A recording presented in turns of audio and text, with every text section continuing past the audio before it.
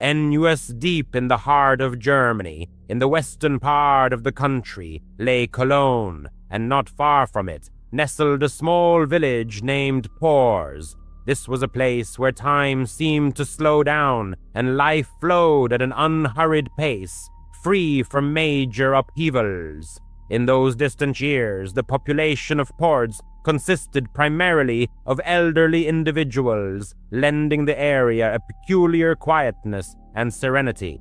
Rarely did anything truly spectacular happen here. The only source of vital activity and the village's unique pulse was the nearby airport, which provided employment for many of Pors's residents. However, even this quiet corner began to feel unsettling in the early 90s. From time to time, rumors of missing children spread through the village, and parents' hearts tightened with fear. The police, of course, made every possible effort to solve these mysterious disappearances, but unfortunately, their actions yielded no results. The atmosphere grew increasingly tense. People now hesitated to let their children play outside alone, gripped by uncertainty. Had the children run away, or had they become victims of abduction? The narrator's mother was also consumed by this widespread fear and adamantly refused to let him go out alone. Her anxiety was too great. The boy, being a child, understood her worry, but at the same time felt an irresistible urge to push the boundaries. And so, one day, yielding to an impulse, he saw his mother asleep on the sofa. This was his chance. He quickly put on his shoes and slipped out of the house, unnoticed. Carelessly wandering the surroundings, the boy let his imagination run wild, completely losing track of time. He ventured deep into the nearby forest, hoping to meet other children. Hours flew by, and soon it began to get dark. He was about to head home when something completely unexpected happened. In the distance, he noticed the village church. At first, he didn't pay much attention to it, but then his eye was caught by something like a light flickering inside. It seemed strange to him, and being a curious child, he cautiously crept towards the building. Usually, no one should have been there at this time of day. So what could be happening there? Reaching the back entrance, the boy slowly circled the building. As he passed one of the windows, he thought he heard voices. He stood up just enough to peer inside. The village priest was there. The boy could barely make him out. Only a few candles were lit, casting the priest's enormous shadow on the wall. He couldn't understand what the priest was doing, so he decided to sneak inside. The back door was unlocked. He entered, trying not to make the slightest sound. Eventually, he got close enough to hear the priest. He seemed very nervous and didn't look nearly as friendly as he did on Sundays. Something was definitely wrong. The boy knew the priest shouldn't see him. It would be very bad for him. He stayed quiet and waited, patiently. At some point, the priest went down to the basement. This was the moment the boy had been waiting for. He quickly rushed into the room and hid behind the pews. When the priest returned upstairs, he was on the phone. Soon after, 2 other men entered the church. One of them asked the priest why he had left the door unlocked. The priest froze for a moment, then said he must have simply forgotten. "I have everything ready," the priest said, and told the 2 men to go down to the basement. They obeyed and went downstairs. The priest glanced around the room for a moment, then followed them. Now the boy was sure something was terribly wrong. He tried to hide as best as he could. Voices and metallic sounds, like something clicking, echoed from the basement.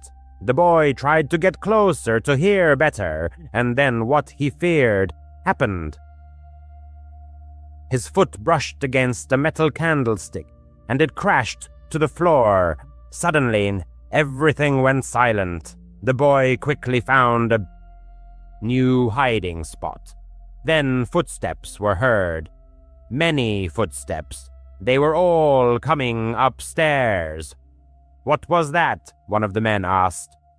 "Something just fell," the priest replied. "Don't worry about it." "All right, I'll give you half now, and I'll bring the rest of the money tomorrow," one of the men said. "Okay," the priest replied, and the men exited through the back door. When the priest was alone, his expression suddenly changed. He looked angry. He slowly walked through the church. His steps were heavy but confident. The boy knew the priest realized he was still there. "I saw you, boy," the priest said. The boy's blood ran cold. He knew the priest was aware of his presence. "You can't hide for long. You don't need to hide. I'm a good man. Come out. Let's play." But the boy knew the priest didn't want to play. He had seen something he shouldn't have. If the priest found him, he would be in serious trouble. He even tried to breathe as quietly as possible. The priest walked around the church a few more times, then said to himself, maybe he really left. He gathered a few things, extinguished the candles, and left the church. The boy remained there for at least 20 more minutes, frozen with fear. What had just happened? He couldn't believe it. Eventually, naive as he was, he crawled out of his hiding place. He just wanted to go home. It was all too much. Just leave. Get out of there. As he headed for the back door, he saw the moon shining through the same window where he had first seen the priest. A shadowy silhouette lay on the floor. The boy looked out the window and thought he would die. The priest stood there, looking at him with an evil smirk. "I knew I saw you, you foolish boy. Let's play." He lunged into the church, and the boy hid again. The priest ran wildly throughout the building. "I'll kill you, you stupid boy," he screamed, desperately searching for him. He was getting closer and closer. The boy was inside a cabinet and could see him through a crack right in front of him. The priest had nothing in his hands. Suddenly, he chuckled quietly and said, "You really are a stupid boy." He had found him. He grabbed the cabinet door. This was it. He was going to kill the boy. Suddenly, like a bolt from the blue, a thunderous command rang out. "Police, get on the floor!" The clergyman complied without resistance, and in the next moment, law enforcement officers stormed into the church. The narrator's mother was the last to enter the sanctuary, as if she had a premonition that he would try to slip away. It turned out she had thoughtfully hidden a tracking device in his shoe and set out to search for him with the police. This circumstance alone saved his life. He openly told the officers everything that had happened. The police officers descended into the basement, where they found 2 children who had previously been reported missing.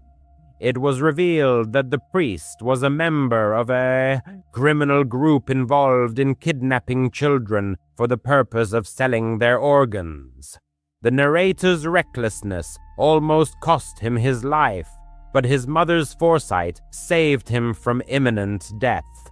After that experience, he was no longer a deeply religious person. What he had seen and lived through simply wouldn't allow him to be. However, for most of his 20s, his entire life revolved around the church. It was one of those large, modern community churches with a coffee shop in the lobby and services accompanied by a band with electric guitars, drawing hundreds of congregants. The atmosphere there felt like a big family. It was in this community that he met Anna. Anna was one of his best friends. She had a sweet disposition, was a woman of few words, and was simply kind. She was the type of person who remembered birthdays and actually called to wish you well. Anna was married to David. In the eyes of all the churchgoers, David seemed like the perfect man. He was charismatic, played the guitar masterfully in the worship band, and always hugged Anna tenderly. They gave the impression of an exemplary married couple. However, when he was alone with Anna, the narrator began to notice disturbing details. He saw David's gaze turn empty and cold if Anna laughed too loudly at someone's joke. He noticed David gripping her wrist too tightly when he wanted to leave a party. David himself called it caring, but the narrator interpreted it differently, as blatant control. Sometimes Anna confided in him, whispering about incidents.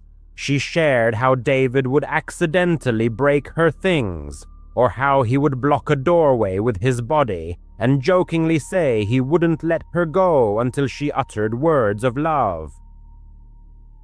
These small things, taken individually, might seem like manifestations of a passionate or complicated marriage, but when you line them up, they form a clear picture of abuse. The narrator repeatedly urged her to leave, again and again.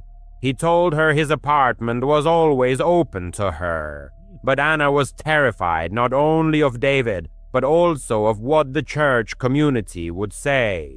Their pastor insisted very strongly on the sanctity of marriage. Divorce was considered the greatest sin, worse than anything else. On that fateful night, when everything happened, he received a call at 3 a.m. It wasn't Anna calling, but a nurse from the local hospital. She reported that Anna had been in an accident and had listed him as an emergency contact.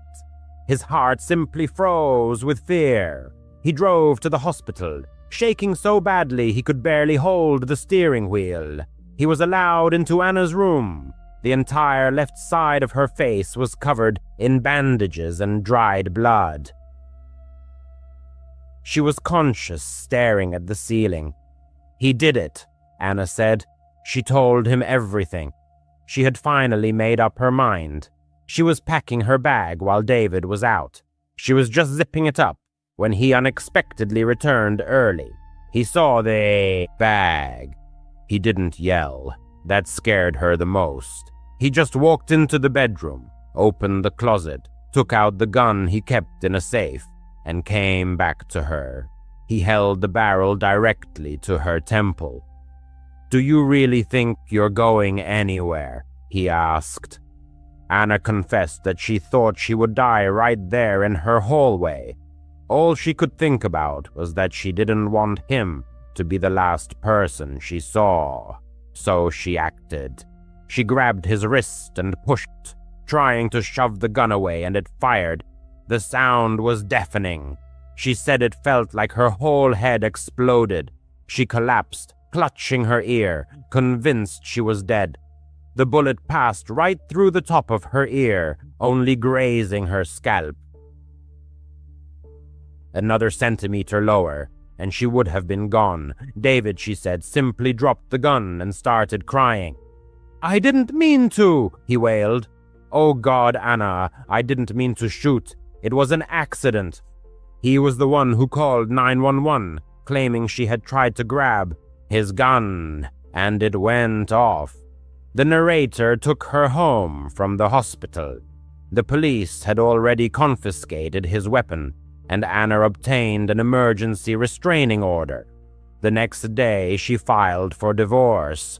He thought the nightmare was finally over, that she was safe. That's when the real horror began. They didn't attend church for 2 weeks. When they finally returned, the atmosphere was extremely unpleasant. People looked at them, not with sympathy, but with judgment. After the service, the pastor's wife, a woman the narrator had always admired, approached them. She placed her hand on Anna's. "Anna, dear," she said, her voice dripping with false concern. "We've all been praying for you and for David." He must be having such a hard time. The narrator just stared at her. "A hard time for him?" he asked. The woman ignored him. "David is just heartbroken," she continued. "He's been in Pastor John's office every day, crying and repenting. He told us all about this. All an accident." "It wasn't an accident," Anna said. Her voice was quiet but firm. "He held a gun to my head." The pastor's wife smiled, a tight, awful little smile. "Yes, but he didn't mean to shoot, did he? That's what he said. He said you pushed him. Anna, you know you can't do that. A wife is supposed to be a calming spirit for her husband, not provoke him." The narrator felt sick. He physically felt the blood drain from his face. The situation continued to worsen.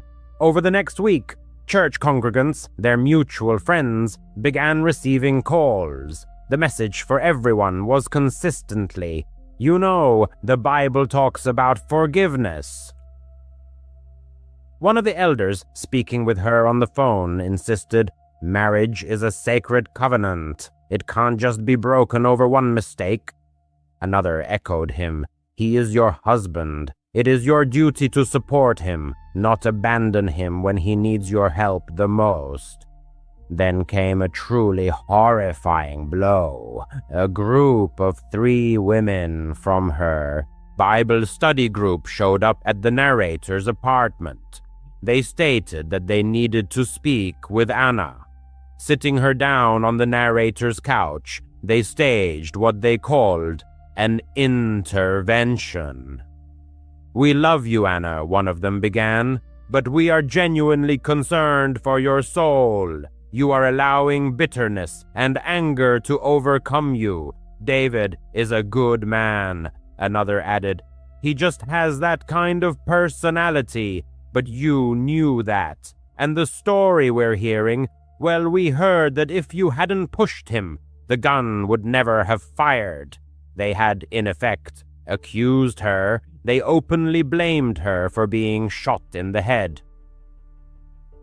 They claimed that a spirit of rebellion lived within her, and that she was the one who had disturbed the peace in the home.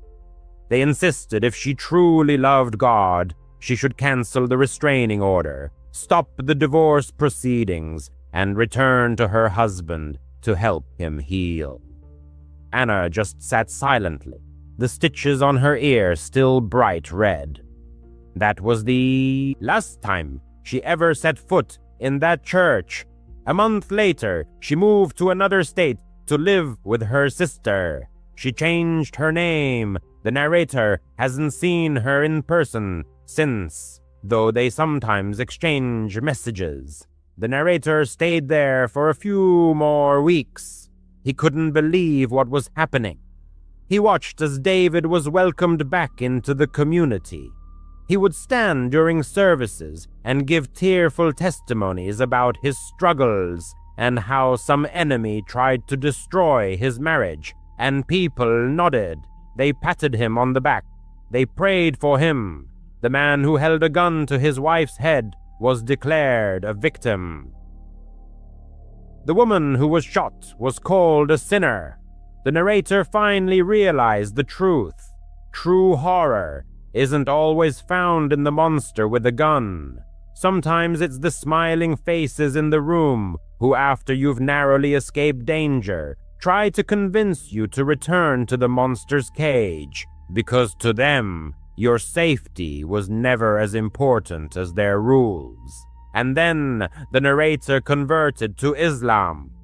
This happened in 2018 when the narrator was working as a cleaner at St. Mary's Church, located in a quiet suburb of Chicago. He was 28, single, and desperately needed a steady job after a series of temporary construction gigs. The church was an old brick building constructed in the 1950s. Nothing remarkable, just a main hall with pews, a small office, a storage room in the back, and a basement for supplies. Father Ali managed the place. He was a kind elderly man in his 60s, living in the rectory next door. The narrator's shifts usually fell in the evenings, cleaning after services or events, mopping floors, dusting the altar, and other similar tasks. It was a quiet job and he enjoyed the silence there. The pay wasn't great, but it was significantly better than dealing with noisy construction sites. One of the unique features of this church was the front door, which emitted a long, drawn-out creak every time it was opened. The reason lay in the old rusty hinges that needed lubrication. However, Father Ali always claimed it gave the place a special character. He joked that the sound was like the church itself, announcing visitors. The narrator heard this creak constantly during the day when people came for prayers or meetings, but at night, when he was alone, the sound stood out particularly strongly. The door was made of heavy wood, equipped with a latch that secured tightly behind anyone entering. No wind could move it. It required significant effort to open. On that particular night, it was a Tuesday in October. The weather outside was cool and rainy. The narrator was working late because there had been a funeral earlier, and the premises needed a thorough extra cleaning. Flowers to be removed. Programs collected from the pews. Father Ali had left around $8,000 p.m. to visit a parishioner in the hospital. He asked the narrator to lock the door when he finished, and said he would be back late, possibly around $11,000 p.m.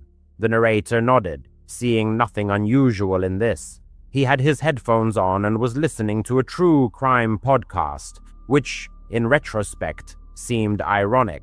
While vacuuming the carpet in the main hall, the church was dimly lit. Only the overhead lights were on at a low level, and a couple of lamps near the altar.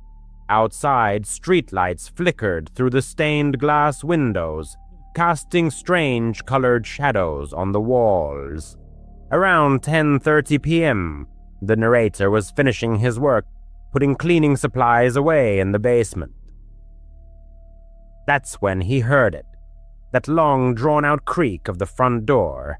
It started quietly, like a groan, and lasted a good 5 seconds before the latch clicked. The narrator took out one earbud and froze. "Father Ali," he called out, assuming the priest had returned early. There was no answer. At first, the narrator dismissed the thought of anything unusual. Maybe Father Ali just grabbed something from his office and didn't hear him. He finished putting away the boxes and went upstairs to the main floor. The hall was empty. The lights weren't brighter. There was no coat on the hanger by the door. The narrator walked to the entrance, peering through the small window in the door. The parking lot was dark. Only his battered Toyota sat there in the rain. The door was tightly closed, locked as always. He tried the handle, locked from the inside, which meant if someone had entered, they should be inside, but no one was. He checked the pews, the side aisles, and even looked into the small vestibule where the holy water font was. Nothing. No wet footprints on the floor from the rain. No wet umbrella. Strange, but he told himself that maybe he had imagined it. Old buildings make sounds, right?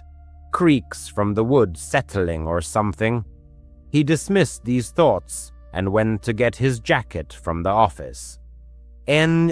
Moments later, as he leaned over the thermostat, preparing to switch it off for the night, footsteps reached his ears. They were distinct, as if in broad daylight, slow, weighty thuds on the wooden floor of the main hall. This wasn't a hurried scurry, or a leisurely stroll, rather. Each step sounded with heavy, measured deliberation. His heart began to beat noticeably faster.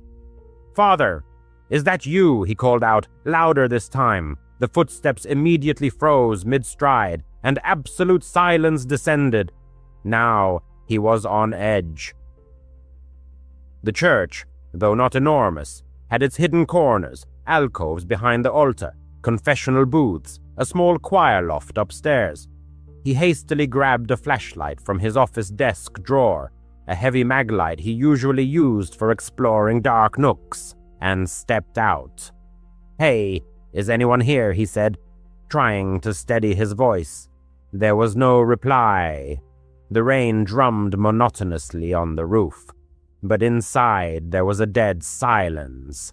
The thought that a homeless person might have slipped in earlier, seeking shelter, crossed his mind. Such incidents sometimes occurred in larger cities, though their suburb was considered quite safe. Or perhaps it was a childish prank. Teenagers often gathered nearby. He decided to thoroughly check everything before leaving the building, not wanting to lock anyone in for the night. His circuit began in the main hall, where the flashlight beam swept under pews and behind St. statues. Nothing. The confessional was empty, its doors left ajar as he'd found them after cleaning. Then he ascended the narrow stairs to the choir loft. The steps creaked under his feet, but no one was there, just dusty hymn books and an ancient organ. Descending, he checked the office. The desk was clear. No one was hiding under it or in the closet. Next was the storage room. Boxes of candles, altar cloths, cleaning supplies. Everything was in its place. He moved a few stacks, ensuring everything was in order. Down to the basement again, where the furnace hummed quietly. No signs of disturbance. This entire search probably took 15 minutes, and by its conclusion, he began to feel awkward. Perhaps the footsteps were merely the sounds of an old building reacting to the wind, or his imagination playing tricks after that mysterious creak. He headed back to the exit, keys already in hand, ready to lock up and go home. That's when it happened. A loud bang echoed from behind him. It wasn't just any door. It was the storage room door he had just checked. It slammed shut with such force, as if someone had yanked it shut. He froze, keys jingling in his trembling hand. Thoughts raced through his mind. No way. It was the wind. There were no windows in the room, and the door was heavy, with a spring hinge that closed slowly on its own. It didn't slam, unless you made it. "Who's there?" he called out, his voice slightly shaky. Silence again. Now he was truly scared, heart pounding, palms sweating. Part of him wanted to bolt out the front door, but he couldn't just abandon the church. What if someone was hurt or something was being vandalized? He gripped the flashlight like a club and slowly, quietly walked back. The storage room door was tightly shut. He hadn't closed it himself. He had left it open after checking. He listened to the wood. Nothing. No breathing. No rustling. Taking a deep breath, he turned the handle and quickly flung it open. The flashlight beam swept inside. Something hit him square on the forehead. Not hard enough to knock him out, but sharply, like a dull thud that made him stumble back a step. He cursed, rubbing his head, feeling a small bruise forming. What the hell? He frantically shined the flashlight around. The room was exactly as he'd left it. Boxes stacked, mop in the corner, no one there, no shelves near the door that could have fallen, no hanging tools or chains. The ceiling was solid, no loose panels.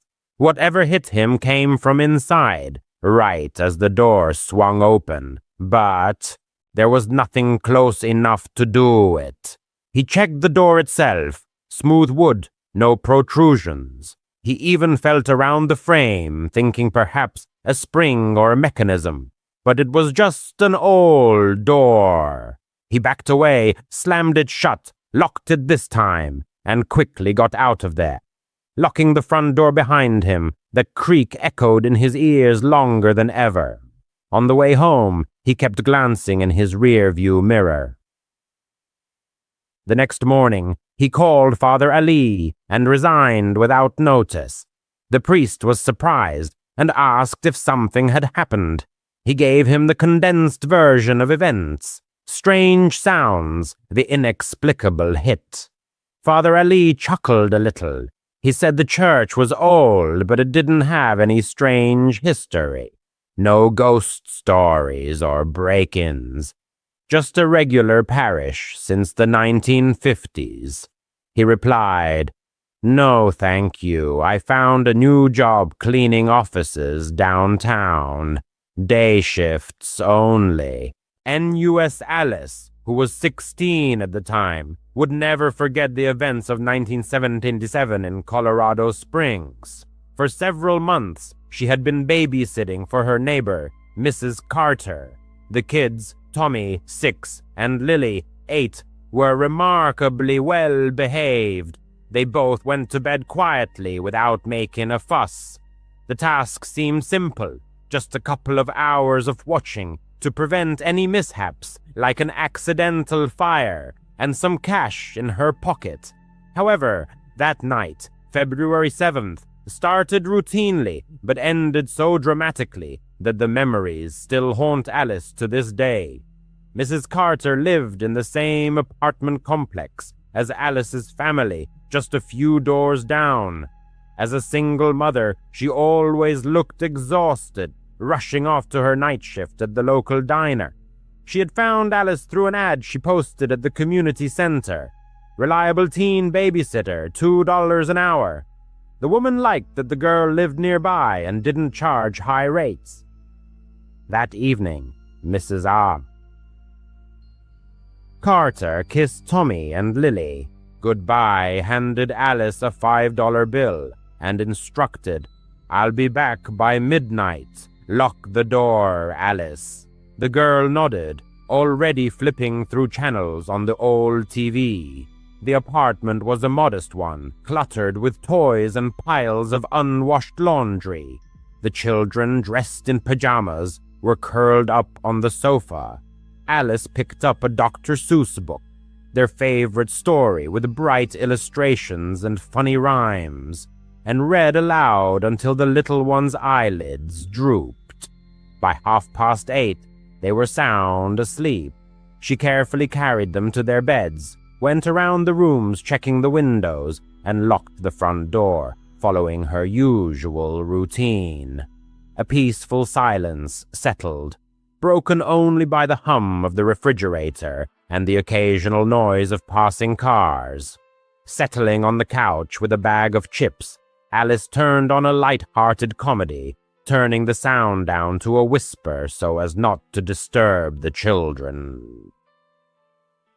Around 9 in the evening, a suspicious noise occurred. A light thud, as if something had slipped in the kitchen. Alice froze, her hand with a chip paused at her lips. The apartment was on the first floor, and the kitchen window faced directly onto the parking lot. She tried to convince herself it was nothing. Maybe a stray cat had jumped onto the windowsill or the wind had stirred the trash. But her pulse quickened. Her heart pounded. She grabbed the phone, an antique rotary dial, and moved it closer. There were no cell phones back then, just a cord that barely reached the couch. Taking a deep breath, she tiptoed into the kitchen and flicked on the light. Empty. The window was locked. The sink was clean.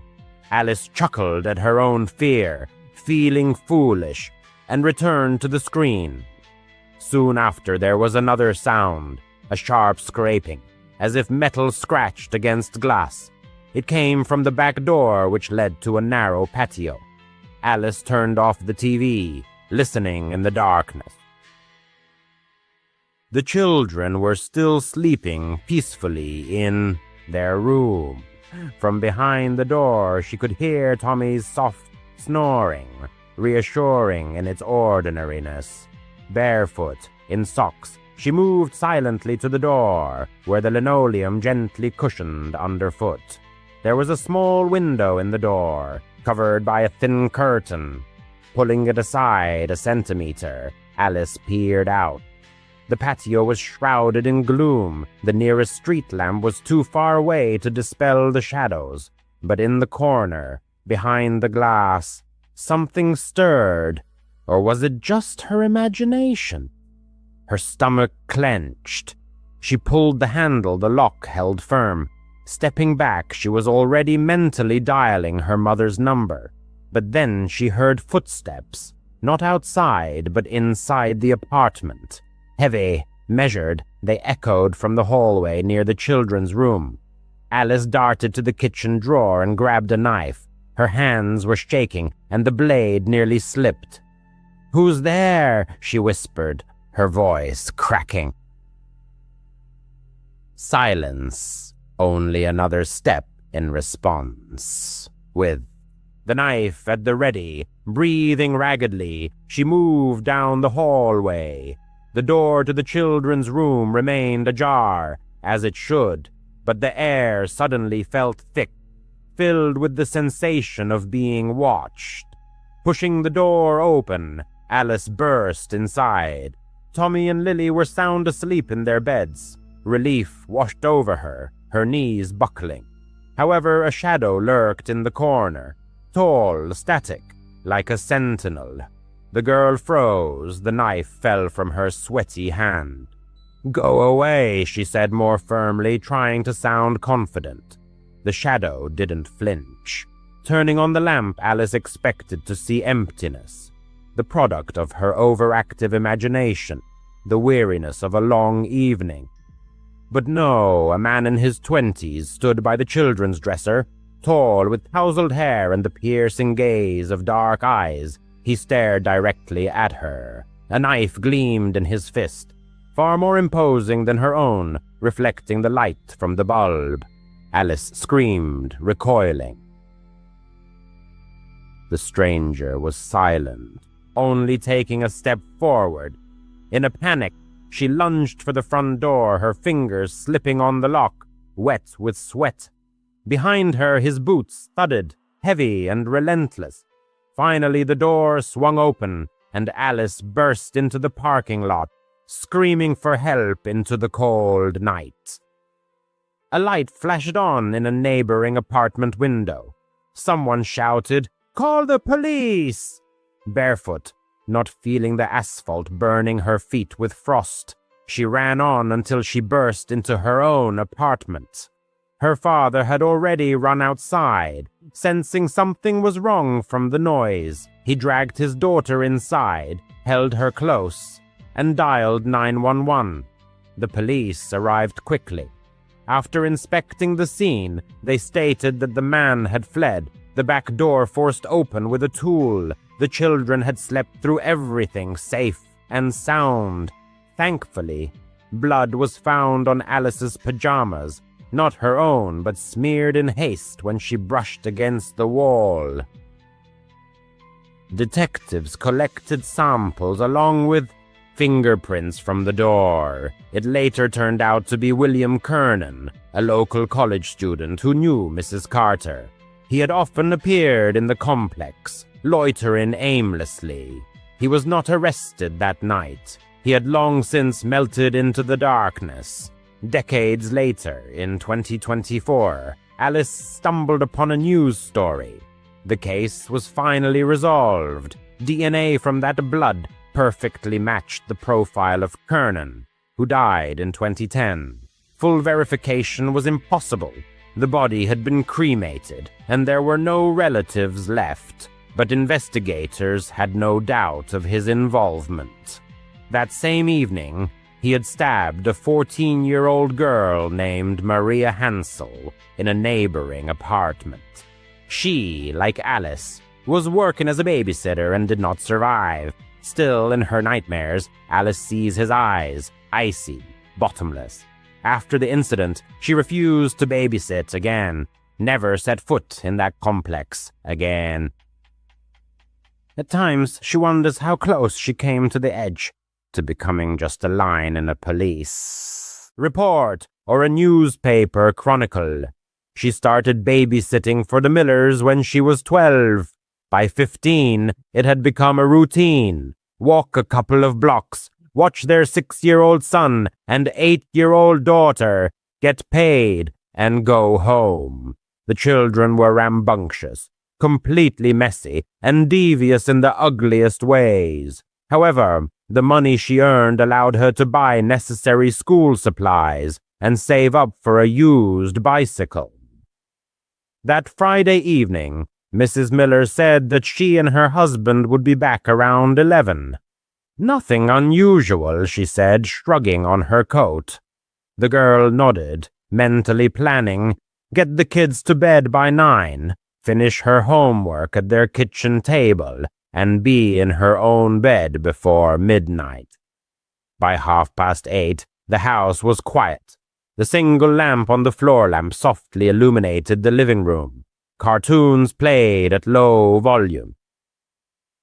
Rain drummed against the wide front window, and from time to time, headlights swept across the curtains, casting shadows. The children, exhausted from an hour of wild games, were curled up on the couch, wrapped in blankets up to their chins.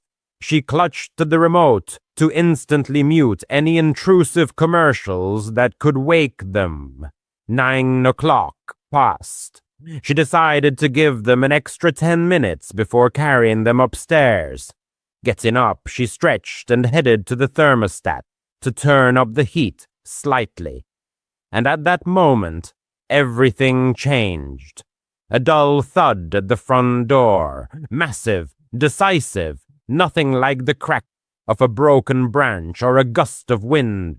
The lampshade vibrated slightly.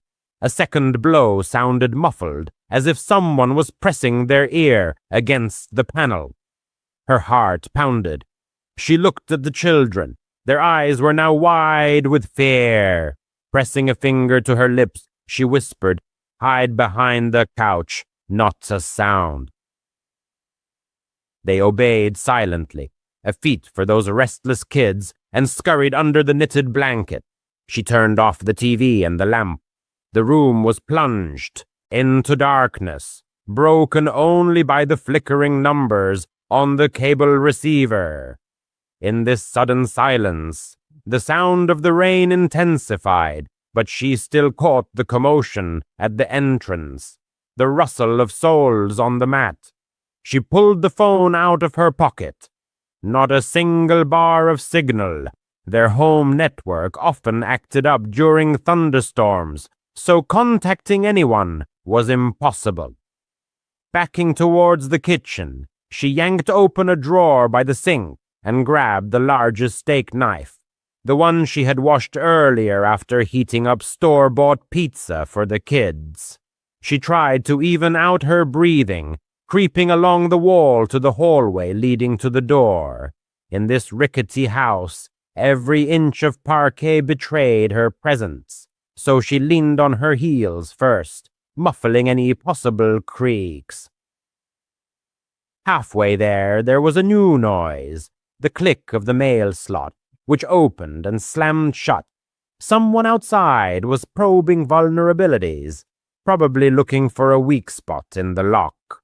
The thought of escaping through the back door with the children flashed through her mind, but the backyard had no fence and backed onto a dense, dark grove. If the stranger went around the building, they would be trapped in the open. The decision to face the threat inside, where she knew the layout, seemed more reasonable. With the phone clutched in her left hand and the knife in her right, She turned the corner and raised the blade to shoulder level. Her pulse was pounding in her temples so fiercely that she could barely hear the front door swing open. Two tall figures burst inside, waving their arms, their mouths agape.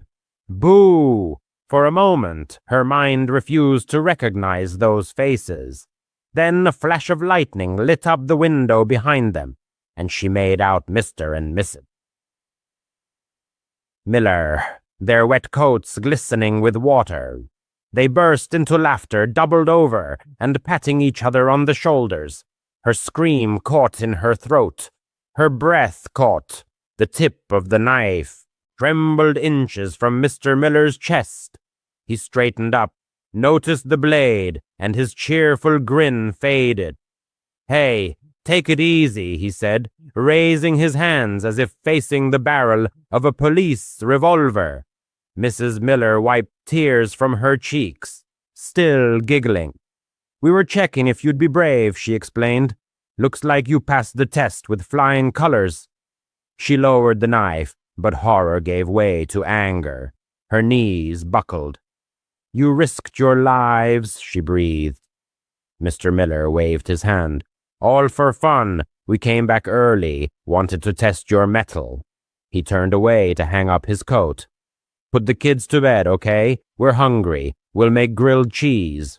She stood frozen, waiting for at least an apology or permission to leave. But the couple simply walked into the kitchen, opened the refrigerator, and began clattering dishes. She returned to the living room, still trembling. The children emerged from their hiding place, stunned. She told them that their parents were back and dragged the 6-year-old upstairs, the 8-year-old trailing behind. Putting them to bed was awkward. They sensed her confusion. She kept her tone even and concise. "Good night. Your parents are downstairs." Turning off the light in the hallway, she still clutched the knife. Returning it to the drawer, she washed the blade clean of fingerprints and wiped it thoroughly. From the corner of the hallway through the kitchen doorway, she saw the adults. They stood by the stove, embracing, swaying in time, and laughing at some family joke, spreading butter on bread. The aroma of melting cheese wafted through the house, but her stomach only clenched. She sat down at the dining table, placing her phone face down. No one offered her a snack. No one expressed gratitude for her restraint in not stabbing Mr. Miller in the ribs. By 10:30, Mrs. Miller finally paid attention to her. "You can go," she chirped. "Standard pay." The girl walked home in the pouring rain, the money folded in half in her pocket, her boots squishing through puddles. That night, she lay in her room staring at the ceiling, replaying in her mind the moment the door swung open, the flash of lightning, the glint of the knife, Mr. Miller's dark, wet coat like a silhouette from a police procedural. She realized how close she had been to turning her fate and their lives upside down with one instinctive movement. She realized that her own life and the lives of their children hung by a thread. The girl also realized that the parents were completely indifferent to her distress. This prank served only their personal entertainment. Since then, she no longer agreed to look after their offspring. When Mrs. Miller sent a message 2 weeks later, the girl replied that she was busy with schoolwork. After that, the invitations stopped. In the evenings, heading to the bus stop, she sometimes passed their porch. From the outside, the house seemed quiet. Ordinary warm yellow light shone through the windows. Toys littered the lawn. However, the chilling rush of horror they had caused for fun flashed in her memory. This incident taught her 2 important lessons. Panic feels as acute as a real threat, and some adults remain eternally immature. Now she carefully checks every door she enters, including her own. Her phone is always charged and ready, and if someone brings up a harmless joke built on someone else's embarrassment, she remembers the trembling knife in her hand and shakes her head firmly. No, the girl never particularly believed in ghosts, but after babysitting at the Thompsons' house, her certainty wavered.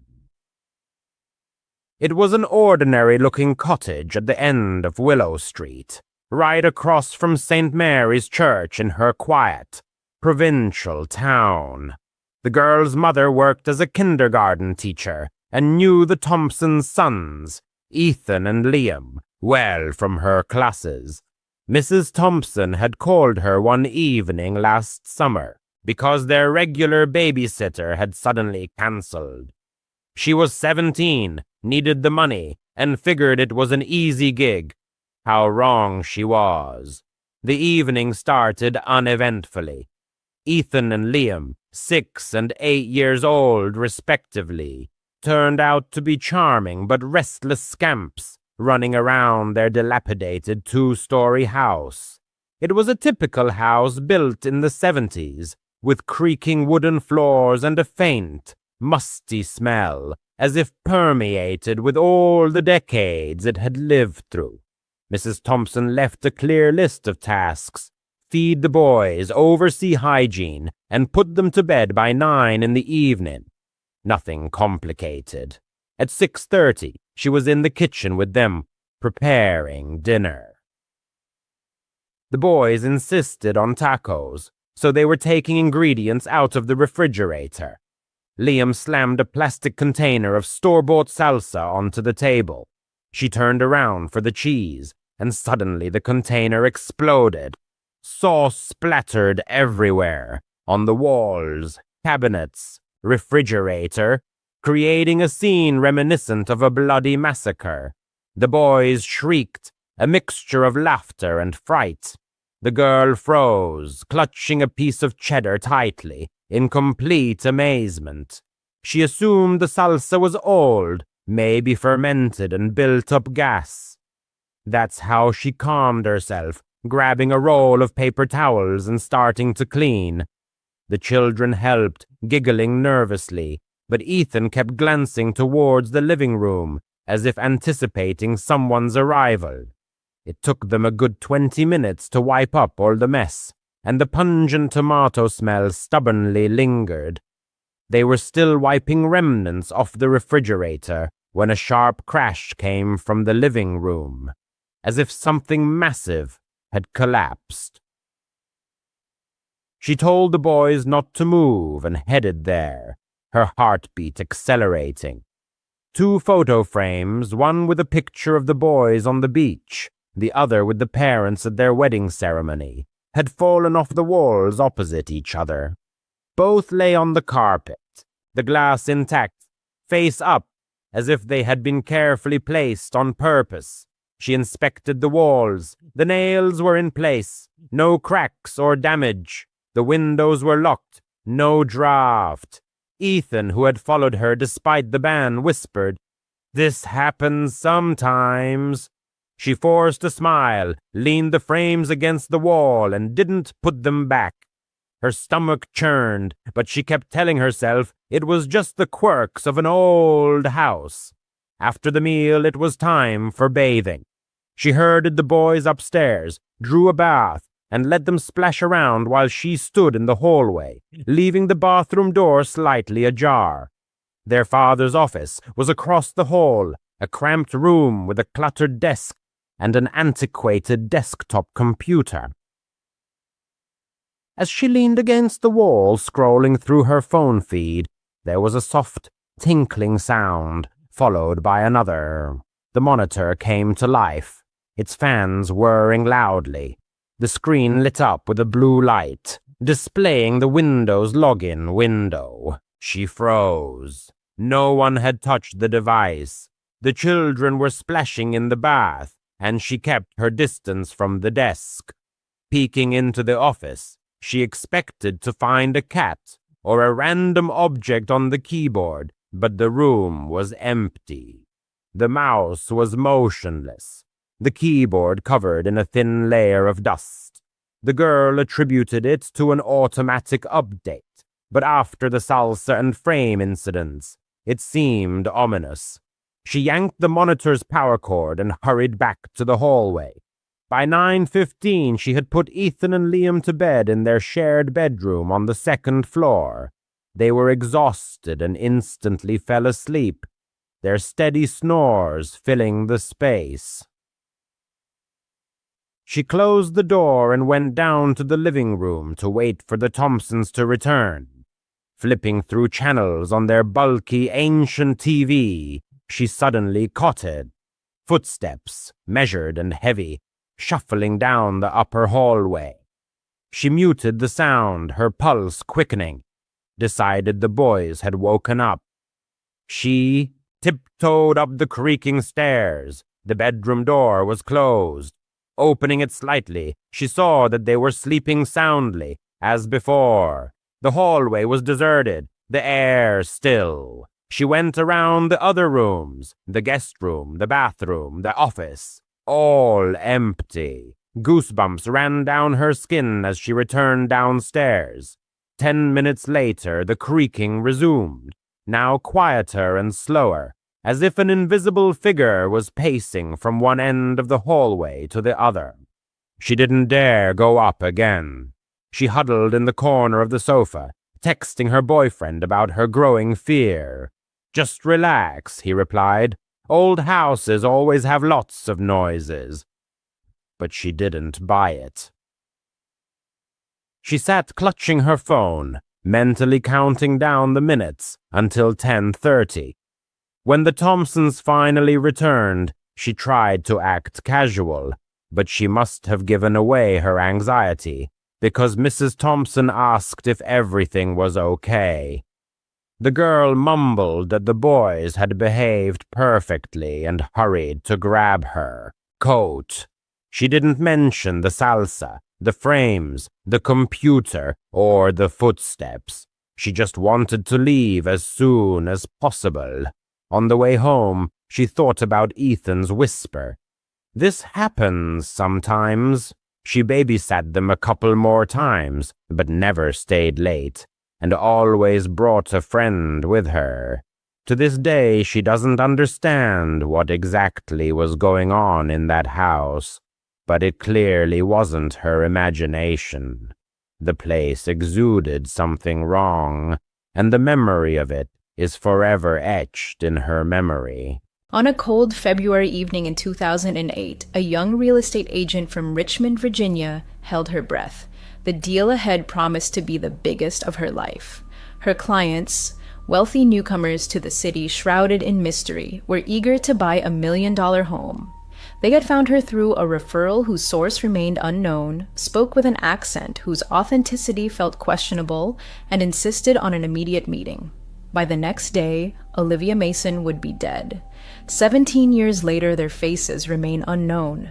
What happened in that house wasn't just a murder, it was an execution, and someone had planned it to perfection. This is Olivia Mason's story. Crimes, conspiracies, cults, serial killers, and homicides. I adore them all, and I know you do too. You, my twisted, brilliant, beautifully intelligent oddballs. Today, we were diving into a case that holds special meaning for me. Honestly, I was alive and aware of it when it happened. It was so close to my own home, and its unsolved nature still haunts me. So, without further ado, let's buckle up, blast down the highway at Mach 5, slam on the brakes, and crash straight through the windshield into this cold case. Olivia Mason was born on November 2, 1983 in Richmond, Virginia. She was the first daughter of David Mason, a local real estate agent, and Catherine Wright, a homemaker. In 1986, Olivia became an older sister when her younger sibling Hannah was born. Though her parents divorced in the mid-1990s, the separation didn't fracture Olivia's family bonds. She remained close to both her mother and father throughout her life. As a child, Olivia split her time between Richmond and peaceful summer months at Lake Anna, where the family owned a trailer in an RV park. Those summers overflowed with laughter and play. Her younger sister, Hannah, fondly recalls learning to swim just to keep up with her energetic big sister. From the very beginning, Olivia's personality radiated joy. She was often described as a happy, sociable little girl, full of joy as her mother remembers. And even as a child, she had a flair for style. One story tells of how little Olivia once begged for grape-flavored gum simply because it matched her purple outfit. Utterly charming. Her mother gently refused, saying I'd buy what Olivia needed, not just what she wanted. But resourceful Olivia took this as motivation. By her early teens, she landed her first job at Sirens, a trendy clothing store in a Richmond mall. Olivia was determined to earn what she desired. This was just a hint of the ambition that would later define her. Olivia grew up in the greater Richmond area and attended local schools, including Richmond Heights Middle School and later Claiborne Middle School. In school, she became known for her infectious smile and warmth that drew others in. She was simply extraordinary. Both friends and teachers remember her genuine ability to make people feel valued. She could be friends with anyone, her father David later said. Yet, Olivia wasn't just friendly, she had a compassionate streak and a strong moral compass. Her mother recalls an incident when Olivia witnessed a boy being bullied at school. Olivia immediately stepped in to defend him, halting the taunts. "I was so proud because that's exactly how it should be," Catherine said of her daughter. It's bravery. Olivia's caring, people-oriented nature had a protective edge, and she held firm anti-drug values, carefully choosing her social circle. In fact, in one of her later relationships, a key point she proudly shared with her family was that her partner didn't use drugs. This mattered deeply to Olivia, who avoided substance use herself and generally disapproved of that lifestyle. She was an exceptionally mature young woman, ambitious and compassionate, with big dreams for her future, yet never losing sight of kindness along the way. And she wasn't afraid of hard work. Having started working so young, Olivia developed a strong work ethic early on. She balanced school and jobs with remarkable determination. This trait would later serve her well when she decided to follow in her father's footsteps into real estate. By her early 20s, Olivia's ambitions crystallized into a clear career goal. She wanted to become a successful real estate agent in Richmond. She enrolled in the real estate program at the Robertson School of Business at Virginia Commonwealth University and studied diligently to pass her licensing exam. In June 2006, at just 22 years old, Olivia achieved that goal. At the time, she was one of only about 20 real estate agents in the entire greater Richmond area under the age of 25. Olivia's career skyrocketed, an impressive feat for someone not yet 25 in an industry typically dominated by seasoned professionals. She didn't waste a moment. Her first role was at a modest agency called Vanguard, where she successfully marketed new townhomes in Richmond as West End for a year and a half. But Olivia craved more, and soon a brilliant opportunity arose at Premier Realty Group, one of Richmond's top agencies. Remarkably, this was the same office where Mark Anderson's family worked. We'll discuss Mark's significance to this story shortly. When Olivia joined Premier Realty Group, she came under the wing of a powerful real estate dynasty, and she seized every chance. Within a year, she closed 8 real estate deals totaling approximately $3.2 million, an incredible start for a 24-year-old newcomer. Colleagues unanimously agreed Olivia was born for success in real estate, intelligent, driven, and incredibly personable, qualities essential for any top agent. My father is a realtor, so I know what I am talking about. Olivia absolutely thrived in this field. Clients trusted her, and that's priceless. A former colleague later recalled that Olivia was fiercely determined to build a successful career as a licensed agent and worked tirelessly toward that goal. In such a short time, she had already built a highly promising reputation in Richmond's real estate market. Around the time her career was accelerating, Olivia's personal life took a sharp turn. In late 2005, at a real estate networking event and training seminar, 22-year-old Olivia met 25-year-old Mark Anderson. She already knew of Mark. He came from a prominent, affluent local family, deeply rooted in real estate.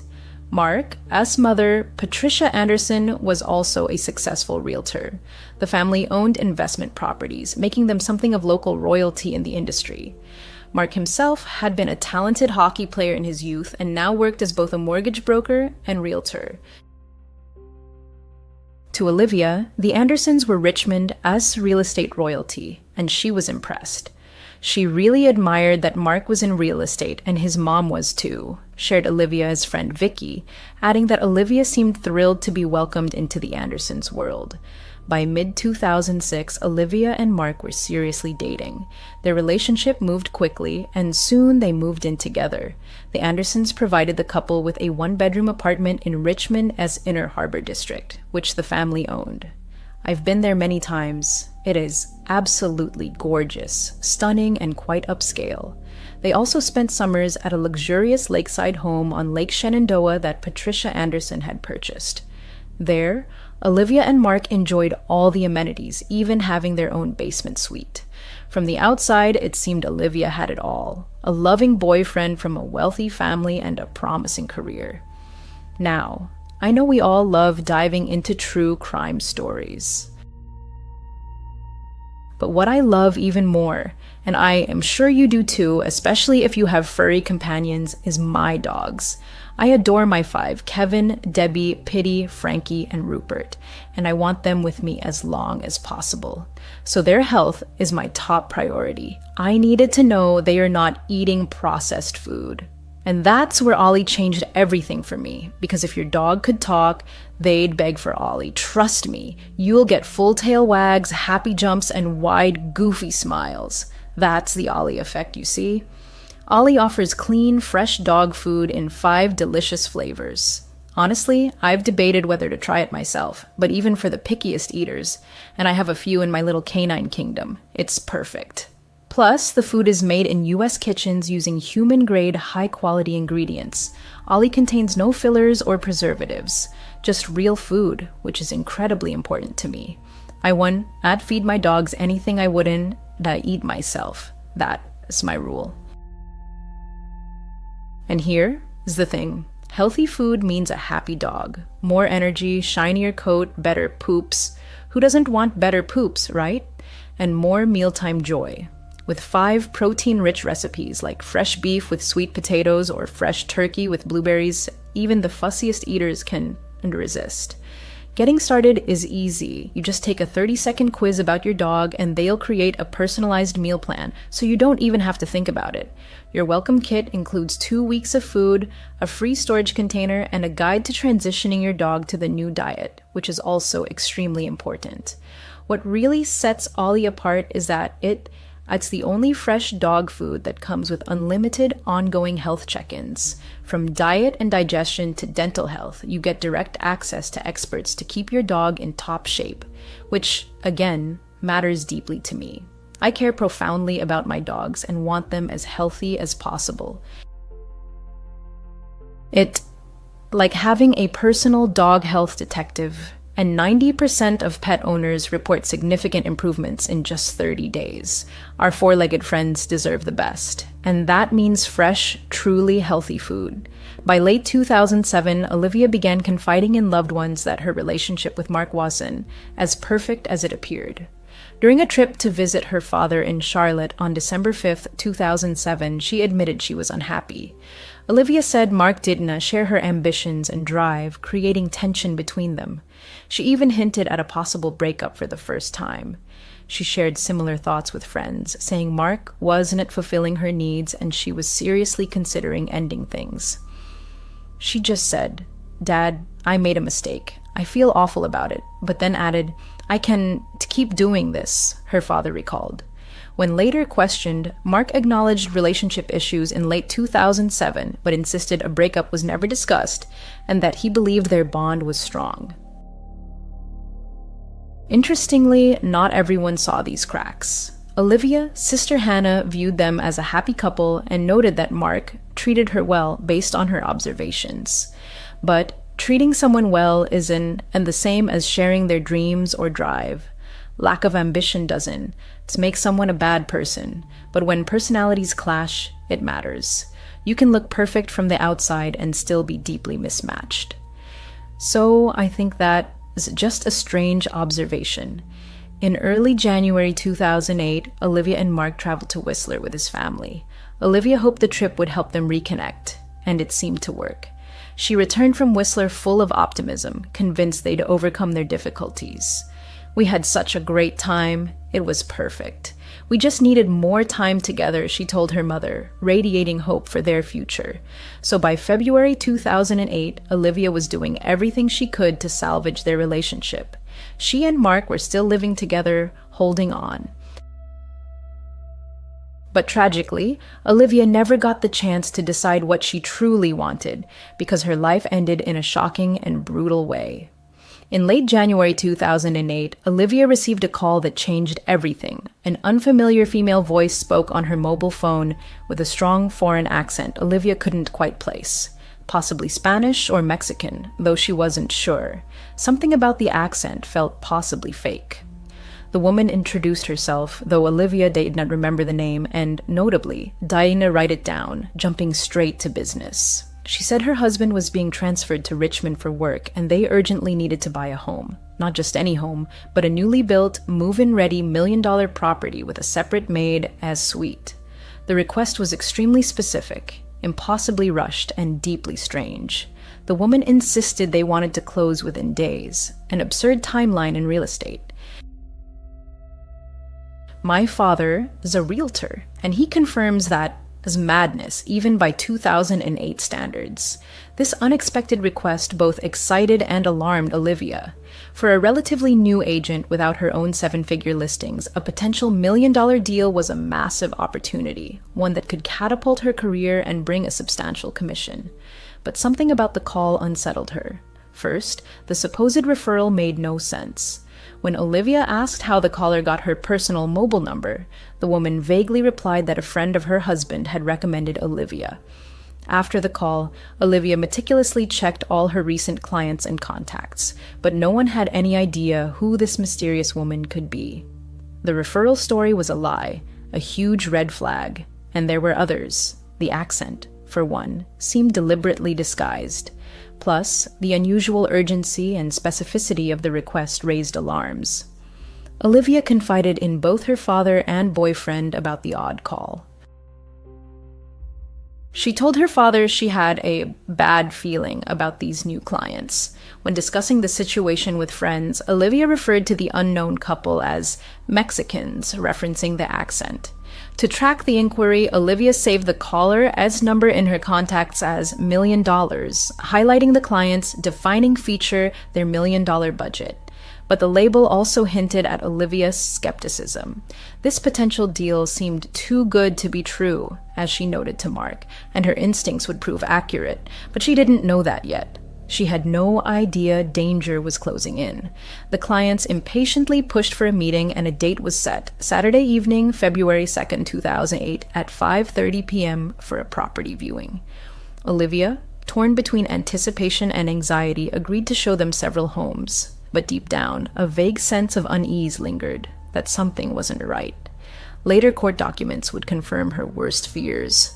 The people behind that call had laid a cunning trap. Friday, February sun, the day before the fateful showing. Olivia, full of anticipation, busied herself preparing for the meeting with these important clients. All day, she carefully selected suitable homes in the prestigious Birch Grove neighborhood in Fairfax, matching their strict criteria: new construction, vacant, around $1 million. Among them was a recently built home on a quiet cul-de-sac. One at 1702 Oak Grove Drive was listed for $964,000, brand new and unoccupied, the perfect fit. This house had been built by Joe Dusa, a friend and business partner of none other than Patricia Anderson, Mark's mother. Olivia herself wasn't on listing this property, another agent in her office was. But as a realtor, Olivia had the right to show any MLS listing and earn a commission. The cul-de-sac held only 4 homes, arranged around a short, dead-end street off the main road, creating an extremely private viewing environment, as we'd soon learn, by design. There was little traffic, and 2 of the 4 homes were still under construction, meaning few potential witnesses. That same evening, Patricia Anderson stopped by the apartment where Olivia and Mark lived. Patricia arrived around 7:15 p.m., allegedly for a casual visit to see her son and his girlfriend. Upon entering, she overheard Olivia mid-phone call. The mysterious woman was calling back to finalize plans for the next day. For about 10 minutes, Patricia listened to snippets of Olivia's conversation before Olivia hung up. Olivia then shared the details with Patricia, her words tinged with nervous excitement. The clients had confirmed the 5:30 p.m. Saturday showing at 1702 Oak Grove Drive. Everything was set. Patricia later admitted she immediately felt an inexplicable dread, her heart clenched with a bad omen. Sensing Olivia's unease, Patricia repeatedly offered to attend the showing instead, essentially volunteering to meet the clients herself. It is unclear whether Patricia's concern stemmed from worry for Olivia, safety, or simply a desire to help her make her planned trip to Washington, D.C. for a friend's bachelorette party after the showing. Her friends were expecting her after the showing, yet despite all her misgivings, she tried to help. Patricia offered support, but Olivia, resolute, declined, insisting she could handle it herself. After all, these were her clients, and the commission was hers to earn. However, the fact that Patricia Anderson knew every detail of Olivia's meeting with the mysterious clients, including the content of their phone call, would later become one of many eerie elements in this case. Many would wonder, was it mere coincidence that the chosen viewing house was built by Patricia's acquaintance, or that she happened to be present during the planning? But on February 2008, these connections raised no suspicion. Only in hindsight would everything fall into place. By nightfall, everything was ready. Mark returned home from a hockey game around midnight. He and Olivia discussed her anxiety. Mark, trying to reassure her, repeated his mother's offer. He could attend the meeting instead, or at least accompany her, so she could leave early for her trip. But Olivia brushed it off, her expression a mix of awkwardness and curiosity. Why did this caller choose me? I have so little experience. These thoughts haunted her. It felt strange, wrong. Of course, in hindsight, with all the red flags, it's obvious. But in that moment, no one could foresee the tragedy. No one assumes harm is coming for them. Still, Olivia assured Mark she'd be fine and that he shouldn't interfere. If she were truly worried, she'd have accepted help, Mark thought. So when she refused, he assumed she felt confident enough. They went to sleep, perhaps both slightly tense, but hoping that by the next evening Olivia might have closed the deal of her life. February 2nd, 2008 began for Olivia Mason as an ordinary day, but with an undercurrent of dread. That morning, the mysterious client called the apartment's landline and surprisingly reached Mark since Olivia wasn't home. Mark told the caller Olivia was out and offered her mobile number, but the woman coldly replied she already had it. Mark noted her accent sounded like broken Spanish, confirming the same voice Olivia had heard. This brief conversation was the last contact before the fateful meeting. As the day progressed, Olivia grew increasingly anxious. Around 2 p.m., she stopped by her Premier Realty Group office on Rainwood Lane. There, she pulled aside 2 administrators and asked them to search for the clients' names and phone numbers. They'd provided their details, so they should appear in the real estate database if they'd ever bought or sold in Richmond. Olivia just wanted to verify these people existed and had any real estate history in the area, but nothing came up. It was as if they didn't exist. At this point, Olivia was clearly unsettled. scared, according to a colleague who overheard her discussing the situation. Sensing her discomfort, several co-workers, including one named Kevin, offered to accompany her to the 5:30 p.m. showing. But Olivia again refused, assuring them she was fine because her boyfriend Mark would be nearby as backup. She was completely confident her boyfriend would be there, Kevin recalled. So while Olivia may have been frightened, she had a safety plan. Mark was supposed to meet her right after the clients arrived to ensure everything was okay. Around 3:00 p.m., Olivia left the office and met Mark for a late lunch downtown. They chose a restaurant near the Inner Harbor and finished around 4:24 p.m., a time recorded on their paid receipt. During lunch, Olivia was distracted. She ate quickly and reviewed the property sheets she'd prepared, showing Mark the list of homes she planned to show the couple, including 1702 Oak Grove Drive. Mark, sensing her nervousness, again offered to conduct the showing himself, but Olivia declined again, perhaps trying to prove she could handle such a high-stakes client despite the odd circumstances. By 5:00 p.m., as dusk settled over the wintry afternoon, they parted ways to prepare for their plans. Olivia returned to her apartment to change, wanting to look professional for her high-profile clients. Mark, meanwhile, drove to a nearby auto shop called SHC Autograph Graphics to briefly meet a colleague and pick up his friend, Samuel Thorne. Samuel was both a friend and co-worker of Mark S. They played on the same men's hockey team and were scheduled to attend a hockey game that evening after Olivia's showing. They planned to go together as soon as Mark checked on Olivia. While Mark was at the shop, Samuel repeatedly called him, trying to get in touch. By 5:30 p.m., Samuel arrived at the shop and got into Mark or a Range Rover. Mark explained that Olivia had earlier called, asking him to meet her at the house because she felt uneasy about the situation. Anxious, Olivia had texted Mark the address, 1702 Oak Grove Drive, adding the cryptic note, "Follow me there." Without hesitation, Mark suggested they swing by Olivia's location to ensure she was okay before heading to the hockey game. Samuel immediately agreed. Around 5:35 p.m., Olivia parked at the cul-de-sac on Oak Grove Drive. The street, newly built, was so fresh that even the GPS in Mark's SUV couldn't find it. As Olivia stepped out of her car, her phone rang. It was Mark. Lost in the Birch Grove maze, he was calling for directions. Olivia began explaining, but suddenly her voice cut off. "Oh, I have to go. They are here," she abruptly told Mark, signaling the client's arrival. Olivia hung up, leaving Mark confused, and turned to greet the couple approaching the driveway. Several witnesses later gave strikingly similar descriptions of this pair, whom Olivia met around 5:30 p.m. They appeared to have walked up the cul-de-sac rather than arriving by car, a highly unusual detail. Witnesses saw Olivia, always impeccably professional, step forward with a warm smile and shake hands with the couple on the front steps. Olivia clearly did not recognize them personally. Her greeting was polite but clearly formal. Neighbors later commented, "It looked like a first meeting between an agent and clients. Nothing suggested they were friends." Then, Olivia led the man and woman through the front door and closed it behind them. Unknowingly, she had just locked herself in an empty house with a pair of killers. Inside 1702 Oak Grove Drive, the air was likely cool. The house sat vacant, and early February dusk had already deepened. Phone records show that at 5:29 p.m., just before the couple arrived, Olivia opened her safe to retrieve the house key. The safe's opening time was later noted by investigators. So, around 5:30 p.m., she began a standard property showing. We can only imagine how her initial nervousness gave way to professional routine.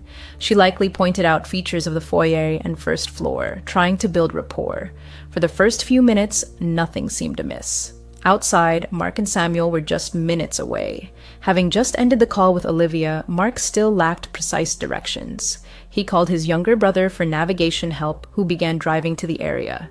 Meanwhile, Olivia managed to send Mark a quick text with step-by-step directions to Oak Grove Drive. Her final message ever. Around 5:38 p.m., Mark replied, "I will be there in a couple of minutes." But Olivia never read it. Shortly after, the so-called showing moved upstairs. The master bedroom was on the second floor at the top of the stairs. Perhaps Olivia led the couple up, chatting about the layout, walking ahead into the master bedroom to show the bathroom. But at that moment, around 5:41 p.m., the trap snapped shut.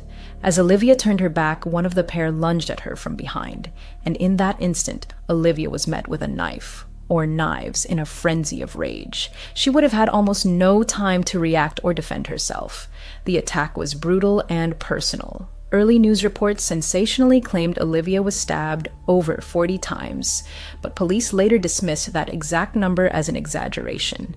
Still, she suffered multiple wounds concentrated in her chest and abdomen, along with numerous cuts and scratches, indicating an extremely frenzied assault. It happened incredibly fast, as she had no defensive wounds on her hands, a highly unusual detail in such cases, unless the attack was utterly sudden. This suggests the first blows likely incapacitated her almost immediately. Amid this horror, a chilling and pivotal event occurred. Olivia's phone, still in her jacket pocket, accidentally dialed a number.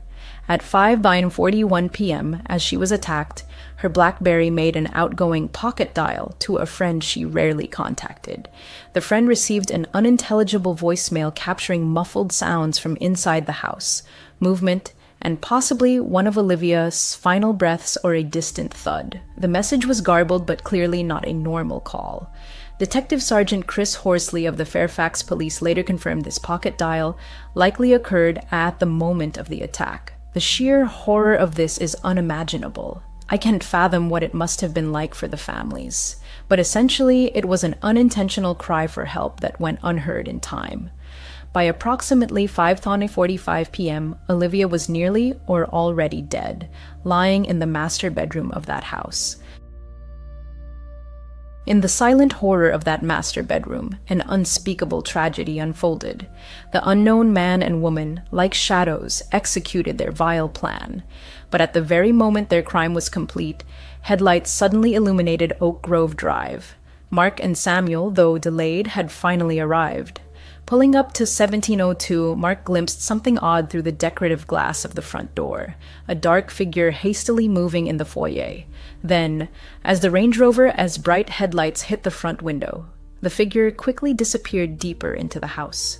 It seemed someone had been peering out, then retreated in a hurry. Mark, not wanting to appear overly intrusive or interrupt the showing, assumed it was part of the routine, perhaps Olivia and the clients inspecting the home. He remembered her request not to interfere with the demonstration. So Mark decided to park a short distance away for a few minutes to give them more time. "Looks like the meeting is still going," he told Samuel. "We just need to wait." Mark drove a short way down the street and returned a couple of minutes later. It was now around 5:55 6th Agram p.m. He parked again in front of the house, but this time, no one was visible through the windows. Mark texted Olivia. "You okay?" No reply came. He tried calling her mobile. Silence again. Mark's worry grew, but he still hoped they were simply engrossed in conversation, that the showing was going well, and the clients had many questions.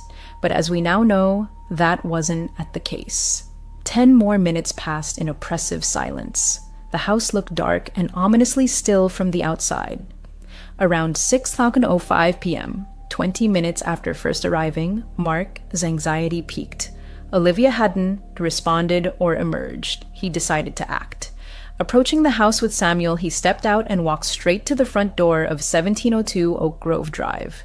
To his horror, the door was locked. He pounded and rang the bell. No answer. Peering through the frosted glass, Mark saw something that made his heart sink. Olivia's shoes lay in the foyer. She'd clearly taken them off upon entering, meaning she was likely still inside. But why wasn't she coming to the door? Was she hurt? Something was wrong. Panic surged through Mark. He pulled out his phone and dialed 911. At 6:05 p.m., he stammered to the dispatcher that his girlfriend was showing a house he couldn't get in, and he was deeply worried something had happened to her. He emphasized he had come to check on her because she was a little scared about this showing. While Mark spoke, Samuel scouted the house as perimeter for another entrance. He found a gate to the backyard, but it was locked. However, Samuel spotted something crucial. Through the slats, he saw the French doors to the back patio were wide open. He frantically waved Mark over, pointing to them. The killers, it turned out, had fled through those back doors just moments earlier, vanishing into the night. In their haste, they'd left the doors wide open, likely slipping through a gap in the backyard fence onto the main road. Seeing the open doors, Mark dropped the 911 call and rushed to help. He ran to assist Samuel in climbing over the backyard fence. Samuel vaulted into the yard and, without hesitation, dashed through the open French doors into the house. He immediately unlocked the front door from the inside, allowing Mark to burst in. The men split up in the foyer. Samuel searched the first floor while Mark raced upstairs. As he climbed, he desperately shouted, "Olivia! Olivia!" into the ringing silence. At the top of the stairs, horror struck. He saw Olivia's body lying on the master bedroom floor, and he saw the blood. Olivia lay on her back, propped against the wall. Mark collapsed to his knees beside her, frantically trying to revive her. Samuel, overcome with terror, immediately redialed 911 at 6:11 p.m., stammering that they needed an ambulance right away. Mark, in shock, began performing mouth-to-mouth resuscitation, though it was already too late. He tilted her head back and started rescue breathing, and in a chilling, deeply disturbing detail. Within minutes, the first sirens pierced the quiet neighborhood. Paramedics and police cars flooded the cul-de-sac. But despite all resuscitation efforts, Olivia Mason was pronounced dead at the scene. Mark was hysterical, in utter disbelief, repeating, "If ID arrived 10 minutes earlier, if ID gone with her, would she still be alive?" I can't even imagine the thoughts racing through his mind after witnessing that. I just feel so deeply for him. But no one saw the mysterious pair leave. They were like ghosts, vanishing before anyone realized what had happened. The only physical evidence left was bloodstains inside the house, and a trail on the stairs showing the killers had calmly exited through the front door before retreating and fleeing out the back when Mark's arrival startled them. Mark's arrival was their signal to run. When Mark and Samuel pulled up, the killers appeared to be exiting the front door, forced to switch to their backup escape route through the backyard fence. If Mark had arrived just a minute or two earlier, he might have confronted them face to face. That wouldn't have saved Olivia, but we might know who they are. Yet, what if speculation is futile? The past cannot be changed. In mere minutes, the life of a bright, beloved young woman was brutally cut short, and the echoes of this meticulously planned murder were just beginning to ripple outward. As crime scene tape encircled 1702 Oak Grove Drive that cold February night, the investigation into Olivia Mason's murder began, a case that would become one of the most perplexing and high-profile unsolved murders in American criminal history. Fairfax police quickly secured Oak Grove Drive as a crime scene. But from the start, investigators faced a major problem. The scene had been compromised by desperate rescue attempts. In their frantic efforts to find and help Olivia, Mark and Samuel had inevitably trampled through the entire house, unintentionally contaminating evidence. And they can't be blamed. They were trying to find her, then save her. I just feel so awful for them. But within hours, the Fairfax County Police Department's Major Crimes Division took over the case. They immediately realized this was anything but a typical homicide. Forensic experts combed the empty house late into the night and in the following days, but found no usable DNA or fingerprints from the perpetrators. They concluded the attackers likely wore gloves and possibly protective clothing or shoe covers, which they took with them. This was clearly an extremely well-planned murder. The murder weapon, a sharp, pointed knife, was also never found at the scene. The only physical evidence was bloody shoe prints on the floor, but even these were limited, and the specific brand or size was never disclosed, suggesting they may not have been distinctive enough to trace. The absence of defensive wounds on Olivia and the sheer ferocity of the attack led investigators to conclude this was a targeted execution, not a robbery gone wrong. And how could it be a robbery? It was an empty house. Thus, the only logical conclusion was that this was a premeditated first-degree murder. Outside the house, witness information was minimal. Neighbors saw only a well-dressed couple arriving, not leaving. No one recalled screams or loud noises, suggesting Olivia may have been attacked so suddenly. She couldn't cry for help. And this assumes anyone was close enough to hear. But investigators were intrigued by the victim's final communications. The voicemail dialed during the attack was recovered, but yielded little beyond muffled background noise. Mark's final text to Olivia, "You okay?" remained unread on her phone. Police also quickly traced the mobile phone that lured Olivia. As suspected, it was a disposable phone registered to a fake name, Paulo Rodriguez, and a fake business address in Washington, D.C. Records showed it had been purchased 3 months earlier in D.C. and activated just 1 day before the murder. It had called only Olivia and was permanently disabled shortly after her death. Authorities believe the phone was used solely to plan and carry out this crime, then discarded. This is the hallmark of an organized, premeditated murder. The phone even pinged a cell tower near the murder house the night before, suggesting the suspects had rehearsed or surveilled the area in advance.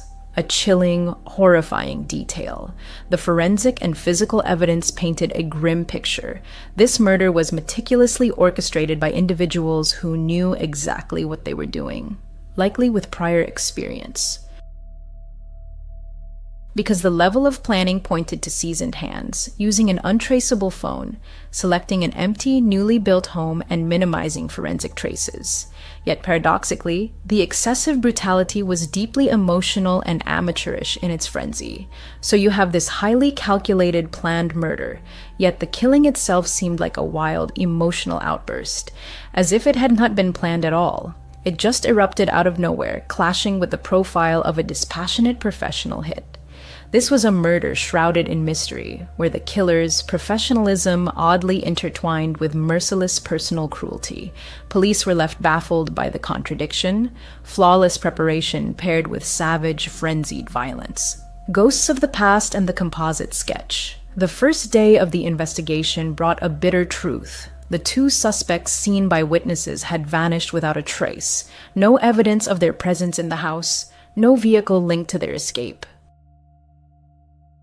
Only vague descriptions of their appearance and the suspicion of a fake accent remained. A year later, in 2009, a composite sketch of the woman was released to the public. European features, around 30 years old, short, stylish blonde hair, and a remarkably calm expression. The man was described as Caucasian, about 6 feet tall, with dark hair and a brown jacket. Particular attention was paid to the woman's dress, a black, white, and red patterned garment. To investigators, it was as if the killers had worn masks, then disappeared into the crowd, leaving only questions. Who could have planned such a crime, and why was Olivia its target? Relentless pursuit and the scale of the investigation. Fairfax police threw everything they had into finding Olivia killers. A small department faced a case of unprecedented complexity. 5 full-time detectives were assigned, meticulously interviewing everyone connected to Olivia, family, friends, colleagues, former clients, ex-boyfriends, rivals, anyone who might shed light on the crime. In the first year alone, nearly 1,500 interviews were conducted, 752 tips received, and 30 search warrants executed. This was an enormous workload, demonstrating the investigation's vast scope.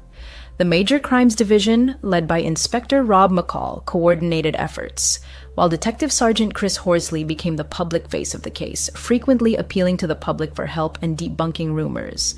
From the outset, police acknowledged they were dealing with an exceptionally difficult case.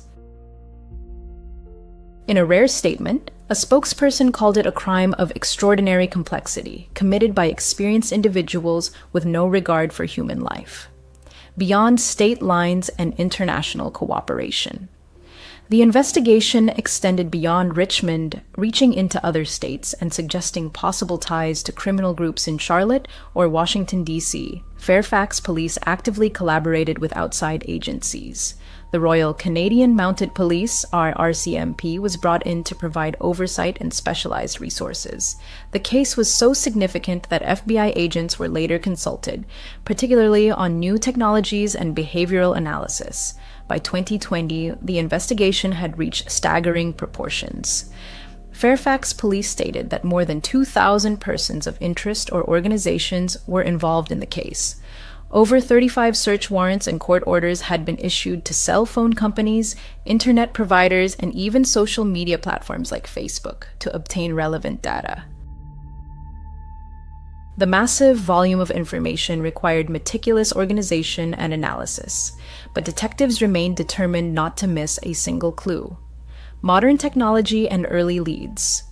They analyzed cell tower pings and applied advanced techniques like DNA analysis to the few available samples, though initially none yielded a suspect profile.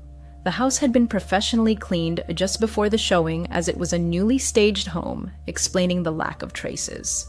Theories and suspicions. Mark, Olivia's boyfriend. From day one, investigators and amateur sleuths grappled with the burning question: who ordered Olivia Mason's murder, and why? Over the years, several theories emerged, some pursued by police, others fueled by internet speculation. We'll examine the main ones, noting what evidence, if any, supports them and how authorities responded.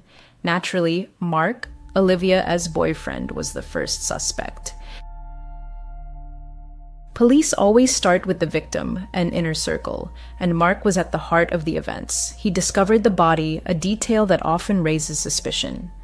Could Mark have been involved in Olivia's death? Regarding motive, as we know, their relationship was troubled. Olivia was considering a breakup, and rumors of jealousy circulated. Some who distrusted Mark speculated he might have orchestrated her elimination if he couldn't accept her leaving. And in the public eye, Mark, a wealthy, influential family, didn't help. People love to suspect the rich boyfriend in true crime stories. Despite the suspicions, police consistently stated Mark Anderson was not a suspect, and they had a solid reason. His actions and alibi on the fateful day were verified down to the minute. Around 5:30 p.m., surveillance cameras at the auto shop captured him leaving with Samuel in his Range Rover. The timestamp on the footage was irrefutable proof. Mark wasn't at the murder scene when Olivia died. Her death occurred between 5:40 and 5:41 p.m., and it would have been absolutely impossible for him to get there and commit the murder in that short window. Moreover, Mark voluntarily took a polygraph test and, according to police, passed it. He readily handed over his phone and even participated in a detailed video reconstruction with investigators, showing on camera how he discovered Olivia's body to aid the investigation. He proactively and promptly offered any help to police, demonstrating exceptional openness throughout. Investigators found no forensic or digital evidence linking Mark to the murder's planning. His phone records, for example, showed genuine attempts to locate Olivia, not collusion with unknown parties. About a year after the murder, in early 2009, Fairfax police officially cleared Mark of all suspicion. They publicly stated, "We never named Anderson as a suspect." He was a person of interest, as anyone at the scene would be, but he was excluded. Yet despite this, Mark remained under intense public suspicion for years. Olivia's father, David, openly speculated that Mark might know more than he admitted.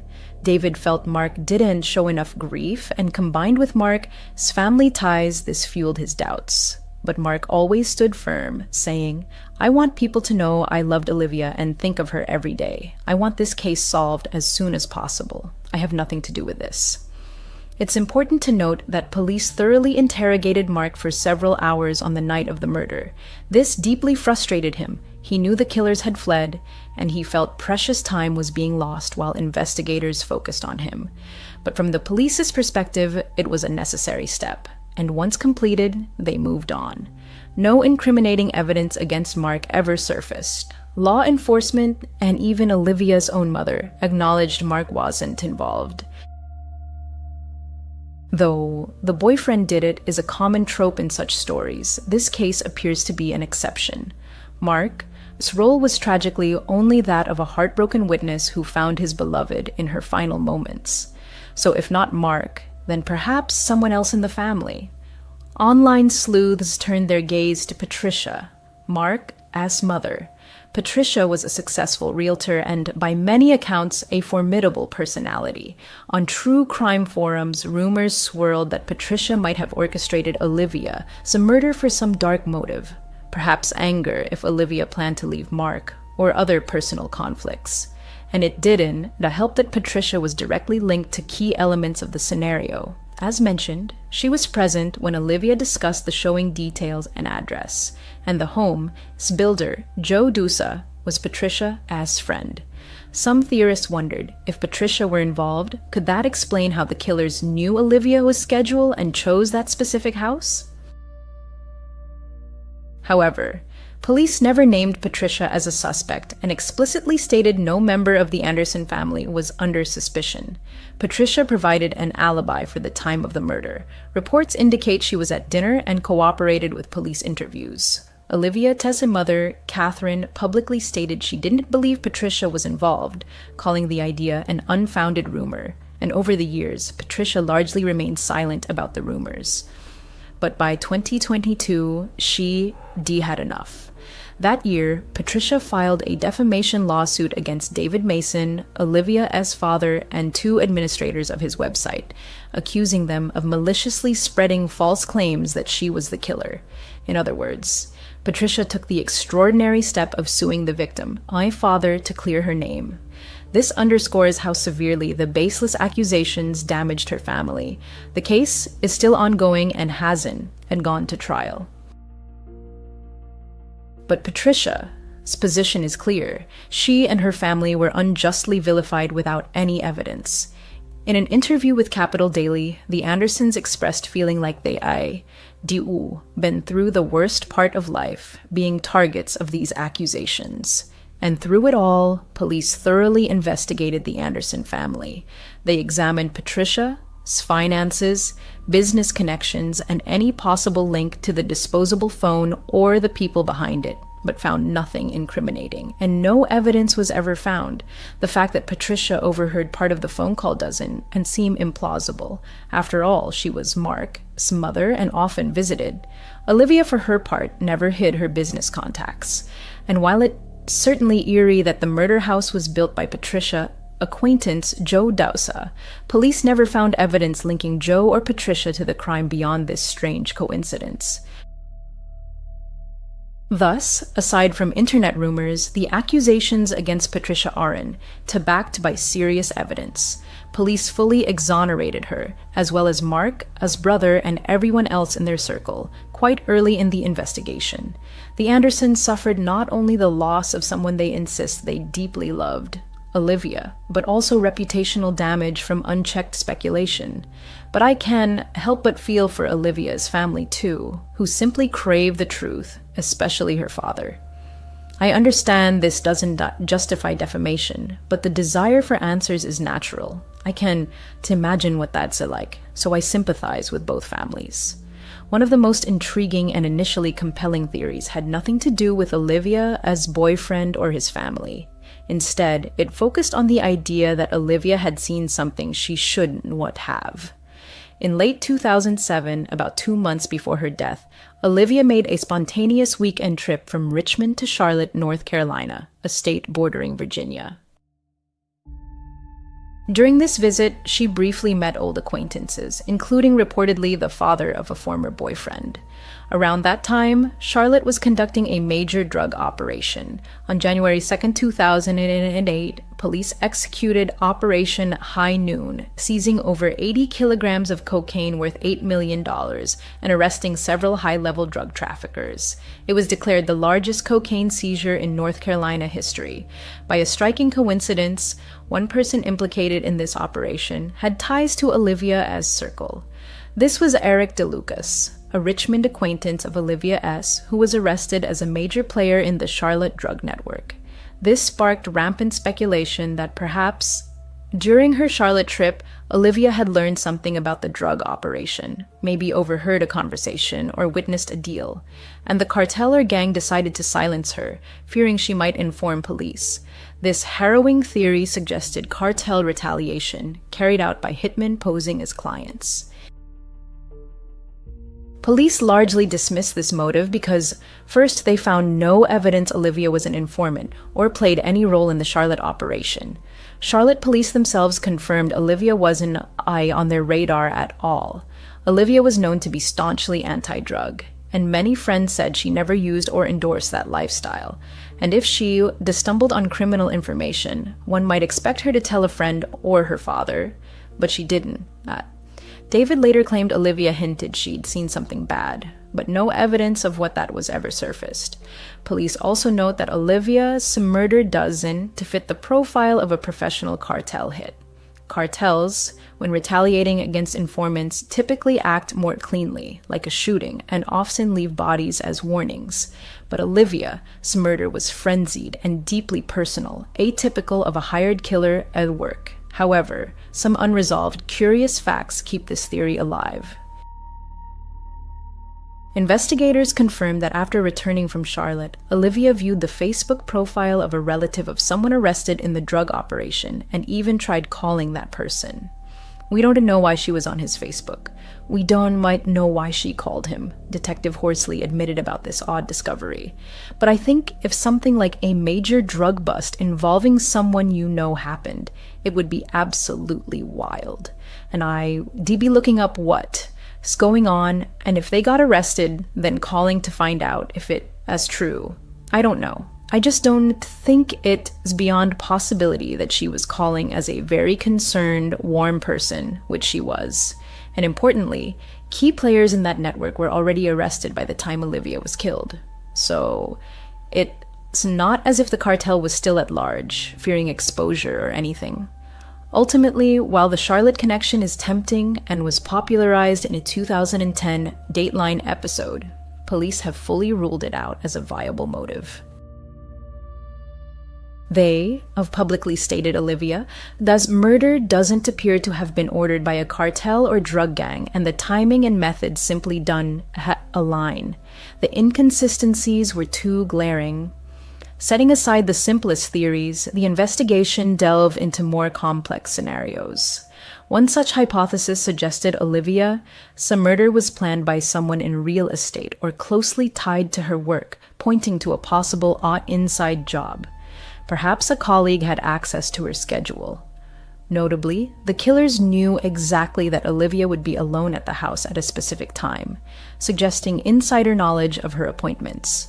Police thoroughly vetted colleagues and former clients, and while rumors of a disgruntled client or jealous competitor circulated, nothing concrete emerged. However, it was later revealed that early in the investigation, police suspected involvement from some tough individuals on Olivia's Facebook friends list. Olivia, by all accounts, was highly social with over 100 Facebook friends, including people with criminal histories. Richmond, as social scene is tightly knit, you know someone who knows someone.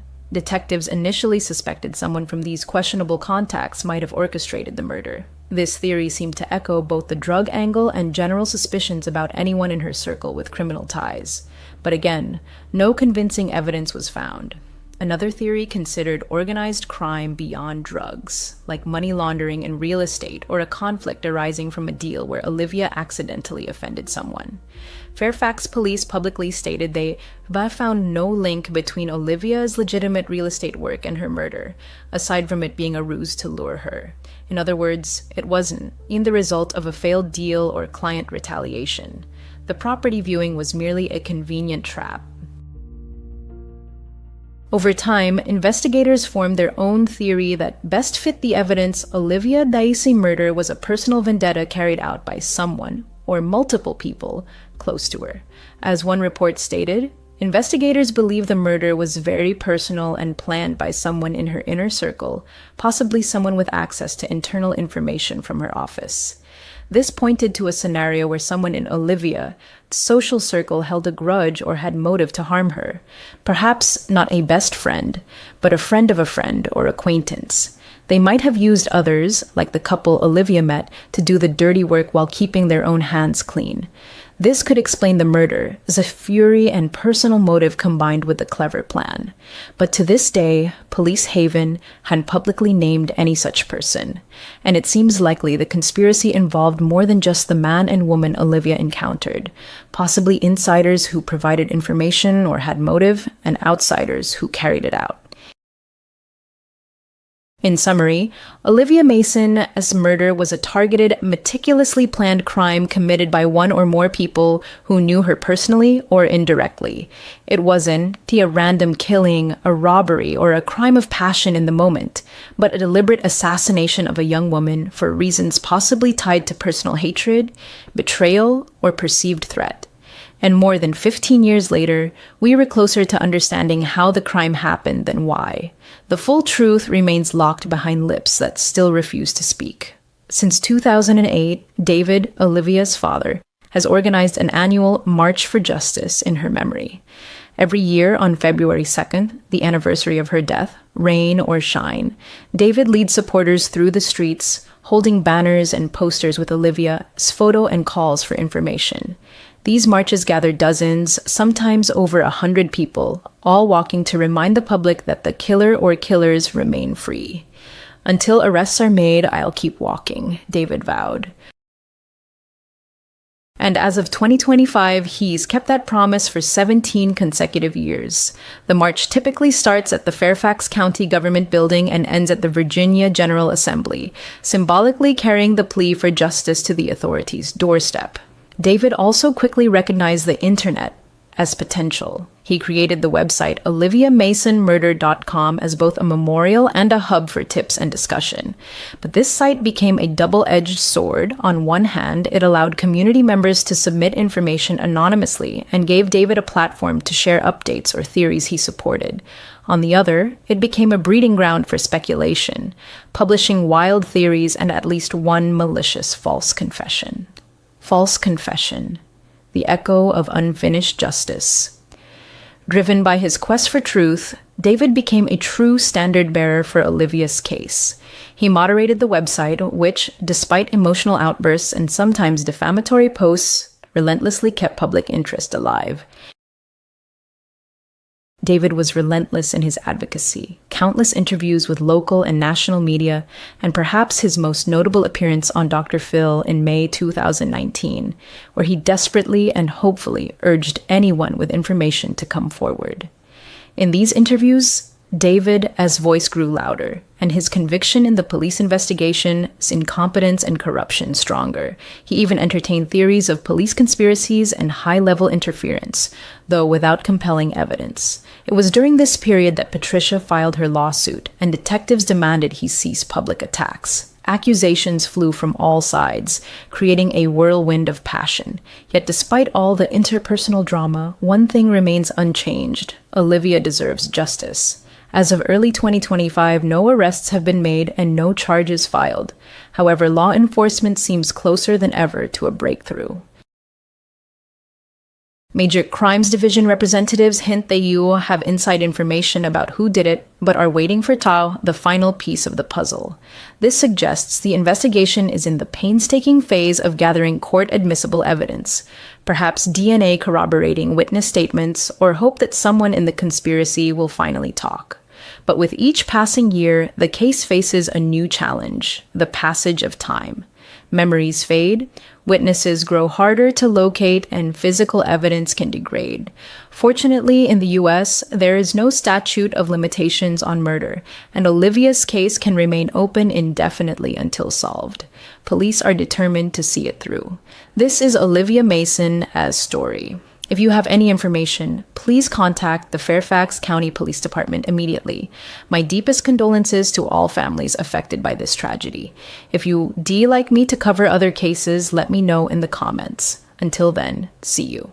That evening, a DoorDash delivery driver, for whom this job was his primary source of income, was performing his usual duties. He typically aimed to dedicate at least 8 or 9 hours a day to deliveries. However, to be frank, his schedule often suffered disruptions. Day after day, he would postpone the start of his shift, sometimes not beginning work until 9 or 10 at night. This particular night was no different.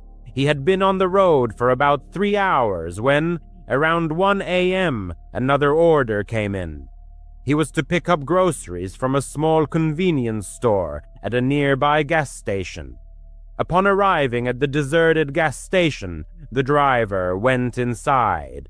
It was quiet, and apart from the cashier, there was no one else in the store. Returning to his car, he checked the order to ensure its completeness and accuracy. It was just one large bottle of cheap wine. This was certainly a curious order, but for him, it presented an additional inconvenience. The driver always preferred contactless delivery, where he could simply leave items on the porch and avoid any interaction. However, alcohol deliveries required an ID check, meaning he had to wait for the customer to open the door. In any case, he set off. The drive was just over 15 minutes and led into a wooded area. Most of the city was surrounded by forests, so this was not unusual. However, when he turned onto the driveway, it was extremely rough and broken, as if it hadn't been maintained in a long time. Soon he reached the house itself. It stood alone, very old and abandoned. There seemed to be no lights anywhere, and the driver could only see the front of the building, illuminated by his car's headlights. He parked and got out of the car. The forest was absolutely silent.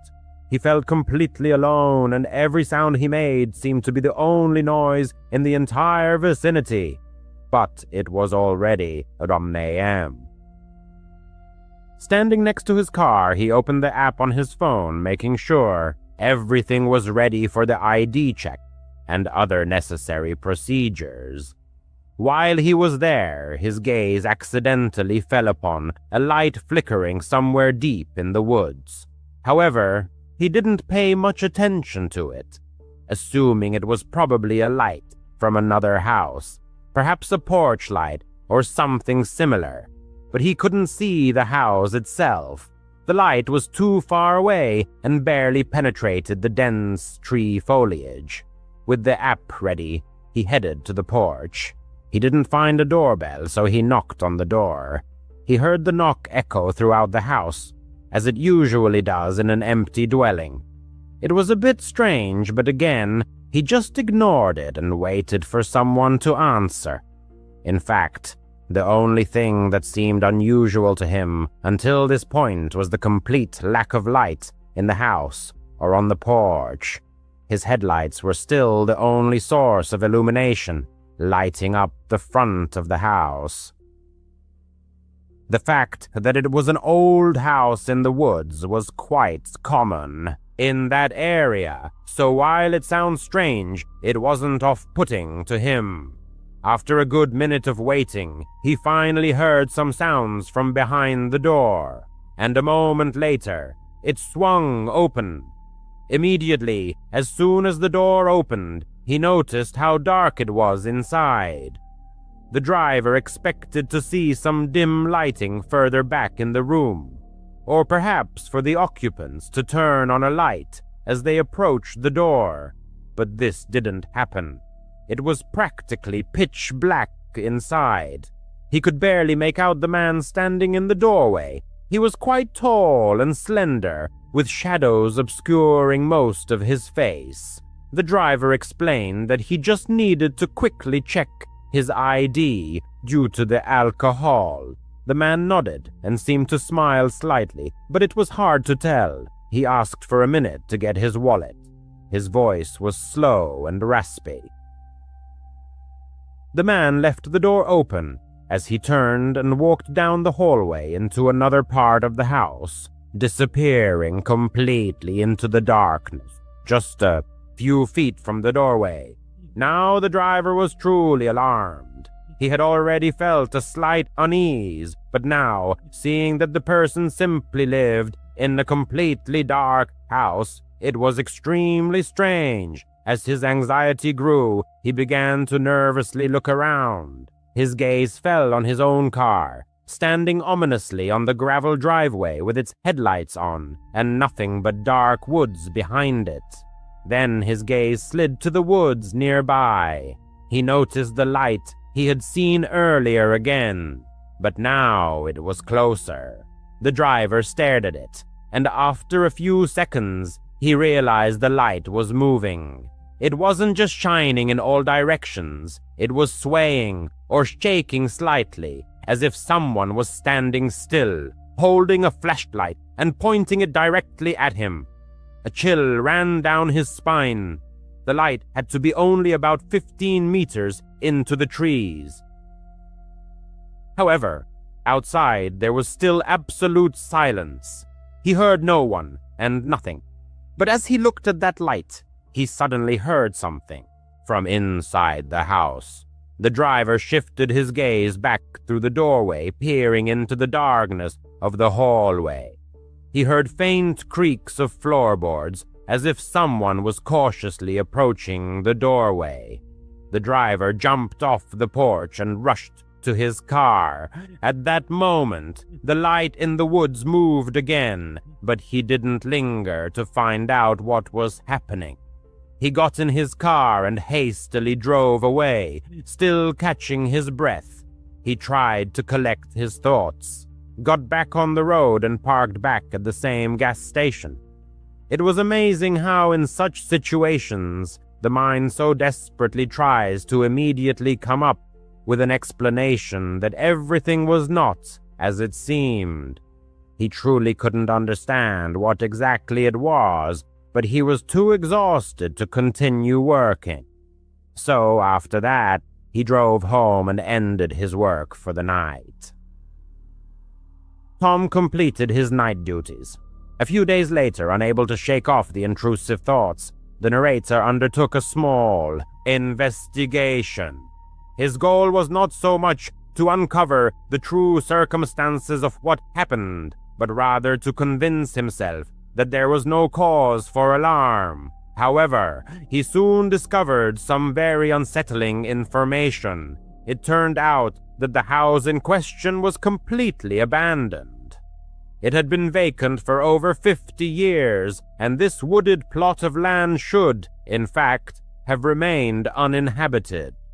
Furthermore, there were no other structures in its immediate vicinity. The narrator still cannot comprehend the events of that night, but is deeply convinced that he narrowly escaped imminent danger. In 2019, the narrator went to his older brother's country house to dog sit for 3 days while his brother was away on a business trip. His brother didn't want to leave his dog, Cooper, with strangers. Although the narrator calls this dwelling a cabin, it was actually a fairly large, ordinary house. It only earned that name due to its location in the middle of a dense forest. The first day was spent socializing with his brother, who left around 3 p.m. There wasn't much to do at the cabin, besides relax and perhaps listen to music by the fireplace. After dinner, the narrator decided it would be nice to sit outside and enjoy the sunset by a campfire. Taking Cooper with him, they settled in the yard, watching the sun slowly descend behind the treetops. The first hour outdoors was quite pleasant. However, the narrator soon realized that after sunset, the atmosphere became quite unsettling. In fact, it took on a very sinister quality.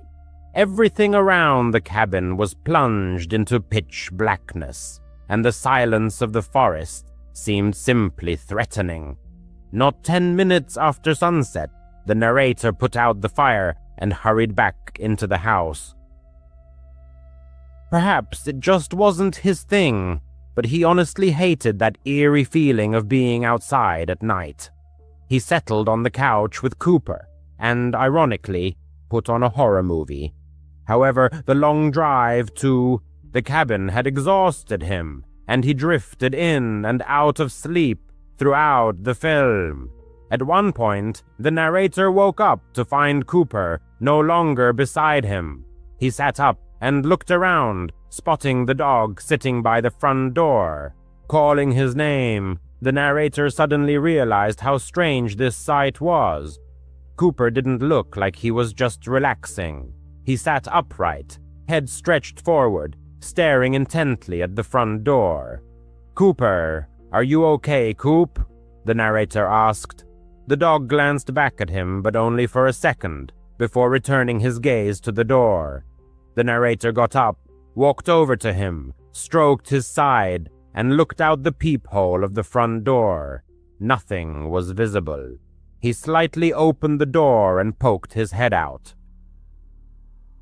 It was still too dark to see anything clearly, but it seemed like no one was outside, and there were no sounds of animals roaming around either. The narrator closed the door and returned to Cooper, deciding that a deer or some other harmless animal must have passed by a few minutes ago. Now, it's probably worth mentioning that Cooper was a young German Shepherd mix, meaning he was definitely an intelligent dog. The narrator had no doubt that the dog had smelled or heard something, but he assumed it was just a harmless animal wandering near the cabin. After finishing the movie, the narrator soon went to bed. In the morning, he took Cooper outside and mostly had a quiet morning, sipping coffee and relaxing in the fresh air. He tried to go for a walk, but was hesitant to go too far, fearing he would get lost in the woods. So he just stayed near the cabin. When the sun finally set, the narrator went back inside to avoid the darkness and did pretty much the same thing as the previous night. He lay on the couch and put on a movie. Cooper lay with him for a while, but eventually went to wander around the rest of the house to pass the time. However, completely unexpectedly, the narrator heard his loud, low bark coming from the back. He jumped up and yelled the dog's name, rushing to the kitchen. Cooper stood with his tail tucked and his fur bristling on his back, aggressively barking at seemingly nothing. The narrator tried to calm him, but even when he managed to get the dog to stop barking, he couldn't get him to stop making that low, deep growl. The narrator had no idea what had happened or what had scared Cooper so much. There was nothing in the kitchen. There was only a window above the countertops, but it was too high for the dog to see anything out of. The narrator told Cooper it was okay, using a soft voice, hoping to calm him down. Then he let the dog go back into the living room to sit with him on the couch. He seemed to have calmed Cooper only for a moment, before a sudden dull thud came from right inside the kitchen, where they had just been. Of course, this made Cooper start barking again, but this time the narrator didn't tell him to stop, because, frankly, he was quite scared. He got up and went back into the kitchen. There was nothing. The thud he had heard sounded like a dull impact against the outside of the window, so, naturally, he went to the kitchen window and looked out. There was nothing to be seen, really. The narrator didn't know what to think at this point. Was it a raccoon or something trying to find a way in? Or was he just not used to the sounds of being in a cabin in the woods? While at the cabin, deep in the forest, the protagonist encountered a series of disturbing events. What worried him most was Cooper's reaction, his loyal companion. If the sounds had been ordinary forest rustlings, why was the dog so panicked? It was late, and the man decided that moving to the bedroom might help them both find peace. There was a small TV there, and he continued watching the movie in bed. Coop settled beside him, his ears perked, remaining vigilant until morning. Around 11 o'clock that night, with all the lights in the cabin off, the hero began to prepare for bed. He allowed Cooper to sleep with him in the room, so he closed the door and filled the dog's water bowl, then headed to the shower to freshen up before sleep.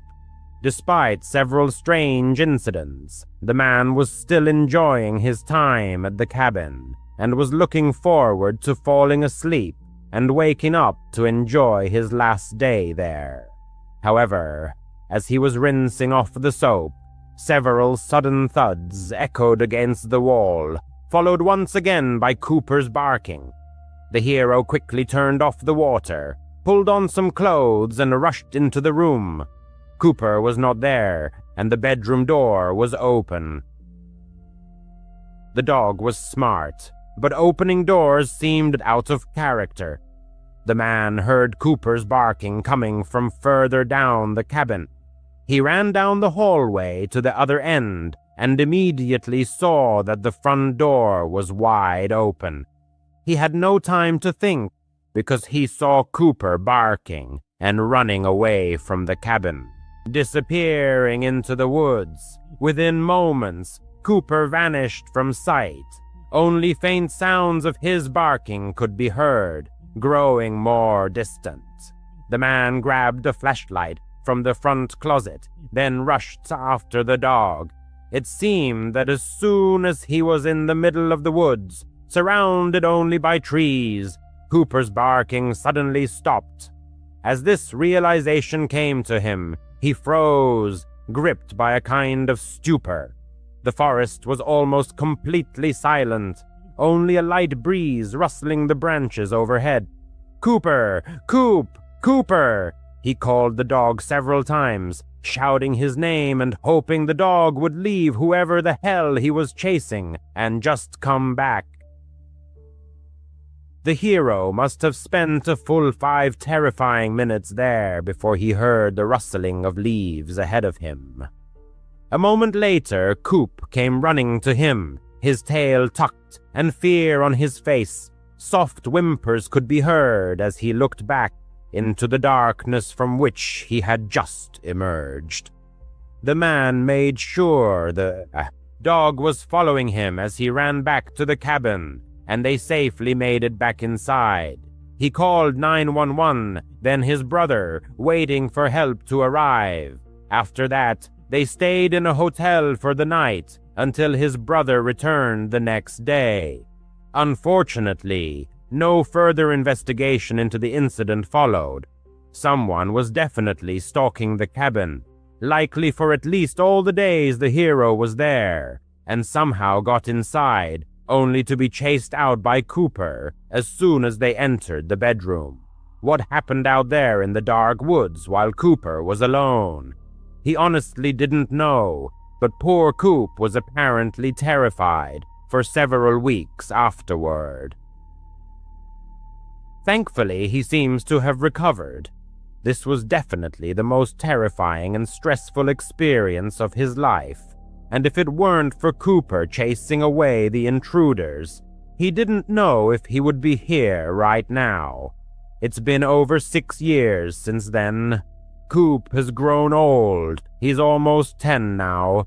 The hero still loves seeing him every time he visits his brother, and even though the dog isn't his, he still loves him and appreciates what he did for him that night at the cabin, and for protecting his brother from whoever is still out there. Returning home after a long day at work, the hero found it was almost midnight.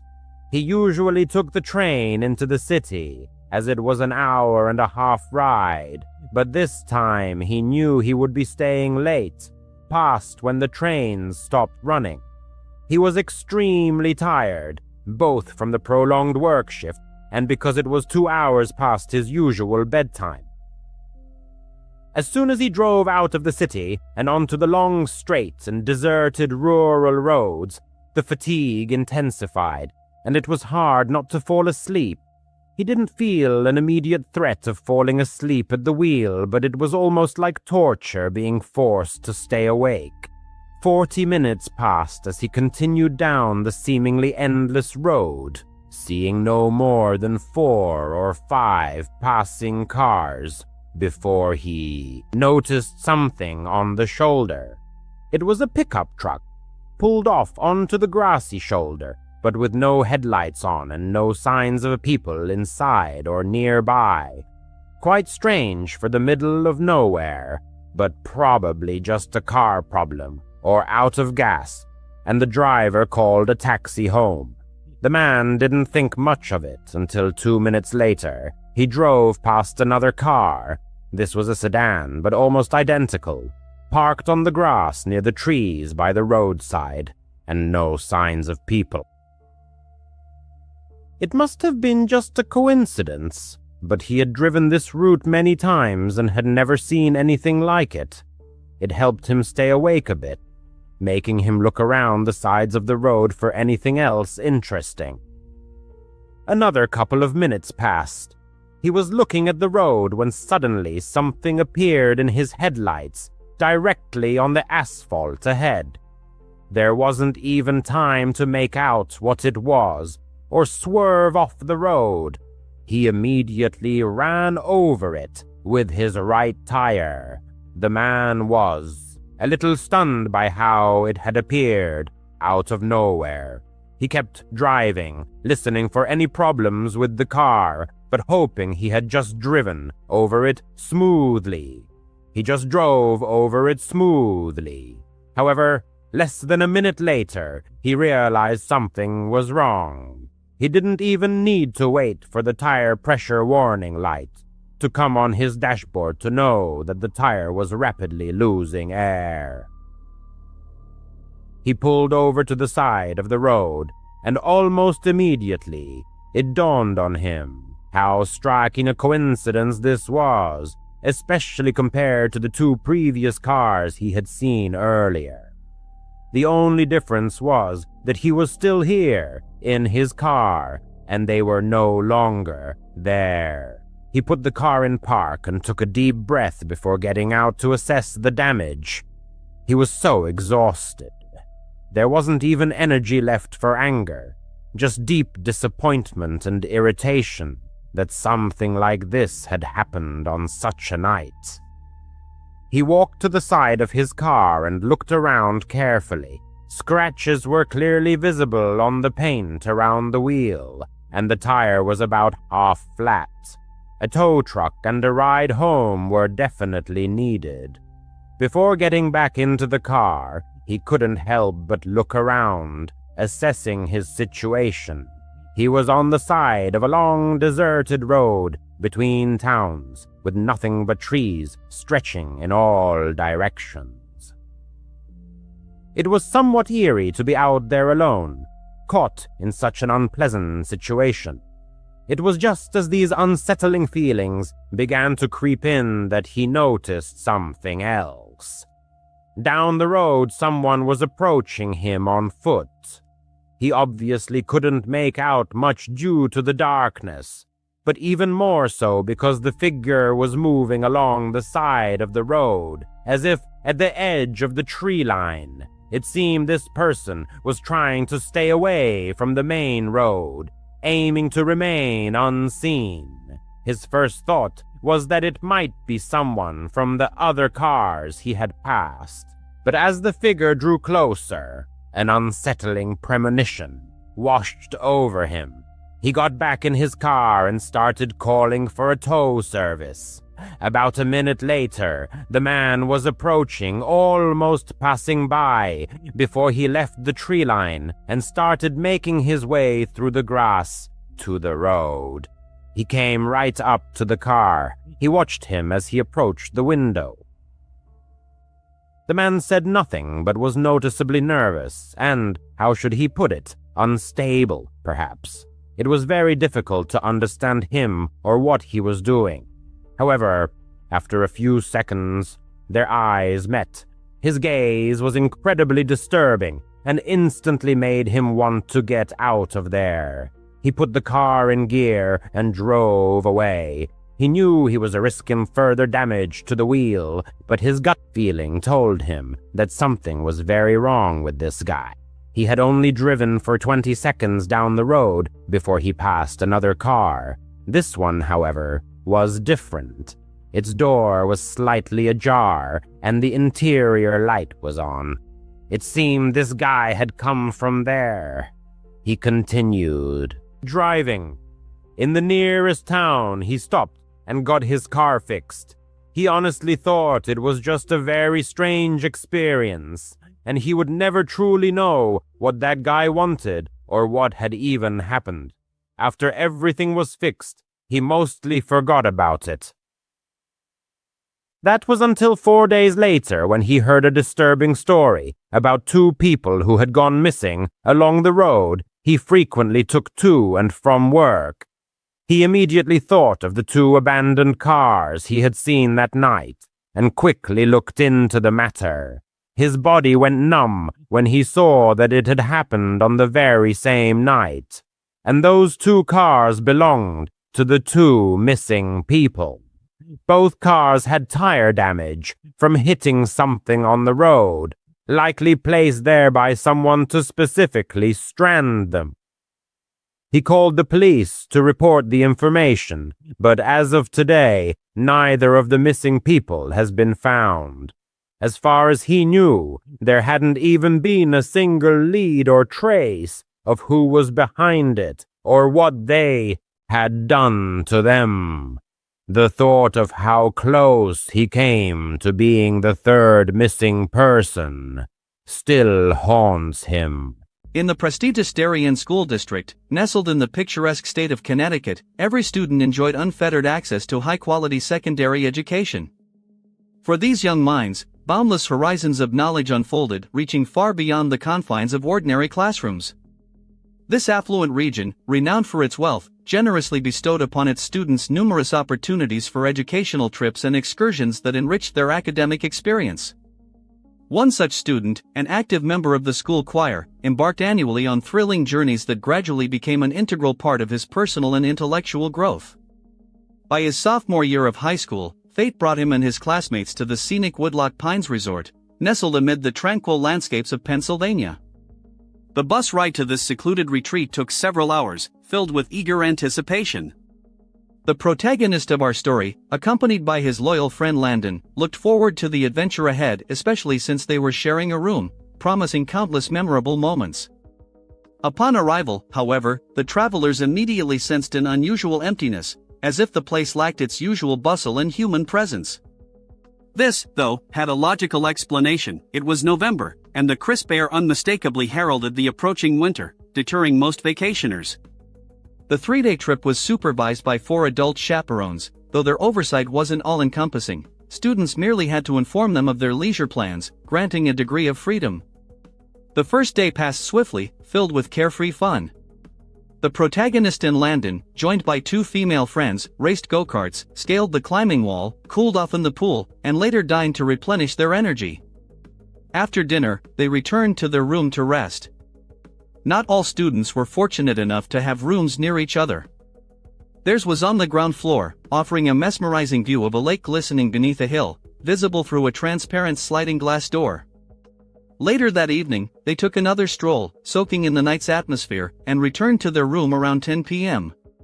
The blinds remained open, allowing moonlight to cast an ethereal reflection on the water's surface. Little did they know this idyllic moment would foreshadow a true nightmare. They likely tossed and turned in bed for about an hour, whispering occasionally to break the silence. Then, in an instant, Landon, whose bed was closer to the door, let out a piercing scream that shattered the night. The protagonist couldn't tell if it was real or another one of Landon's pranks. But when he turned toward the door, what he saw resembled a scene straight out of a horror film. Standing there was an unnaturally tall, emaciated old woman with long, silver hair swirling around her pale face. Her hands pressed against the glass near her face, as if straining to examine every detail inside the room. Then, just as suddenly, she vanished into the night. Shaken, Landon looked at his friend, seemingly expecting him to be the first to muster courage and chase after her, hoping to unravel the eerie mystery. When both finally overcame their fear and stepped outside, the woman was nowhere to be seen. The concrete walkway running alongside the building stood completely empty, not a soul on the surrounding grass or descending the hill, deepening the sense of supernatural disappearance. Yet both friends had clearly seen her. This was no figment of their imagination, but a chilling reality. The next day, they chose not to report the incident to their chaperones but confided in their two friends, seeking comfort and validation. That evening, after another full day of activities, they re-entered their room through the back door and made sure the blinds were tightly shut, seeking a sense of safety. Landon fell asleep first, his friend followed about half an hour later, slipping into a restless slumber. He was jolted awake by an unnatural, ominous silence. He couldn't pinpoint what had roused him. Only an overwhelming sense of dread permeated his entire being. Sitting up, he whispered Landon's name, seeking reassurance. Receiving no reply, and driven by inexplicable curiosity, he turned left toward his friend's bed, but something massive blocked his view. Looking up, he froze in terror. The same gaunt old woman loomed over his bed like a sinister statue. She took 2 steps back and spoke softly but clearly, "Your back door wasn't locked," before turning and disappearing into the night. Paralyzed with fear, he finally roused Landon and stammered out what had happened. With trembling hands, they locked the back door, closed the blinds once more, and resolved to stay awake until dawn, only about 4 hours away. By 8 a.m., they headed to breakfast, trying to distract themselves from the horror. But upon returning to their building, they encountered something even more disturbing. Through the window of the adjacent room sat the very same woman. She was perched on a bed, arms crossed, facing the door and them, as if awaiting their arrival, her gaze piercing and terrifying. Without hesitation, they rushed to the lobby's front desk to alert the staff rather than their chaperones, feeling it was the right course of action. Strangely, none of them knew quite how to handle such an unsettling situation. Eventually, they persuaded the staff to accompany them to the woman's room. There, they found her in the same position and an elderly man sitting on the other bed, watching them with an equally unnerving stare. Clearly, the woman struggled with mental health issues, but the man seemed equally disturbed. There was something deeply unsettling about him. Neither belonged at a family resort. Their presence felt profoundly wrong. Yet the staff didn't evict them as the boys had hoped. So they finally reported everything to their chaperones. After lengthy discussions between staff and supervisors, the trip was cut short, and everyone returned home early. The boys were simply relieved to leave that place behind. Years earlier, in 4th grade, the same student had gone on a class field trip to a small rural zoo about an hour from school. He vividly recalls it was an overcast day with occasional raindrops, lending the outing a peculiar mood. The zoo was modest, designed for children, with interactive and educational exhibits. It housed mostly small, non-exotic animals, nothing too intimidating. A large building on the grounds displayed taxidermied animals and other curiosities, though many details have since faded from memory. In elementary and middle school, he later admitted, he was somewhat eccentric, prone to unusual behavior that didn't go unnoticed by teachers or his mother. During the group tour of the exhibit building, for reasons he can't explain, he slipped into a restroom without telling anyone. After washing his hands, he stepped back into the hallway only to find it deserted. Boldly, he ventured down an unfamiliar corridor. He still remembers the dim, twilight-like lighting and the burgundy carpeting.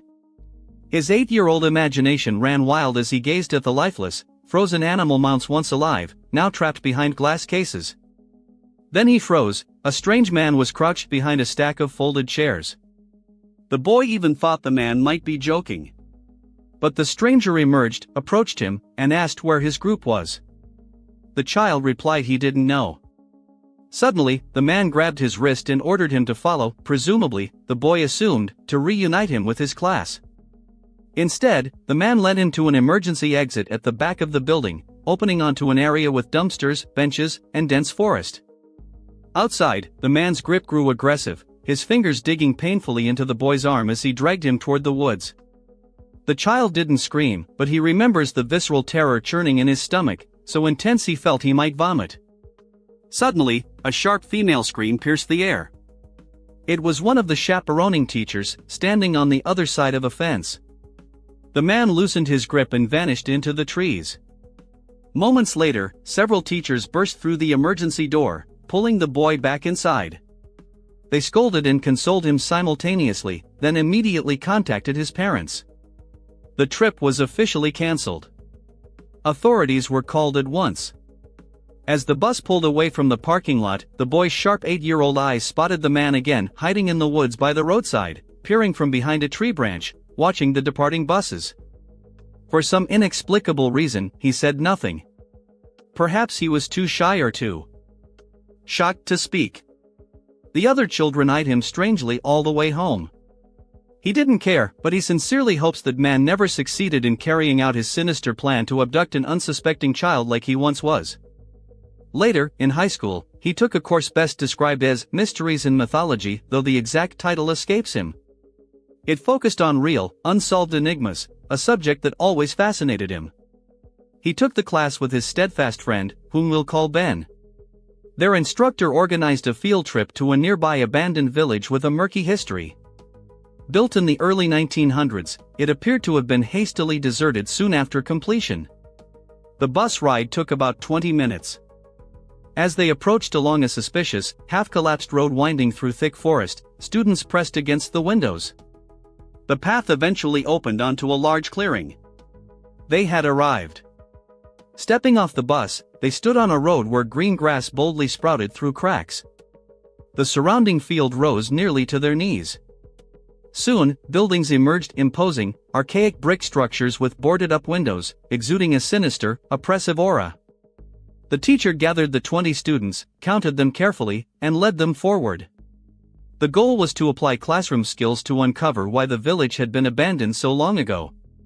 Some buildings gaped with holes serving as makeshift entrances, others had pits dug beside them, clearly dug to access basements, a deeply unsettling sight.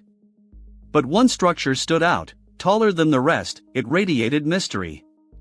While the teacher guided the group toward the village church, Ben and his friend quietly broke away, seeking something extraordinary. Heading toward the tallest building, they found a depression in the earth near its rear, tightly boarded door. Inside the pit lay a ladder descending to a concrete floor. They exchanged glances and silently agreed to investigate. Ben went first, followed by his friend. Fortunately, this was around the time Apple introduced the flashlight feature on iPhones, giving them a reliable light source. Inside, the atmosphere was ominous. Empty beer bottles littered the floor, graffiti marred one wall, and dusty wooden planks were scattered everywhere. In a corner, they discovered an old wooden ladder leading upward into pitch blackness, the upper level's windows and doorways all tightly sealed. They'd come this far, so they decided to climb. Ben's friend went first, each creak of the ancient wood making him fear he'd plunge through the steps. Ben followed. The upper floor was extremely cramped, with numerous openings leading to small rooms. It was so dark they couldn't tell it was daytime outside. Their anxiety mounted, and they openly admitted their fear, deciding to leave immediately. But their plans were thwarted in that very moment, because from one of the narrow, unassuming rooms came a deafening, hollow thud, as if a massive boulder had crashed onto solid concrete. Under normal circumstances, their natural instinct would have been to bolt in blind panic, but both boys, as if frozen by some invisible force, stood rooted to the spot. Their eyes locked for a brief, tense moment, after which, driven by inexplicable curiosity, they tiptoed simultaneously toward the dark doorway of the room. The instant their flashlight beams pierced the gloom within, they grasped the full danger of the situation and fled without hesitation. Rushing down the rickety staircase, they hurriedly climbed a rusty metal structure leading outside, finally bursting into the open air. Once they'd caught their breath, they rejoined the main group, which had continued on its way. Despite their terror, the boys made a conscious decision to remain silent about what had happened, fearing trouble or disapproval from the adults. Yet one of their classmates, noticing their disheveled appearance and labored breathing, couldn't help but ask what had caused such obvious agitation. Yielding to their friend's curiosity, they confessed their reckless intrusion into one of the abandoned buildings. They described how, shining their flashlight into an interior room, they'd spotted 3 young people standing about 3 meters from the doorway, their faces turned directly toward Ben and his companion, arranged in an unnaturally odd formation as if they'd been waiting specifically for their arrival. As the group moved on, the boys' attention was involuntarily drawn once more to the tall, imposing building they'd dared to enter. Just before departure, casting a final glance at its grim facades, they clearly saw a face in one of the upper floor windows, the only one not boarded up. They never summoned the courage to tell their teacher what they'd experienced, deterred by a well-founded fear of disciplinary consequences. What had happened left them deeply unsettled, and they couldn't quite determine what or who they had actually seen. Were they merely homeless people seeking shelter among the ruins? Or members of some gang hiding from prying eyes? Ben, however, proposed a far more disturbing theory, one that especially frightened his friend. He insisted they'd encountered the ghosts of long-dead residents of that forsaken town. Yet regardless of all speculation, it was the image of those three figures eerily motionless in the doorway, staring intently at them the moment they peered inside, that continued to haunt one of the boys' minds, refusing to fade. Deep down, he harbored a quiet resolve to return someday to that abandoned village, not so much out of curiosity, but driven by a desire to finally disprove Ben's ominous hypothesis once and for all. NOS, a tragic anniversary, remembering a fateful day. September 6th, 1990, was a warm Saturday, the day I turned 30. I planned a modest party with close friends to share the joy with my 12-year-old daughter. Nothing extraordinary. A birthday cake and the warm company of friends. As was our tradition, my sister and I took our children to our parents' house for Saturday morning bagels. My mother, or rather my stepmother, Linda, had entered our lives about 5 years earlier after the untimely passing of my real mother. This woman always gave me an inexplicable sense of unease. Her cold, piercing gaze seemed to assess everything around her, as if counting invisible dollars. In Linda's conversations, topics of the house, savings, and my father's assets constantly surfaced. It seemed that her marriage to him was based more on financial gain than on love. However, I tried to ignore it, respecting my father's feelings. That morning, my father wasn't home. He had gone to his parents' house to mow their lawn, as he did every weekend. My father's morning phone call was, as always, cheerful and lively. "Happy birthday, Rebio. See you later." I laughed and said our traditional phrase, "Love you, Daddy." Bagels, cream cheese, salmon, and other traditional treats awaited us at the table. The children, engrossed in games, were laughing. Everything was as usual. About 45 minutes later, the phone rang. Linda, who was in the kitchen, answered it. Suddenly, her face turned deathly pale, as if all the blood had drained from it. She repeated in confusion, "Stroke, stroke." Her voice trembled, but there was a strange artificiality to it. Hanging up, she turned to us with wide eyes and said, "It's your grandfather, your father. He's in the hospital." My world collapsed in an instant. "Dad, hospital!" My husband and brother-in-law, alarmed, rushed to comfort Linda. Without wasting time, my sister and I grabbed the children, put them in the car, and raced to my grandparents' house. On the way, I tried to reassure myself by resorting to absurd omens. If I get all greens, my father will be okay. If I see children playing, he'll be fine. If a bird flies by, everything will be all right. The warm September wind ruffled my hair, but everything felt wrong. As we pulled up to the house, I heard a heart-wrenching wail, a sound I had never heard before. This loud, desperate cry came from inside the house. My grandmother, my real grandmother, stood on the porch, hunched over and sobbing so loudly that her voice echoed down the street. That sound still haunts me, embodying pure grief and pain. Running to the house, my daughter noticed broken and bent glasses on the grass. Picking them up in confusion, she said, "Mom, there's our grandpa's glasses." Confusion flashed through my mind. No, wait. Dad was her grandfather. No, my dad was her grandfather. My brain refused to accept reality. My dad is dead. Her grandfather. I felt sick. My grandfather returned from the hospital shortly afterward, shaking his head helplessly.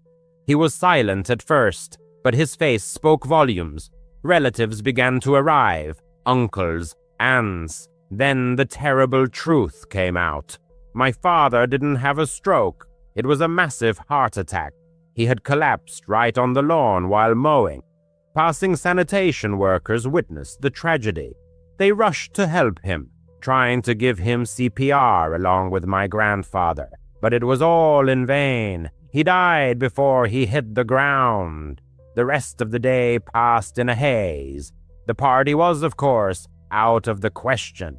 Everyone sat in a daze, overwhelmed by grief. Linda, who arrived later, feigned inconsolable sorrow, hugging everyone.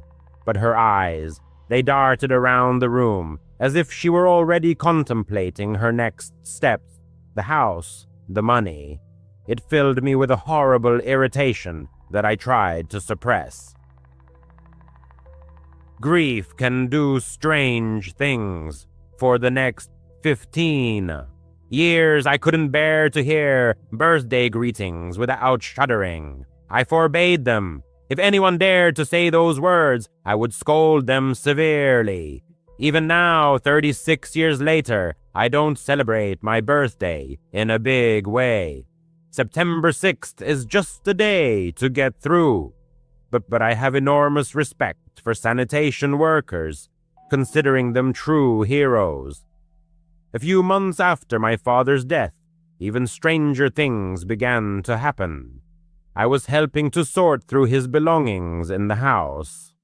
Linda, who lived there alone, was eager to sell everything as quickly as possible. "We need to move on," she said, but her voice sounded more greedy than grieving. One day, while cleaning out the kitchen cabinets, in the furthest corner where you rarely look, I found a bottle of syrup hidden behind old jars. It was a plain glass bottle with a thick, dark liquid without a label. A strange place for syrup, I thought. Taking it home, I started searching for information online. It turned out it wasn't ordinary syrup. The description, the color, even a photo uploaded to several forums, all pointed to one thing. It matched the description of a homemade mixture with digoxin, a heart medication derived from foxglove. It's prescribed for heart problems, but in large doses, it's deadly, especially for elderly people like my father, who was in his 50s. It can cause irregular heartbeats, leading to a massive attack, and worst of all, it's hard to detect in an autopsy unless you specifically look for it. Story 1. My father's death was ruled a natural cause, raising no suspicion of foul play. However, traces of a substance were found in one of the bottles, which tested positive after an anonymous sample was sent to a lab. Gradually, sinister details began to emerge. Linda, a former nurse, had knowledge of medications. She expressed dissatisfaction with my father's unwillingness to do household chores and how property taxes were draining their savings. She longed to possess everything alone. The sinister glances and the hasty organization of the house sale began to form a single picture. She had probably been adding the poisonous substance to his food or coffee, gradually accumulating to a critical dose. Working in the garden was probably the final straw that pushed his heart over the edge. After this discovery, sleep deserted me, and nightmares of my father falling and Linda's cold smile haunted me. First, I anonymously contacted the police, providing them with all the details. They reopened the investigation, tested the contents of the bottle, and exhumed my father's body for a toxicology examination. Traces of digoxin were found. Linda vehemently denied any involvement, but foxglove was found in her garden, hidden in a secluded spot. Emails with information about natural heart remedies and inheritance laws were found on her computer. A week later, she was arrested. Despite her cries of innocence, the evidence relentlessly mounted. The trial was swift, and she was sentenced to life in prison for murder. That day, my grandmother sincerely mourned her loss, but Linda's tears were later revealed to be fake. She had taken my father's life out of greed. Story 2, my 16th birthday, is etched in my memory as if it happened just yesterday, even though it was years ago. My name is Smith, and I live in a quiet suburb near Chicago. My older brother, Alan, who was 22, was always known for his love of pranks. He declared that he was going to make my birthday unforgettable and took it upon himself to organize a party at our house. Our parents were away for the weekend, visiting relatives in Ohio, so it was just me, Alan, and about a dozen friends from school at the house. The party started around 7 o'clock on Friday evening. Alan decorated the living room with balloons and streamers, ordered pizza from Domino's, and got a cake from the local Walmart bakery. My friends gradually arrived, guys like Ben, Tyler, and Chris, and a few girls, including Sophia and Emily. We played video games on the Xbox, enjoyed music from Spotify through a Bluetooth speaker, and just hung out. Alan was acting mysterious, smirking at me. About an hour in, he pulled me aside in the kitchen and told me about a surprise. He had hired actors from a local theater group to stage a fake home invasion. They were supposed to burst in wearing masks and wielding toy guns, scare everyone a little, and then reveal the prank. He asked me to play along and pretend to be scared. I chuckled, knowing Alan's penchant for such antics. Last year, he hid in my closet, dressed as a clown to scare me. I figured it would be harmless fun, and agreed to play along. We went back to the party, and everything seemed normal. Guests were taking selfies on their iPhones, sharing moments on Snapchat, and snacking on chips from Costco bags. Around 9 o'clock, something strange happened. The lights started flickering, which Alan had probably arranged using Philips' Hue smart bulbs. Then the back door burst open, and 4 guys in black ski masks stormed in, shouting, "Everyone on the floor! This is a robbery!" They had guns that looked like toy models, with orange tips, the kind you can buy on Amazon, and one had a knife that looked like plastic. My friends screamed and dropped to the floor. Sophia burst into tears, and Ben exclaimed, "What the hell?" I tried to feign shock, but inside, I was smirking. I even whispered to Tyler, who was standing next to me, "It's Alan's prank, relax." The robbers started herding us into the living room, tying our hands with cheap plastic zip ties from Home Depot. Alan was tied up too, winking at me when no one was looking. One of the guys, who I'll call Mask 1, was tall and skinny. He demanded our wallets and phones, threatening, "Give us your stuff or else." His voice sounded fake and gruff. The guests panicked, but I kept saying, Guys, it's probably just a joke. Alan likes this kind of stuff." Emily gave me an angry look. "Smith, shut up. This isn't funny at all." That's when I started noticing details that seemed off. The script Alan had described was simple. Scare us, take fake loot, and then take off the masks and laugh. But one of the robbers, a short, stocky guy, Mask 4, wasn't following the plan. He was quiet, moving around the edges of the room and rummaging through drawers in the kitchen, while the others were yelling. I saw him pocket my mom's jewelry box, which had her real gold earrings from Macy's in it.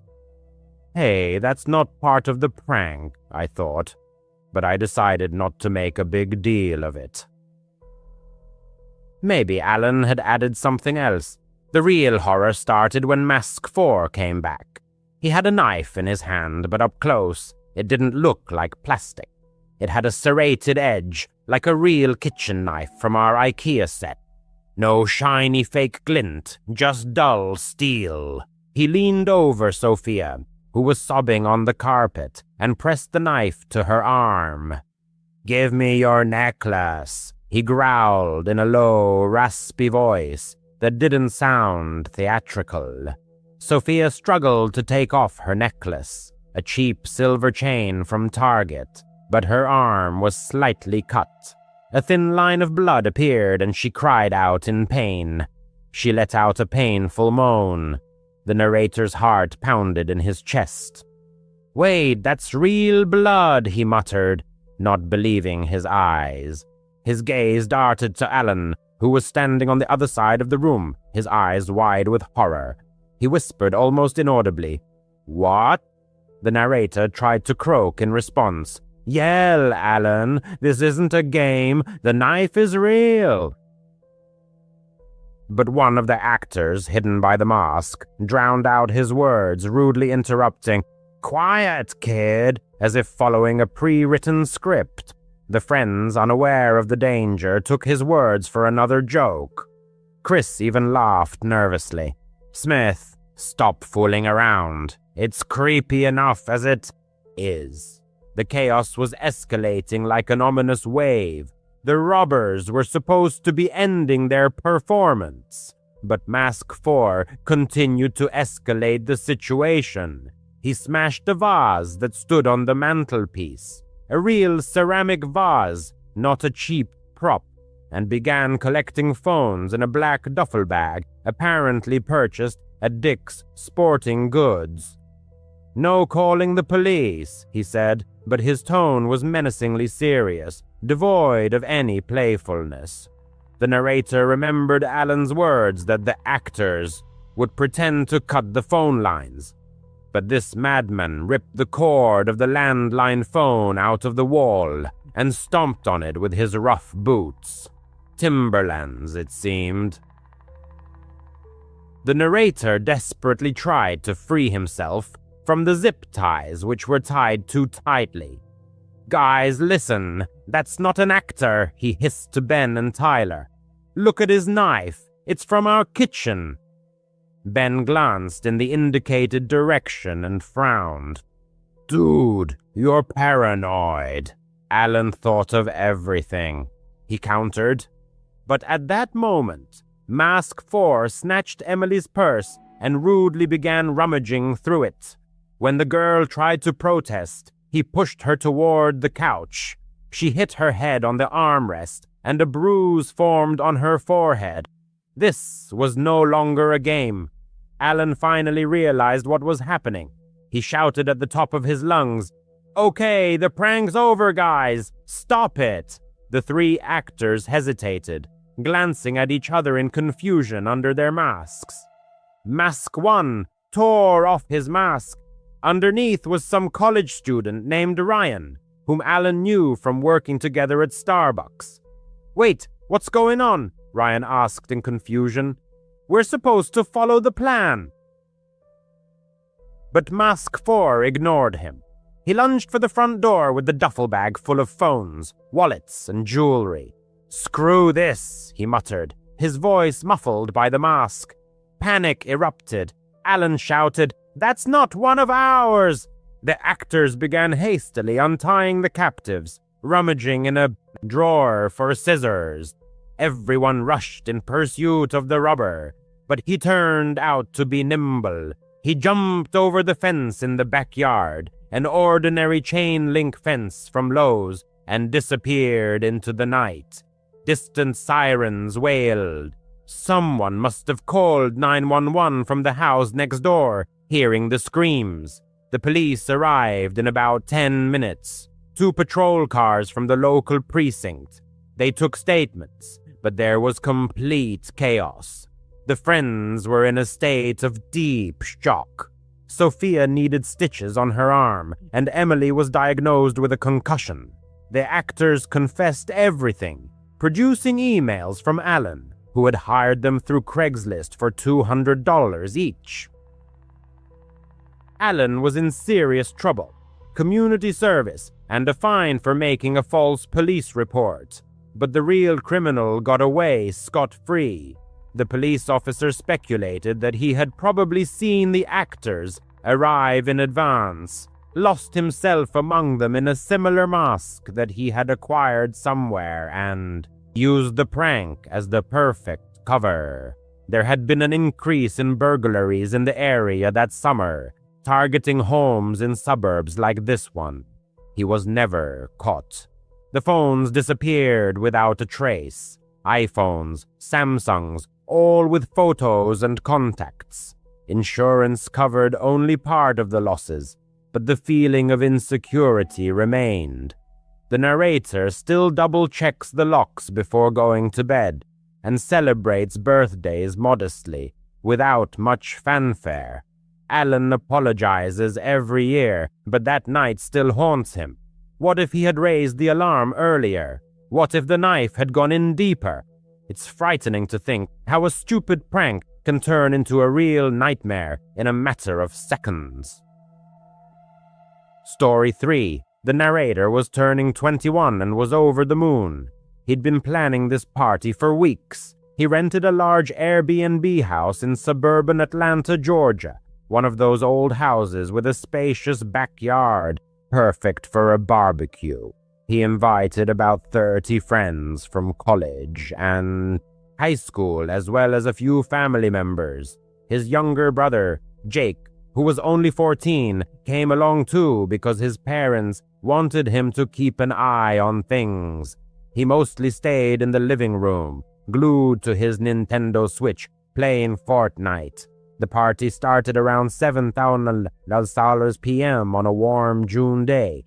Drake and Post Malone blared from a Bluetooth speaker, and burgers from Walmart sizzled enticingly on the grill. Everyone was laughing and taking selfies on their iPhones. It was one of those nights that sticks in your memory forever. Around 9 p.m., a stranger knocked on the door. He was in his early 30s, maybe a little older, with short brown hair, wearing a plain black hoodie and jeans. He had a backpack slung over his shoulder. The narrator didn't recognize him, but people often bring friends to parties like these. The stranger smiled and said, "Hey, happy birthday. I'm a friend of Mike's." Mike was one of his college buddies who had invited a few more people, so the narrator didn't think much of it. He let the stranger in and pointed him to the snack table. "Help yourself to some chips or whatever." He nodded and blended into the crowd. The narrator didn't pay much attention, as he was busy hanging out with his friends and playing cornhole in the backyard. The birthday celebration was in full swing in the moonlit yard. However, as time passed, worrying details began to emerge. The stranger, whose name remained a mystery, kept to himself. He loomed near groups of people, listening to their conversations but not joining in. From time to time, he discreetly pulled tiny plastic baggies from his pocket, like the ones sold in pharmacies. These manipulations occurred surreptitiously when he thought he wasn't being watched. A concerned friend, Nicole, pulled the narrator aside around 10:30.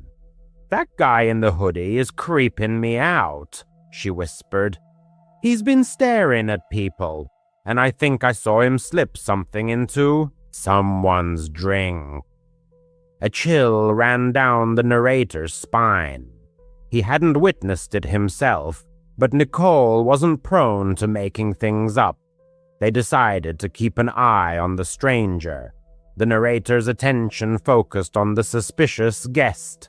He circled near the kitchen table, which was set with red plastic cups. The narrator noticed him leaning over one of them, making a quick hand movement, as if throwing something inside. His heart pounded. Was this man trying to poison someone? After making sure that Nicole stayed near the other friends, the narrator headed for Jake. Immersed in his headphones, he was still in the living room, oblivious to what was happening. Returning to the kitchen, the narrator came face to face with the stranger. "Hey buddy, what's going on?" he asked, trying to keep it casual. He replied with a strained smile. "Just enjoying the party, birthday boy." There was an unpleasant sweetness in his voice, as if he was hiding something. The narrator stated that he didn't know him and demanded that he leave. The stranger shrugged, grabbed his backpack, and left the house. That seemed to be the end of it. Around midnight, the guests began to leave. The narrator was cleaning up when he received a frantic call from his mother. "Where's Jake?" she asked. His heart sank. The narrator rushed to the living room. His brother's game console was left on the couch, but Jake himself was gone.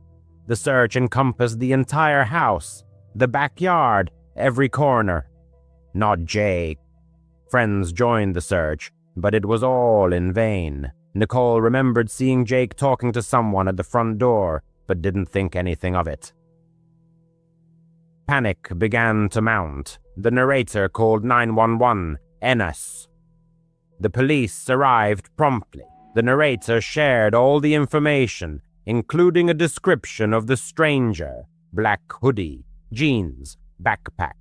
Several friends confirmed they had seen the person. One of the cousins mentioned seeing him talking to Jake on the street, offering to show him some cool game. The narrator's legs went weak. Could this person have taken his brother? The police immediately issued an alert and began scouring the area. Everyone was told to stay indoors in case Jake returned. Time crawled by agonizingly slowly, and the narrator began to lose control, imagining the worst. Around 4 a.m, a call came from the police. The stranger had been found hiding in an abandoned building about a mile away, an old warehouse on Peachtree Road, a place where teenagers often hung out. Jake's phone and several plastic baggies containing a white powder were found on him. The police suspected it was narcotics, possibly a sedative. The stranger was immediately arrested. Jake was found not far from the warehouse, frightened but unharmed. He said the stranger offered to show him a new game on his phone, lured him outside, and tried to drag him to some cool place. Scared, Jake ran, but the stranger managed to grab his phone. The police are continuing their investigation to determine the stranger's true intentions, but it is suspected that he was preying on children at parties for robbery or something even more sinister. The narrator can't shake the feeling of guilt. It was his party, his house, and he let the man in. Jake is safe, but deeply shaken, as is the narrator himself. His thoughts keep returning to those plastic baggies. What might have happened if Nicole hadn't been vigilant, or if Jake hadn't run? The 21st birthday was supposed to be an unforgettable event, but it turned into a nightmare that will never be forgotten.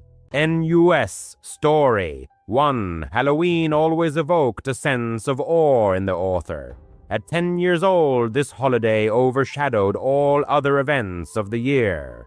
Preparation began long before the cherished date and included developing a unique costume and, most importantly, decorating the house. The father shared his son's enthusiasm and spared no expense in acquiring all sorts of attributes: artificial cobwebs, huge plastic spiders, terrifying skeletons hung in the trees, and even a fog generator, creating a sinister atmosphere.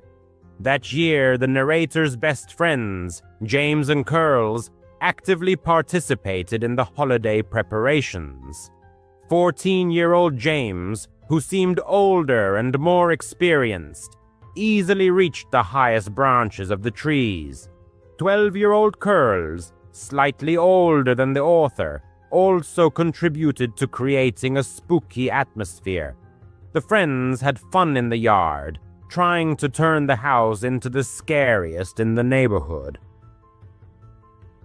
The father set up a menacing scarecrow by the porch, and the author skillfully hung cobwebs on the bushes, creating an impression of abandonment and mystery. One day, as James stood on a small ladder and placed a plastic ghost on the branches of an old oak tree growing by the sidewalk, the author noticed a stranger for the first time. The unfamiliar man, never seen in these parts before, was slowly walking down the street and suddenly stopped right in front of their house. He wasn't walking a dog or jogging. He was just standing and staring intently at what was happening. He didn't stand out externally. A man in his 30s, dressed in an ordinary jacket and jeans. However, his smile attracted attention, broad but lacking friendliness. The stranger looked directly at the narrator and said, "Wow, guys, you're doing a great job getting ready for the big night." The author, known for his friendly nature, smiled back. "Yes, we want to make the spookiest house." "I bet you'll collect a mountain of candy," the man said, glancing at the decorated house. "Are you planning to trick or treat in this area? What's your route?" The question seemed a little strange to the author, but he didn't pay much attention to it. Suddenly, the father came out of the house and, placing his hand on his son's shoulder, stood between him and the stranger. The author felt his father's hand tighten slightly. "Can I help you?" the father asked in a calm but firm voice. The stranger's smile faltered for a moment, but he quickly put it back on his face, continuing to examine the decorations. "Your son is working hard," he said, looking at the author. "Be sure to get a lot of king-size chocolate bars, kid." "It's time to go inside, son," the father said, not taking his eyes off the stranger. The author obediently headed toward the front door. Looking back, he noticed how the man's face had changed. The fake smile disappeared, replaced by a cold, almost evil look.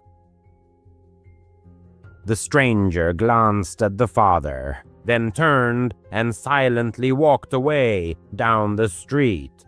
A couple of nights later, the author was awakened by a loud bang coming from the yard. The sound was like something heavy falling. The author's room was on the second floor, and the window overlooked the street and the yard. Overcome with fear but giving in to curiosity, he got out of bed and peeked through the blinds. Streetlights cast long, eerie shadows.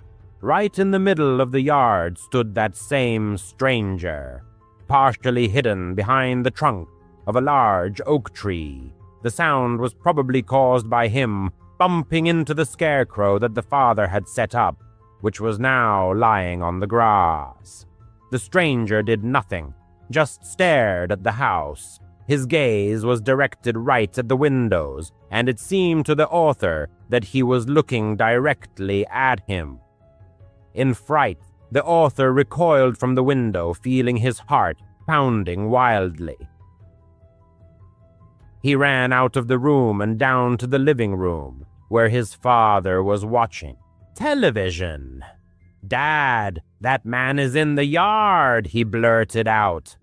The father instantly jumped up from the couch and headed for the front door. He flung it open and went outside, looking around the yard. Returning a minute later, he locked the door. "There's no one there," he said, though he looked worried.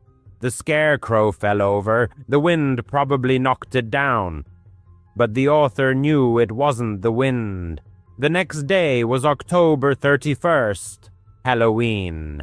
The author was still feeling some anxiety, but the anticipation of trick-or-treating took over. James and Curls came over after school, and the friends donned their costumes. The author was a ninja, James was a werewolf, and Curls was a vampire. As soon as it got dark, they grabbed their candy bags and went outside. At first, they went to houses in their neighborhood, but soon they had the idea that houses farther away might be giving out more generous treats.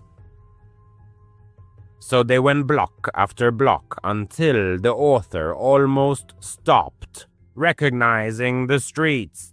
The bags were filling up with candy, and the friends were proud of themselves.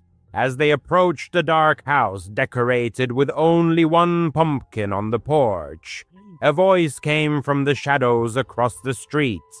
"Hey kids, come over here. I have something interesting for you."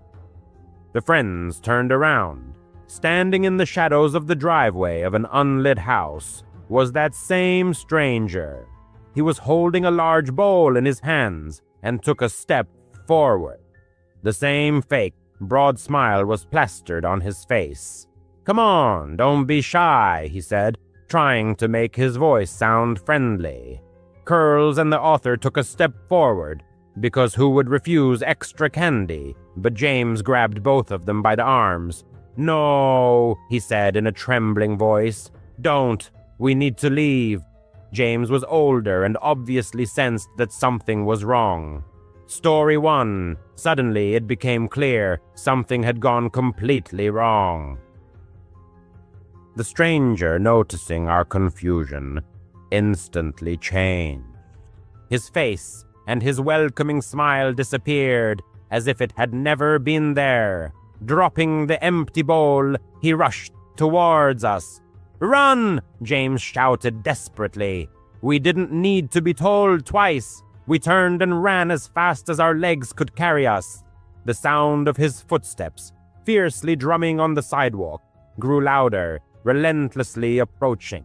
Our cries merged into a single scream of terror. Curls, always agile, instantly darted between the houses and disappeared into the dark opening of the yard. James, faster than me, pulled ahead. Taking a chance, I looked back. The pursuer's gaze was fixed on me. He didn't seem to notice anyone else. A grimace of inhuman rage was frozen on his face. My strength was leaving me, and the ninja costume seemed unbearably heavy. The pursuer was already close. I could hear his heavy breathing. His hand reached out and grabbed me by the back. At that moment, I was sure it was the end. "Get your hands off my son!" My father's thunderous voice rang out. He jumped out of the alley, his face contorted with a mixture of horror and anger. The stranger instantly let go of me, and I fell to the ground in surprise. He looked at my father, then at me, and without saying a word, disappeared into the darkness. My father ran over to me and hugged me tightly. A few minutes later, James appeared, and Curls timidly peeked out from behind the fence. We were all crying, unable to hold back the tears. On the way home, my father squeezed my hand so hard that it felt like he was hurting me. He said that he had started to worry when we didn't come back on time. Calling James, he found out that he wasn't home either. In a panic, he rushed to look for us. Stopping, he asked the neighbors if they had seen us. Fortunately, they said that they had seen 3 children in costumes heading to that part of town. If it hadn't been for them, it's hard to imagine how it would have ended. We never saw that man again, but his face was forever etched in my memory. That Halloween, which was supposed to be full of fun, turned into a nightmare that I will never be able to forget. Story 2. My name is Mark, and I'm 17 years old. I live in a quiet suburb near Chicago, where everyone knows each other by sight. That evening, our neighbor, Mr. Taylor, was having a small party. This elderly man who is retired invited a few guests for refreshments and entertainment. I decided to stop by, as my parents didn't mind, and I had no other plans. That's where I met Jake. He introduced himself as a 19-year-old guy, a distant relative of Mr. Taylor or something like that. He immediately made an impression as a cool guy, tall with short cropped chestnut hair, dressed in a simple hoodie and jeans. We started talking about video games. It turned out that he, like me, was into Call of Duty. We even played a few rounds on Mr. Taylor's old console, laughing at bad shots and funny glitches. Jake said, that he lived in another city, but often visited Mr. Taylor. We exchanged phone numbers, and I thought that he could well become a good friend of mine. Soon, my mother reminded me of the need to buy a pumpkin to decorate the porch. My father was delayed at work due to an urgent project. He works as an accountant and is constantly busy working with spreadsheets. Therefore, my mother asked me to take on this task. I shared this with Jake, and he smiled mysteriously. I know a great place. There's a farm on Country Road 47, about a 20-minute drive away. There are huge pumpkins there, and at ridiculous prices, too.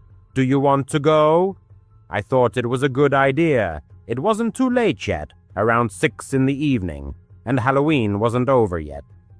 I had my mom's old Ford truck, so we jumped in and set off. As we moved away from the suburb, the road became darker. There were no streetlights, just fields and trees all around. A thick fog began to creep along the ground as in old horror movies, limiting visibility to a few meters. The headlights barely pierced the fog.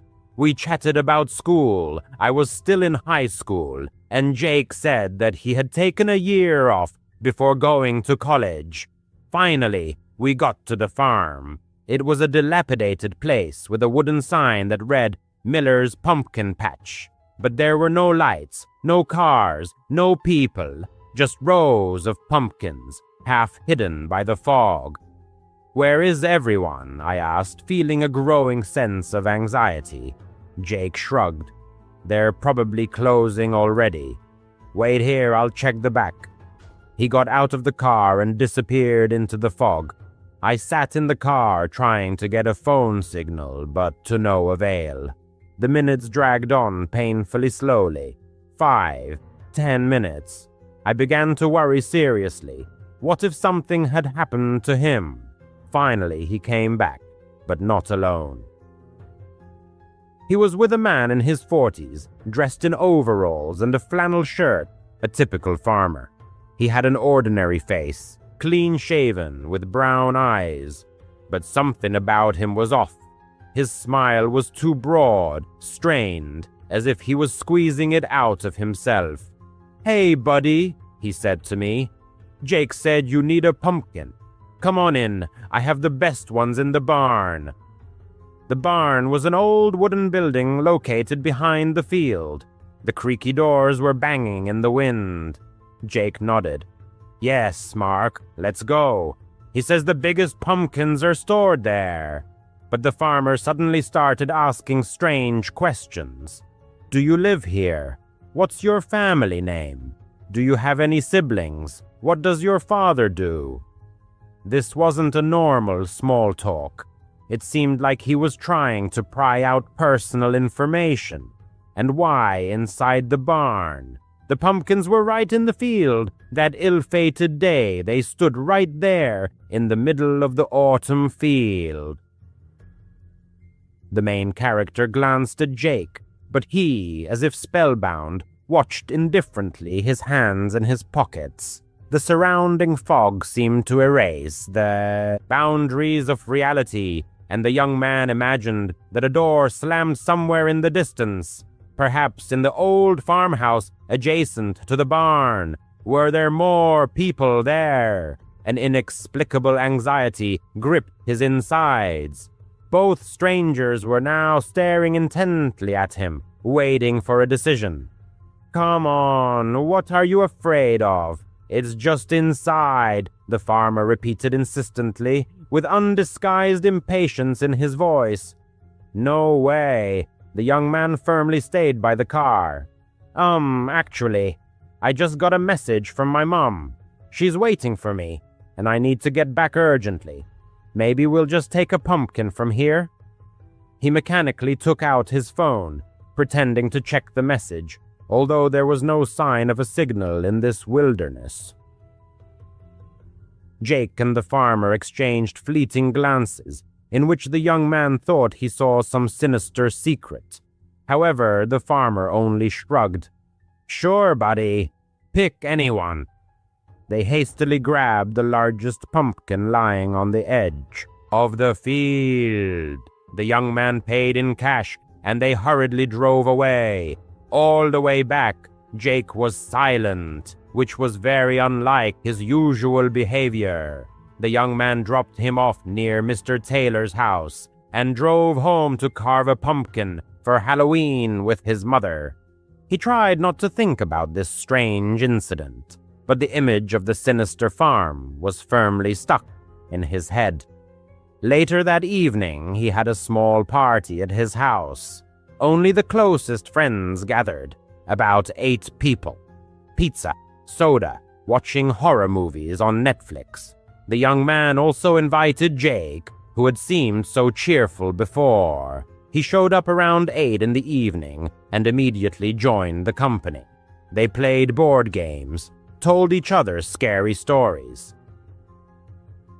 Everyone was laughing and having fun. Suddenly, Jake's phone vibrated.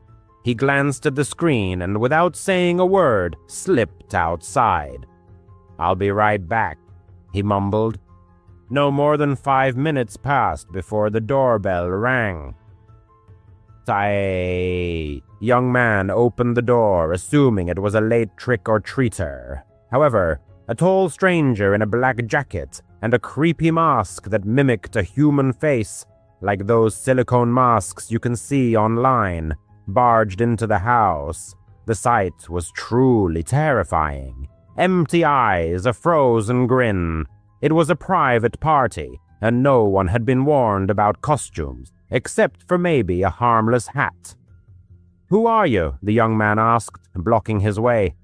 The stranger didn't answer, just stood there in silence. The young man's friends noticed the uninvited guest, and Ben and Leah approached them. "Hey, man, it's by invitation only here. Do you know anyone?" Only silence in response. Then the stranger reached into his jacket and pulled out a gun. A real one, black and heavy like a Glock or something like that. He pointed it straight at them. "All the money, phones, and jewelry. Put everything in this bag." He threw a sports bag on the floor. Panic broke out in an instant. The young man's heart was pounding wildly. It felt like it was about to jump out of his chest. Everyone froze in shock and then started giving up their belongings. The young man's iPhone, Leah's necklace, Ben's watch. The robber acted quickly and assertively, waving the gun around. The young man glanced at Jake furtively. He was standing in the corner and, like everyone else, was throwing his wallet into the bag. But there was no fear or horror in his eyes. No wide eyes, no trembling. He looked absolutely calm, as if he had been in this situation many times before. The robber even took Jake's belongings, but it all seemed like a pre-planned performance. The robber grabbed the bag and, backing away, headed for the door, disappearing into the night darkness. They locked the door and called 911. The police arrived very quickly. 2 patrol cars with flashing lights woke up the quiet neighborhood. They told the police everything that had happened. They checked the street surveillance camera that the young man's father had installed last year for security purposes. The recording showed everything clearly. When Jake went outside to talk on the phone, he met the same guy in the mask, but without it yet. They talked briefly, huddling their heads together. Then the guy waited for Jake to return to the house. Everything had been planned in advance. The police arrested Jake right at the scene of the crime. He hardly resisted. At the police station, he confessed to everything. It turned out that the farmer, the owner of the pumpkin plantation, was Jake's uncle, a certain Carl, previously convicted of theft. They carried out their dirty deeds, choosing victims like the young man, looking for suitable houses through friends like Jake. The trip to the farm was just a pretext to gather information about the young man's family, to assess the presence of valuables. The strange questions were part of their plan.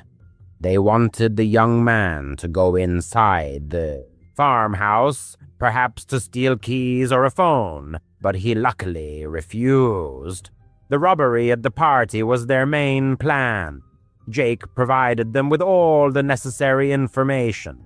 The police raided the farm. It turned out that it was not a real pumpkin plantation at all, but just a cover for criminal activity. The things stolen from the young man and his friends were hidden in the barn, as well as things stolen during other robberies. Carl had an unregistered gun, loaded and ready to fire. He was also arrested. All the stolen items were returned to their owners, but that couldn't erase the horror they had experienced. Now the young man constantly rechecks the doors and is wary of new acquaintances. Mr. Taylor was completely unaware of Jake's criminal tendencies. He felt terrible. That Halloween taught the young man that the scariest things in life are not ghosts and monsters, but people you consider your friends. If he had gone inside the farmhouse back then, who knows what might have happened. He still gets goosebumps when he remembers it. Story 3. When the young man was still a child, about 11 years old, his family visited his grandparents every year during the holidays. They lived in a quiet provincial town in rural Ohio, in a place where everyone knows everyone else's secrets, but no one likes to talk about the oddities. They lived somewhere else, about a 2-hour drive from the town. But Thanksgiving, Christmas, and Easter always meant one thing: pack your bags and hit the road. And so the time came to set off. The house where his grandparents lived was located in a quiet cul-de-sac. The street was unremarkable, ordinary old wooden houses with spacious yards. The author's aunt and uncle lived 2 steps away from them. They had a little daughter growing up, the author's cousin, who was barely a year old. To get from one house to the other, you had to walk along the cracked sidewalk past the house in the middle. That's where she lived, a woman who inspired an inexplicable fear. No one knew her real name. The children simply called her the woman with the chain behind her back. She was striking in size, nearly 6'3", and a build like a professional American football player. An unchanging attribute of her appearance was heavy logging chains wrapped around her neck, like those used to transport felled trees. They made an ominous clanging and rattling sound with every movement she made. Her look was completed by dirty, old-fashioned dresses, as if they had come from the pages of 50s magazines, and rough work boots covered in a thick layer of dirt. Her hair, wild gray and tangled, seemed to have never known a comb. Only rarely could she be seen in the yard, digging in the garden, or engaged in the strange activity of washing the walls of her house.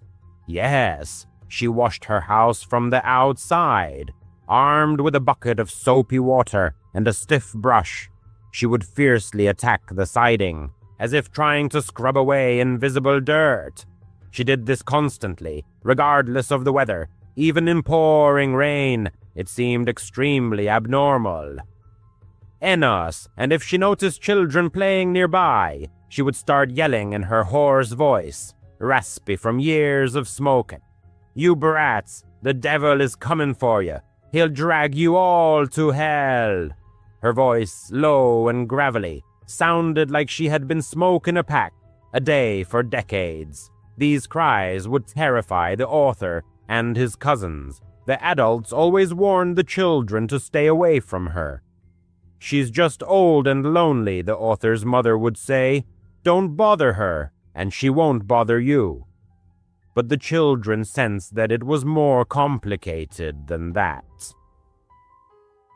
Whenever they had to walk from their grandparents' house to their aunt's, to borrow sugar or play with their little cousin, for example, they would run as fast as they could.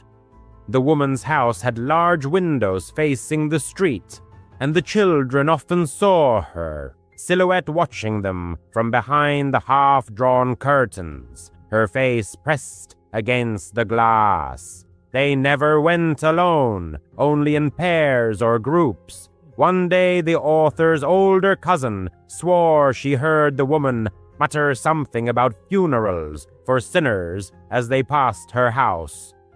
The children laughed it off, but those words stuck with the author. One Halloween, when the author was about 11 years old, the whole family gathered at their grandparents' house. There was the author, his cousins Jake, who was 13, and Sarah, 9, as well as a few neighborhood kids. Everyone was in costume. The author was a ghost, wearing a sheet with eye holes cut out. Nothing special. After dinner, the children went out trick-or-treating. It was dark outside, with no streetlights, only the occasional light spilling from house windows. Suddenly, a sly grin spread across Jake's face. "Hey, who here is brave enough to go up to the chain lady's house?" Everyone froze. No one ever dared to go near that house. The porch light was off, but Jake persisted. "Come on, don't be such chickens. We're all together. What's she going to do to us?" The author didn't want to look like a wimp, especially in front of Jake. His heart was pounding, but he nodded in agreement. They crept up the walkway to the house, the leaves crunching betrayingly under their feet. A musty odor emanated from the house, like the smell of damp earth. The flower beds in front of the house were raised and filled with fresh soil, which the woman must have just added. One of the children, Sarah it seemed, mustered the courage to ring the doorbell. At first, nothing happened. Then there was a deafening crash. Loud sounds came from inside, like doors slamming. There were heavy thuds. The children nearly turned and ran right then and there, but then the door slowly creaked open. There she stood on the porch, towering over the children, chains dangling ominously, her dress stained with what looked like dirt. In her hands she held, oh God, a severed head. Some dark fluid dripped from it. The eyes were glazed over, and the mouth was slightly agape. The skin looked real, pale and veiny. The children screamed, all as one, and ran as fast as they could back to their grandparents' house. The author tripped on the sidewalk, scraped his knee, but didn't stop. When they burst into the house, gasping and crying, the adults brushed them off. "It's just a Halloween prop," the author's father said. "You shouldn't have bothered her. You scared yourselves for nothing." The adults tried to console the children with candy, but the author couldn't shake the horrifying image. That head looked too real. About a month later, just after Thanksgiving, when the author was back home in town, the phone rang late at night. The author was already asleep but could hear his parents' muffled voices. His mother was crying. The next morning, his parents sat the author down and said, "Your aunt is in trouble. She was attacked by her neighbor." It turned out that the author's aunt was carrying groceries out of her car, holding her young daughter. It was dusk, getting dark. She didn't hear anything until it was too late. The woman had crept up behind her with one of those rope saws, with handles on both ends that they used to prune tree limbs. She looped it around the aunt's neck and began sawing back and forth furiously. The aunt found herself at the epicenter of a nightmarish ordeal. As seized by panic, she discarded her belongings and frantically kicked at the front door, desperately calling for assistance. The rope, like a serpent, bit into her flesh, leaving a crimson trail in its wake. The uncle, hearing the commotion, rushed out of the house with a fire poker in hand and unleashed a barrage of blows upon the assailant until she released her victim from her clutches.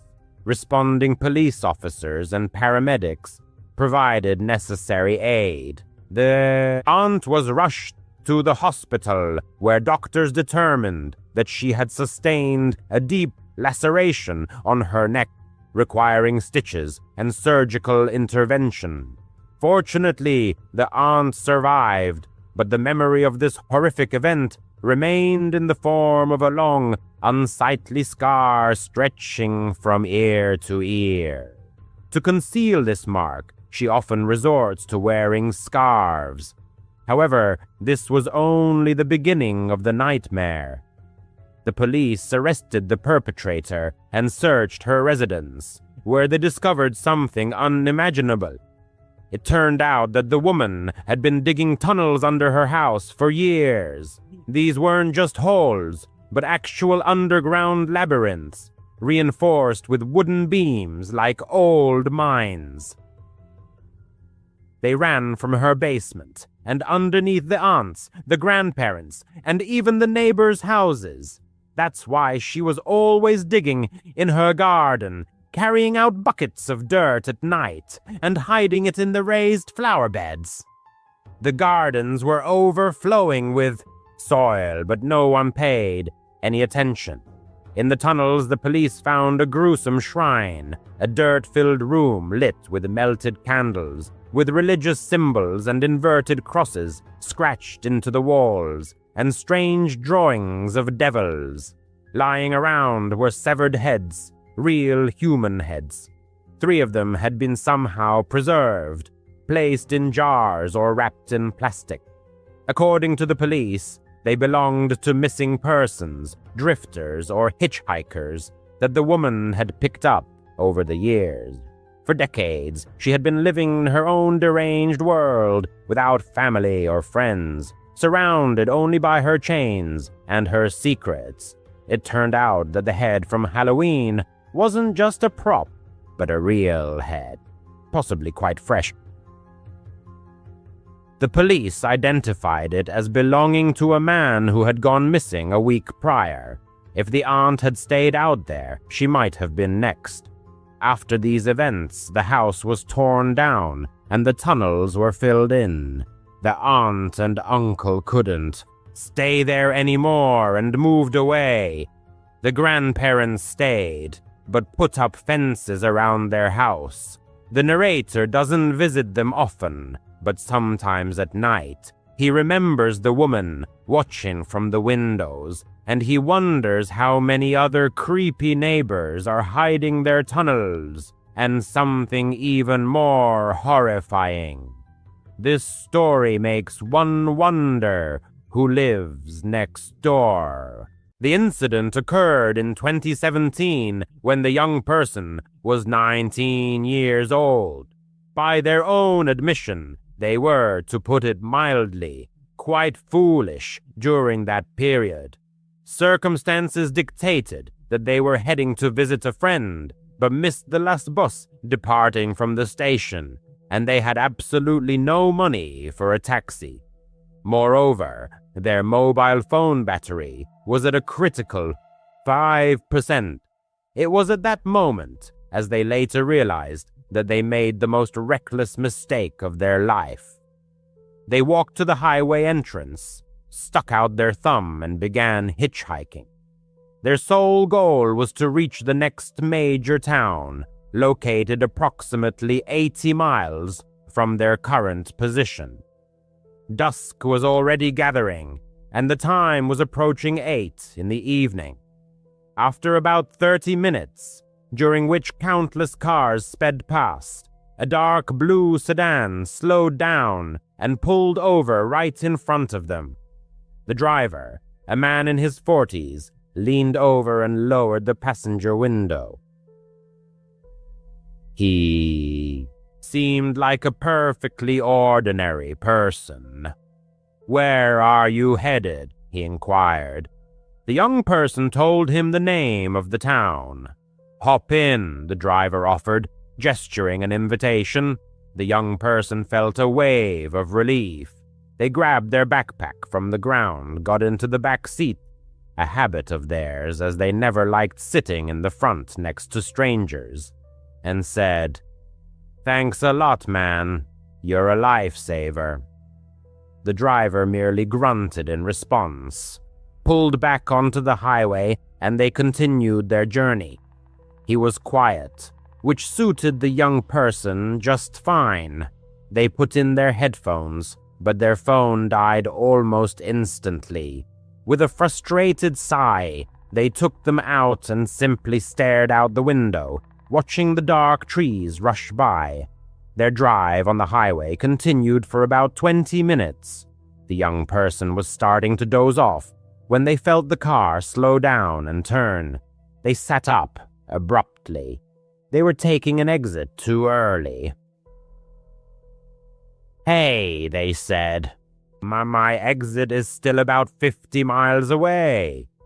The driver didn't respond, continuing to drive. At the bottom of the exit, instead of turning left towards the lit gas stations, he turned right onto a 2-lane road that disappeared into a black wall of trees.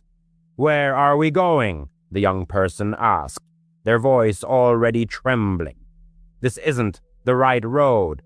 Their heart pounded wildly in their chest. This was wrong. This was very, very wrong. The driver looked at them in the rearview mirror. His eyes were indifferent.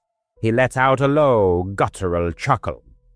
"I'm going to take you into that forest," he said in a calm voice, "and have some fun with you." The young person's blood ran cold. They didn't think. They just reacted instinctively. They grabbed the door handle and pulled. Nothing.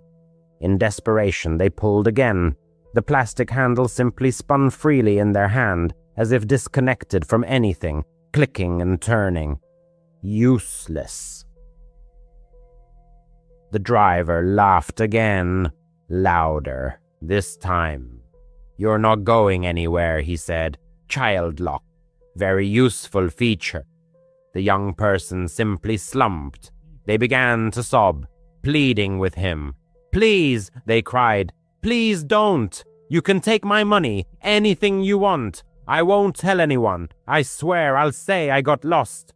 Please, just let me go." The driver completely ignored them, as if the young person wasn't even speaking. He just continued to drive slower, turning his head from side to side, surveying the dark forest. He muttered almost to himself, looking for a good spot. It was then that the young person realized they were going to die. They would die here in the dark, and no one would ever know what happened to them. They felt unbearably sick. They were sure they were going to vomit right there in the driver's car, and then they felt it. A sudden, hot and strong gush in their jeans. It was so instantaneous and so copious that for a second they thought they had wet themselves. They were so scared they had lost bladder control. It was a new layer of humiliation on top of pure terror. They were still crying, but they seemed to freeze. They looked down. In the dim light of the dashboard, they saw a dark, spreading stain on their faded jeans. It wasn't urine. It was blood. A lot of blood. Their period wasn't due for another 2 weeks, but it had started immediately. They had no plan. It was just a final animal instinct. The driver was slowing the car almost to a complete stop, pulling onto the gravel shoulder.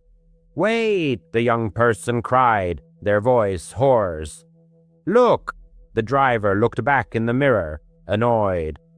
"Look at what?" "Just look!" They pointed to their knees, to the blood. "I'm bleeding. Look at me. I'm getting blood all over your car." The driver's face instantly changed. The cold, predatory look in his eyes simply vanished. It was replaced by pure, sudden disgust. He grimaced as if he smelled something rotten. He stared at the young person's knees for a second, then back at their face. He said nothing. He just slammed the gear shift into park and reached for his master controls. The young person heard a click as their door lock disengaged. "Get out!" he spat at them. "Get the hell out of my car now!" The young person fumbled for the handle. This time, it worked. They grabbed their backpack, tumbled out of the car onto the gravel road, and scrambled to their feet. The driver leaned across the passenger seat. "If you tell anyone a single word about this," he growled, "I'll find you. I'll come back, and I'll finish it. Do you understand me?" The young person didn't respond. They just ran. They ran straight into the forest, into the complete darkness. They didn't care about the branches scratching their face or the thorns tearing their jeans. They could hear their own panicked breathing. They were sure they would hear a gunshot, that the driver would simply shoot them in the back. They dove behind a huge, wide tree and crouched, holding their breath. They peeked out from behind the trunk, shaking so violently they could barely see straight. The driver's car just sat there for an eternity. Then the taillights came on. He made a quick, angry three-point turn on the narrow road and sped back towards the highway. The young person stayed behind that tree until the taillights disappeared. And then they stayed for another 10 minutes, just shaking and crying, their jeans cold and sticky. Finally, they returned to the road. They were in the middle of nowhere. They had no idea where they were. They just picked a direction and walked. And overcoming the momentary numbness, she rushed forward. Approximately 20 minutes later, headlights appeared in the distance. The woman almost recoiled back into the thicket, seized by fear that it might be the same man. However, the approaching vehicle turned out to be a massive, boxy truck, a bread delivery van hurrying along its morning routes. She dashed directly into the middle of the road, waving her arms desperately. The driver, an older man with a kind expression, slammed on the brakes. He immediately assessed her condition, covered in dirt, leaves, and blood. Without a word, he opened the passenger door. "Get in, sweetie," he said. "You're safe." The man drove her directly to the nearest police station, where she gave her statement. The police officers were kind and attentive, but the woman clearly understood that they realized the futility of the search. A dark sedan with no license plates on a night road. The driver was like a ghost, vanishing without a trace. 6 years passed. The woman completed her education and never attempted to hitchhike again. One evening, sitting at home, she was flipping through TV channels. Suddenly, a special on HBO caught her attention. It was a true crime documentary about the psychology of serial killers. On screen, a man in a prison jumpsuit was being interviewed by a psychiatrist. The remote control slipped from her hand. It was him. The blood in her veins turned to ice again. Her breath caught. It was his face, his voice, those same empty, lifeless eyes. He had been sentenced to death. Calmly, almost indifferently, he spoke of his exploits, of the women he had raped and those he had killed. He spoke of them as inanimate objects. The woman consciously and persistently erased his name from her memory. She refused to keep it in her mind, but his face, his image, she would never, under any circumstances, forget. She later learned that what happened to her is a real, documented phenomenon. In moments of extreme, life-threatening stress, the female body is capable of this. It can induce immediate, heavy, unscheduled menstruation. It's a primary biological defense mechanism. That's what saved her. Not her pleas, not her non-existent phone.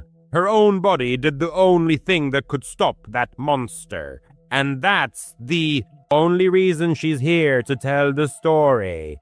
She owns a 10-year-old sedan that has certainly seen better days, but there's one thing she treats with almost religious reverence. The door locks.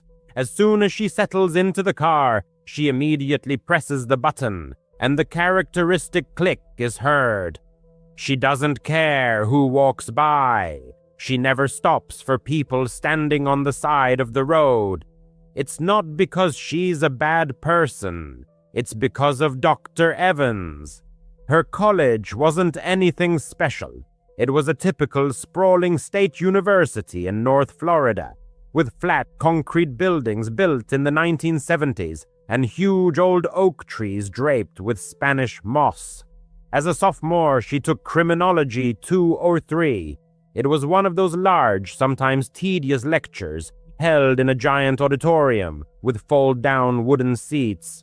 Dr. Evans, the professor, was an older man, always looking tired, with a quiet, raspy voice that made it hard to stay awake.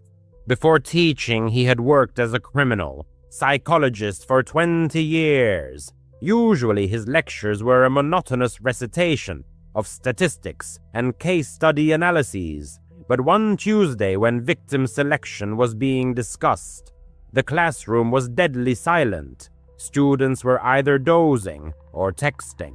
Dr. Evans suddenly stopped mid-sentence. He took off his glasses, rubbed the bridge of his nose, and scanned the 200 people sitting before him. "You all look at this as just numbers," he croaked, his voice suddenly clear. "You think you'll recognize a monster. You think there's some kind of sign on them. No, sometimes they just look pathetic." The room suddenly became very, very quiet. "This didn't happen to me," he continued, "but to a close friend of mine many years ago near Ocala. He was a traveling salesman, always driving all over the state. A kind-hearted guy, maybe too kind. One day he was driving down a long 2-lane stretch of highway, one of those roads that cuts right through the Ocala National Forest. It was an hour's drive through pines and swamps. It was late, around 11 at night, and it was hot, one of those muggy, humid Florida nights. My friend, let's call him Ted, was just trying to get home, and his headlights cut through the darkness, illuminating a figure walking on the gravel shoulder. Ted saw him, and his first instinct was to just drive past. But as he got closer, he slowed down. The man looked terrible, just disheveled and ragged. His clothes were torn, he was covered in dirt, and he just looked exhausted, like he couldn't take another step. So Ted stopped. He told himself, the guy's car must have broken down. The man shuffled over and opened the door. A wave of smell hit Ted. It was sour sweat, pine needles, and something coppery, like old coins. The man collapsed into the passenger seat. He was young, in his mid-20s, with matted hair and those wide, haunted eyes. "Thanks," the man hissed. "Car trouble?" Ted asked, pulling back onto the empty road. "Something like that," the man mumbled. "Just need to get to a gas station, anywhere." They drove in silence for a few minutes. The only sound was the tires on the asphalt. Ted started to feel that cold, prickling sensation on the back of his neck. On the back of his neck. The man, staring fixedly ahead, breathed heavily through his nose, his breathing audible in the silent cabin. "Where are you headed?" he asked. "I'm going all the way to St. Augustine," Ted replied. The man slowly turned his head. His eyes, dark and empty, seemed bottomless. "St. Augustine? That's quite a ways. I guess I should just ride with you. I should just go wherever you're going." Ted let out a nervous, high-pitched chuckle. I don't know, buddy. My wife's waiting." "I was planning on dropping you off at the nearest town at the 24-hour truck stop." The man seemed not to hear him, continuing to stare intently at Ted. "They wouldn't stop talking," he uttered. Ted cast a quick glance at him. "What?" "My parents, they never stopped. Said I was lazy, said I was no good, said I was a mistake, just over and over, day after day. It was so loud in my head, always so loud." Ted's hands gripped the steering wheel so tightly they ached. He was in the middle of nowhere, not a single car for miles around. "I was fixing the fence today," the man continued, his voice dreamy, as if recounting a movie plot. "Dad came out, started yelling again. I just had the tool in my hand. He was so loud I had to make him stop." Ted was sweating profusely. He felt the cold air conditioning blasting, but the sweat still broke through. He wanted to hit the gas, floor it. Mom came out. She saw and just started screaming louder than him. So loud I had to make her stop too. She wouldn't stop screaming. Dr. Evans paused. He surveyed the room, making eye contact with everyone. My friend Ted was terrified. He didn't know what to do. He was trapped in a metal box, speeding at 60 miles an hour alone with this man. "It was messy," the man said, a note of surprise in his voice. "It gets all over you." Then the man slowly reached for the waistband of his dirty jeans. Ted flinched, his foot hovering over the brake. The man pulled out a knife. It wasn't a regular pocket knife. It was a thick, heavy utility knife, meant for cutting leather or wire. The handle was wrapped in black electrical tape, and the blade looked dark. It was covered in something thick and dark, with bits of grass and other things clinging to it. It was a bloody knife. "Look," the man said, holding it up in the dim dashboard light. At that moment, Ted caught a flicker of neon ahead. A single, isolated gas station. One of those tiny ones at a crossroads. It felt like a miracle to him. Ted's voice trembled, but he tried his best to sound normal. "Hey, look. There's a place right there. You said you needed a gas station, right?" He pulled off the highway, tires squealing on the gravel parking lot. The car stopped directly in front of the brightly lit door. The man just sat there for a second, looking at the knife. Then he looked at Ted. He didn't look angry. He just looked tired. "Yeah, that's good." He opened the car door, got out, and just walked away. He didn't run. He just walked around the building with the bloody knife in his hand and disappeared into the pitch darkness. Ted sat there for a full minute, unable to move. Then he slammed the car into drive, and sped out of the parking lot. He didn't stop until he was home, securely locking the door behind him. Dr. Evans put his glasses back on. He called the police, of course, but by the time they arrived, the man was long gone. Ted sold that car.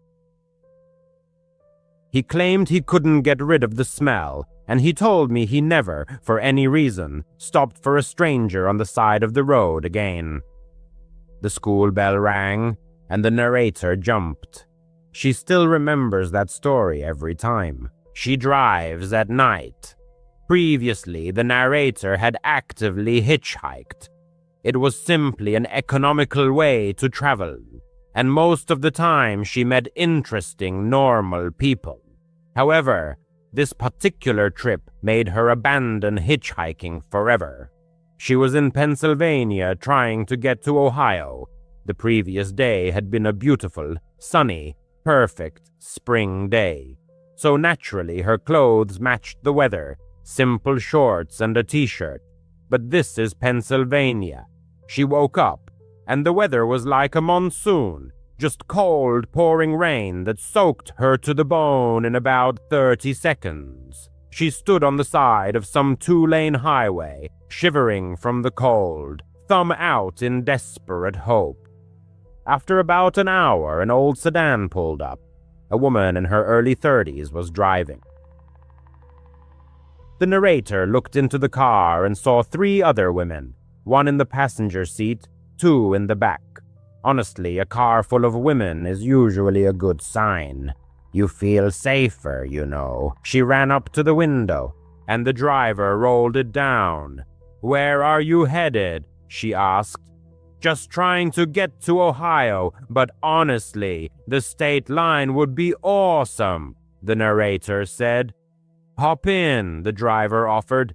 The narrator tossed her backpack into the back seat and squeezed in. She thanked them. Just the relief of getting out of the rain, which was now pouring so hard that hardly anything was visible. As she settled in, she noticed something. The girl in the front passenger seat had one of those thick black state trackers on her ankle, like for house arrest or parole. The narrator's brain just registered it. Okay, maybe they're on parole, no big deal. She'd just be polite, make small talk, and get out at the border. The border line, Ambience, about 20 minutes passed uneventfully when the driver suddenly announced, "I need to get gas." The car pulled into a typical gas station. The driver exited the vehicle to begin fueling. Meanwhile, the other 3 girls in the car remained in their seats. One was engrossed in her phone, while the other 2 simply stared blankly out the window. The atmosphere inside the car was filled with a strange, oppressive silence. After finishing with the gas, the driver, instead of returning to the steering wheel, walked to the back of the car and opened the trunk. The narrator, trying to stay warm, remained seated in the cabin. Suddenly, she heard snippets of a conversation, and then a man's voice became distinctly audible. It was muffled, coming from the trunk, and filled with panic. The voice cried, "Let me go, you freak!" The narrator froze instantly. She looked at the 2 girls sitting next to her in the back seat. They showed no reaction whatsoever, no exchanged glances, absolutely nothing. Then a dull thud echoed. It wasn't loud, not like in movies, but rather a sharp, sudden sound. The trunk slammed shut. The driver returned to the pump, carefully rehung the nozzle as if she had just finished a routine fueling, and got back into the car. She started the engine. Her gaze flickered to the rearview mirror, met the narrator's eyes, and a faint smile played on the driver's lips. "All set," she said. The car left the gas station. As they drove away, the narrator looked back and swore she saw a man lying on the ground near the pumps, bleeding. She sharply turned away, her heart pounding so hard It felt like it would burst through her ribs. Her gaze fell on the other passengers. They simply sat there, immersed in absolute silence, as if nothing out of the ordinary had happened. The narrator didn't utter a word. What could she say? She was trapped in a car with 4 women who, she suspected, had just dealt with someone in their own trunk at a public gas station, without even batting an eye. The journey continued for about another half hour. The only sounds were the monotonous swish of the wipers and the drumming of the rain. Then the driver stopped the car again. This time they were on the side of a secluded road, surrounded by a vast, dense forest to their right. "We need to take care of something," she said. The driver got out, and the other girls followed. The trunk opened again. The narrator tried not to look, staring straight ahead, but out of the corner of her eye, she still saw what was happening. The driver retrieved a shovel. One of the girls pulled out a large black plastic bag, resembling a heavy-duty trash bag, and something inside it moved slightly, wriggling. Then all 4 simply walked into the forest and disappeared. The narrator was left alone in the car. She tried to open the door, but it was locked. For 2 hours, a full 2 hours, she sat there staring intently at the spot where they had gone. The rain was finally subsiding, but it was already starting to get dark. Thoughts raced through her mind. Should she try to break a window?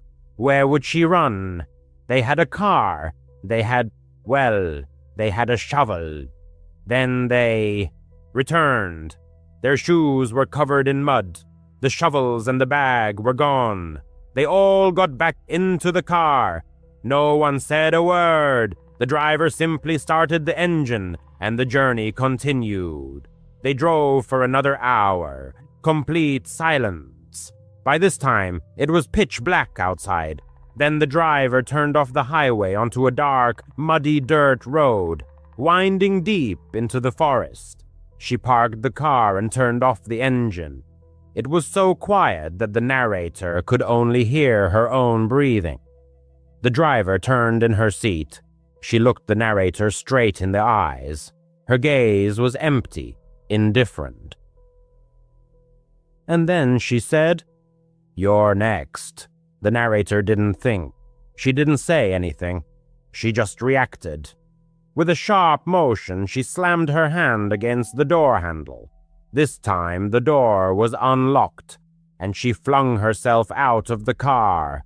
Falling into the mud, she scrambled up and bolted into the forest. She ran. She ran harder than she ever had in her life.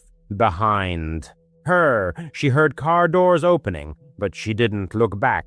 She just ran, branches scratching her face, tripping over roots in the darkness. She must have run for miles. Finally, she broke free from the trees onto another road.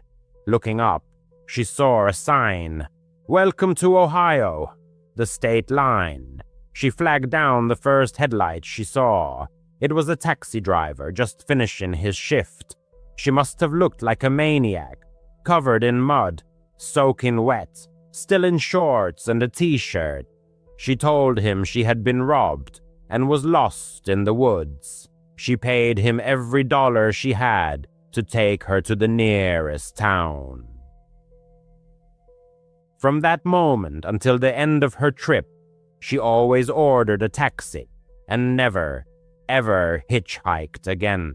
Children's creativity, especially drawing, serves as a means for young talents to express deep feelings and emotions that they are not yet able to comprehend and articulate.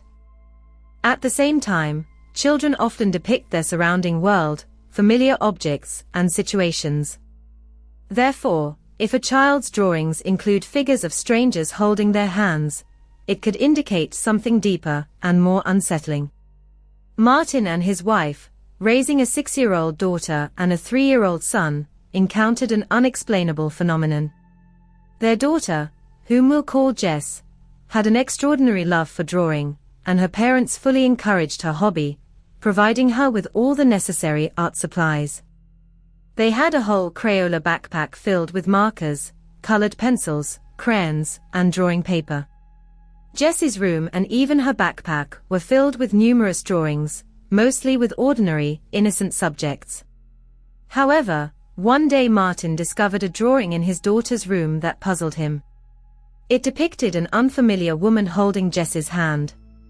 The woman didn't resemble the girl's mother, who was blonde. Instead, she had dark hair. Martin asked Jess who the woman was, and the girl replied that it was someone who sometimes visited her. Such words could be attributed to the fantasies of a 6-year-old with an imaginary friend. But when Martin asked for the friend's name, Jess said Lucia. This name immediately alarmed Martin, and he hurried to show the drawing to his wife, asking if the woman resembled her sister. Initially, Martin's wife suggested it could be anyone, but when Martin told her that their daughter had called the stranger Lucia, her face contorted in horror. Lucia was the name of Martin's wife's deceased sister, who had died long before the children were born. The couple went to their daughter's room and again asked Jess who Lucia was. The girl repeated that she sometimes visited her.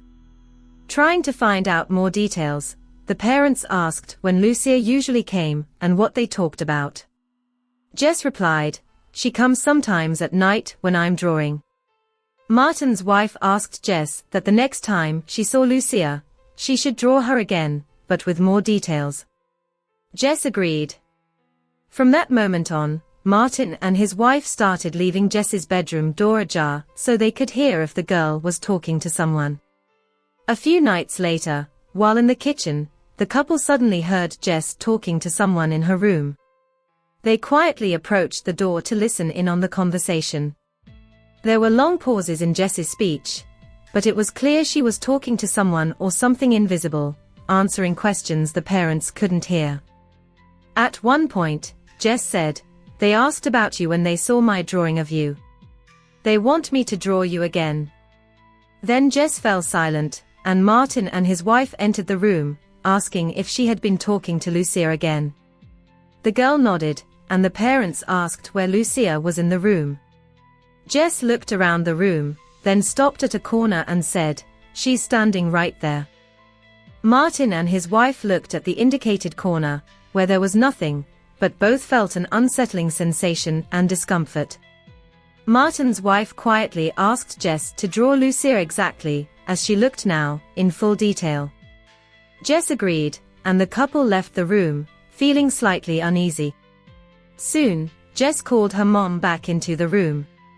Martin and his wife returned to their daughter, and she showed them a new drawing. This drawing confirmed the couple's worst fears.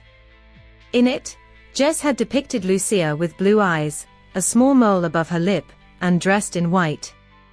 Lucia had been buried in a white dress, she had blue eyes, and a mole above her lip. Martin's wife wasn't close to her sister, only briefly attending her funeral. Jess had never known about her deceased aunt, and there were no photos of her in the house.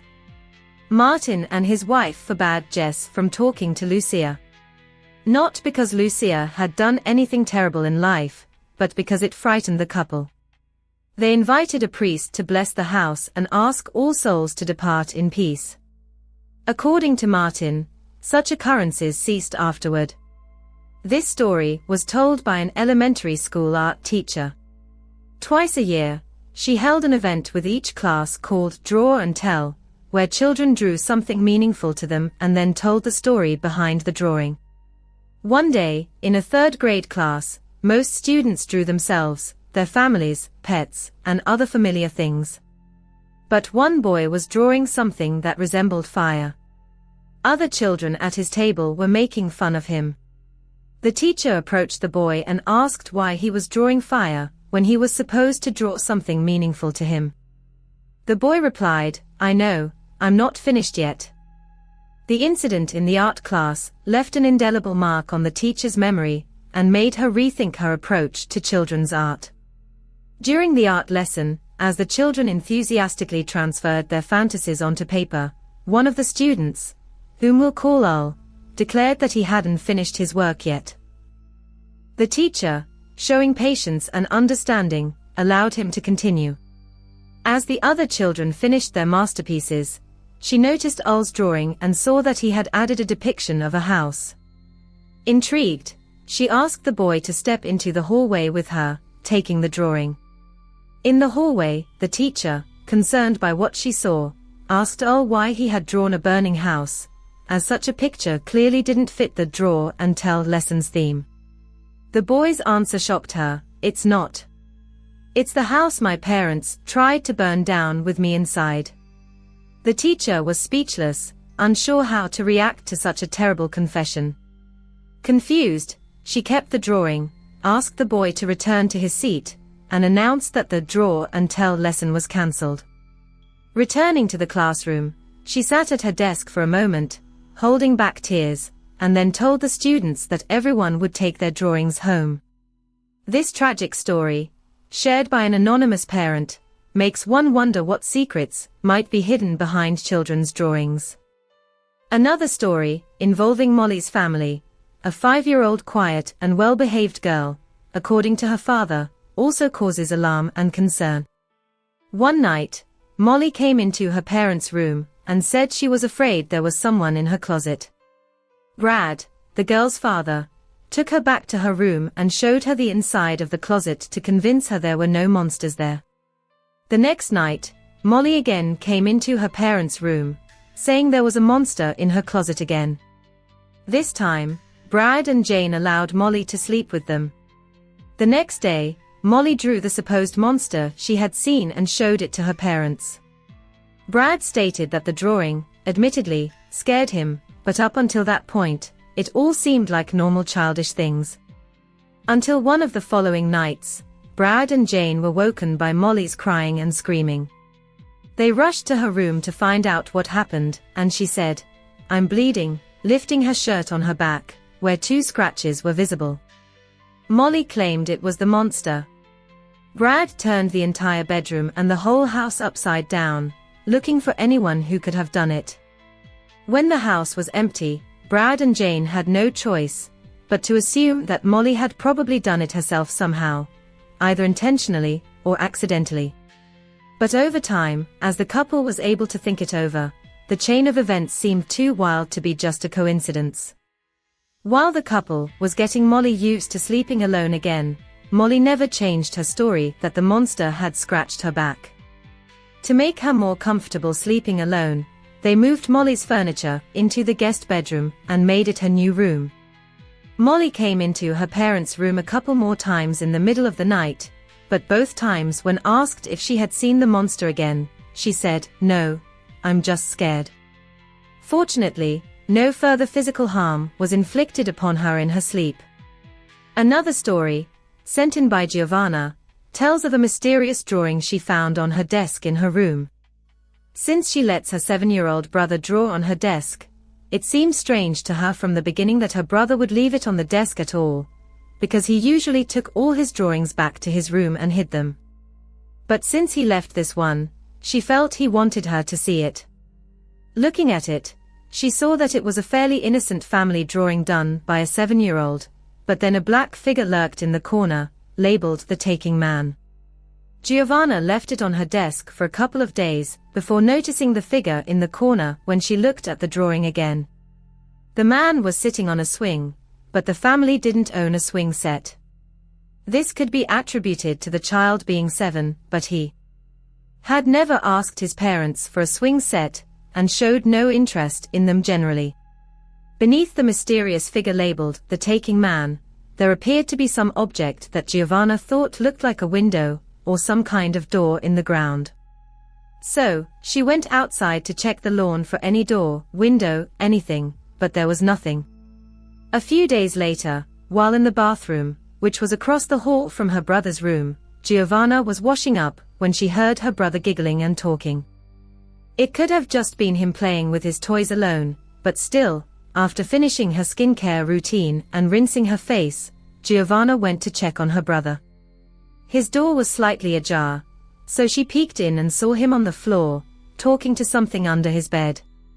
She quickly opened the door, and her brother stood up, sat on his bed, and turned his head towards the television.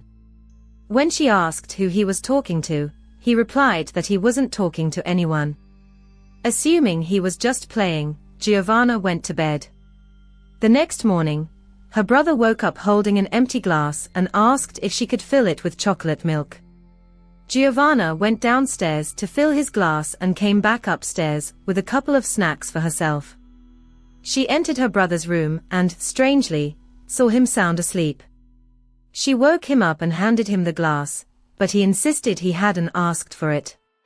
However, she knew he had, so she didn't argue with him and left the glass next to his bed.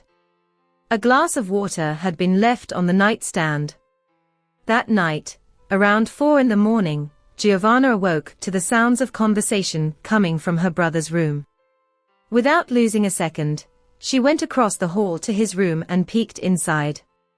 The girl remembered her brother's voice, animatedly talking to someone, and a vague silhouette of a dark figure looming in the dim light. The next thing she remembered was waking up in her own bed the next morning. When questioned by his sister, the brother merely shrugged, puzzled, assuring her that he didn't remember any nighttime conversations. Giovanna, concerned by what she had seen and the strange drawing, shared her worries with her parents. After talking to their son, they learned that the character in the drawing was the taking man, who returns and takes things. The boy spoke of him with trust and even called him his best friend, mentioning red berries, similar to cranberries, that he had been given. However, according to the child, this mysterious friend would not return. Giovanna still cannot say with certainty whether what she saw in her brother's room was a dream or a sinister reality. The image of the dark figure, imprinted in her memory, was too vivid and clear to be a simple dream. But if it wasn't a dream, then what happened after the encounter with the shadow remains a mystery to her, as her memory of that period was as if erased. Since then, her younger brother has never once mentioned the taking man. On that fateful night, as the threads of fate wove themselves into a sinister pattern, one of the friends had taken on the role of the designated driver, entrusted with safely getting the group home after a wild party. His companions were Michael, Eddie, and Daniela. Since their homes lay far from the bustle of the city, every trip to bars or entertainment venues meant a long drive. This made it absolutely essential that someone remain sober enough to drive. Their route followed Highway 513, a dark, largely deserted road, interrupted only occasionally by solitary buildings and otherwise flanked by endless stretches of dense forest. It was the only way into the city, where nightlife thrived and most entertainment venues were located. It was on the return journey from that very city that events unfolded which would be forever seared into their memories. Suddenly, overwhelmed by an urgent need, Daniela began tearfully begging them to stop. The driver tried to calm her, explaining they'd have to wait a little longer, but he, too, was growing nervous. Combined with Daniela's drunken cries, this prompted a simple thought: why not just pull over and find privacy in the nearby woods? Without hesitation, Daniela was the first to leap from the car, vanishing instantly into the thick underbrush on one side of the road. Preferring complete solitude himself, the driver crossed to the opposite side and stepped a short distance into the forest's shadow. He finished quickly and returned to the car first. Inside, Michael and Eddie, still riding the high of the evening, were carelessly singing along to loud music blaring from the radio. The driver, however, sat in anxious silence, his impatience mounting by the minute. His two inebriated friends seemed utterly oblivious to Daniela's absence. She had now been gone for at least 5 minutes.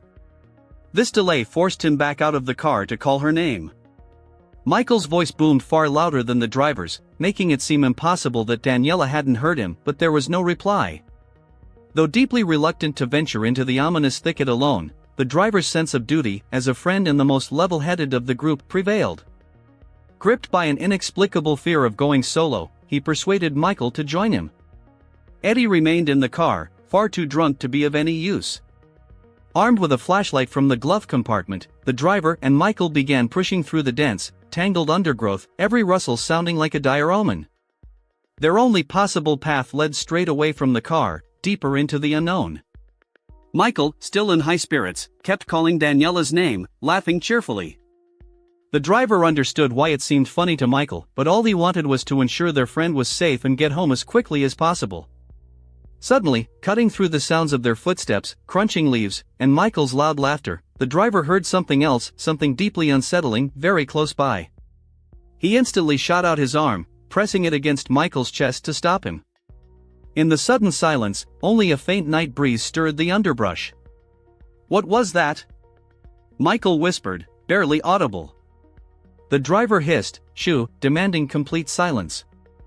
After a tense, breathless pause, Michael called Daniela's name again. The driver joined in, trying to convince himself it was just her playing a prank, sneaking up to scare them in the dark. After their shouts, the footsteps stopped once more, prompting them to push a little deeper into the mysterious thicket. That's when they unexpectedly emerged onto a narrow clearing. The driver knew little about farming or crops, but this spot seemed more like a narrow, man-made trail, perhaps just wide enough for two people to walk side by side. He slowly swept the flashlight beam across the area, first left, then right, straining to pierce the encroaching darkness. Suddenly, 3 distinct footsteps reached his ears, then several plants parted as someone stepped into the opening. At first, the flashlight illuminated only the newcomer's legs. Given the situation, the driver assumed it was Michael. But as the light rose, he realized with horror that it wasn't Michael at all, it was a complete stranger he'd never seen before. The man's features were too indistinct to describe clearly, but one thing was certain, he did not look friendly. Overwhelmed by sudden, all-consuming terror, the driver bolted back in the only direction he remembered. He ran so fast he estimated it took him only about 10 seconds to reach the car. Eddie was asleep inside, deeply unconscious, rendering any hope of help from him useless. The driver began honking the horn desperately, trying to get Michael's attention, and, deep down, hoping Daniela would hear it too. The sight of that stranger had shaken him to his core. He didn't know if the man owned the land or not, but his presence was undeniably menacing. He kept honking until finally, Michael burst from the underbrush, dragging Daniela behind him. She appeared unconscious. The driver rushed to help lift her into the car. That's when Michael pointed to a terrible wound on her forehead, as if she'd been struck by a heavy, sharp object. The shock and horror of the situation seemed to sober Michael quickly. He urgently told the driver to head straight to the nearest hospital, just 10 minutes away. The drive was filled with panic and desperate cries. The atmosphere inside the car was unbearably tense. They rushed Daniela to the emergency room for immediate treatment. Only at the hospital did Michael explain to the nurses, but notably not to the driver, that he'd seen the man dragging Daniela's lifeless, unconscious body before vanishing deeper into the brush upon spotting him. He hadn't mentioned it in the car, but now this horrifying revelation made chilling sense. The man they'd encountered in the thicket that night was the perpetrator of the attack. Daniela regained consciousness after her wound was stitched, but, tragically, she remembered nothing from the moment they arrived at the party until the terrifying blow to her head. Silent terror on the night road. According to the glowing green digits on the car's dashboard, it was 017. The driver, returning home after a night shift at the pharmacy, remembered that moment clearly. Driving on the highway at such a late hour carried special dangers. Poor lighting, sparse traffic, and frequent deer crossings created a high risk of sudden collisions, often too late to avoid if an animal appeared directly in the car's path. So the driver always kept a moderate speed, never exceeding 80 kilometers per hour. As the road curved gently to the left, a distinct line of reflective lights appeared on the horizon. It soon became clear they were reflective strips on a row of traffic cones, with a faint blue light flickering in the distance. Ahead, the reflective material of a safety vest was visible. So puzzled was the driver by the scene that he didn't immediately realize he needed to brake. Only at the last second did he slam on the brakes, tires screeching, as the man in the vest began approaching the car. The man advanced with arms outstretched, waving them in what seemed like a signal not to move the vehicle. As he drew closer, the driver could make out what looked like a police uniform beneath the vest. The man tapped his index finger's knuckle on the driver's window, a clear demand to roll it down. When the window lowered, the driver got a better look at the man's face. He was black, about 6 feet tall, lean, with light stubble and an earring in his left ear, around 25 years old. He spoke in an unusually low, non-authoritative voice, which struck the driver as odd for an officer. "License and vehicle registration, please," he said. The driver froze for a moment, confused, wondering if he'd committed some violation, though he was certain he hadn't been speeding. The man fell silent too, glancing briefly to the left before meeting the driver's eyes again. "Sir, this is a sobriety checkpoint," he repeated in the same uncommanding tone. The driver asked why he needed to provide documents if he wasn't under suspicion. In response, the man stepped back and ordered him out of the car for testing. The driver immediately opened the door and stepped out. It was now obvious the supposed officer was significantly taller than him. From his vest pocket, the man pulled out a roll of tape and unspooled about 15 feet of it onto the ground. He instructed the driver to stand at the start, extend his arms, and walk a straight line. The driver performed the task easily, but the man stood uncomfortably close behind him the entire time. At the end of the tape, the driver got a clearer look at the flashing blue light. It wasn't coming from a police cruiser, but from an old, small sedan. He turned to the man and asked to see his badge. The man simply stared back with a completely blank expression. In that moment, realization dawned and the driver's heart clenched. This man was not a police officer. Then the man mumbled something unintelligible at first, but as he moved toward his car, the driver thought he said, "I'll get it in a sec." He leaned into his vehicle, reaching for something. Seizing the distraction, the driver sprinted back to his own car. The man raised a gun the instant the engine started. Needless to say, the driver floored the accelerator and the car surged forward, scattering traffic cones in its wake. He saw the pursuer's headlights switch on, but by then his own car was already hundreds of feet ahead. He was now doing over 95 kilometers per hour, leaving the other driver no chance of catching up.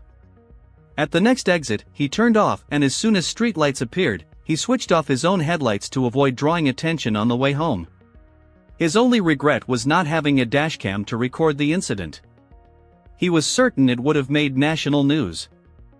Another driver, traveling from Maine to upstate New York, looked forward to a week with family. His journey began right after work, around 5:30 p.m., so he didn't expect to arrive before 1 a.m. The top of his Jeep Wrangler was off, letting him fully enjoy the warm night air. Somewhere in Vermont, long after night had fallen, a low fuel warning light flashed on the dashboard, accompanied by an alert sound. Unfortunately, the fuel gauge was faulty, making it impossible to know exactly how much gasoline remained. His brother, who'd driven the Jeep the day before, claimed he'd filled it to the brim, but clearly, he'd either been mistaken or deliberately misleading, as the driver hadn't used nearly a full tank. Just then, a blue road sign appeared ahead. One panel displayed a gas station symbol, prompting the driver to exit the highway onto a deserted road he assumed would lead to a town. But his hopes were quickly dashed. The Jeep began sputtering and lurching, emitting strange, ominous noises. Within seconds, acceleration failed and the engine died helplessly. He couldn't believe it, but the truth was undeniable: he was out of gas. He jumped out and immediately called roadside assistance, giving his exact location. He was told help wouldn't arrive for at least 20 minutes. Grateful for the prompt response but frustrated by the seemingly endless wait, he spent about 15 minutes slowly circling his Jeep, checking his phone, texting friends about his predicament, and scrolling through social media. Absolute silence surrounded him, no distant traffic, no passing cars, just the chirping of crickets and other nocturnal forest creatures. Then he heard movement in the woods. The footsteps sounded heavy, leading him to suspect a deer, or possibly a bear, given this was known bear territory. He walked toward the passenger side of the Jeep, where the forest was thickest and the sounds originated. He hoped to see a deer or some other harmless creature. Suddenly, two dull claps echoed, like someone clapping their hands. He crept closer to listen again. This time, 3 claps. He shouted into the woods, oddly hoping for a response, but the clapping didn't resume. He just stood there, waiting for something to happen, but only ringing silence answered him. He returned to his Jeep and waited. Soon, footsteps approached again, from the forest, straight toward him, then stopped abruptly. He peered out and saw a head peeking from behind a tree directly in front of him. It looked almost lifeless. The eyes were so devoid of expression he couldn't even tell if they were looking at him. He was so absorbed by these chilling details that he didn't even think to scream. He hurriedly rolled up both windows and switched off the headlights. But the Jeep offered no real sense of safety. The top was completely removed. Without headlights, he was swallowed by pitch blackness. He couldn't see an inch ahead, yet was surrounded by countless night sounds from the forest. He huddled under the dashboard, doors locked, but still felt utterly exposed to the outside world, praying he wouldn't hear sudden noises like footsteps. Yet a cold shiver shot down his spine when he heard someone yank the car door handle sharply. He desperately tried not to move or make a sound. He expected furious pounding on the glass or at least a hand reaching through the open space where the top had been removed, trying to unlock the door. He felt so helpless it was beyond absurd. Suddenly, as if from nowhere, a hand grabbed him violently from behind. In that instant, he completely lost control of himself, letting out a piercing, almost animal-like cry. Yet, to his immense relief, the hand gripping his shirt suddenly released its hold, and at that very moment, the space around him began to fill with a bright light. The distant rumble of an approaching truck engine sounded to him like the most welcome and salvific symphony he had ever heard. He hastily scrambled to his feet and turned to see the headlights of a roadside assistance vehicle, a beacon of salvation. But the figure who had just terrified him to his very core had vanished without a trace, swallowed by the darkness. Without wasting a second, he leapt out of his car and rushed toward the man who had stepped out of the truck, a tall man in his 40s. He was nearly sobbing, struggling to recount the horror he had just endured, gasping for breath between every sentence.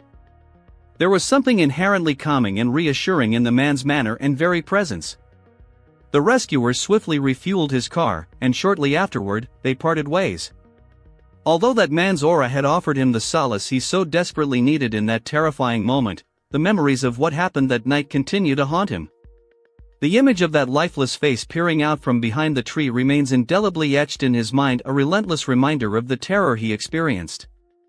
For nearly a decade of service, patrolling the silent expanses of Texas highways had become routine. However, the night of August 9th, 2013, just past 1 a.m., brought a call that stood out from the usual. The radio reported a truck blocking part of US 277, approximately 4 miles south of the small town of Bronte. The dispatcher clarified that a passerby had reported the obstruction, followed by a 911 call. The caller identified himself as Brandon Lawson, 26, and urgently pleaded for help. His words were fragmented but chilling. Someone was chasing him. Despite distortion and static, the voice on the line sounded extremely agitated and urgent. As the closest patrol to the scene, the officer immediately activated his emergency lights and headed to the specified location. Highway 277, especially at night, is an extremely isolated stretch of road. The landscape is monotonous, flat fields covered in thorny mesquite, and the rare silhouettes of rabbits crossing the road. The moon that night was bright enough to cast long shadows, but this only intensified the feeling of eerie silence. Over the years, the officer had seen many vehicle breakdowns in these parts, from running out of gas and flat tires to drivers simply losing their way. Yet, there was something profoundly unsettling about this particular call. Arriving at the scene around 1:10 a.m. confirmed the dispatcher's information. Indeed, a silver Ford F-150 was there. It was parked extremely carelessly, partly on the shoulder and partly occupying a lane of traffic. The hazard lights were not on, and the driver was nowhere to be seen. The officer cautiously approached from behind, and the powerful spotlight of his patrol car cut through the pitch darkness. The truck's windows were down, and there were no keys in the ignition. There were also no signs of an accident or struggle, just an empty, abandoned vehicle. The officer radioed in the license plates and confirmed that the vehicle was registered to Brandon Mason Lawson, residing in San Angelo. Stepping out of the car, the officer felt the gravel crunch under his boots. The air was heavy, still retaining the heat of the day, and the chirping of crickets was so deafening it seemed to drown out his own thoughts. The officer carefully scanned the area with his flashlight. The beam picked out patches of tall grass and thorny bushes stretching along the road, but nothing more. No tracks, no broken branches, nothing that could provide any clue as to where this person had disappeared. A loud shout, "Brandon Lawson, Sheriff's Department," echoed through the area, then faded into absolute silence. There was no response. The officer thoroughly inspected the truck. The fuel level was at 0, which matched Brandon's words in the 911 call. A pack of cigarettes lay on the passenger seat, several empty, Doctor. Pepper cans were on the floor, and a phone charger dangled from the dashboard. Ordinary items, not immediately suspicious.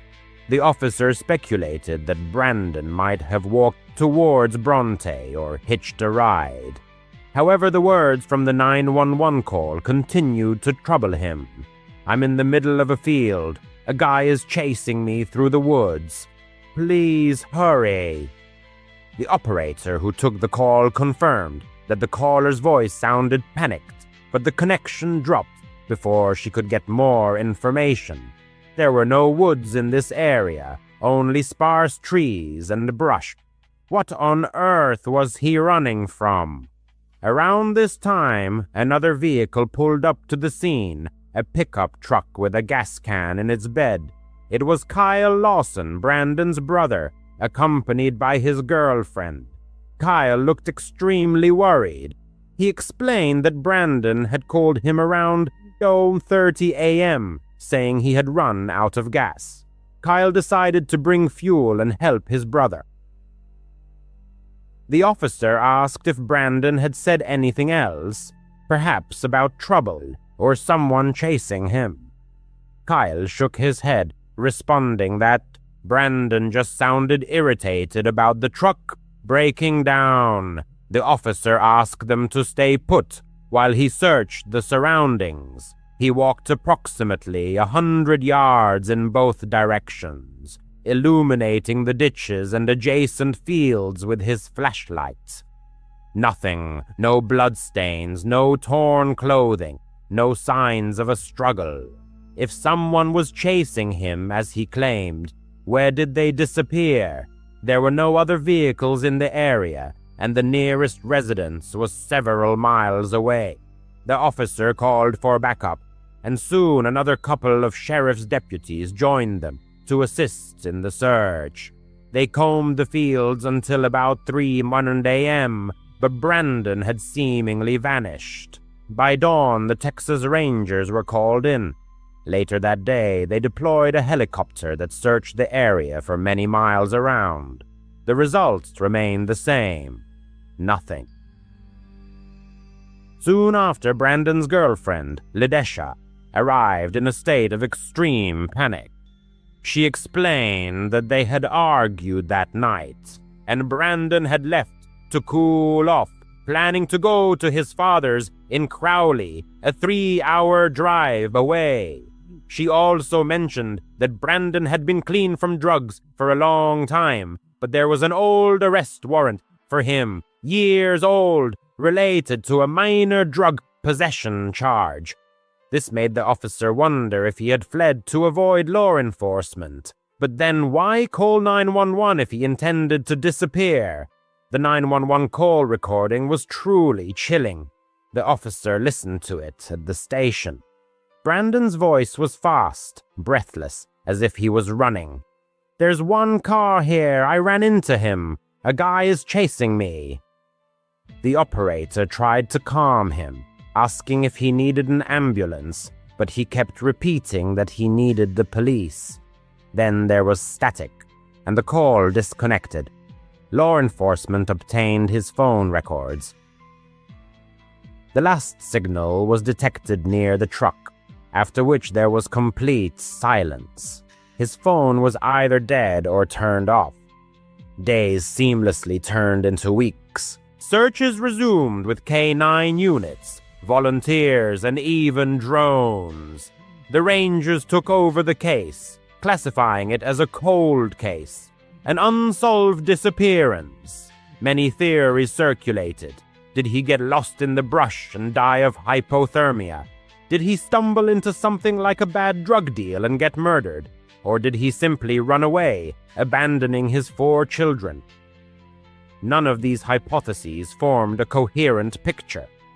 A father of 4 doesn't just vanish, not without a trace. Years passed, and then in 2022, a search expedition discovered clothing that appeared to belong to Brandon. A yellow shirt, camouflage shorts, white Nike sneakers. These items were found along with bones and a skull fragment. The DNA testing process was long and painstaking, but by 2024, it was definitively confirmed that the remains belonged to him.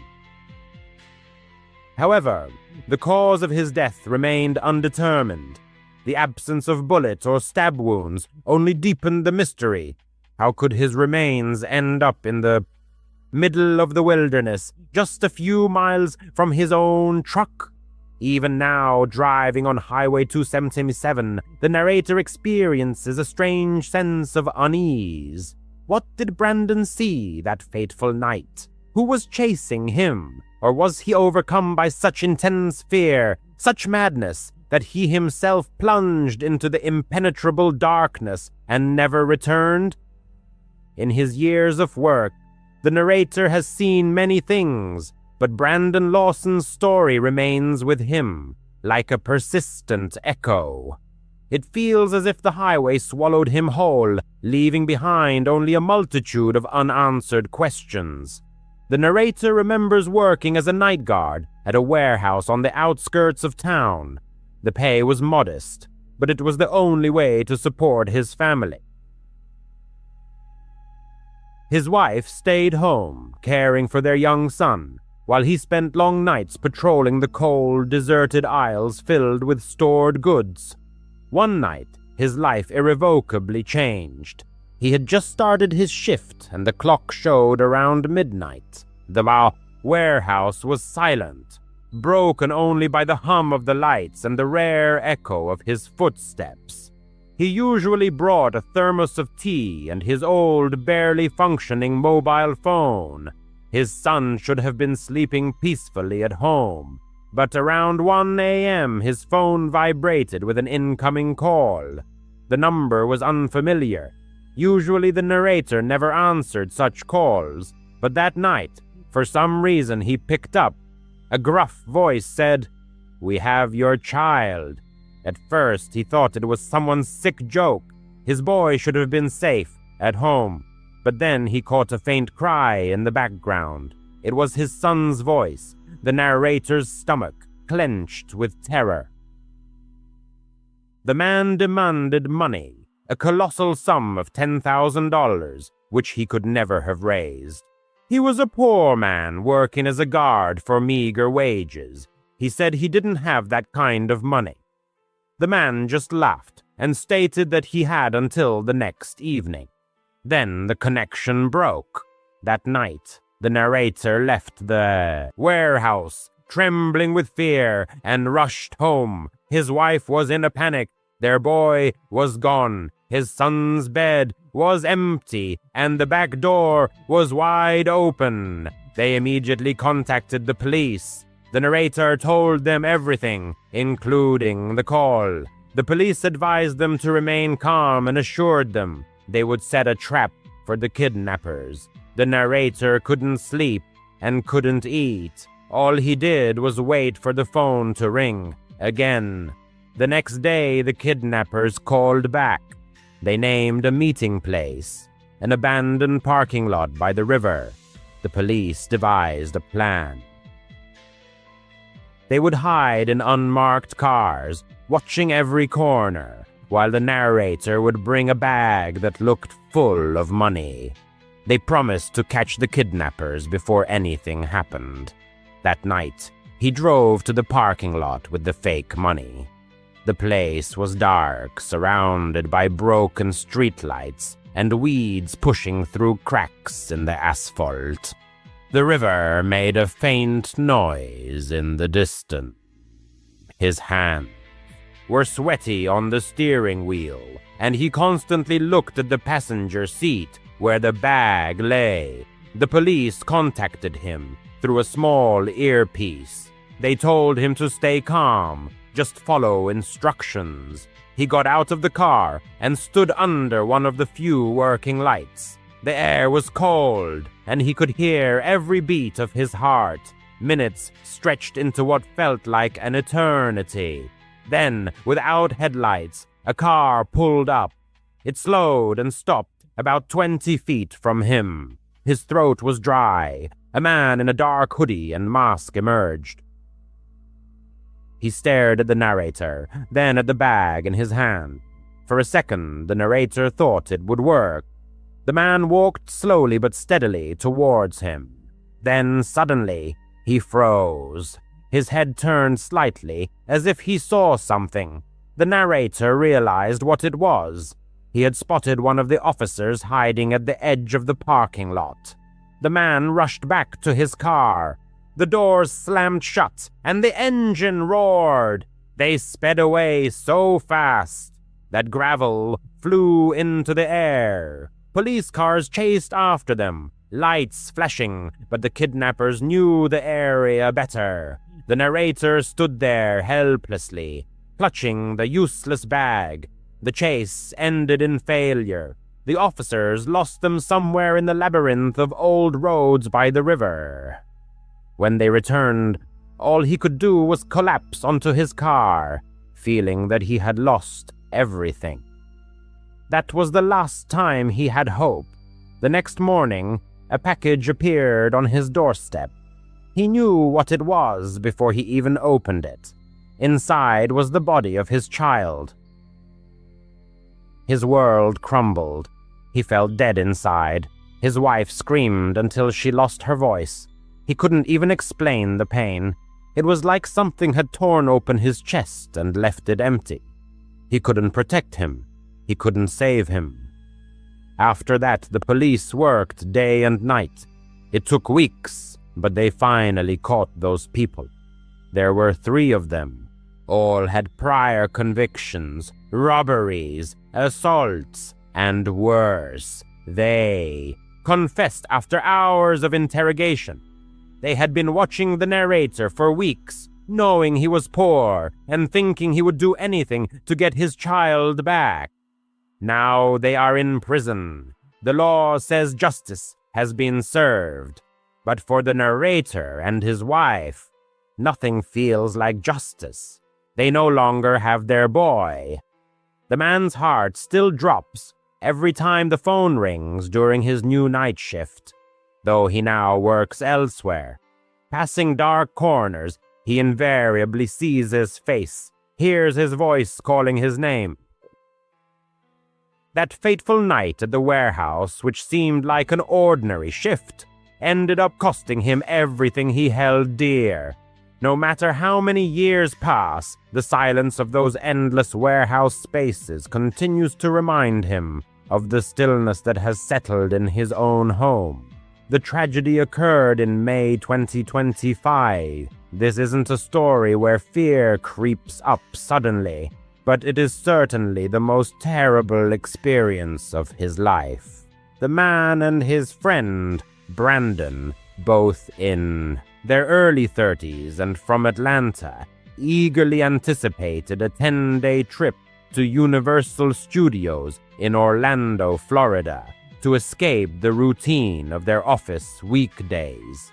They had been looking forward to this journey for months, discussing future rides on the Velocicoaster, exploring the magical world of Harry Potter, and many other attractions. They booked a room at the Hard Rock Hotel, located right by the parks, with 2 queen beds and a magnificent view of the lagoon.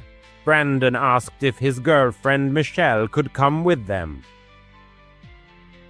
They had met on Tinder a few months prior, and he was completely smitten with her.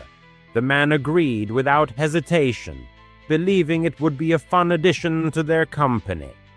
At the airport, Michelle made a pleasant impression. She was about 25 years old, had brown hair, a wide smile, and was wearing a Gryffindor t-shirt. They hugged, chatted a bit about the upcoming flight, and headed to the hotel. At that point, there were no red flags. But the situation began to change rapidly. By the first day, Michelle had completely taken the lead. She insistently demanded they skip the parks to visit random restaurants she found online, whether it was some Cuban place downtown or a vegan cafe miles away. If the friends wanted to go on a ride, she would pout or cleverly change the subject. Brandon always gave in to her, and the man agreed to keep the peace. It was certainly annoying, but he attributed it to her personality quirks. Soon Michelle started talking non-stop. She endlessly chatted about her job, her ex-lovers, or strange theories, such as Disney secretly running Universal. She seemed unstoppable. Brandon suggested it might be ADHD, or perhaps she had forgotten to take her medication. At night, the man couldn't sleep either. She would talk through the bathroom door while brushing her teeth, or whisper to Brandon at 2 a.m. The man would hide his head under his pillow, but her voice drilled through it. Brandon also looked exhausted, but he just shushed her and rolled over. The worst part was that Michelle stayed in their room. Brandon asked if he minded, as she couldn't afford a separate room. The man said it was fine, thinking he was being a good friend. This was a huge mistake. The room became cramped. Her belongings were everywhere, chargers, makeup, snacks, all over the beds. There was no privacy, no quiet. By the third day, the man was at his breaking point. That day, they finally managed to visit the parks. They rode the Hulk coaster, enjoyed butterbeer, and laughed in the Simpsons area. It felt like the trip they had originally planned. Afterward, the man grabbed a burger at City Walk, Antojitos, cheap and tasty. Around 8 p.m., he keycarded into their room. He is 14 now, but this happened when he was 11. His older sister was suffering from a severe toothache again. She never really brushed her teeth, and such nights were not uncommon in their house. It was bitterly cold outside, one of those nights when the air burned your nose and the windows were covered with a thin layer of frost. Mom stood in his doorway, half dressed in her coat, and asked if he wanted to go with them to the dentist. The boy replied that he preferred to stay home. He hated the cold and liked the thought of a warm blanket and a movie. She said they would grab food on the way back. It sounded perfect. They left, and a heavy silence settled in the apartment. The kind that comes after a door closes and the building seems to settle. 2 minutes later, his phone lit up, showing a call from an unknown number. He never answered such calls, so he just watched it ring until it stopped. The phone rang again. He ignored it again. The boy convinced himself it was probably a wrong number. Some delivery person trying to reach someone else, or a scammer. The second call died down, and he tried to forget about it. His nose was running, and he sneezed 3 times in a row. He made himself a cozy nest on his bed, blanket up to his chin, pillow neatly stacked. He called his friends, and they played games on their phones for a while. After that, he put on a movie and let the sound fill the room. The kind of sound that makes you feel safe, as if you're not alone. And then he heard it, breathing, not his own. A slow, steady sound behind him, as if someone was trying to breathe quietly, but too close to the wall. His stomach dropped. He paused the movie. The room became quiet. He could still hear it. He didn't look back. He just slid off his bed and crawled into his sister's bed across the room. He kept telling himself it was the heating, or the ventilation, or a pipe in the wall, old building, old noises. He stared at the doorway leading to the hallway, listening, but the sound never quite faded into the building's general hum. 20 minutes passed, and then the lights suddenly went out. When one speaks of fear of the dark, it means something more than just the absence of light. It's the feeling when anxiety constricts your chest. It seemed as if the very space of the room had shrunk, pressing down on his rib cage. He pulled the blanket over his head, trying to slow his breathing. He knew that their apartment sometimes had power outages, especially on cold nights when everyone turned on their electric heaters. He convinced himself that the lights would surely come back on. He commanded himself to remain still. He decided to count to 100 and then try to activate the flashlight on his mobile device. Around the count of 60, his resolve wavered slightly. He abruptly threw off the blanket and grabbed his phone. The battery was only at 10%. His attempt to turn on the flashlight was unsuccessful, as the phone was in power-saving mode and would not allow that function to be activated. He desperately tapped the screen, as if these actions could change anything. No light, just a dim lock screen reflecting his own face. Enos. At that moment, the bathroom door stirred. It didn't slam shut, but slowly closed, the latch making a barely audible click. The bathroom door was light, and sometimes a draft from open windows could push it, but this time all the windows were tightly closed. The person was acutely aware of this. Their gaze was fixed on the dark silhouette of the doorway, and a flush of heat spread across their face. The person didn't want to speak, but finally uttered, "Mom." In response, there was only silence, broken only by the creaking of the building, a common occurrence in cold weather. The person sat perfectly still, hearing their own heartbeat in their ears. Thoughts turned to Mom's car pulling onto the street. The smell of takeout food came to mind. The person imagined the bright lights of the dentist's office and their sister's complaints. The mental replay of mundane things continued to ward off the rising fear. The electricity returned with a soft pop, and the lights flickered. The heating fan started, the refrigerator hummed, and the apartment was once again filled with the sounds of life. The person exhaled, not realizing until that moment that they had been holding their breath. The person convinced themselves that the sound of breathing was the heating system. The person explained to themselves that the bathroom door's movement was due to an air pressure change caused by the power outage. They almost managed to believe it. Then the phone vibrated, the same unknown number again. It filled the entire screen so casually and indifferently, as if it didn't know that for the past half hour, its existence had consumed all thoughts. The person stared at it, not answering. They watched it ring until it stopped. Then, a call was made to Mom. The person tried not to sound scared, but their voice still trembled. They said that something had been heard, that the lights had gone out, that someone kept calling. Mom replied that they were paying the bill and heading home immediately. 10 minutes, she said. Every second of those 10 minutes stretched like an entire minute. The person got up and, on shaky legs, crossed the room to the bathroom. The door was closed.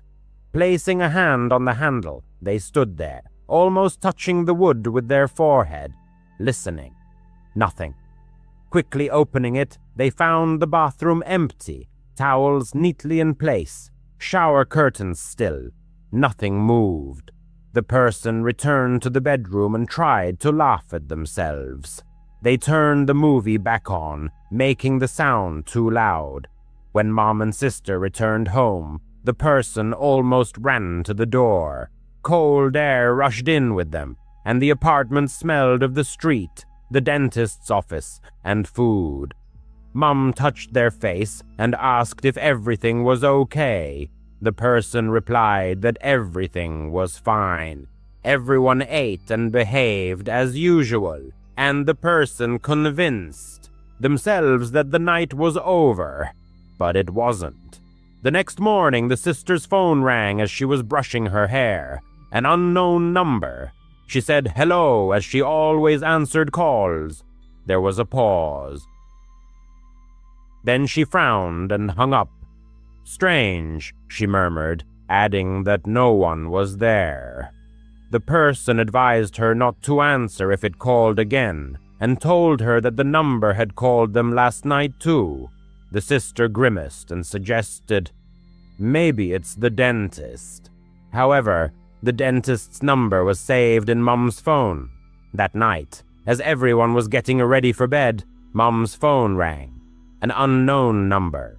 She looked at the person, and everything inside froze. She didn't answer. It rang and rang, then stopped. A minute later, it rang again. She ignored it. After it quieted, she tried to call back. The call didn't go through. She tried again. Nothing. She blocked it. 2 days later, it called again. This time during the day when everyone was home. It called once. Hung up. Called the sister's phone. Hung up. And then called the person's phone. The same pattern, as if it was moving through their house from phone to phone. The person answered, heart pounding, planning to say, "Stop calling." The phone was pressed to their ear. Breathing was heard, slow, heavy breathing. No words, no background noise, just that calm rhythm, like someone who had all the time in the world. The person listened for a second longer than they should have, then hung up. Their hands trembled so much that the phone fell onto the carpet. Mom grabbed her keys and said they were going to the police station. A report was filed. The officer was kind. He asked if the caller had said any words. He inquired about the times of the calls. He asked if anyone knew who had gotten their numbers. He told them that unknown numbers could be spoofed or hidden, and sometimes it was difficult to trace if the caller was using certain apps. He advised them to block it, keep a log and call if the situation escalated. He didn't say it would stop. The silence was supposed to come. The calls, however, didn't stop for a whole week, continuing to ring at the most unpredictable moments. They invaded the peace of deep night, woke us at dawn, interrupted daytime meals. Sometimes there was absolute silence on the line, just the echo of an unseen presence. Other times only someone's breathing was heard, light and barely perceptible. Once, we clearly distinguished a faint cough, as if someone was trying to muffle the sound by covering the microphone. To avoid looking at the screen every time, we changed the ringtones, assigning this number a unique signal that immediately betrayed its ominous origin. We spent nights with the hallway light on, creating an illusion of safety. I moved my bed closer to the door, as if that could protect me from the invisible threat. Mom kept her keys and phone on her nightstand, ready for immediate action. Even my sister, who usually needed constant reminders, started brushing her teeth without prompting, as if she believed routine could ward off the approaching darkness. And then, as suddenly as it began, everything stopped. The calls ceased. A day passed, then 2, then a whole week. Life, as if slowly awakening from a nightmare, gradually returned to its usual rhythm, leaving behind only a vague memory of the fear experienced. The sight instantly paralyzed me. The room was completely ransacked. A lamp lay broken, its shards scattered across the floor. My laptop, an $800 MacBook holding invaluable work photos, was savagely pried open on the bed, its screen shattered. A Gringotts goblin souvenir, meant for my niece, was crushed. Clothes from my suitcase were torn, stained with wine, and some items were cut with scissors. The mini fridge stood open, its contents spilled onto the floor. Drawers were emptied, their contents strewn about. It resembled a robbery, but far more brutal and senseless. The damage amounted to hundreds of dollars. "What happened here?" I exclaimed, my voice trembling with shock. Brandon sat on the bed, pale with shaking hands. Michelle, however, sat on the floor, calmly picking at her nails as if nothing had happened. "It's not my fault," she said without looking up. "This is your room. You paid for it, so you deal with it." At that moment, I completely lost my composure. All her demands, her endless talking, and now this. "You two need your own room," I roared, unable to contain my anger. "This is insane. My things are ruined, and I've had enough." Brandon tried to say something, but Michelle slowly stood up. Her eyes were cold, completely empty. She reached into her jeans and pulled out a knife. It wasn't a folding knife, but a large one, like from a kitchen set, with a black handle wrapped in electrical tape. My heart stopped. Where could she even get that in a theme park? The thought flashed through my mind. "You can't kick me out," she said in a low voice, approaching me. "After everything." She lunged forward, swinging the knife at my face. I felt the blade whiz inches from my cheek. Pure instinct kicked in instantly. I dodged, tripped over the doorframe, and slammed the door right in front of her. The door hit her in the chest, knocking her down. The knife clattered to the floor. She cursed, reaching for it, but I had already darted out of the room and was running without looking back. I flew down the stairs to the lobby. The front desk clerk, Raj, stood behind the counter. "Call the police!" I gasped, spilling out the whole story, the knife, the trashed room, her attack. He immediately pressed the panic button. Security arrived very quickly, and then, in less than 10 minutes, the Orange County Sheriff's Office appeared. They arrested Michelle, handcuffing her while she screamed that I had ruined her life. Brandon was distraught, apologizing and offering his credit card to cover the damages. The hotel compensated my stay and moved me to a new room. That night, I locked the door tightly, flinching at every sound. Michelle was charged with assault with a deadly weapon. However, here's the catch. She was released 2 days later. Some judge let her out on $5,000 bail for reasons I will never understand. I cut my trip short, flew home to Atlanta, and blocked Brandon for a while. I needed my space. Then the situation worsened. Brandon called me a few days later from a blocked number, his voice trembling. Michelle had come for him too. The same knife, the same crazy look in his apartment parking lot in Tampa. She cut his arm, requiring 6 stitches, but he managed to fight her off and called the police. The charge is mounted: attempted murder, violation of a restraining order. She is now in jail, awaiting trial. The worst part is that Brandon isn't going to leave her. He claims he's afraid she'll come after him, or his family, if he does. She's not always like this, he keeps repeating, as if that changes anything. I called him a coward and cut off all contact with him permanently. He is now my ex-friend, This trip was supposed to be filled with roller coasters and magic wands.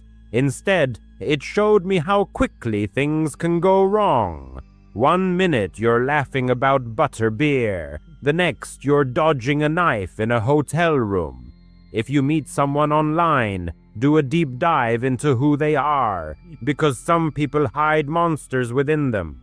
And I learned that the hard way. I still double-check my locks at night. I never imagined grief could drive a person so deep into the woods. However, after my mother's passing, it was vital for me to get away. My name is Forrest. I am 32, and I work as a mechanic in a small town in upstate New York. My mom was only 58. She always had a smile despite her heart problems.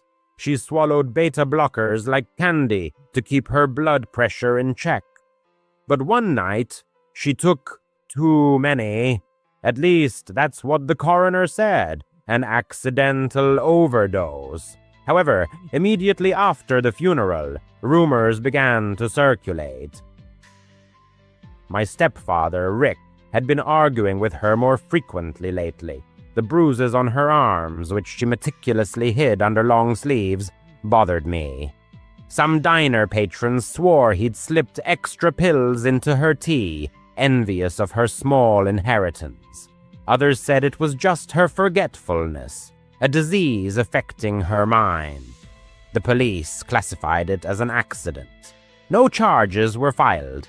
Rick got the house, and I got a crushing sense of guilt for not noticing it all sooner.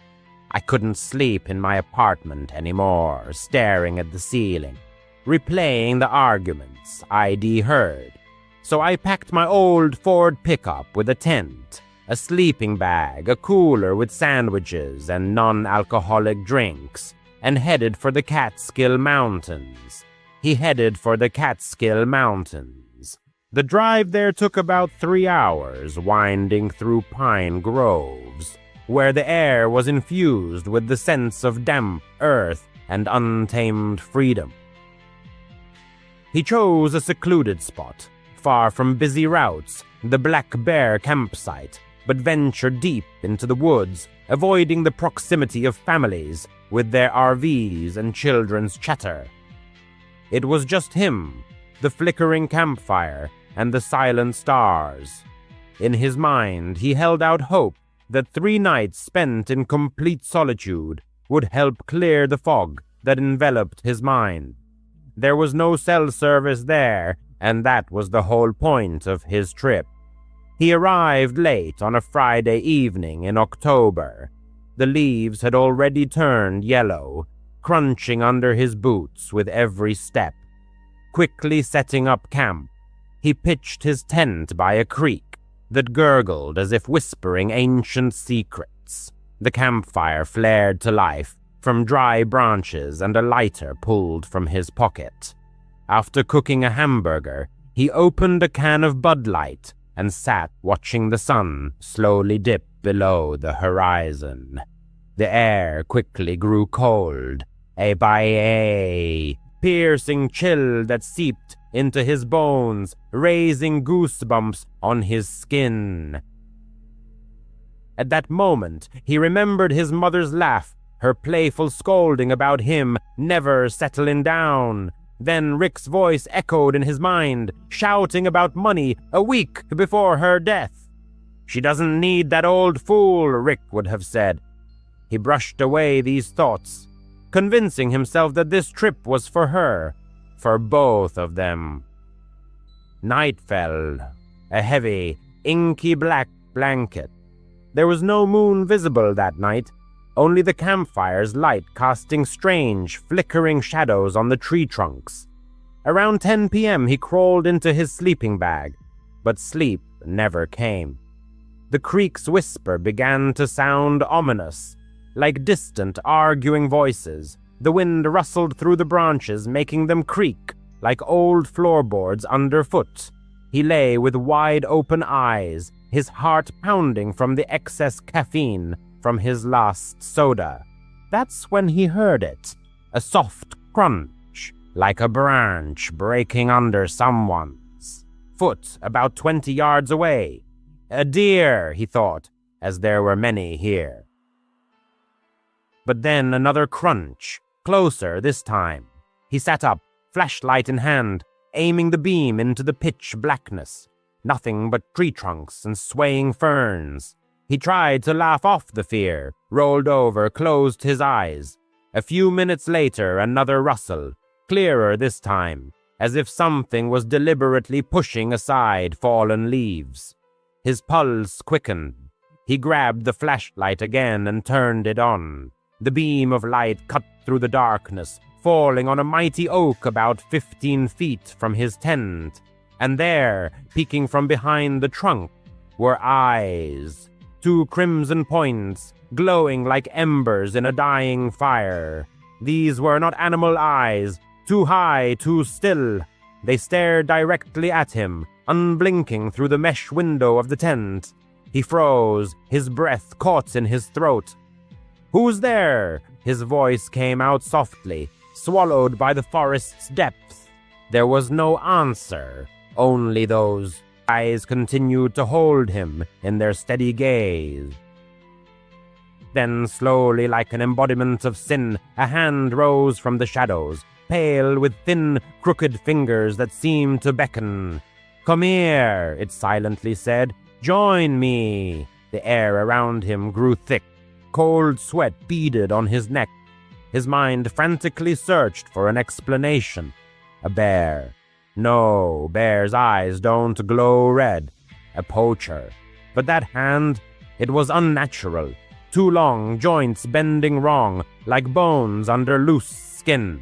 He shot up, heart hammering like a jackhammer, zipped up the tent flap, fumbled for his boots.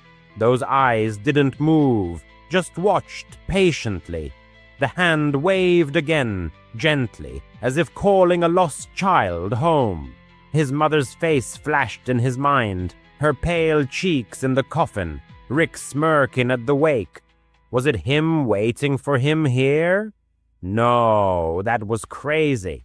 But the eyes burned brighter, drawing him in, causing a pulling sensation in his stomach, like a hunger that couldn't be ignored. He didn't hesitate. Grabbing his keys, he burst out of the tent into the cold night. Branches slapped his face as he ran, the flashlight beam bouncing erratically. The creek splashed under his boots, mud sucking at his heels. Behind him, a low chuckle, or was it the wind? He didn't look back. The ranger station was a mile down the trail marked on his map. His legs burned, his lungs burned. He pushed through thorns that tore at his jeans. Every shadow hid those eyes. Every tree hid that hand. "Help!" he yelled, but only an echo answered. Finally, the station lights appeared. Yellow bulbs on the log cabin glowed like a beacon from hell.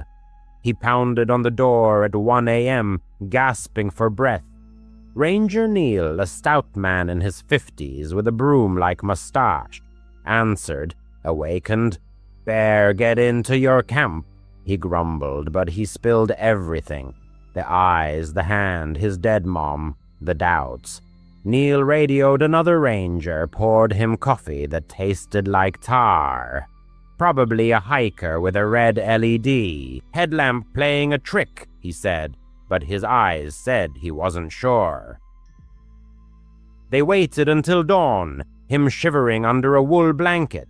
The sun rose, gray and weak, through the clouds. They walked back, him, Neil, and his buddy Tom, a shotgun slung over Tom's shoulder just in case. The trail seemed shorter in daylight, but his stomach churned with anxiety. They reached his spot. The tent sagged, the fire pit cold ashes, no tracks but his own, and a deer's print in the mud. No eyes, no hands. Neil walked around, found his hamburger wrapper fluttering in the wind. "See anything?" Tom asked. He shook his head, examining the oak. Only bark and moss. They decided he had scared himself. Grief plays tricks. "It happens out here," Neil said, patting his shoulder. "Go home, son. Get some rest."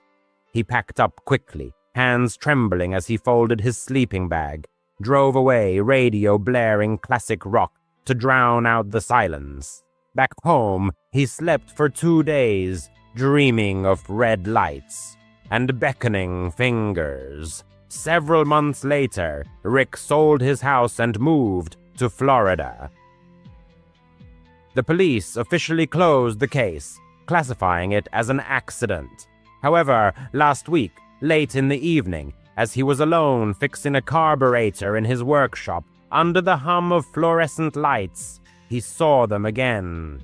In the rear-view mirror of a client's crookedly parked Chevy, 2 red eyes flickered in the dark yard, and a hand slowly rose from the shadows, beckoning him.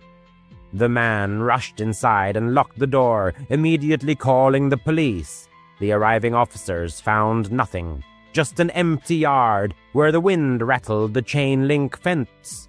But he was sure it was there, waiting for answers, or perhaps wanting him to join her. Whatever caused her death, it now craves company, and it definitely knows where he lives. It was September 7th, a young woman's 24th birthday, and she dreamed of something modest. She didn't want a noisy club or an overcrowded bar. Time twos. Her only wish was to have a quiet, secluded celebration in a place where she could fully relax with her closest friends. Online, she found a beautiful Airbnb house. It was a 2-story building located on the outskirts of the city, with a spacious backyard, perfect for hanging fairy lights, setting up a fire pit, and creating a cozy gathering area. She booked this house for the weekend. Moreover, she even paid extra for catering services to completely free herself from the hassle of preparing food and drinks. The catering company promised to send 3 waiters to serve appetizers and beverages. Her plan was a barbecue dinner, accompanied by music, laughter, and a complete absence of any dramatic events. The weather promised to be warm, slightly humid, but perfectly suitable for an evening outdoors. On Friday afternoon, she arrived at the venue with her best friend, Harper. Her friend helped her unload boxes of party decorations. The house looked even better in person than in the photos. Its facades were painted white, a wraparound porch encircled the building, and a tall fence securely enclosed the yard. Inside, the owner had left the Wi-Fi code and a spare key hidden under the doormat. Harper and the birthday girl spent several hours setting up folding tables, stringing lights in the trees, and blowing up balloons. By Saturday morning, the place was fully ready for a real celebration. By 6:11 p.m., the catering staff arrived as promised. There were 2 men and 1 woman, all dressed in black vests and ties, carrying trays and ice buckets, exuding professionalism. One of the men was tall with a short haircut.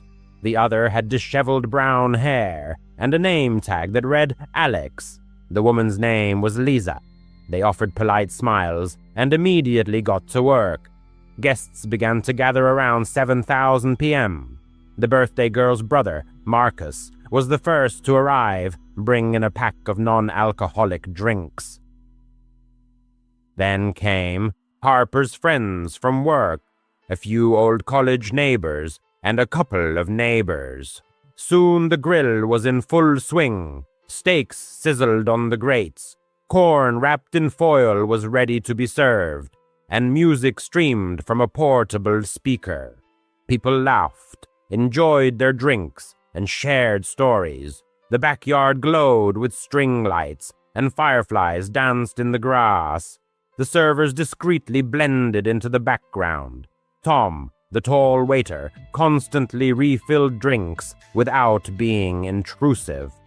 Alex remained by the food table, ensuring trays were always full. Lisa cleared dirty plates. Everything ran smoothly, as if they had done it hundreds of times before. By 10 o'clock, It was cake time. The birthday girl had ordered a large vanilla cake from a local bakery, covered in white frosting and adorned with the inscription, 24 and thriving. Everyone gathered around the picnic table. Marcus lit the sparklers. All the guests sang in unison, and the birthday girl blew out the candles in one breath, wishing for a promotion at work. People clapped and eagerly dug into their slices. It was at this moment that she noticed Alex. He wasn't holding a tray. Instead, she saw him by the chair where the gifts were stacked. He unzipped her new leather purse and extracted a small item. Then he reached for a box that held a silver necklace.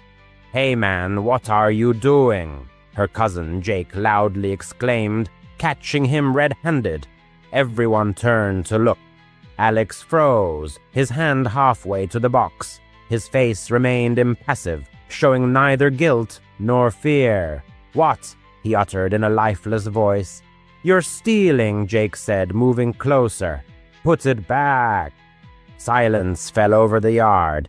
People stopped eating, their eyes fixed on Alex. Then Alex reached into his vest pocket. He pulled out a switchblade and flicked it open, the blade glinting under the string lights. Gasps filled the air.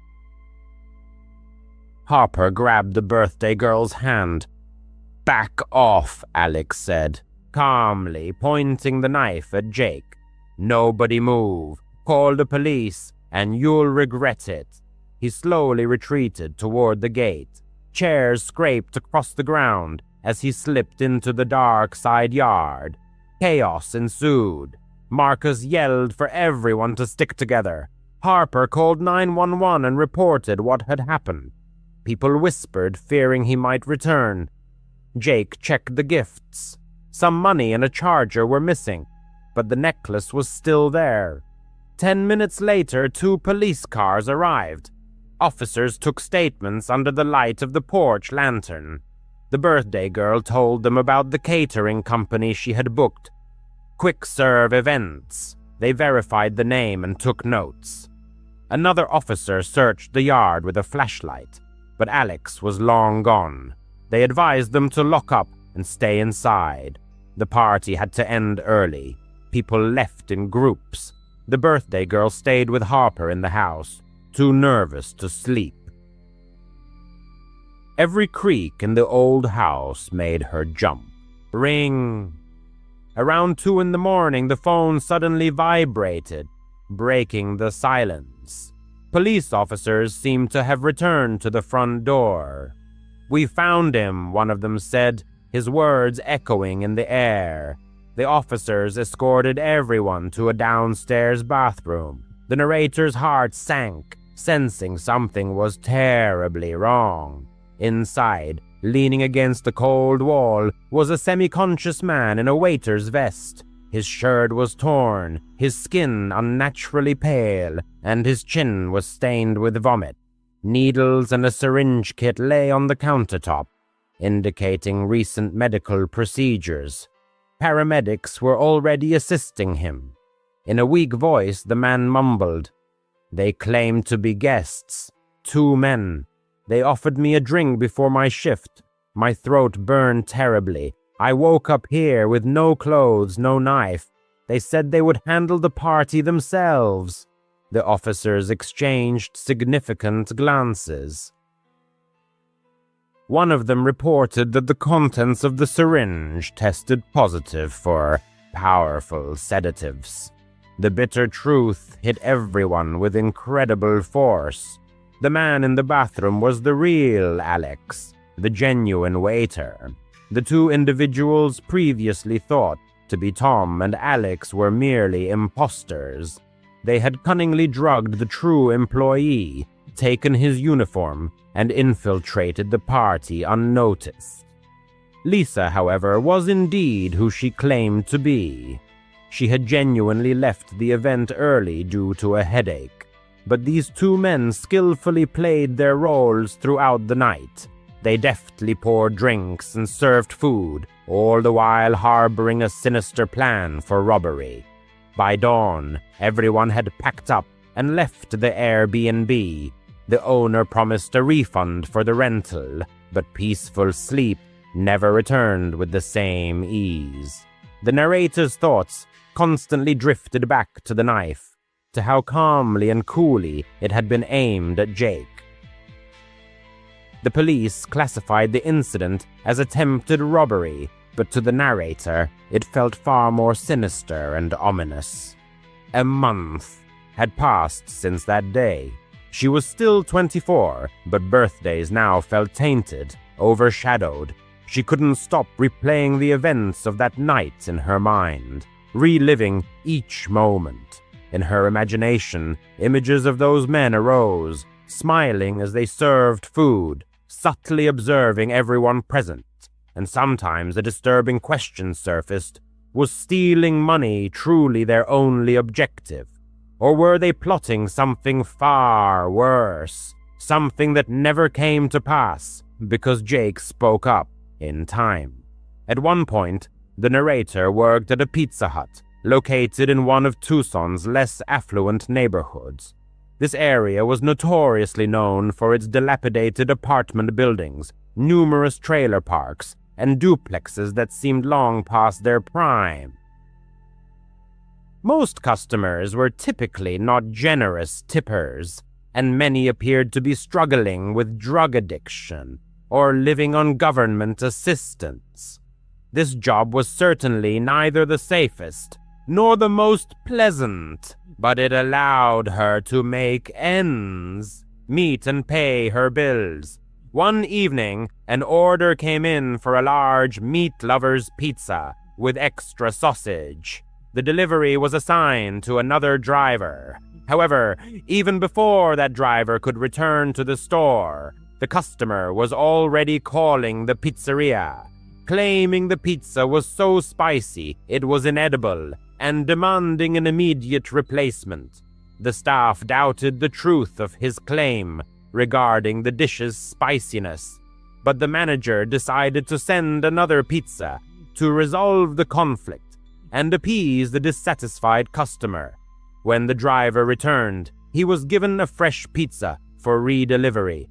Everyone believed this would finally solve the problem. However, their hopes were dashed. The man called again, not once, but twice more over the next few hours.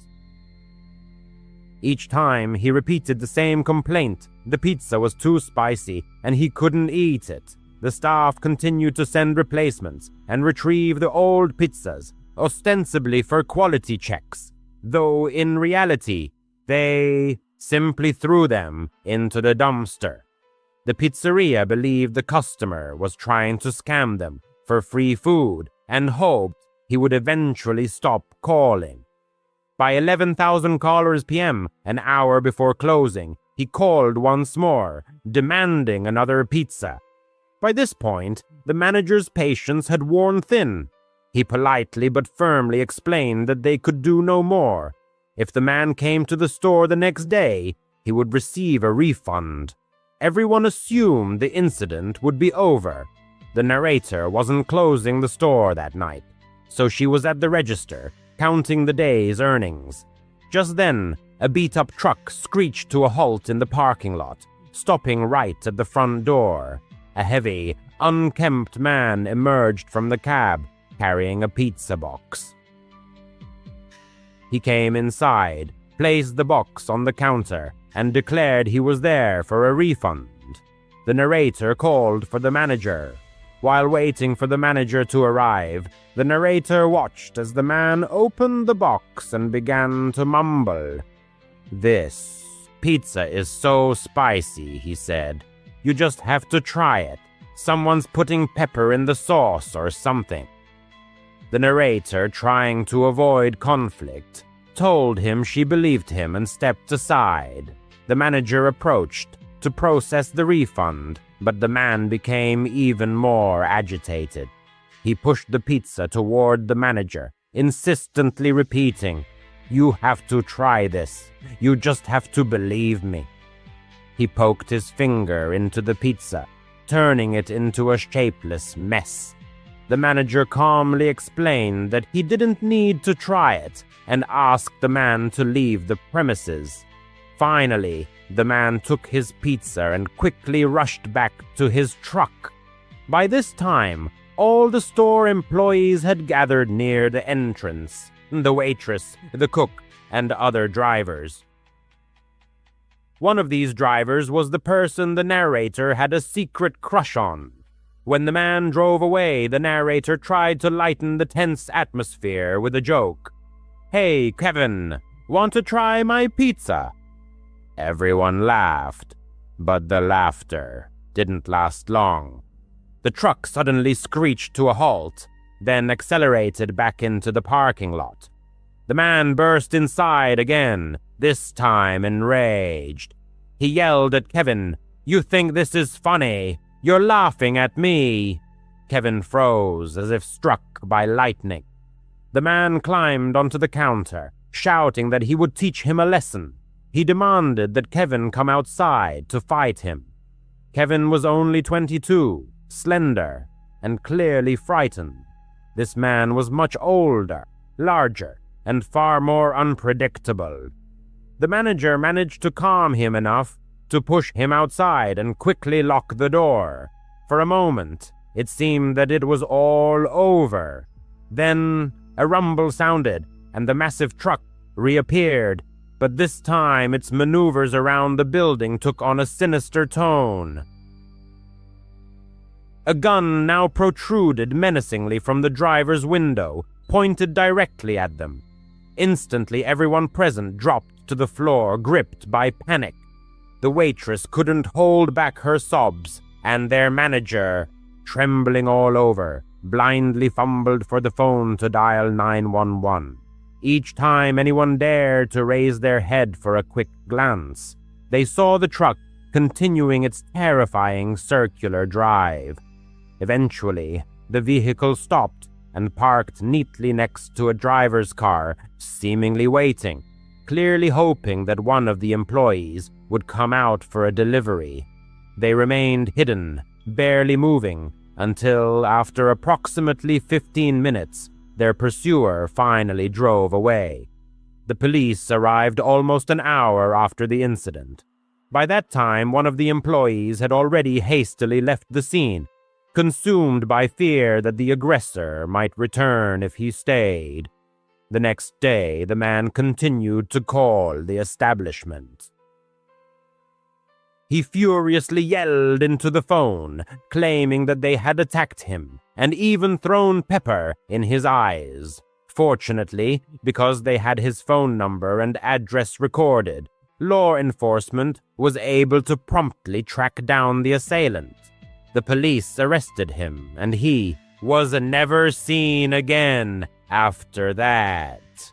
Following this incident, his name was permanently placed on the Do Not Deliver blacklist. When people head out hunting, they often find themselves deep in the woods, far from civilization and other human beings. It seems like the perfect setting for a chilling tale, doesn't it? The following 3 stories, allegedly based on real events, illustrate just how badly a hunting trip can go wrong. Here's the first story. The protagonist had been passionate about hunting ever since his father began taking him on weekend hunting trips. He decided to pass on this tradition to his own son. At the time of the events described, his son Peter was 10 years old. The father felt this was the right age to introduce him to the world of hunting. He armed both himself and Peter with Remington Model 798 bolt-action rifles, but carried his son's rifle himself until they reached an area where game was usually abundant. They could have used a hunting blind hidden deep in the forest, but the father decided that wouldn't be ideal for a first experience. As soon as they took up position, he handed Peter his rifle. He'd already taught him the basics of firearm safety, so he hadn't brought him unprepared. He opted to stay in one spot this first time, thinking it would be easier for his son, they could move on to more advanced hunting techniques later. But the wait dragged on longer than usual. The father noticed Peter growing bored, yawning and sighing, which frustrated him. He didn't want his son to think hunting was dull, so he gathered their gear and announced they'd move to a different location. Peter seemed to perk up a little at the prospect, which pleased his father. As soon as they started walking, the father heard footsteps. He silently placed a hand in front of Peter and gestured for him to raise his rifle. Peter obeyed eagerly, but then the father spotted a figure peeking out from behind a distant tree. He immediately lowered his son's rifle, feeling both disappointed and relieved that Peter hadn't fired. With a quick, slightly apologetic wave, he acknowledged the stranger, who then vanished behind the tree. Was it another hunter? The father couldn't tell. But there was something unsettling about the man even from afar. He couldn't quite put his finger on what bothered him, but encountering anyone in such a remote area was unusual, and this person didn't look like a hunter. As a precaution, he steered Peter in a different direction. Still, no deer appeared. Predictably, Peter asked who the stranger might have been. His father admitted he didn't know and advised they keep their distance. He didn't want to lie to his son. A few minutes later, Peter complained of hunger. His father was hungry too, so they stopped to eat. He was deeply disappointed that nothing had happened so far. During their meal, he heard footsteps again. Peter heard them too and instantly raised his rifle, aiming in that direction. The father's heart raced as he spotted the same stranger peering from behind another tree. Once more, he lowered Peter's rifle and noticed his son now seemed uneasy, just as he himself felt. He told Peter to wait while he went to confront the stranger, mentally steeling himself for the encounter. About halfway there, he stopped and thought, "What the hell am I doing? My son is back there." He turned and rushed back to Peter, telling him it was time to leave. If you were alone in the woods with your child and sensed you were being watched, you'd likely want to get out fast too. They didn't run, just headed straight back toward the road.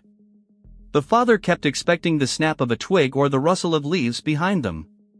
When it finally came, he shoved Peter forward, spun around angrily, and marched toward the stranger, who was again peeking from behind a tree. At about 10 meters away, he saw the man disappear behind the trunk once more, followed by a dull thud, as if something heavy had hit the ground. Gripping his loaded rifle, the father cautiously approached the tree. He didn't utter a word, not even knowing why, and simply crept forward slowly. When he reached the tree, it felt as though the entire world collapsed, or rather, ceased to exist. All his attention focused on the head lying face down on the ground. There was no body, just a severed head. He didn't even look around the tree to see who might have left it there. He dropped everything and sprinted back to Peter, shouting for him to run. They made it safely home within 5 minutes, and the father was certain no one had followed them. Still, he didn't sleep all night, guarding his family. The next day, his wife told him 2 local hunters had gone missing. That's when he called the police. 4 months afterward, he remained extremely cautious before taking his son hunting again. He's still baffled by how that man managed to kill 2 hunters, men who were surely armed. Since then, he has resumed hunting with his son. This next story blends youthful adventure with hunting misadventures that befell the narrator in his early 20s.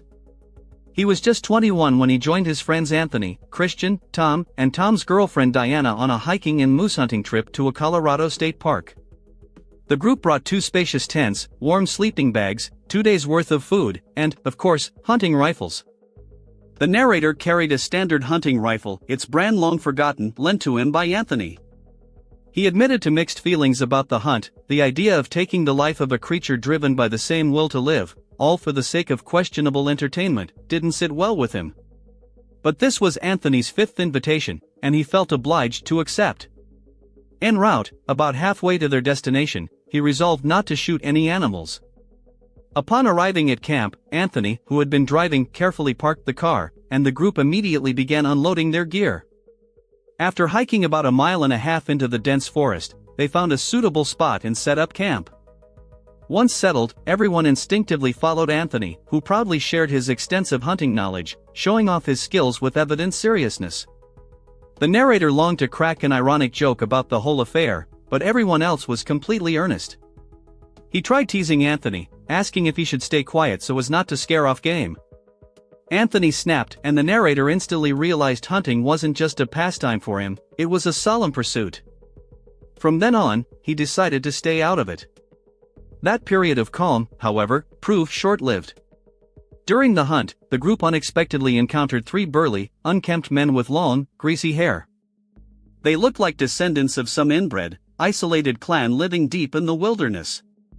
As they passed, the men gave odd, jerky nods, perhaps a form of greeting. The group was genuinely frightened. It might sound exaggerated, but the situation felt ominous. They were far from camp, which itself was completely empty, and these strangers radiated the aura of dangerous outcasts. Thankfully, the men didn't follow them, allowing the group to continue without further incident. In the end, Anthony managed to shoot a deer, though they never saw a moose. They dragged the carcass back to camp, where it became their dinner. Anthony and Tom handled the messy task of skinning and gutting the animal, while the narrator avoided watching, stealing only quick glances. Anthony expertly prepared venison burgers, complete with buns and all the fixings. Though the narrator disapproved of hunting as sport, he was genuinely impressed by Anthony's cooking. As night fell, everyone turned in, leaving the campfire burning outside. The narrator struggled to get comfortable in his sleeping bag. Anthony and Christian seemed to fall asleep instantly. While he tossed and turned for at least 2 hours, he'd always found sleeping bags uncomfortable. Just as he was about to get up and step outside the tent, he heard footsteps. He opened his mouth to call out to Tom or Diana, but then a chilling thought struck him: what if it wasn't them? Pretending to sleep, he held his breath and listened. Suddenly, the tent zipper opened. He turned his head slightly, still feigning sleep. After a brief pause, the zipper closed again. Once the footsteps faded, he realized they were heading toward Tom and Diana's tent. He assumed it was them, probably checking if everyone was asleep so they could be alone. Deciding to play a prank, he waited about 5 minutes before slipping out of his tent and creeping toward theirs. But then he noticed their zipper was still open. That's strange, he thought. As he drew closer, intending to scare them, he instead saw 2 men doing something horrific to Diana. He screamed, mostly out of terror, but also to wake the others. Anthony and Christian burst from their tent, rifles in hand. When the 2 attackers fled, the narrator recognized them. Instantly, they were the same strangers from earlier. Tom and Anthony fired shots into the air to scare them off. But then something even more terrifying happened. After the shots, everyone turned in horror to see dozens of men emerging from the bushes and from behind trees, where they'd been hiding all along. They tried to rouse Tom and Diana, but the couple seemed drugged. They had no choice but to wait until they regained consciousness, which took about half an hour. Their escape through the dark forest back to the car remains one of the most terrifying experiences of the narrator's life. No one knows who those men were, perhaps members of an isolated, inbred family, or even cannibals.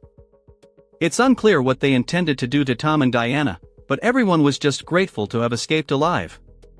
The final incident, still vivid in the narrator's memory, occurred during a night hunt. An avid hunter with 10 years of experience, he was sitting in his tree stand on forested land adjacent to his property. Equipped with a night vision scope, he was waiting for wild boars, but instead witnessed a horrifying scene. Though it sounds unbelievable, he swears the story is true, considering himself a lucky witness to something truly dreadful. While waiting, he noticed movement below. But instead of an animal, he saw a man dressed entirely in black, track pants, boots, and a hooded sweatshirt with the hood up. Most alarming of all, the stranger was dragging a heavy sack. The hunter's heart pounded. He feared he was witnessing someone disposing of a body. Suddenly, the man stopped and, to the hunter's horror, looked directly up toward the tree stand. Terrified, the hunter ducked behind the wooden walls of his blind.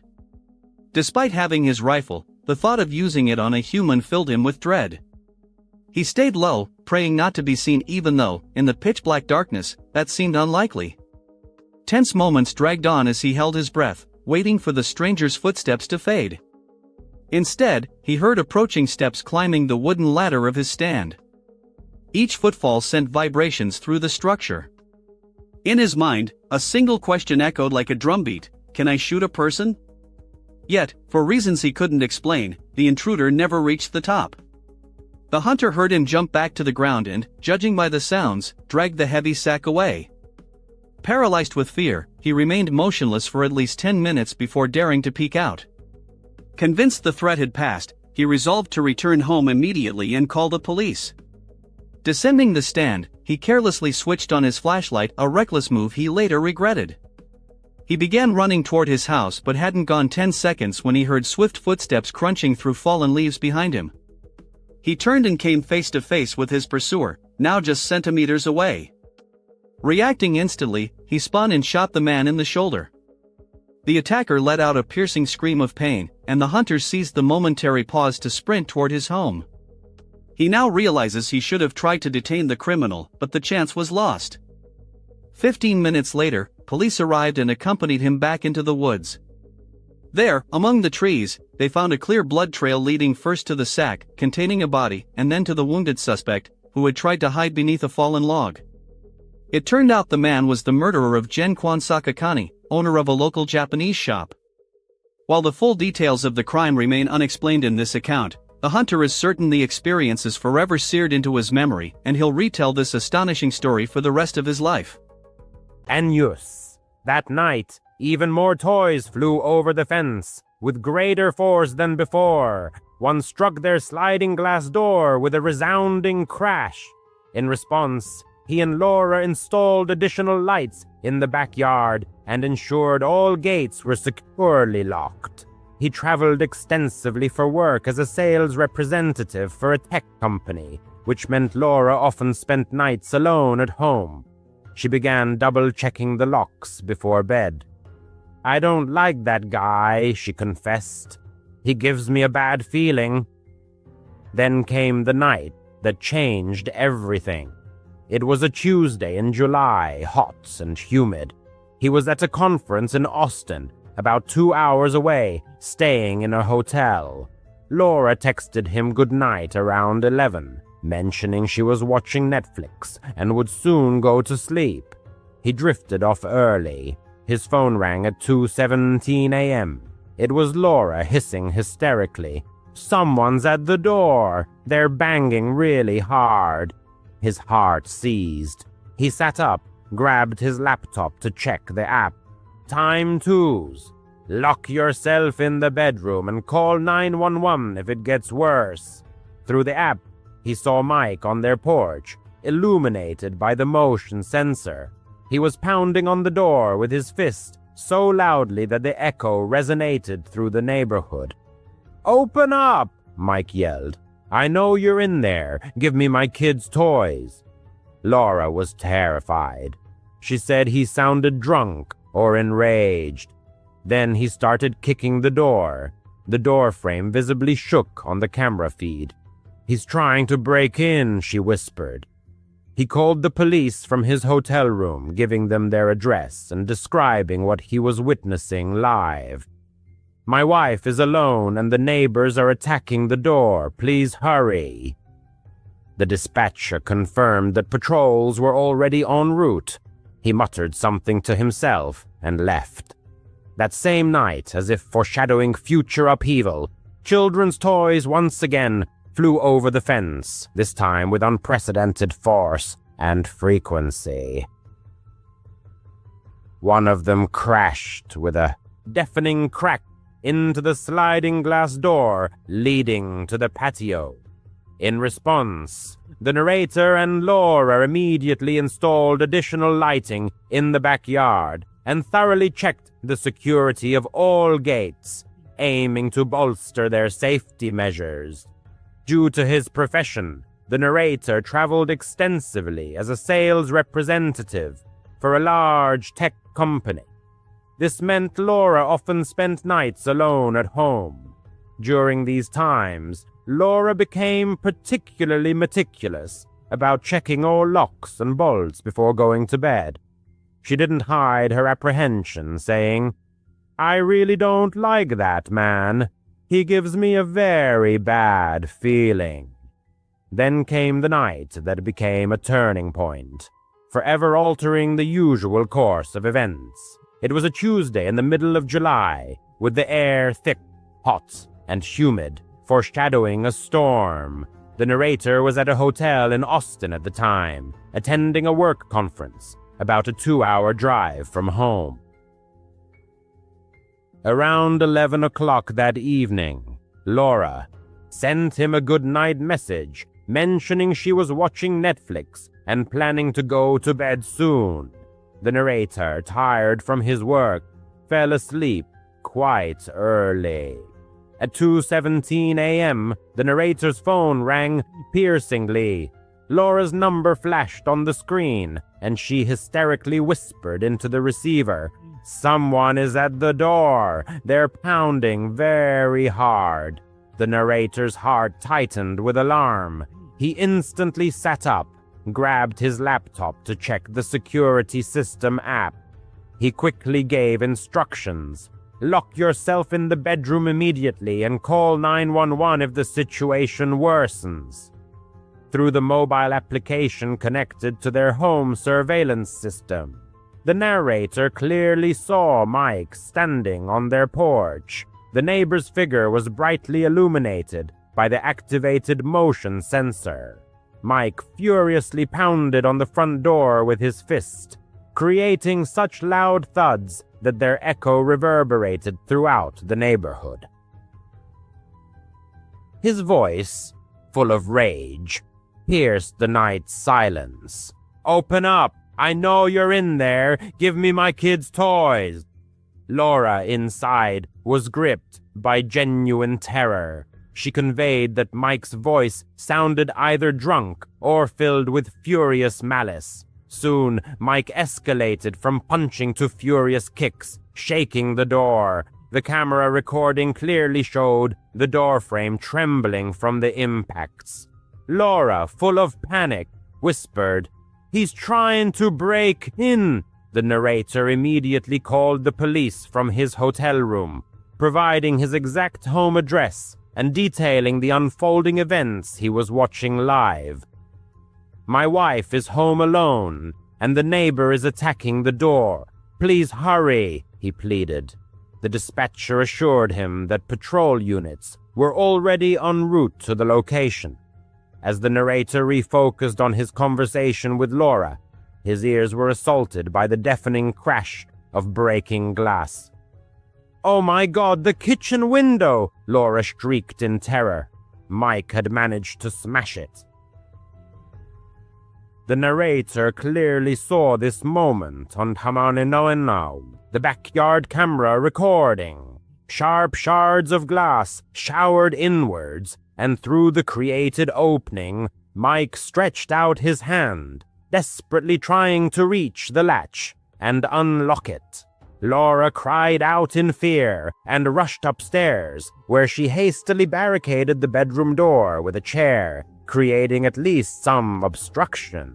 At this critical moment, the distant wail of police sirens could be heard on the camera's audio feed. Mike froze in place, then hastily retreated from the porch, but his actions had already gone too far, and there was no turning back.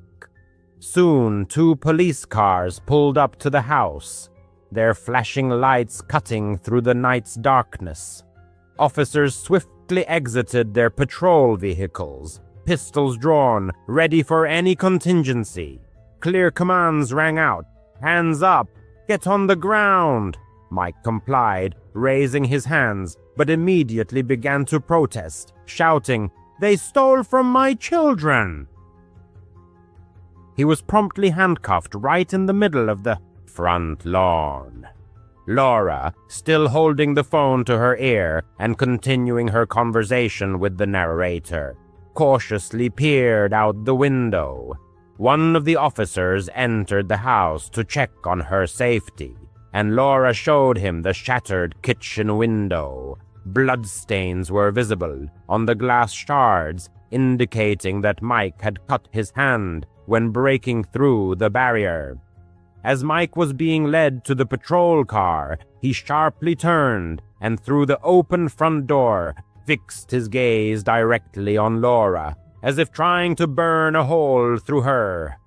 The surveillance camera captured this moment with absolute clarity, as if it were broad daylight. Ominous words escaped his lips. "I'll kill you someday, bitch!" Even while handcuffed and restrained by the police, he uttered this phrase with striking calmness, as if making an unbreakable promise. The officers who witnessed this also heard the threat and immediately documented it in their report. The narrator immediately started his journey back, arriving home only at dawn after many hours on the road. Laura was utterly shaken by what had happened, and upon seeing him, hugged him tightly, seeking comfort. The police arrested Mike, charging him with attempted burglary, vandalism, and making terroristic threats, which underscored the seriousness of his offenses. He spent the night in jail, while the victims, in the meantime, obtained a court-issued restraining order intended to ensure their safety. The next day, his wife came over, offering her apologies and explaining her husband's behavior as anger management issues caused by work stress. The neighbor's children stopped throwing toys over the fence, and their family began to keep to themselves, avoiding contact. However, the deeply rooted fear in the hearts of the victims did not disappear. They repaired the broken window, installing reinforced glass instead of regular, and added even more surveillance cameras, striving to maximize their home's security. Now Laura flinches at every rustle and sound that breaks the night's silence. Her nerves remain on edge. The narrator sometimes rewatches that ominous recording, hearing Mike's chilling voice again and again, uttering, "I'll kill you someday." Mike is out on bail and still lives next door. The question that torments the narrator is, what if those words weren't just a threat, but a true intention? They are seriously considering moving, but the cost of real estate remains a significant obstacle. For now, all they can do is meticulously lock all doors and sincerely hope that this nightmare has finally ended. However, in rare moments of quiet and solitude, the narrator invariably asks himself the unsettling question, will Mike attempt another attack one of these coming nights? The events unfolded in July 2017 in Austin, Texas.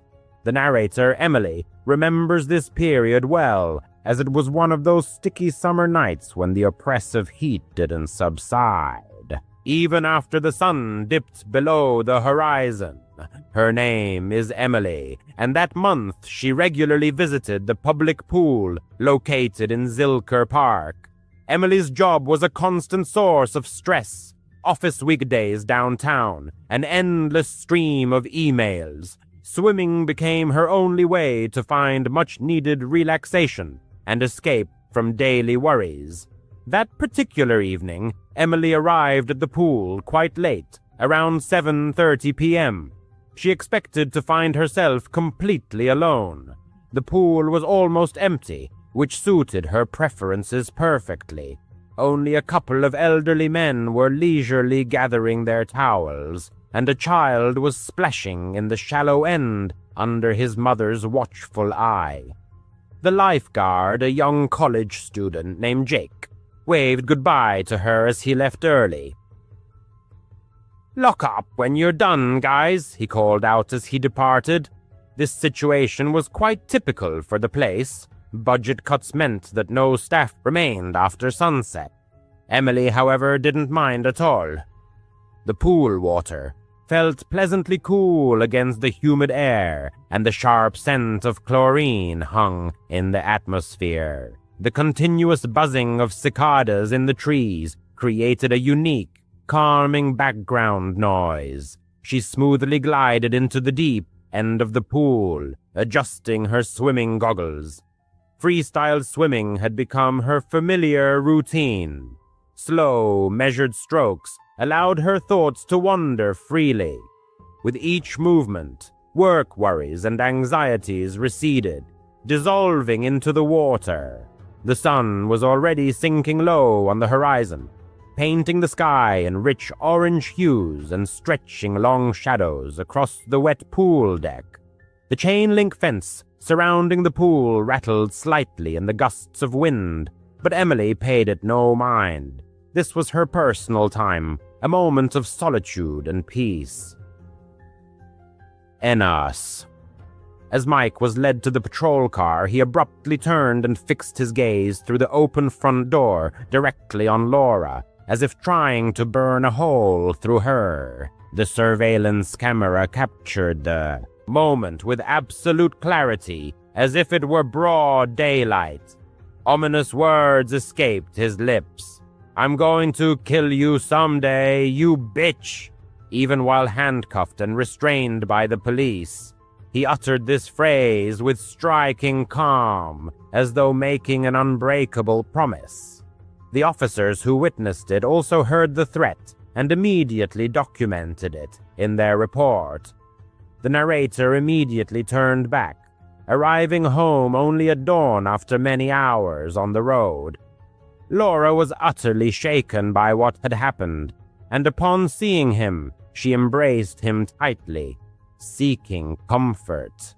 The police arrested Mike, charging him with attempted breaking and entering, vandalism, and making terroristic threats, which underscored the seriousness of his offenses. He spent the night in jail while the victims obtained a restraining order to ensure their safety. The next day, his wife came, offering her apologies and explaining her husband's behavior as anger management issues caused by work-related stress. The neighbors' children stopped throwing toys over the fence, and their family became reclusive, avoiding contact. However, the deep-seated fear in the victims' hearts never disappeared. They repaired the broken window, replacing it with reinforced glass, and added even more surveillance cameras, striving to maximize their home's security. Now Laura startles at every rustle and sound that breaks the night's silence, her nerves remaining on edge. The narrator sometimes rewatches that sinister recording, hearing Mike's chilling voice repeat, "I'm going to kill you someday." Mike is out on bail and still lives next door. The question that torments the narrator is, what if those words weren't just a threat, but a true intention? They seriously consider moving, but the cost of real estate remains a significant obstacle. For now, all they can do is meticulously lock all the doors and sincerely hope this nightmare has finally ended. Yet in rare, moments of silence and solitude, the narrator invariably asks a disturbing question. Will Mike attempt another attack one of these coming nights? The events unfolded in July 2017 in Austin, Texas. The narrator, Emily, remembers this period well, as they were some of those sticky summer nights when the oppressive heat didn't relent even after the sun had dipped below the horizon. Her name is Emily, and that month she regularly visited the public pool located in Zilker Park. Emily's job was a constant source of stress, office days downtown, an endless stream of emails. Swimming became her only way to find much-needed relaxation and escape from daily worries. On that particular evening, Emily arrived at the pool quite late, around 7:30 p.m. She expected to be completely alone there. The pool was almost deserted, which suited her preferences perfectly. Only a couple of elderly men were slowly gathering their towels, and a child splashed in the shallow end under the watchful eye of his mother. The lifeguard, a young college student named Jake, waved goodbye to her as he left early. "Lock up after you're done, guys," he shouted as he departed. This situation was quite typical for the place. Budget cuts meant no staff stayed after sunset. Emily, however, didn't mind at all. The pool water felt pleasantly cool against the humid air, and the sharp smell of chlorine hung in the air. The continuous buzzing of cicadas in the trees created a unique, calming background noise. She smoothly glided into the deep end of the pool, adjusting her swimming goggles. Freestyle swimming had become her routine. Slow, measured strokes allowed her thoughts to wander freely. With each movement, work worries and anxieties receded, dissolving into the water. The sun was already sinking low on the horizon, painting the sky in rich orange hues and casting long shadows across the wet pool deck. The mesh fence surrounding the pool rattled slightly in the gusts of wind, but Emily paid no attention. This was her personal time, a moment of solitude and peace. It was his time. After about 10 laps, the swimmer stopped at the edge to catch his breath. The other patrons had already left the pool, leaving him alone, with only the quiet splashing of water disturbing the peace. He wiped the water from his eyes and looked around. The parking lot beyond the fence seemed deserted. His beaten-up Honda was the only car left.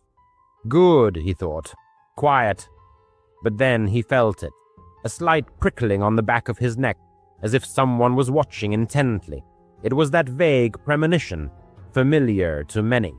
He scanned the tree line beyond the fence, about 20 feet away. Nothing but the shadows of mighty oak trees, probably just paranoia brought on by too many late-night podcasts. He dismissed the thought and slipped back into the cool water. A few more laps, and he stopped again. This time a sound reached his ears. A faint creak, as if a gate had opened. He turned, treading water. The gate was ajar, but no one was visible. Perhaps it was just a gust of wind. He called out, "Hello!" His voice echoed off the tiled walls, sounding surprisingly quiet and unsure. There was no reply. The cicadas continued their monotonous hum, emphasizing the silence. He swam towards the shallow end, keeping his eyes on the deck. That's when he noticed him. A dark silhouette emerging from behind the changing rooms. A tall man with broad shoulders, wearing a hooded jacket, despite the 90-degree heat outside. His face was hidden in the shadow of the hood. He didn't move like a regular at this place. He just stood there, hands in his pockets, staring directly at the swimmer. The swimmer's stomach tightened with alarm. Who wears a jacket in this heat? He thought. Maybe a runner, but no, his posture was strange. Too still, too focused. The swimmer swam back a little, pretending to adjust his stroke, but his heart pounded. "The pool is closing," he said, trying to make his voice sound casual. The stranger didn't move, didn't say a word. Then he started walking, slowly along the edge of the pool, toward the deep end. There was a distinct thud of boots on the concrete. These weren't sneakers, but heavy boots, and something in his hand, a flashlight. It swung loosely, as if its owner was ready to use it for something other than just illumination. The swimmer kicked harder, heading for the ladder. The water now felt thicker, as if pulling him. Why wasn't he leaving? Thoughts raced through his mind. He remembered news stories of similar incidents. Strange people in public places after closing. Austin is mostly safe, but parks at night. Not always. He reached the ladder and pulled himself out of the water. Water dripped everywhere. His feet were cold on the deck. He quickly grabbed his towel, wrapped it around himself, and headed for the gate. A brisk walk, not a run. Don't show fear. The stranger matched his pace, walking parallel on the other side of the pool. The flashlight clicked on, and a bright beam of light hit him directly in the eyes. The swimmer flinched, blinded for a second. "What the hell?" he muttered to himself. The light went out and the stranger was closer now, crouched at the edge as if measuring the distance for a jump. Panic washed over the swimmer. He bolted for the gate, his bare feet slapping on the wet concrete behind him. The stranger's steps quickened, and then a sound that froze him from the inside. A low chuckle, raspy, as if he had been waiting for this. The swimmer yanked open the gate, the metal clanged loudly and ran to his car. Keys, where were his keys? In his bag by the lounge chair. No, he'd left them in the car, unlocked. Stupid habit. He dove inside, locked the doors, the engine roared, tires squealed as he sped away. In the rear-view mirror, the stranger stood by the gate, just standing there, the flashlight dangling. He wasn't chasing, but watching. The swimmer drove straight home, his hands trembling on the steering wheel. He called the police from his apartment, but what could he say? Some guy scared him at the pool. They took a report, said they'd check it out. He never heard anything more. That was over 2 years ago. He stopped swimming there. Ennius. Undoubtedly, having a dog in the house, especially when a person lives alone, is of immense value. It's not just about having company, but also about security. Canine instincts are extraordinarily developed, allowing them to notice the slightest changes in their environment before a human does. That's why, when the author moved out of his parents' house and began living on his own, he firmly decided to get a 4-legged friend who could not only brighten his loneliness, but also protect him if necessary. This loyal companion became Jenny, a German shepherd known for her boundless devotion, protective instinct, and amazing ability to sense danger. In moments when the silence in the house became oppressive and the space seemed too empty, Jenny's even breathing, or the sound of her claws gently tapping on the parquet floor, helped the author cope with feelings of loneliness. She was more than just a pet to him. She became a true member of the family. That evening started out completely ordinary and gave no indication of any trouble. The author spent most of his time comfortably settled on the couch, engrossed in watching a series on his laptop. Jenny, as usual, lay on the rug, in a semi-sleeping state, but always remaining vigilant. Around midnight, the author decided it was time to go to bed. He carefully locked all the doors, checked the windows, and turned off the lights before climbing under the warm blanket. At first, silence reigned in the house. However, suddenly Jenny jumped up abruptly. Her body tensed, her ears perked up alertly, and she turned towards the front door. The author, alarmed, sat up in bed, trying to catch the slightest sound. A moment later, a muffled knock was heard. He froze, unsure if he had imagined it. Who could be knocking on the door so late at night? Jenny barked sharply and deeply, and immediately the knock was repeated, this time more insistent. The author cautiously slipped out of bed and headed into the hallway. From there, he could see the front door, but he couldn't make out who was standing behind it.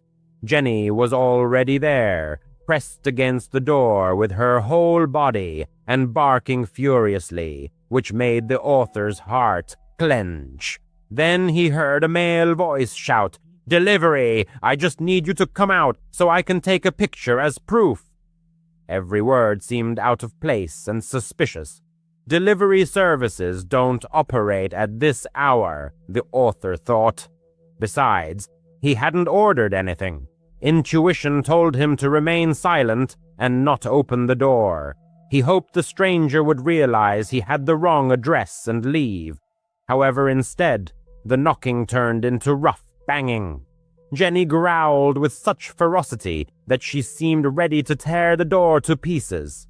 The man raised his voice, now sounding more insistent. "Come on, I just need you to come out for a second." The author, gripped by fear, retreated into his bedroom, locked the door, and grabbed his phone with trembling hands. He dialed 911. The operator answered immediately, asking what was happening. The author, trying not to raise his voice, whispered into the phone that someone was at his door, pretending to be a delivery person and trying to get him to come out. The dispatcher's calm voice advised him to stay on the line, not to leave the room, and not to make any noise. Police officers were already on their way, but as the author spoke, the situation began to deteriorate rapidly. The banging became stronger and stronger, and the door began to shake in its hinges. Jenny barked furiously, throwing herself at the door as if sensing imminent danger. And then there was a sharp crack of breaking wood, echoing throughout the house. The author's insides went cold. The stranger was trying to break down the door. Jenny lunged forward as soon as the door gave way. The sounds that followed merged into a chaotic nightmare, the dog's ferocious growling, the man's gasps, the crash of falling furniture. The author pressed himself against the wall, not letting go of the phone and whispering every detail of what was happening to the dispatcher. "He's inside! My dog is attacking him! Please hurry!" Suddenly, there was a metallic clang, and something fell to the floor. In the chaos, the author didn't immediately realize that it was more than just an object. It was a knife. The author's heart seemed to stop beating. The next sound caused him unbearable pain. Jenny yelped pitifully. The author's heart clenched with pain and fear. He wanted to rush to her aid, but the dispatcher begged him to stay in the room. Tears burned his eyes as he helplessly listened to his loyal dog desperately fight for his safety. The man cursed, fending off Jenny, and the house shook with every movement they made. The author couldn't tell who was gaining the upper hand in this fight. He continued to whisper into the phone, praying that the police would arrive in time, and then finally the sound of police sirens pierced the night silence. Red and blue lights flashed through the windows, painting the walls of the author's room. Loud shouts filled the house, authoritative and confident. "Police! Drop the weapon! Hands up!" The struggle moved elsewhere. Heavy footsteps echoed inside the house. The author heard the man shout, then a dull thud as he was tackled to the ground. The clanging of handcuffs marked the end of the fight. "Police! You're safe!" a voice called out, followed by a knock on the author's bedroom door. He slowly opened the door, feeling his legs trembling. 2 police officers stood in the doorway, shining flashlights on him. Behind them, another officer held a handcuffed man, pinning him to the floor. Jenny stood nearby, panting heavily, her fur matted with sweat and splattered with blood. Her body trembled, but her growl remained low and steady, as if warning the stranger not to try again. One of the police officers crouched down, picked up the knife, and placed it in an evidence bag. The sight made the author's stomach churn. If it weren't for Jenny, that knife might have been used against him. He rushed to his loyal protector, kneeling down next to her. She pressed against him, her breathing heavy but steady. The police officers assured the author that Jenny had cuts, but nothing fatal. A wave of relief washed over him, with such force that he nearly lost consciousness. The man's life could have ended on that fateful night. The police officers who arrived at the scene told him something that still makes him shudder. They had thoroughly checked the intruder's details, but found no identification, driver's license, or any record of his existence. It was as if the man simply didn't exist. The police took him away, leaving the man in his house with a broken door and the echo of the recent chaos still ringing in his ears. He sat on the couch, hugging his dog Jenny, too shaken to move, let alone fall asleep. Every creak in the house seemed to him like a harbinger of the intruder's return. The rest of the night dragged on agonizingly slowly. Jenny eventually dozed off in a restless sleep next to him, but he remained vigilant, his eyes fixed on the doorway, which was now just a gaping hole sealed with police tape. A lot of time has passed since then, but the memory of that incident remains as vivid as ever. The man still checks the locks 3 times before going to bed and never opens the door to strangers, regardless of their claims. And every time Jenny barks, even into the void, he pays attention because, on that fateful night, the stranger tried to trick him into leaving the house. If it hadn't been for his dog's vigilance and the prompt arrival of the police, he might not be alive to tell the story. Jenny saved his life. About 3 months ago, he moved to a new house in a quiet suburb where everyone keeps to themselves. The lawns are neatly manicured. The cars are impeccably parked in the driveways, and you can exchange a polite nod with the neighbors when you pick up the mail. His closest neighbor to the right was a man who was probably in his 40s. The man had only seen him a few times, mostly when he was leaving for work early in the morning. The neighbor seemed quiet and a bit strange, but he figured he just valued his privacy, and he was okay with that. About 2 weeks ago, the man was in his living room late at night when he heard a faint but distinct sound. It was a female voice filled with panic, crying out for help. "Help! Somebody! Help me!" His heart pounded in his chest. The sound was coming directly from his neighbor's house. The cry was followed by a muffled thud, and then silence. He turned down the volume on the TV, straining his ears to catch anything else. For 10 minutes, nothing happened. He tried to convince himself that it was probably just a normal argument between spouses, and that it was none of his business. The man tried to put it out of his mind and go to sleep. However, the same thing happened 2 nights later, but this time the cry was louder and more desperate. "Oh God, help! Let me go! Help me!" The genuine terror in the woman's voice made his hair stand on end. The cry was followed by a strange sound, and then there was an eerie silence. This time he couldn't shake the feeling that something serious was happening. He began to watch the house next door more closely. Since he worked from home, he had a clear view of his neighbor's property throughout the day. He saw him leave for work every morning in his old sedan and return every evening. The neighbor was always alone. The man never saw a woman. No car other than his ever parked in the driveway, and no one ever came to visit. The cries continued every few nights, always late and always with the same horrifying desperation. His mind began to race. If there was a woman there, why had he never seen her? Was his neighbor holding her captive?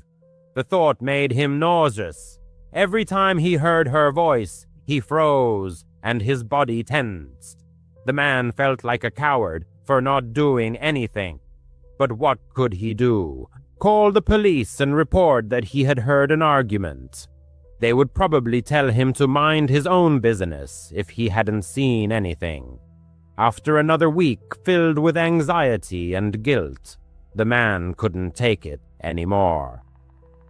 One Saturday morning he saw his neighbor outside watering his plants and decided he had to say something. He walked over to him, forcing a friendly smile.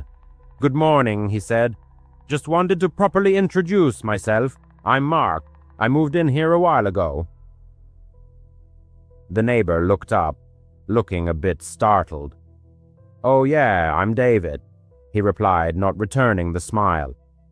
"Listen," Mark began, trying to sound casual.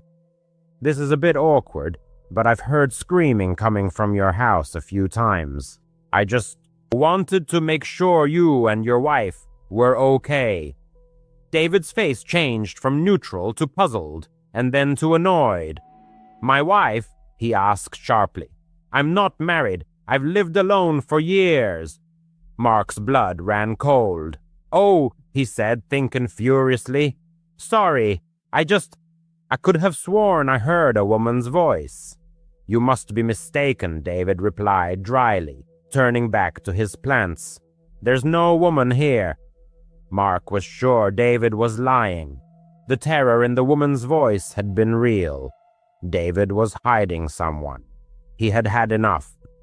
Mark went back into the house, his hands shaking, and called 911. He told the dispatcher everything he knew, about the cries for help, about how he had never seen a woman, and about how his neighbor had lied to his face, claiming he lived alone. Mark reported that he believed his neighbor may have kidnapped someone and was holding them against their will. Within 15 minutes, 2 police cars were parked in front of David's house. Mark watched through the blinds as the police officers knocked on his door, and agitated David answered the door, visibly annoyed by the unexpected visit. After a brief conversation, he reluctantly invited the officers inside. My heart pounded in my chest as I watched them methodically search the rooms, moving from window to window. Time stretched on agonizingly slowly. I wondered if they would lead out a tearful woman or David himself in handcuffs. After about 20 minutes, the officers emerged, followed to my astonishment by David, not only without handcuffs but laughing. One of the officers, spotting me on the porch, addressed me. "You called the police, sir?" "Yes, that was me," I replied, feeling utterly bewildered. "Did you find her?" The officer sighed and suggested, "We've located the source of the noise. Why don't you take a look for yourself?" He gestured for me to come into David's yard. David, still chuckling, led us to the back patio. There, in a luxurious cage, sat a huge macaw, preening its vibrant blue and green feathers. The bird tilted its head, looked directly at me, and suddenly, perfectly mimicking a frightened female voice, screamed, "Help! Somebody! Help me!" I was dumbfounded. My jaw dropped. David, ceasing his laughter, explained, "I adopted him from a shelter a couple of years ago. His previous owners had a tumultuous relationship. During arguments, the wife would often call for help. The parrot just picked it up. He's a master at copying her voice." At that moment, the parrot let out another blood-curdling cry for help, and I felt a mixture of relief and utter embarrassment. It turned out that for 2 weeks I had been living in a thriller of my own making, convinced that my neighbor was a monster. But the monster only existed in my imagination. The police officers, maintaining their professionalism, assured me that I had done the right thing by calling the police, and then departed. I apologized profusely to David, who merely waved it off. But even knowing it's just a bird, I still sometimes hear those cries. My heart can't help but clench, and I can't shake the thought of the real woman whose words are now eternally repeated by a parrot in a quiet suburban yard. When I turned 12, my family finally got our first dog, Max, a golden retriever mix, was adopted from a local shelter. He was about a year old, very friendly, and quickly won the hearts of all the family members. My room was on the second floor, and it was my personal space. Small but cozy, with a window overlooking the yard. Every night Max slept at my feet, and I would fall asleep to the sound of his calm breathing. I felt safe, as if I had a personal bodyguard. However, a couple of years later, the situation changed. My parents had another daughter, a younger sister, and they decided to convert my room on the second floor into a nursery. I was moved to the basement. It wasn't really a room, but more of a utility space. The concrete walls, although painted white, were peeling in places, and the floor was covered with a thin carpet on cold cement. A small window near the ceiling let in meager daylight, so it was always dim, even during the day. The creaky staircase made a loud noise with every step, and the air was always filled with the smell of dampness, like old newspapers or wet earth. My parents tried to cheer me up, saying that posters and a lamp would help make the room cozier. I certainly wasn't thrilled, but at 14, arguing was pointless. The first night in the basement, I called Max to sleep with me, as usual. He followed me to the top step of the stairs, but when I started to descend, he stopped. His ears perked up, and he stared into the darkness below. I gently pulled him by the collar. "Come on, buddy, time for bed." But he backed away, whimpering softly. Maybe he was afraid of the stairs, I thought. They were steep and narrow, so I picked him up and carried him down. As soon as I put him on the floor in the room, he ran to the door and started scratching it, whimpering louder than ever.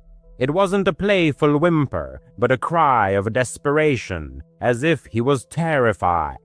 I tried to pet him, give him a treat, but nothing helped. He paced by the door, his eyes wide with fear, until I finally gave up and let him out.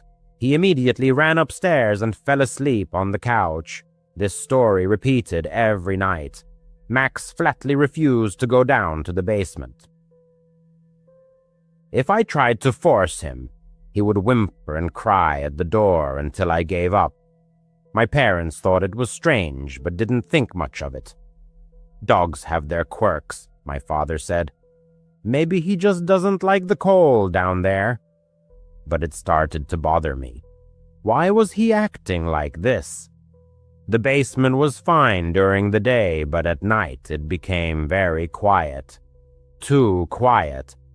I would lie there listening to the house settle, the floorboards creaking upstairs, and sometimes, I don't know, I would hear faint scratching sounds from the walls, as if someone was quietly scraping their nails against the wood. I convinced myself it was mice or something like that. A couple of years later, the teenager got used to sleeping alone in the basement.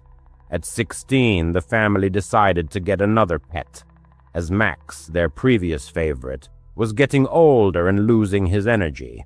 That's how Buddy, a young Labrador radiating energy, came into their home. The teenager hoped that it would be different with the new friend, that he would keep him company downstairs, unlike Max. On the very first night, he took Buddy with him to the basement. At first, the dog behaved normally, sniffing around the space. But as soon as the door closed and the lights went out, he froze. The fur on his back stood up, and he stared at the far corner of the room, opposite the bed, where the walls converged in a shadow unreachable by the light of the lamp. Then came the bark, not a friendly one, but a deep, aggressive growl, interspersed with sharp yelps. His attention was riveted to the empty corner, as if something was present there. The teenager sitting on the bed felt his heart pounding in his chest. "Buddy, what's wrong?" he asked, but the dog didn't stop continuing to stare into the void. His eyes were fixed on that spot, his ears pinned back, his teeth bared. Turning on the light, the young man saw only bare walls, a little dust on the carpet, and nothing more. No insects, no moving shadows. Buddy continued to bark for another 5 minutes until his owner opened the door and let him out. The dog shot up the stairs and never returned. The same story repeated with Buddy. He disliked the basement from day one. If they tried to force him to stay, he would whimper, scratch at the door, and bark at the same empty corner. It scared the teenager. What did the dog see that he didn't? Soon he began to notice other strange things. The temperature in the room would drop randomly. Reading in bed, he would suddenly feel the air become 10 degrees colder. Even in summer, goosebumps would run down his body. Sometimes the air felt heavy, as if someone was breathing with him. One night, he heard footsteps, not from above, but a soft shuffling on the carpet in his room. Half asleep, the teenager felt the footsteps approaching the bed. Sitting up abruptly, he turned on the light, but saw no one. The door was closed. There was no one in the room. His heart was pounding so hard that he couldn't fall asleep for a long time. Checking the window, he made sure it was locked and too high for anyone to climb in. From then on, he started leaving the nightlight on. Then things started to move. First, small things. A phone left on the nightstand would end up on the floor, on the other side of the room.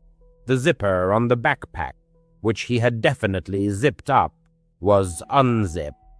The young man tried to convince himself of forgetfulness, but deep down he knew it wasn't true. One day he found scratches on the inside of the closet door, thin lines, as if from fingernails. There were only shelves and clothes in the closet. He couldn't have done it. Enna's the dog's reaction only made things worse. Even during the day when the teenager brought Buddy down to play, the dog would whine and pull toward the stairs. Max wouldn't even go near the top step anymore. Sometimes both dogs would start barking at the basement door upstairs, as if they could hear something that humans couldn't. The teenager started searching online for information about why dogs behaved this way. Some sites suggested they could sense mold or gas leaks that people didn't notice. He convinced his parents to check the basement. His father bought a carbon monoxide detector. Everything was fine. No visible mold or pests were found. But the strange occurrences continued. One night, the teenager heard whispering, faint murmurs, like a quiet voice with indecipherable words, were coming from that same empty corner. He froze under the covers, straining to listen. The whispering stopped as soon as he turned on the light. Sleep was out of the question. The scariest night happened about a month after Buddy arrived. The teenager was home alone. His parents had taken his sister to some family event. He tried to go to sleep early, but around midnight, the dogs upstairs started going crazy, barking, growling, and scratching at the basement door. When he went upstairs, he saw them staring down at the staircase, their fur standing on end. "What's wrong, guy?" he hissed. Just then, there was a loud thud from downstairs, like something heavy had fallen in his room. Grabbing a flashlight, the teenager went downstairs. The dogs refused to follow him. At first glance, the room looked fine. The door was closed, the bed was made, but the closet door was slightly ajar. He distinctly remembered closing it before. His heart was pounding. Pushing the door open, he saw a shoe on the floor, not his. An old, dirty, child-sized sneaker, covered in dust. Where had it come from? Picking it up, the teenager found a folded piece of paper inside. It was a drawing done in pencil, a crude picture of a house and a family, but one figure was furiously crossed out with a black marker. Terrified, he ran upstairs and locked the basement door. The dogs calmed down as soon as he came up. When his parents got home, they saw the shoe and the drawing. They were baffled. They guessed it was stuff left behind by the previous owners, hidden in the walls. The house was old, built in the 70s. His father inspected the closet and found an unattached panel in the back wall. Behind it was a small space, empty except for insulation and cobwebs. Probably just some old junk that fell down there, he said. But why was it happening now? And why did the dogs hate the place so much? The panel was fixed, and the shoe was thrown away. Things quieted down after that. There were no more thuds or whispers, but the dogs still refused to go into the basement. The teenager left for college last year, and honestly, doesn't miss that basement room at all. At 16, he began his working life at a pizzeria located in a suburb of a large metropolis. Initially, his duties were limited to assisting the chef in the kitchen and maintaining cleanliness. However, after a couple of months, management offered him a weekend courier job, filling in for the main pizza delivery driver. He, of course, agreed, seeing it as an opportunity to earn more money and gain new experience. Soon, something unexpected happened. The main courier suddenly quit. After delivering an order to one of the houses, he returned to work in a state of extreme shock. Something in his eyes and facial expressions spoke of the terror he had experienced. Following a heated 15-minute argument with his boss, he emerged from the office and, with a final "good luck, kid," announced his departure. When asked the reason for such an abrupt decision, he merely replied that it was a shitty job, and, patting his young colleague on the back, left the pizzeria. The story's protagonist felt it was more than just difficult working conditions, but didn't give it much thought. This was their last encounter. Thus, for several weeks, he performed the duties of a courier until management found a replacement for the departed employee. Approximately 2 weeks after starting as a courier, his boss handed him the address of another client. As usual, he entered the address into his GPS and set off, admiring the sunset. He hoped the delivery wouldn't take long, and he could return home quickly. To his dismay, the house was located in a remote rural area, where homes were spaced about a quarter of a mile apart. As he pulled up to the 2-story house, he felt an unexplainable unease. The overgrown lawn, weeds, dead trees, and old, unfurnished porch gave the impression of abandonment. It seemed as though no one had lived there for a long time. Nevertheless, he got out of his car and knocked on the door, hoping his boss had made a mistake with the address, and he could leave this eerie place as soon as possible. Suddenly, the door lock rattled, and the door slowly opened. Standing on the threshold was an elderly woman, about 70, with gray hair, several missing teeth, and painfully thin. Her piercing gaze instilled genuine horror. Mustering his courage, he decided to remain polite. "Pepperoni pizza?" he asked as friendly as he could. "Yes," she croaked, as if her throat was sore. "Great, here you go." He offered her the pizza, but she, showing no emotion, continued to stare at him, not taking the order and fumbling in her purse. "You didn't come alone?" she asked unexpectedly. He froze, then quickly looked at her. Her intense gaze didn't waver. That question truly scared him. No," he replied. "Where's the other one?" "He ran away from me last time he came." Ran away, flashed through his mind. It made no sense. The previous courier had quit weeks ago. He tried to explain the situation, but the old woman, ignoring his words, continued rummaging in her purse, trying to find money, or so he thought. The search continued for a full minute, which felt like an eternity. With her hand still in her purse, she suddenly froze and looked at him with an expression that couldn't be clearly interpreted. She seemed to be deep in thought. He noticed something in her right hand, but couldn't make out what it was. At that moment, genuine panic seized him. What if it was pepper spray, a knife, or even a gun? Was it really that hard to get $10 out of a wallet? Suddenly, behind the old woman, he saw a shadow, the silhouette of a man approaching the door. Simultaneously, he heard footsteps crunching on leaves to his left, near the porch, and heard a rough male voice say, "Hey." He turned and saw the head of a middle-aged man, with an angry expression peeking from around the corner of the house. As this man started to climb onto the porch, he knew he'd had enough. He rushed to his car, threw the pizza onto the seat, started the engine, and sped away. He didn't look back as he sped down the dark road. He had to lie and pay for the pizza out of his own pocket, but it was worth it. On the day he quit, he told his boss what had happened. His boss, in turn, panicked and asked why he hadn't reported it sooner. The boss recounted that James, the previous courier, had mentioned a strange incident where he simply drove off, ignoring a client.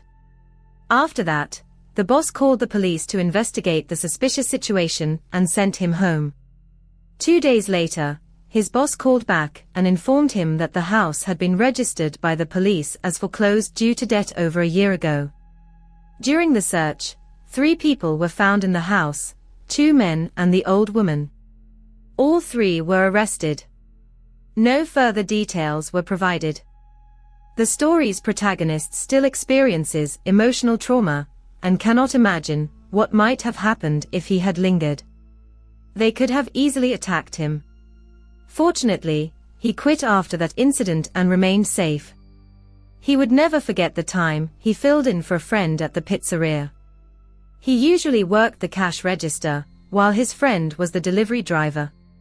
That evening, he successfully delivered 2 orders to regular customers, and then the manager gave him the last order for the night. The address was 5 miles from the city, which was quite a distance. His GPS directed him off the highway into a quiet town he had never heard of before. Then, the navigator led him onto secondary roads that were even more desolate than the main streets of the town. Half of the street lights were out. He didn't like this place. He just wanted to deliver the pizza and leave. Late in the evening, as a pizza delivery driver, he received an order that turned out to be the farthest in his entire career. A 20-minute drive wasn't unusual for his area, but the order included 4 large pizzas, which suggested a party and a generous tip. However, driving at night on country roads was always inconvenient. Upon arriving at the specified address, he discovered an old, sinister-looking building, lost deep in the woods. The absence of parked cars and lights only heightened his anxiety. Stopping his vehicle, he called his manager, who, despite being in a bad mood, insisted he verify the address and attempt the delivery. The manager was known for his anger regarding returned orders, and the prospect of bringing back 4 pizzas caused the delivery driver serious apprehension. Despite his intense unease, he got out of the car and headed towards the door. The lack of a doorbell forced him to knock loudly. The silence that followed was broken by rustling sounds from within. He knocked again, announcing himself as the pizza delivery driver, but silence once again prevailed. Suddenly, a movement flickered in the window. Someone was staring at him, their eyes unnaturally wide, their gaze fixed and terrifying. Overwhelmed with horror, he dropped the pizzas and rushed back to his car. But when he tried to start the engine, the car refused to obey. Only on the 3rd attempt did he manage to get it moving. However, as he drove from the grass onto the country road, he felt the car behaving strangely. Soon, a loud scraping sound echoed, and the car came to a halt. Getting out to assess the damage, he felt a chilling terror. All 4 tires were punctured, and he realized this had happened while he was knocking on the door. Instead of running, he locked himself in the car and called 911. The operator advised him to stay hidden and wait for the police to arrive, remaining on the line. A shiver ran through his body as he realized he was trapped in the middle of a dark, endless forest, knowing that help would not arrive soon. He was extremely uncomfortable being in the car, so close to whoever had committed this act of vandalism. Recalling another incident, he recounted a delivery to a single-story house, where he was met by an elderly man, with a pale face and a grey mustache. The man seemed nervous and insisted on inviting him inside while he waited. Unable to resist the persuasion and escaping the cold, the delivery driver entered the house, but immediately felt uncomfortable. The man disappeared into another room, then suggested he go down to a dark basement for the money. Refusing, the delivery driver heard footsteps in the basement and, sensing danger, tried to leave.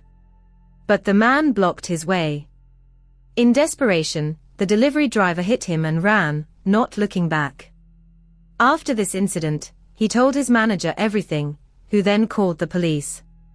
He was subsequently given a few days off. This experience taught him never to enter strangers' homes. The trauma he experienced left an indelible mark on the narrator's memory. But the most horrifying moment was what left him in a state of paralysis. To this day, the memories of it make him shiver, and he sincerely hopes no one ever has to experience such terror. While checking the windows to ensure no one was outside, he accidentally glanced in the rearview mirror and froze. There, in the reflection, he saw the same sinister figure he had seen in the window. The stranger's eyes were unnaturally wide, and now the narrator could discern that it was a woman. A creepy smile slowly spread across her face, chilling his blood. Without losing a second, he flung open the car door and ran into the woods, ignoring the noise he made. He ran until he was breathless with exhaustion. Overcoming his weakness, he hid behind a huge log lying on the ground. Trying to quiet his loud breathing, he lay in wait. Time dragged agonizingly slowly until, in the distance, he heard the wail of police sirens. Gathering his last strength, he ran back to the country road. Soon, flashing red and blue lights appeared in sight. Never before had he experienced such relief. The police officers were standing by his car, examining it with flashlights. Noticing them, the narrator burst from the woods and, frantic with fear, began screaming for help. He fell to the ground, gasping and nearly fainting from the exertion. The police helped him up and began questioning him about what had happened. Brokenly and disjointedly, he recounted everything he had seen and experienced. One of the police cruisers headed towards the abandoned building, and 2 officers began inspecting it. However, their search yielded no results, except for several sharp objects scattered nearby. These objects turned out to be identical to those used to puncture his car tires. The police speculated that some mentally disturbed couple was behind the attack, given the account of the woman seen in the rearview mirror. Unfortunately, the perpetrators were never found, and this uncertainty still haunts the narrator. After the nightmare, he immediately quit his job and found employment at a local grocery store. He understands that he will never be able to forget the eerie image of the woman who appeared in his car's rearview mirror. NUS. Mark Allison, a landowner with 700 acres of fertile land south of Grinnell, near a busy highway, was completely absorbed in the harvest. Time was of the essence, and he needed to gather the crop before the rains that the weather forecasters had predicted. Warnings from the local agricultural cooperative added to the pressure, forcing the farmer to work to his limits. That evening, he decided to stay late to finish harvesting the western section of the cornfield, which stretched out in a flat, seemingly endless expanse. Driving the combine, which cut through the field in 12 rows, felt like moving through a long, monotonous corridor.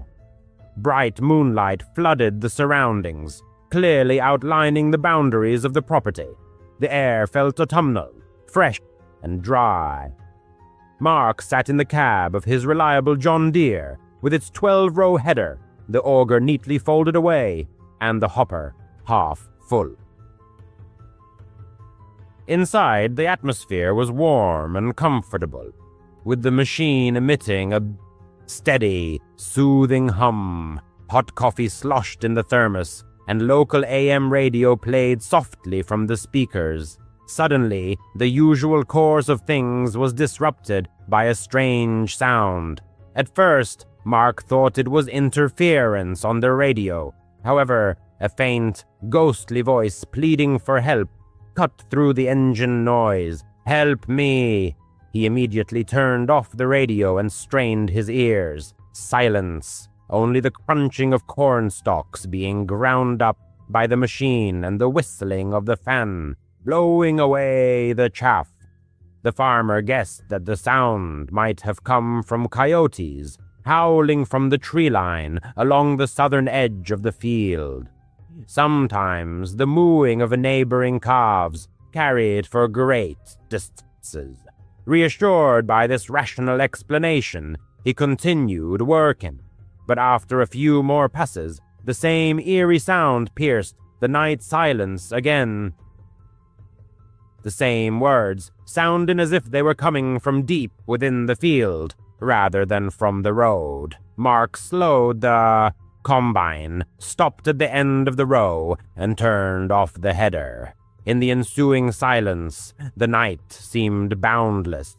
He opened the cab door and climbed down the steps. A light breeze rustled the corn leaves like a soft, dry rain. The moonlight bathed the field in a pale, mystical glow. "Help! Help!" The words sounded sharp and disjointed, as if someone were speaking through thick fabric. Announcements about a missing girl, posted at Casey's in Grinnell, flashed through his mind. Abby Cole, 14 years old, had disappeared back in September. She lived near Rock Creek State Park, about 1.5 miles east of Mark's farm, on a gravel road near the old grain dryer. In the photograph, she had brown hair and wore a gray hooded sweatshirt. Mark had often seen her when he was filling up with diesel fuel or buying coffee. Deciding to investigate the source of the strange sound, the farmer grabbed a flashlight from the cab and, for good measure, tucked a wrench behind his belt and his jacket. He left the combine's flashing lights on to keep his bearings. After sending his wife a short message, "Hearing noise in Westfield, checking it out, phone dying," Mark stepped into the corn rows. The dry leaves rustled under his feet. The ground was hard on top but soft and yielding underneath. His boots crunched softly. After just 20 yards, the combine's lights had faded to a dim glow. A feeling of unease grew, and Mark, acting on instinct, moved in the direction from which the voice was coming, trying to move cautiously. "Help, please!" The sound was very close, almost from under the ground. He stopped and pointed the flashlight beam down. In the light, a flat gray patch appeared on the ground, like a rectangle pressed into the soil. A small PVC pipe stuck out at an angle, its end neatly cut. A piece of duct tape was tangled in a corn root nearby. Mark knelt down, his heart pounding in his chest. He began to dig away the dirt with his gloved hand until he felt something hard. The soil crumbled easily, like dry crust. Under the layer of dirt, he found a sheet of plywood. A faint breath came from the pipe, followed by a sound that he couldn't make out. Grabbing the wrench, Mark pried up the edge of the plywood. One corner lifted. A warm, musty air hit his face. "Hold on," Mark said, his voice sounding unnaturally loud in the night silence. The pipe rattled against the wood as he lifted the plywood higher. Sliding his fingers under the sheet, he raised it a few more inches. The flashlight beam illuminated a small space below, no bigger than a dog crate. He saw reflecting eyes, a small mouth trying to say something, a gray, hooded sweatshirt, and brown hair matted to a forehead. It was her. Suddenly, there was a rustling sound behind him. Mark froze, holding the plywood. The flashlight beam trembled, catching cornstalks bending unnaturally in the darkness. Another sound, not the wind. Someone was nearby, their breathing louder than Mark's. A man appeared 4 rows away, tall, broad-shouldered, with a cap pulled down over his eyes. In his hand, he held a curved blade, perhaps a scythe, glinting in the moonlight. He was silent. Mark dropped the plywood. It fell back with a soft thud. The pipe clanked, and a faint sound came from below, perhaps a word. Mark took off running, choosing a road different from the one he had come through. A cornstalk snagged his jacket. Leaves whipped his face. He ran toward the flashing lights of the combine, hoping he wasn't lost. Behind him, the corn rustled with incredible speed. His pursuer was gaining on him. Mark zigzagged through the tracks of an irrigation rig, trying to break free. The flashlight beam swung wildly, offering little help. The combine lights pulsed ahead, seeming impossibly far away. His foot sank into a soft spot, and Mark was mired to his ankle. Pulling his foot free, he kept running. He heard the whistle of a blade cutting through a stalk with a sharp crack. His pursuer was close enough that Mark could smell sweat and something sour. Reaching the combine, he began to climb the ladder. It seemed endless, like in a dream when you can't move fast. Mark slipped, banged his shin, and grabbed the railing. His jacket sleeve tore as he hauled himself into the cab. The door wasn't fully closed when the blade plunged into it. Metal rang, and the scythe scratched the glass, leaving a white mark. Mark slammed the latch. For a moment, he saw the pursuer's eyes through the window, empty and lifeless, as if he were simply doing a job. Starting the combine, Mark lowered the header and moved forward. He didn't want to run over his pursuer, just get away. The man stepped back and disappeared into the corn, then reappeared, trying to climb the ladder. He swung the scythe again, hitting the side mirror and knocking it off. Mark hit the gas, and the combine lurched forward. Corn poured into the header. The pursuer fell. Mark swerved to the edge of the field, the lights illuminating the gravel road. The auger hit a branch and rattled. He drove the combine onto County Road F27, bouncing violently as if he were late for something important. The night was unsettling. Something was not right. After locking the doors of my house, I dialed the number for the Poweshiek County Sheriff, reported the exact coordinates, and described in detail what I had seen: the strange voice, the pipe, the silhouette of the girl. Around 2:07 a.m., I was joined by 2 sheriff's deputies and a patrolman, and we set out for the field. The journey was difficult. Cornfields have a way of confusing you. Reaching the spot, we found only a rectangle of trampled earth with no sign of plywood or pipe. The soil seemed disturbed, as if someone had been digging diligently. The deputies spread out, and the police dog, whining, pulled toward the eastern fence. Following it along a path, we came to a drainage ditch, and then to the neighboring trees. The tracks in the gravel looked blurred, as if they had been deliberately erased. A thorough search of the pit yielded no results. No box, just loose soil and a piece of gray fabric snagged on the roots. At 3:40 a.m., the deputy suggested giving a statement at the station. I agreed, gave a detailed account of everything that happened, and handed them my torn jacket. I got home at dawn. The neighbors' grain elevators were buzzing, like every morning during the harvest. By noon, the whole town was buzzing. Whispers went around that Abby's father had already been questioned, and his volatile temper was mentioned. Abby's whereabouts remained unknown. Despite what I had experienced, work awaited. Corn waits for no one. I climbed back into the combine, the scratch on the glass, and the missing mirror a reminder of the night's events. Finishing the harvest of the western part of the field, I noticed that the GPS showed my path from the night before. A gray line crossed the spot where the rectangle had been. That's where I first heard her voice. The sheriff's dog continued to bark toward the eastern fence all week. After a heavy rain, I found a piece of PVC pipe in the ditch near my mailbox. The pipe was clean, with a fresh cut. Neither the plywood nor Abby was ever found. The deputies asked me to report anything suspicious. I grew up in a quiet town where something out of the ordinary rarely happened.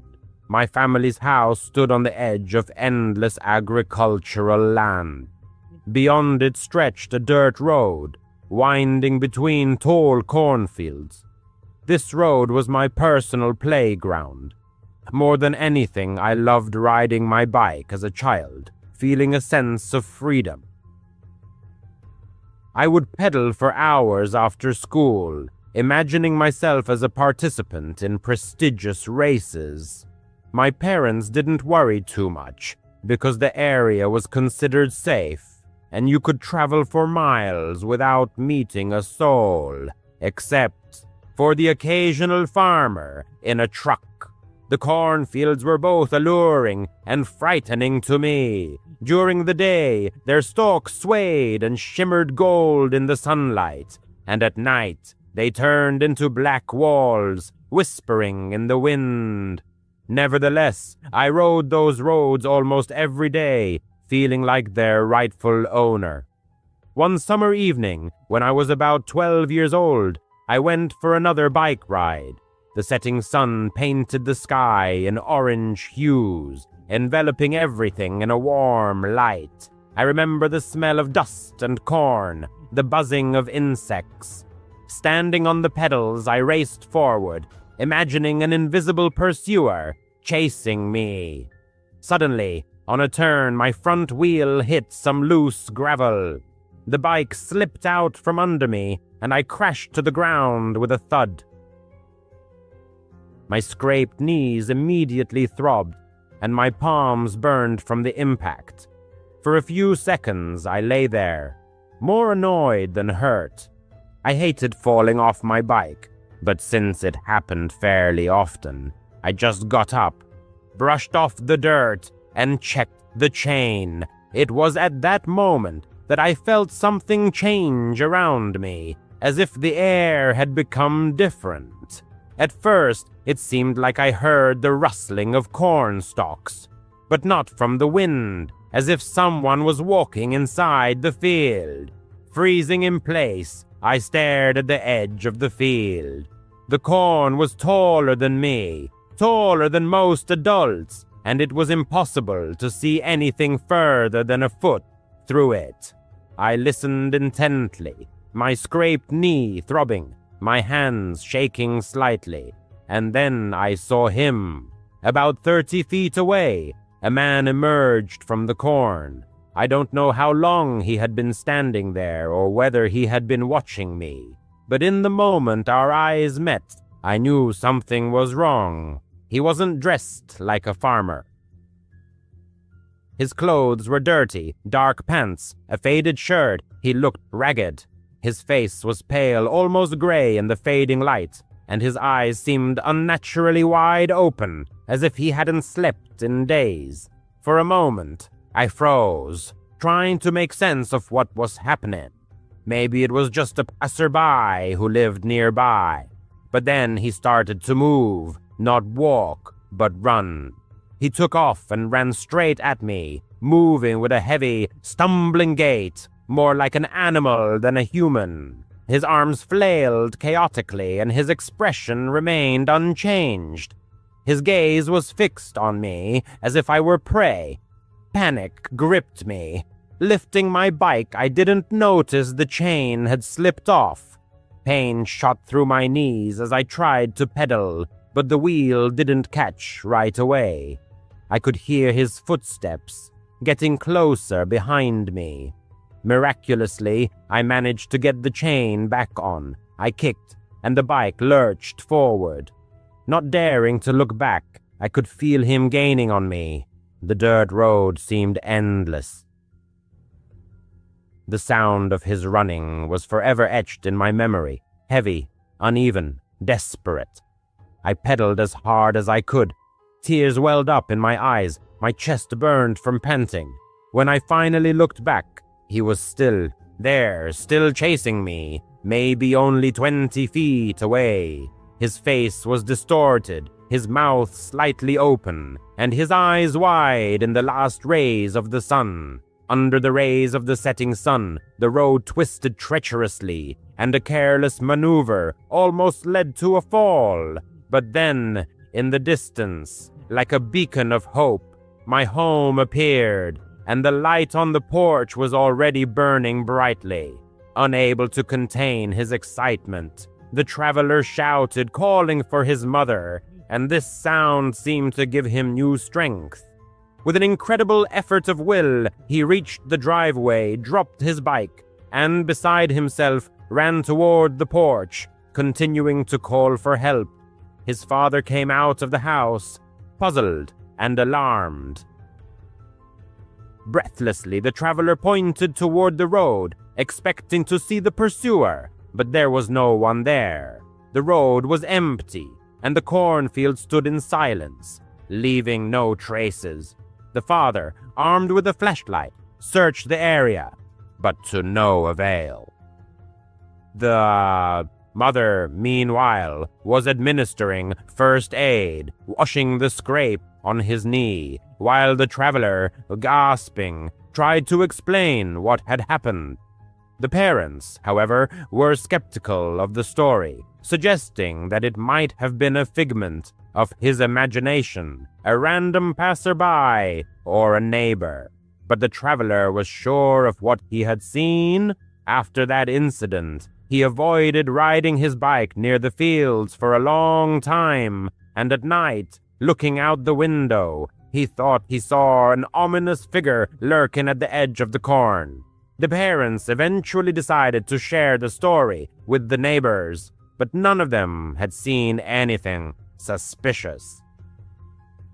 One old farmer even joked, saying that this road likes to play tricks on children. The shadows move very strangely here. But the traveler knew that it wasn't a trick of the imagination. He still remembers how the pursuer's feet sounded, how he never took his eyes off him, whoever it was, and whatever he wanted, the traveler was. Lucky that his bike hadn't failed him at the most critical moment.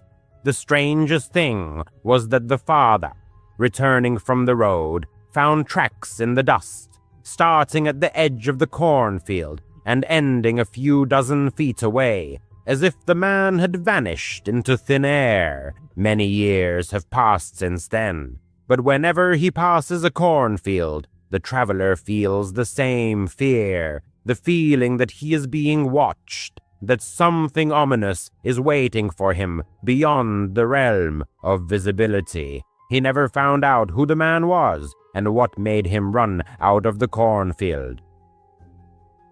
And perhaps it's for the best, because the scariest thing about memories is not knowing what happened, but the realization that it could happen again. His name is John Harland. He is 68 years old, and he lives on a 200-acre farm near Mitchell, South Dakota. Mostly corn is grown here, stretching flat and endless under the wide sky. His wife, Mary, died in April 2019 of heart failure. She was 62 years old. Since then, he has been alone with the land.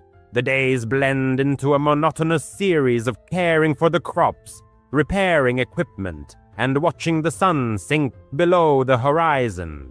He is comfortable with the silence, or at least he used to be.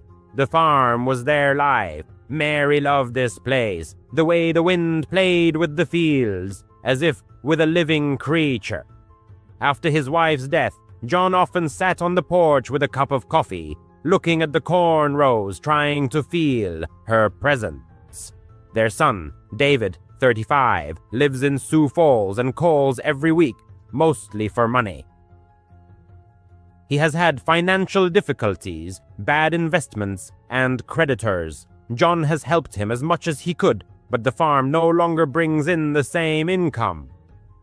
It all started in August 2019, in the middle of the summer heat. The evening twilight was a time for walking along the edge of the field, checking the irrigation lines, and identifying pests. At this time of day, the world was transformed into golden shoes. One evening, when the sun had almost disappeared below the horizon, John noticed something unusual. A figure about 50 yards into the cornfield, slowly moving between the rows. Tall, slender, dressed in a light-colored dress. The way it fluttered in the wind reminded him of Mary, of how she loved to wander through the garden, lost in thought. John froze, squinting. His eyesight was no longer as sharp as it used to be. It could be a trick of the light, a play of shadows. He shouted, "Is anyone there?" But the wind carried his voice away. He stepped into the field, his boots sinking into the soft soil, and the corn leaves brushed against his arms. But when he got to the spot, the figure had disappeared, leaving only bent stalks, perhaps from the wind or wild animals. John dismissed the thought, deciding that old people are prone to seeing things that aren't there. But the next night, it happened again. At the same time, but closer to the house, the figure was moving purposefully, making its way through the corn. John managed to make out its outlines, long hair and a familiar gait. His heart clenched with pain. Mary, it can't be, he thought. He pushed his way through the rows, the corn stalks crackling under his jacket. "Mary!" he shouted louder than he intended. But in response, only silence, dirt, and a faint track, as if someone had passed through here. John stood there, breathing heavily, the field silent, broken only by the rustling of leaves. He didn't tell David about it when he came for the weekend. His son brought groceries, sat on the porch, and talked about his work. But his gaze kept wandering over the fields as if he was looking for something. "Are you okay, Dad? Aren't you bored here alone?" he asked. John nodded, saying that everything was fine. David left on Sunday morning. That same night, the figure appeared again, now more distinct, its outlines, its hair catching the fading light. John grabbed a flashlight and took off in pursuit, going deeper into the field than ever before. The corn closed in around him, creating the feeling of a maze with no exit. He found nothing but a scarf, Mary's blue scarf with tiny flowers, snagged on a corn stalk. He gripped the corn stalk tightly, as if seeking support in a raging sea of grief. The days turned into a monotonous sequence, losing their individual characteristics. The ominous visions became obsessive, invariably arising in the twilight. He found things that belonged to her, an old gardening glove, half buried in the ground, a hair clip, shimmering in the dirty soil. Each find was perceived as a mysterious message, but from whom? Grief flashed through his mind. My mind is losing touch with reality. After dark, he stopped going out into the fields, preferring to stay in the house, locking all the doors. However, an irresistible attraction to the cornfield did not leave him, as if the earth itself was calling him. One day, consumed by a thirst for answers, he thoroughly searched the house. In Mary's dresser, he found her diary. The last entries showed her deteriorating health, complaints of abdominal pain and dizziness, which she had never mentioned to him. David brought tea today, so thoughtful, she wrote. Tea, he always offered her tea when he came to visit. Some kind of herbal blend, whose beneficial properties he was absolutely certain of. His stomach clenched painfully at the thought. A picture of the autopsy flashed through his mind, traces of some strange substance in her body which were deemed insignificant. Heart failure, the doctors concluded, natural causes. And us. He continued his search, unwilling to accept such an explanation. In the attic, among dusty boxes, he discovered bank statements showing large withdrawals he hadn't authorized. Thousands of dollars had been transferred to David's account. Then he stumbled upon Mary's life insurance policy, which named David as the beneficiary in 2022. His hands trembled as the terrible truth dawned on him. Debt collectors had been hounding him for months. Was he so desperate as to commit such an act? He couldn't fully grasp the monstrous thought. Steeling himself, he dialed David's number. His voice was even, but there was an icy coldness in it. "What did you do to your mother?" he asked. A heavy silence followed, broken only by a strained laugh. "Dad, you're scaring me." "You need to rest," David said, a strange tremor in his voice. With that, he hung up. That night, the ominous figure appeared earlier than usual, beckoning him toward the cornfield. Grabbing a flashlight, he followed. The corn parted before him like a curtain, revealing a small clearing. Someone had cut the corn stalks, doing so unnaturally and with a specific purpose. In the center of the clearing, he saw a half-empty bottle with the label torn off. He slipped it into his pocket. His heart pounded in his chest. Rat poison, he thought, slow, insidious, mimicking the symptoms of organ failure. In the distance, thunder rumbled, foreshadowing an approaching storm, typical of South Dakota in late summer.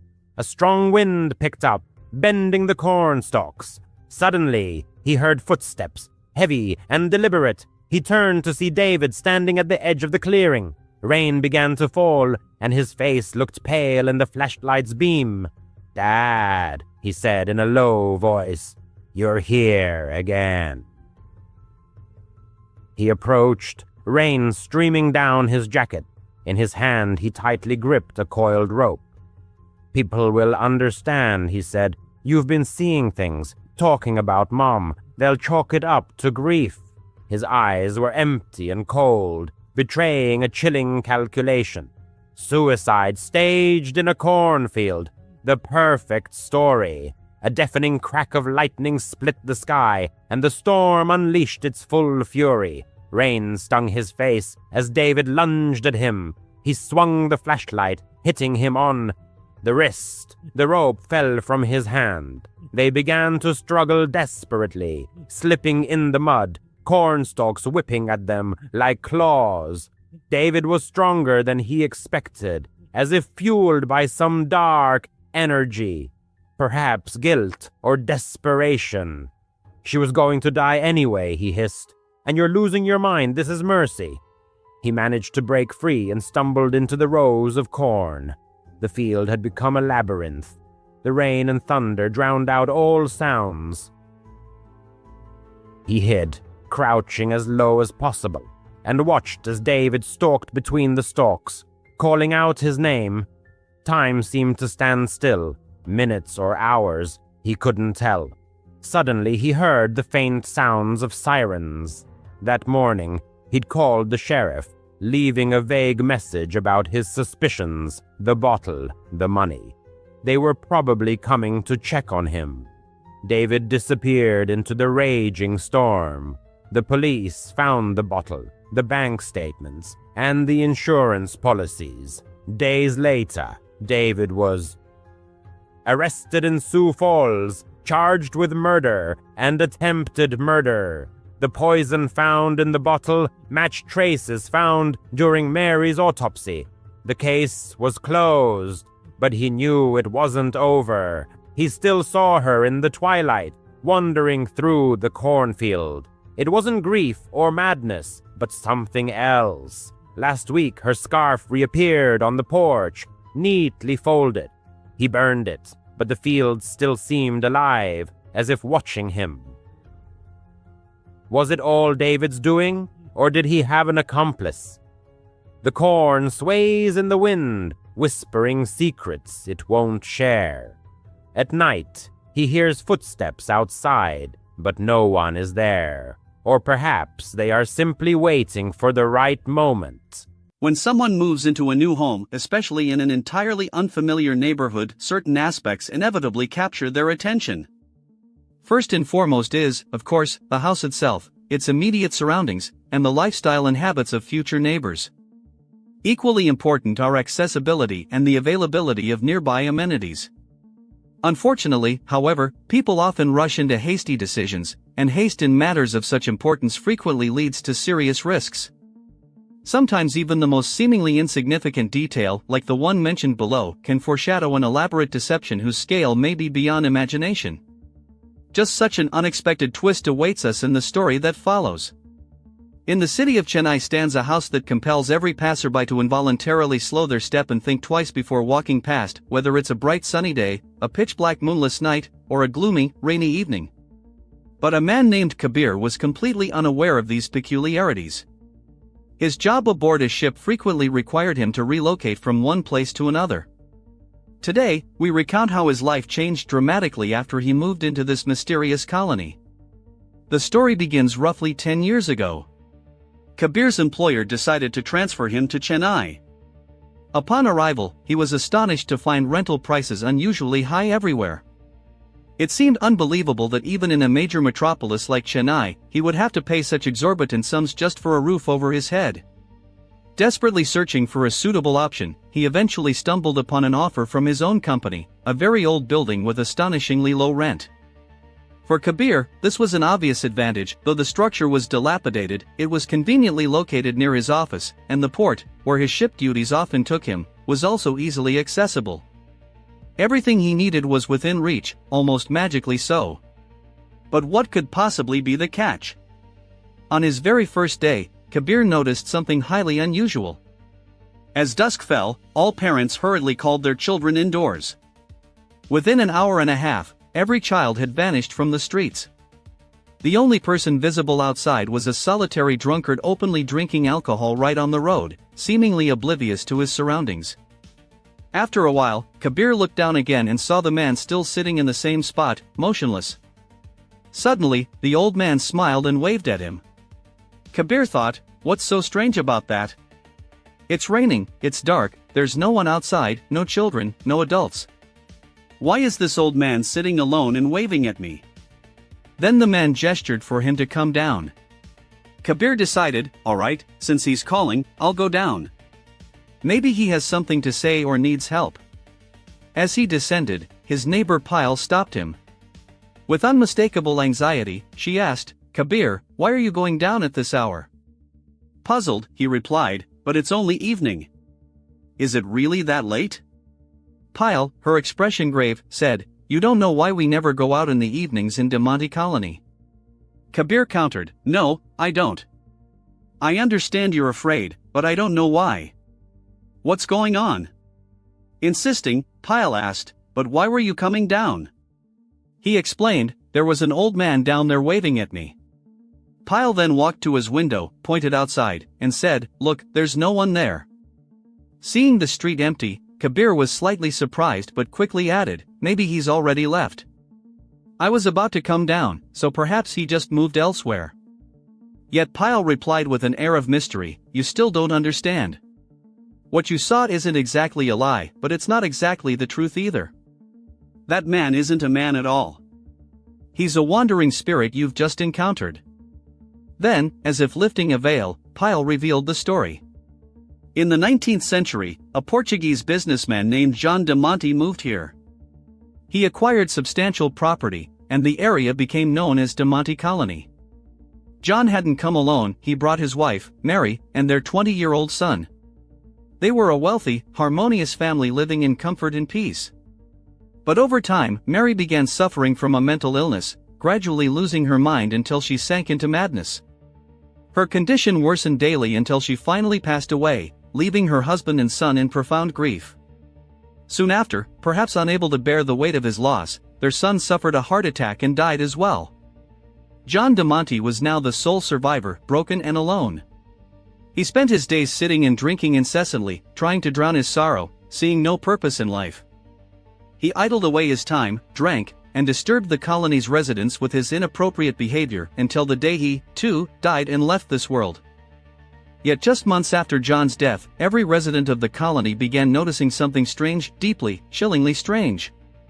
Whenever they sat with their families, wives, and children, laughing and playing, they would hear from afar the sound of weeping filled with unbearable sorrow. Drawn by curiosity and fear, they would follow the sound only to find none other than John, sobbing bitterly, as if his soul could find no peace.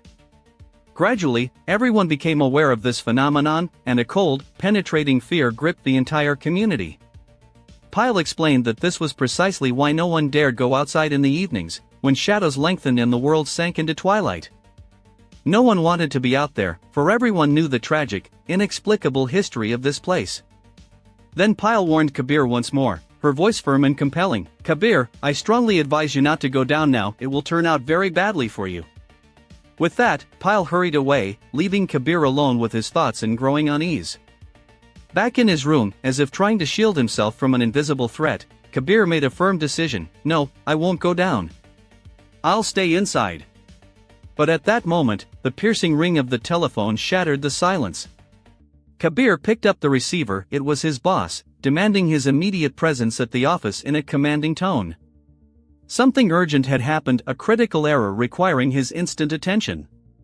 Kabir tried to explain he couldn't come, but his boss refused to listen, his voice unyielding. Trapped by circumstances, Kabir reluctantly left the building, unaware of what awaited him beyond the threshold. When Kabir returned, the clock neared 11 at night. As he entered the colony, he found the atmosphere unchanged from 6 hours earlier. Absolute silence reigned, and not a soul was in sight. No one appeared on the horizon.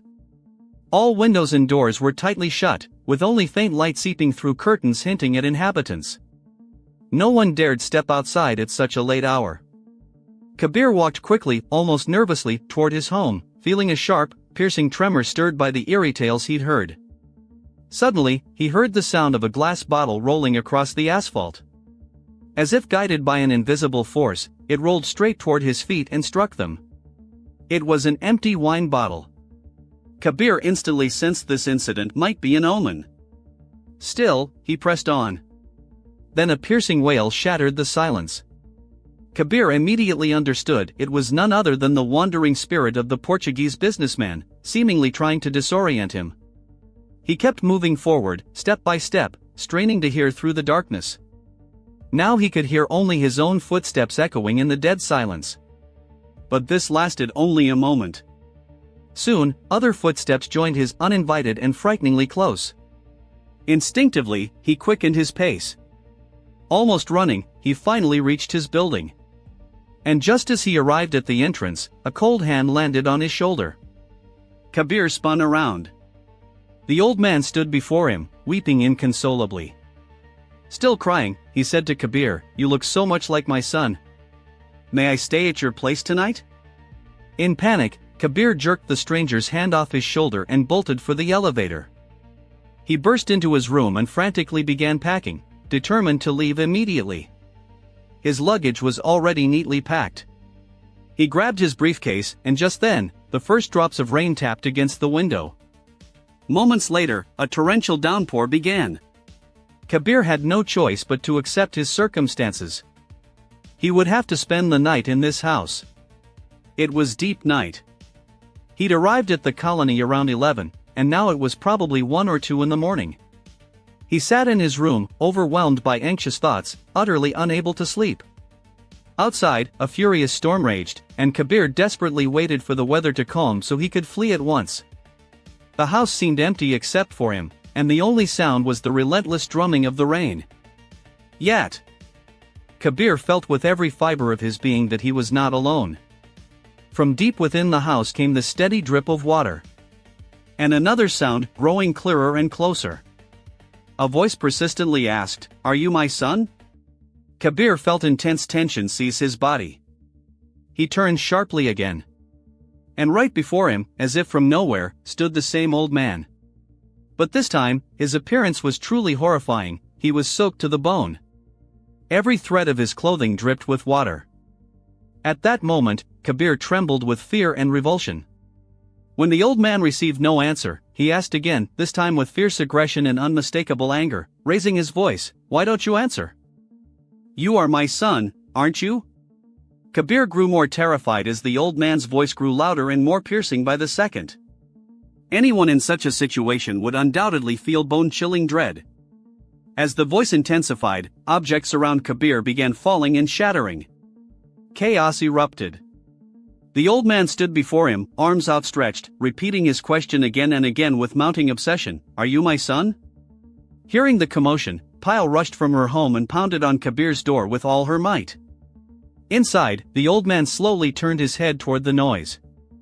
The moment his attention shifted, Kabir seized the opportunity, lunged for the door, and flung it open. When Pyle looked inside, she was astonished to see no one but Kabir. Yet she knew exactly whose voice had shaken the walls.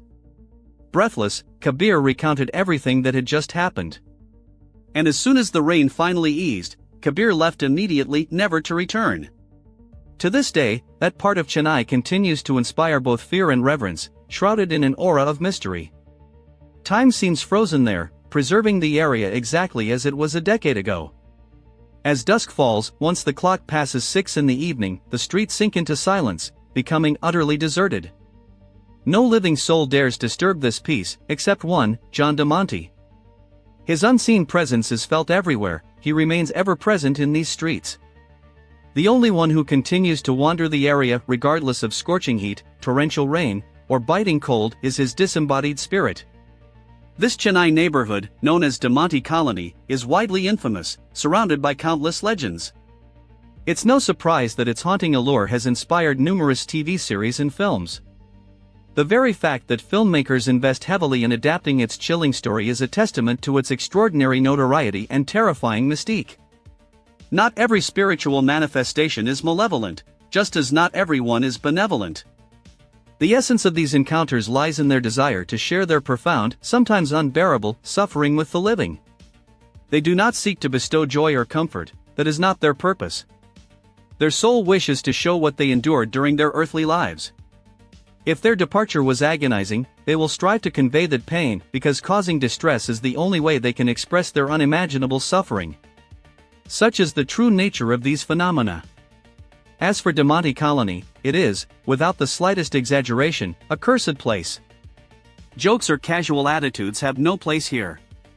Countless online articles, films, and series dedicated to this location only reinforce its ominous reputation. It is indeed a profoundly haunted site, where the boundary between worlds feels especially thin and permeable. And should fate ever lead anyone there, they need only glance at the clock. What if it already shows 6 in the evening? In such a sinister place, absolutely anything could happen.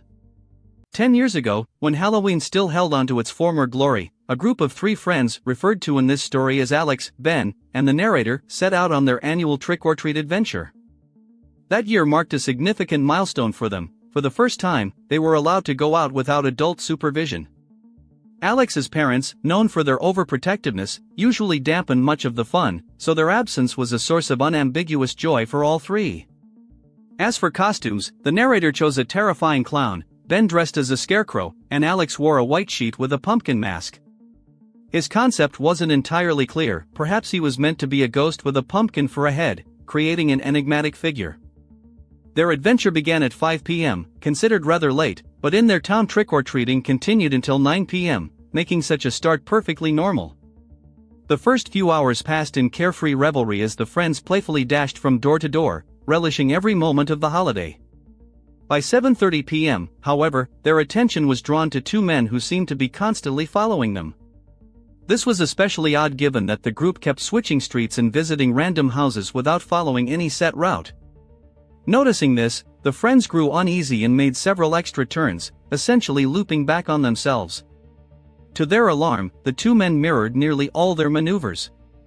Still, it was hard to say for certain they were being followed. The men were dressed in costumes like everyone else and approached houses as ordinary trick-or-treaters would. Yet they were noticeably larger and seemingly older than teenagers, perhaps even college students or adults, which raised suspicions. Against better judgment, Ben and the narrator agreed to Alex's suggestion to leave the neighborhood and cut through the woods to lose their pursuers and reach another part of town. Their only reason for agreeing was the presence of a well-trodden path through the forest. Though they'd never walked it at night, their familiarity with the route gave them confidence they wouldn't get lost. They hurried to the trail and plunged into the dense woods, hoping the two men hadn't noticed them. The deeper they went, the darker it became, so dark they could barely see anything ahead. This was long before mobile phones were ubiquitous, so none of them had a light source. They had to stop briefly, overwhelmed by the eerie and potentially dangerous situation, debating whether to turn back. But as they stood still, they began to hear footsteps crunching on gravel behind them. All they could make out were vague silhouettes of two approaching men before all three bolted deeper into the forest.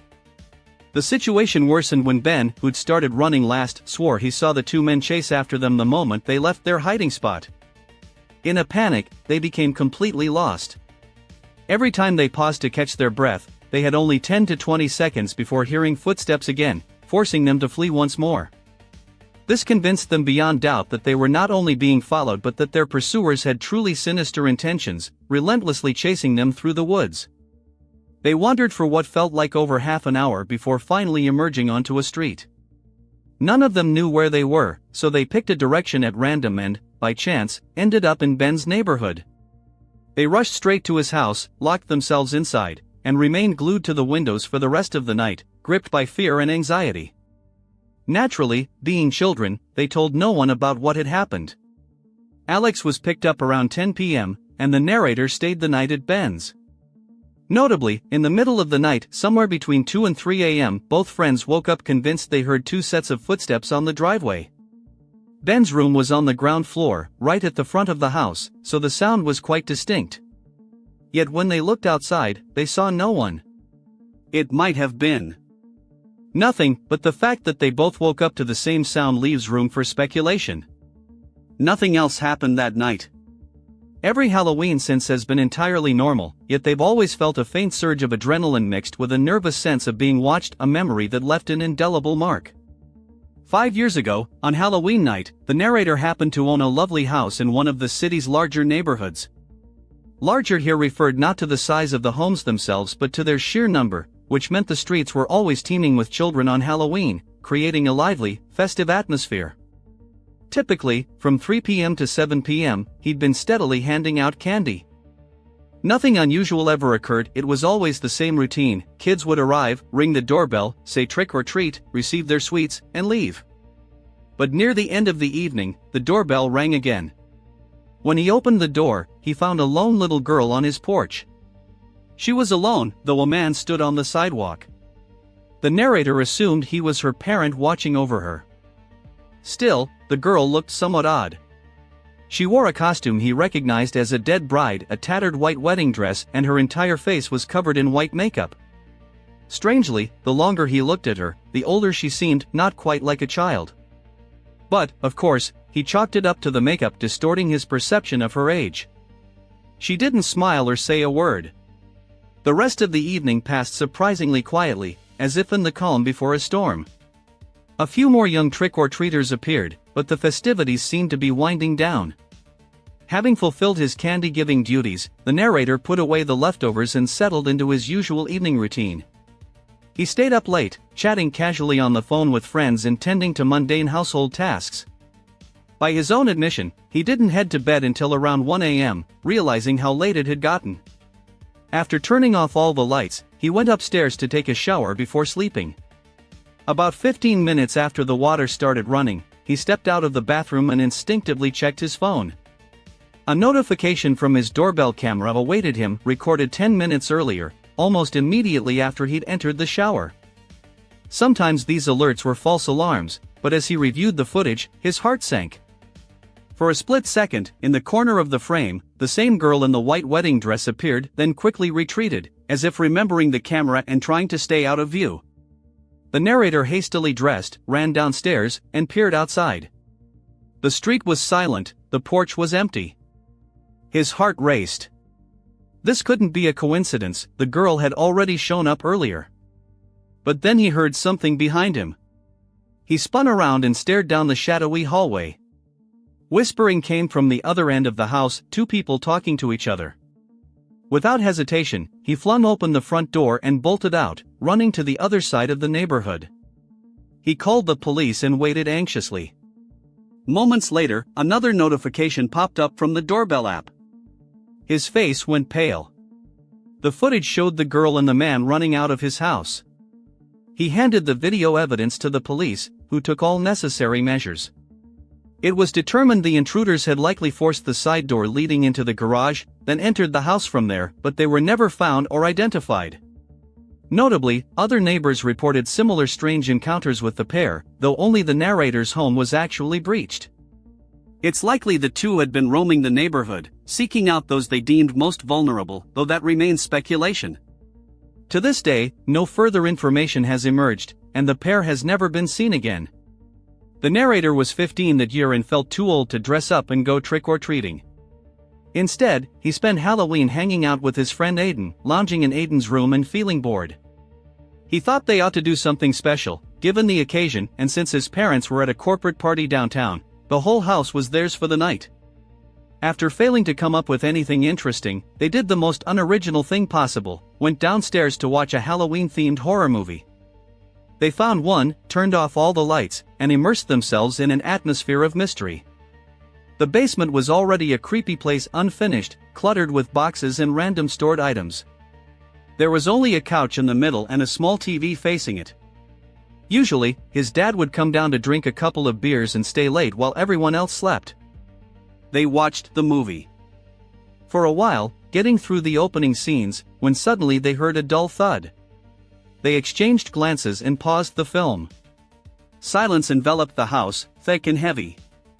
The narrator thought it might have been from the movie, so he rewound and replayed, but there was nothing even remotely similar to the sound they'd just heard. Everything upstairs sounded muffled, yet they were certain the noise had come from the floor above. The narrator stood up, and Aiden followed as he crept to the bottom of the stairs and listened again. Very faintly, they heard more dull thuds, quieter now, moving across the upper floor. They just stared at each other in fear, not moving or speaking, both certain of what the sounds meant. It sounded like someone was quietly walking upstairs. Then, suddenly, a voice called out, "Aiden! Aiden!" It repeated his name several times, low and unfamiliar. Aiden clearly had no idea who it was.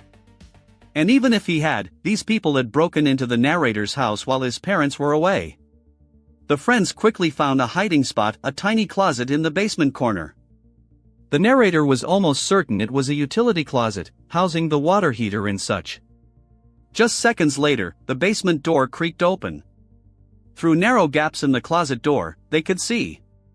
The overhead light pierced the darkness, illuminating the stairs leading down into the shadowy space. After a brief pause, a man began descending. His steps were slow and deliberate, stopping occasionally to look around. He walked to the center of the basement, noticed the still running TV, stared at it intently, then called out again, "Aiden!" He started searching behind boxes and even opened one, carefully examining its contents for about a minute. That box held old photo albums and cherished family heirlooms, so watching a stranger rifle through them was deeply unsettling. After about 5 minutes, he turned and headed back upstairs. His footsteps echoed through the upper hallways for a while, then complete silence fell. The narrator waited in the closet for what felt like an eternity before finally daring to emerge. He grabbed his phone and dialed emergency services. The wait was agonizing, and by the time help arrived, the intruder had vanished without a trace. In the pitch-black basement, the man's face was impossible to discern, making identification hopeless. But one thing was clear, he knew who Aiden was and that he'd be alone in the house that night. The stranger's actions left no doubt about his stalking intentions, possibly aiming to abduct Aiden, or perhaps the narrator himself. The incident was deeply disturbing, and though the narrator still keeps in touch with Aiden, the case never progressed further. The man was never seen again. This unsettling episode occurred in the last week of October, just before Halloween. The narrator lived in a cozy, modest house in a typical suburban neighborhood.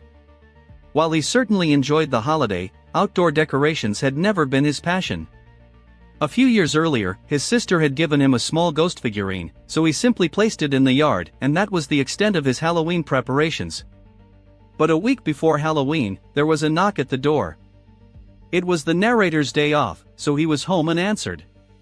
The man on the porch was unfamiliar, around 40, with light stubble, short chestnut hair, and wearing a thick down jacket.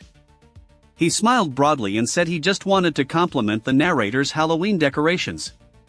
The narrator didn't quite know how to respond. After all, there was only one small ghost in the yard. It wasn't unusual or unique at all, just a piece of wood with a painted ghost. He thanked the man, who kept smiling, and left. It struck the narrator as odd but not alarming, probably just an overly friendly person, perhaps a bit too friendly.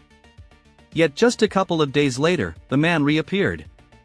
This time, the narrator had just returned from work at 7 p.m. and hadn't even changed out of his work clothes when he heard another knock. Seeing him again filled the narrator with dread, and the ensuing conversation only heightened his unease. The man praised the ghost again but then tried to strike up casual conversation.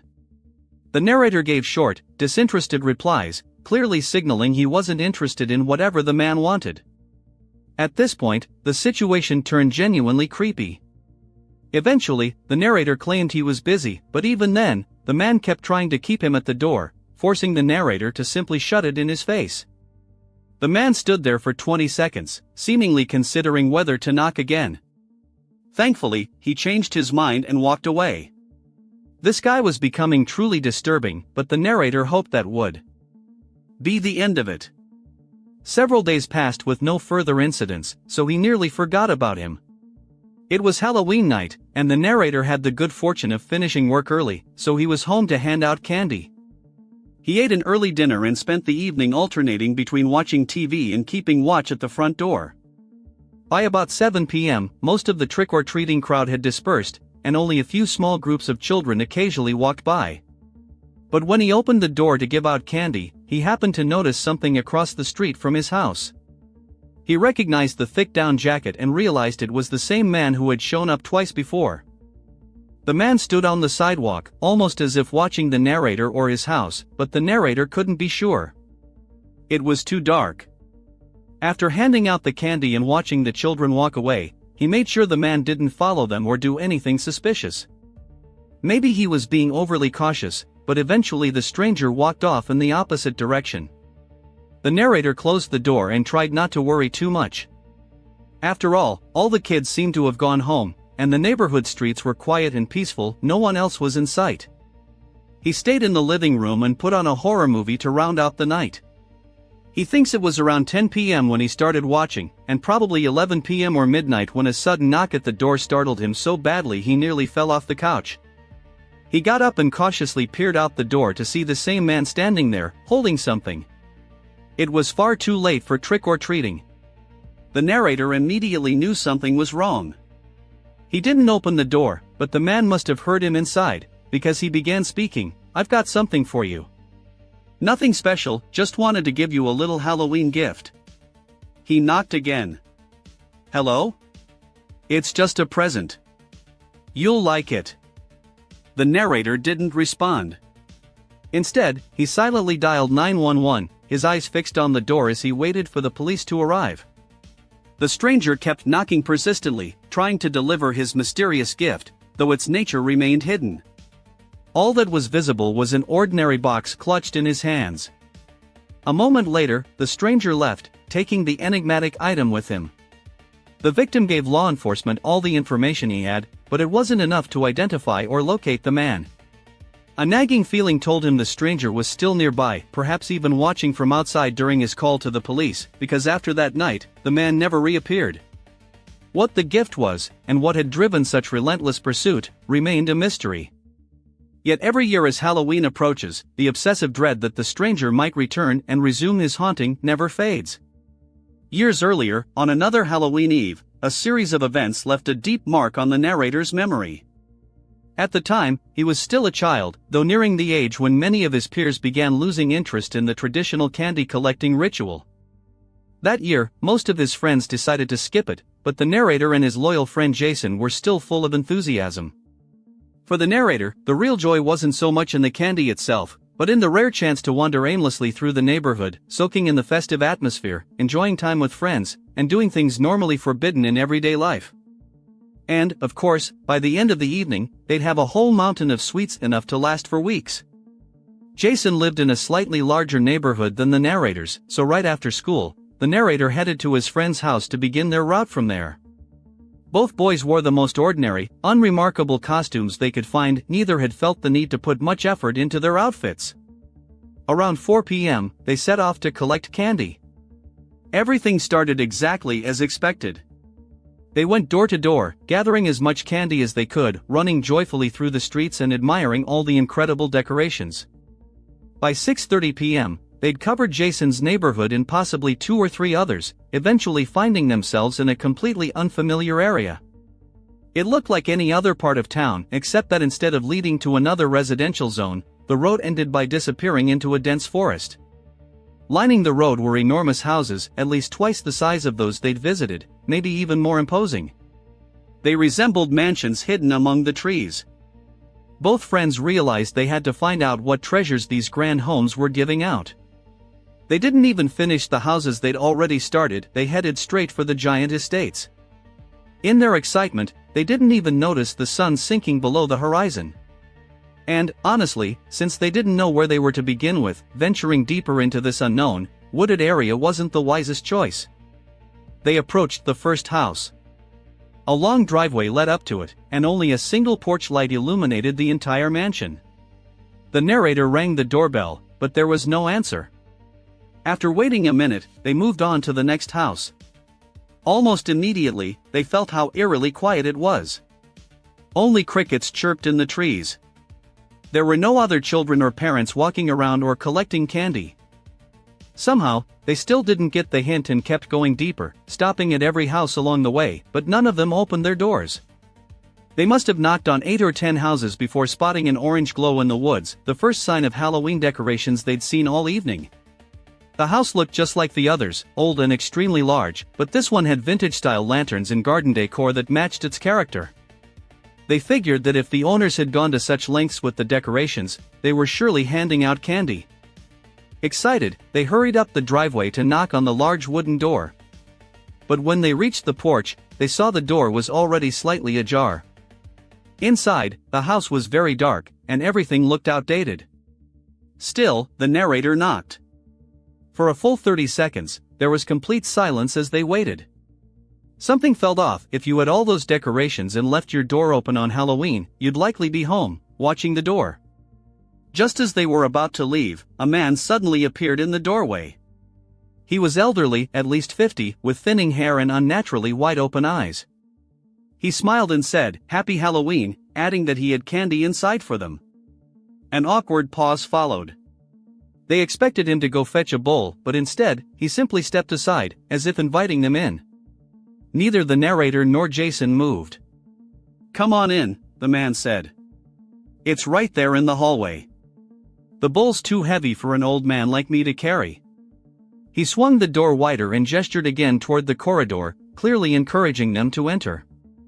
But common sense, mixed with the unsettling darkness swallowing most of the house, told them not to take the risk. Jason tried to mumble an excuse, but stumbled over his words and couldn't form a coherent sentence before his friend nudged him, signaling they should just leave. Both boys hurried away without looking back to see the man's reaction. They still didn't know whether he had ill intentions or if something else was at play, but they just wanted to be safe and avoid ending up in the news as kids who'd willingly walked into some lunatic's house on Halloween. In their rush to get away, however, they unconsciously kept following the road, wandering deeper into the maze of this strange neighborhood. Still caught up in discussing the unsettling encounter, they passed several more houses without stopping. Eventually, they agreed they should leave the area and return to familiar ground. But since they'd already gone so far, it seemed logical to keep walking, hoping it would lead them to a main road. They walked for 15 minutes without stopping at any houses. The forest remained ominously silent. Now that the sun had fully set, pitch-black darkness had fallen. There wasn't a soul in sight. Suddenly, ahead of them, they saw something unusual, a car parked right on the roadside along the forest path. In the complete darkness, with its headlights off, it was barely visible. By the time they noticed it, they were only about 20 feet away. It was a very old vehicle, and with no lights on, it almost looked abandoned. Confused and curious, the boys nervously walked past it, staying on the opposite side of the road. Through the windshield, they could see nothing, the car was perfectly parked in shadow.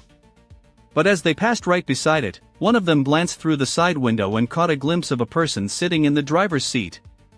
In that instant, he recognized the same unnaturally wide, anxious eyes. His friend told Jason to run, and they both bolted down the road. Almost immediately, the car's headlights switched on. They kept running, and luckily, just a minute later they reached an intersection leading back into a normal neighborhood.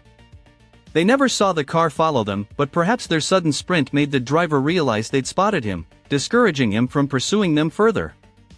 They went straight back to Jason's house and never told anyone, not even their other friends, about what had happened. It was their last year trick-or-treating on Halloween. NUS.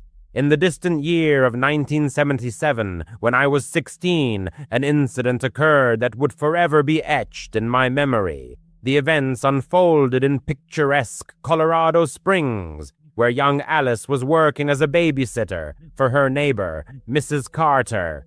Tommy, 6, and Lily, 8, were model children, obedient, quiet, and went to bed without complaint. The babysitting job seemed like a breeze, just a few hours of vigilance to keep the house from burning down, and a little extra pocket money. However, the evening of February 7th turned into a nightmare that would haunt Alice for years. Mrs. Carter, a single mother exhausted from her worries and rushing to a night shift at a local diner, lived in the same apartment building as Alice's family. An advertisement in the community center had caught her eye. Reliable teen babysitter, $2 an hour. The proximity of their homes and the modest wage were decisive factors in Alice's favor. On that ill-fated evening, after putting the children to bed and receiving a meager $5, Mrs. Carter instructed, "I'll be back by midnight. Lock the door, Alice." The girl nodded, flipping through channels on the old television. The small apartment was a mess. Toys scattered about, belongings strewn around, children's clothes everywhere.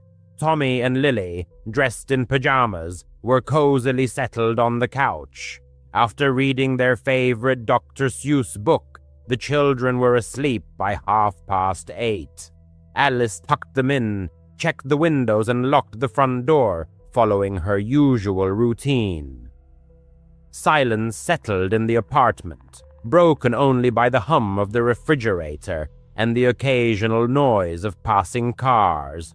Alice, lounging on the couch with a bag of chips, watched a simple sitcom, turning the volume down so as not to wake the children. Around 9 o'clock in the evening, there was a faint thud, as if something had fallen in the kitchen. The girl froze, a chip halfway to her mouth. The apartment was on.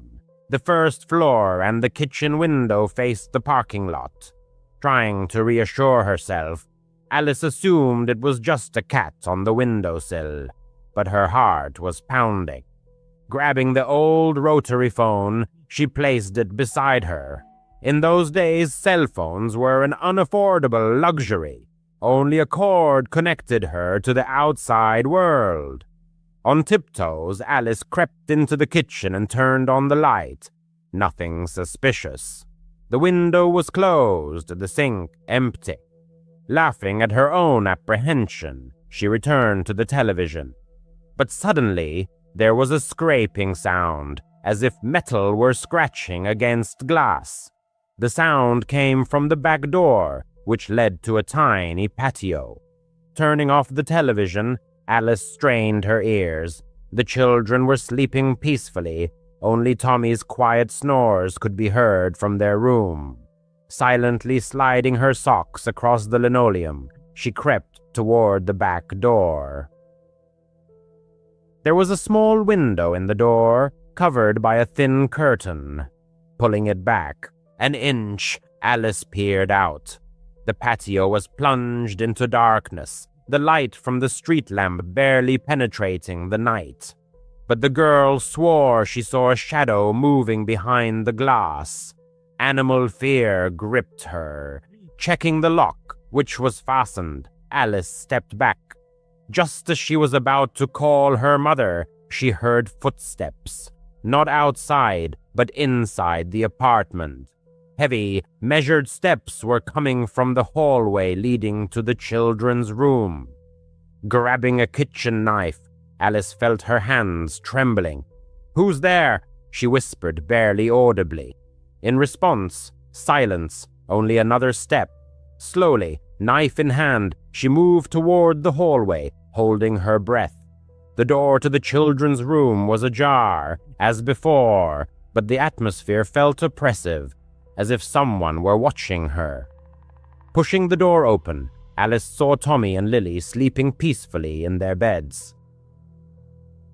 Exhaling in relief, she felt her knees weaken. But then her gaze fell on a shadow in the corner. Tall and still. Frozen in place, Alice felt the knife slip in her sweaty hand. "Get out!" she said louder. The shadow didn't move. Turning on the light, she expected to see only emptiness, a figment of her imagination. But in the corner stood a man, about 20 years old, near the children's dresser. Tall, with disheveled hair and dark eyes staring at her. In his hand was a knife, larger than Alice's, the blade gleaming in the lamplight. Screaming, Alice backed away. The man didn't say a word, just stepped toward her. She rushed to the front door, frantically trying to unlock it. Her hands slipped with sweat. Hearing him approaching, Alice threw open the door and ran into the parking lot, desperately screaming for help. A light came on in one of the windows and someone shouted, "Call the police!" Alice ran, not feeling the cold asphalt under her bare feet, until she reached her own apartment. Her father, alarmed by the noise, had already run outside. Grabbing her, he dragged her inside and called the emergency services. The police arrived immediately. The man had fled, the back door lock broken. The children, fortunately, were unharmed. Blood was found on Alice's overalls, not hers. It had smeared when the girl pressed herself against the wall in a panic. Experts collected blood samples and fingerprints from the back door. The perpetrator was William Kernan, a college student who knew Mrs. Carter. He had been seen in the apartment and the surrounding area. He was not caught that night. He disappeared without a trace. Only years later, in 2024, did Alice learn that the case had been solved. DNA extracted from the blood samples matched Kernan's DNA, who had died in 2010. Confirming this for sure was impossible, as the body had been cremated and there were no surviving relatives. But the police were certain. That same night, Kernan had stabbed 14-year-old Maria Hansel, who was babysitting in another apartment. She did not survive. The cold-blooded cruelty and indifference of the Millers left an indelible mark on her memory. She could not erase the horror of that night from her mind, and nightmares haunted her, presenting before her eyes cold and empty children's eyes. After what she had experienced, she decided never to babysit again and left that apartment complex forever, shuddering at how close she had come to becoming a tragic statistic herself. At the age of 12, she began babysitting for the Millers, and by 15 it had become a regular routine. Every time she followed the same path, walked 2 houses down, spent time with their 6- and 8-year-old rascals, received a modest reward, and returned home. The children were noisy, disobedient, and clever in the worst way, but the money she earned helped her buy the necessary school supplies and save up for a coveted used bicycle.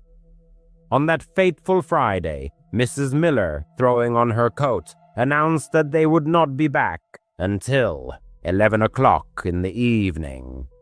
"Just a regular night," she said. The girl simply nodded in response, already mentally planning to put the children to bed by 9 o'clock, then do her homework at their kitchen table, and head to her own bed before midnight. By 8:30, silence had settled in the house. A lone lamp on a side table cast a soft light in the living room. Cartoons were playing at minimum volume. Outside the window, a storm was raging. Rain pounded furiously against the glass, and from time to time the headlights of passing cars slid across the curtains. The children, exhausted from an hour of restless running around, curled up on the couch, covered in blankets up to their chins. The girl held the remote control, ready to mute the sound during annoying commercials that could wake the dozing rascals. The clock hands passed 9. She decided to give them another 10 minutes of rest. Before taking them to their bedrooms, getting up, she stretched and headed to the thermostat to raise the temperature a little. It was at that moment that there was a deafening knock on the door. Heavy, insistent, unlike the crack of a broken branch or a gust of wind. The lampshade trembled. Then came a second blow, more muffled, as if someone were pressing their ear against the door, trying to hear what was happening inside. Her heart pounded in her chest. She glanced at the children, whose eyes were wide with fright. Putting a finger to her lips, she whispered, "Hide behind the couch, and don't peek out." The children surprisingly obeyed without question and scurried under the knitted blanket. The girl turned off the television and the lamp, plunging the room into complete darkness, broken only by the dim light of the digital clock on the cable box. In the ensuing silence, the sound of the rain seemed deafening, but she could clearly hear someone moving at the door, the rubber sole of a shoe sliding on the mat. Frantically, fumbling for her phone in her pocket, she found no signal. Due to the raging weather, their Wi-Fi often went down, and it was impossible to contact anyone by phone. Retreating to the kitchen, she opened a drawer near the sink and grabbed the largest steak knife, the one she had recently washed after making frozen pizza for the children. Holding her breath, she made her way along the wall to the hallway leading to the front door. Every inch of the floor in this old house creaked, so she tried to step on her heels to soften the noise. Halfway there, she heard another sound, the click of the mail slot opening and then slamming shut. The stranger outside was methodically checking all possible openings, probably looking for a lock that could be broken. The thought flashed through her mind to run through the back door with the children, but the backyard was not fenced, and beyond it stretched a dark and impassable forest. If the intruder bypassed them, they would be trapped in the open air. It seemed safer to meet him here, where she at least knew the layout of the house.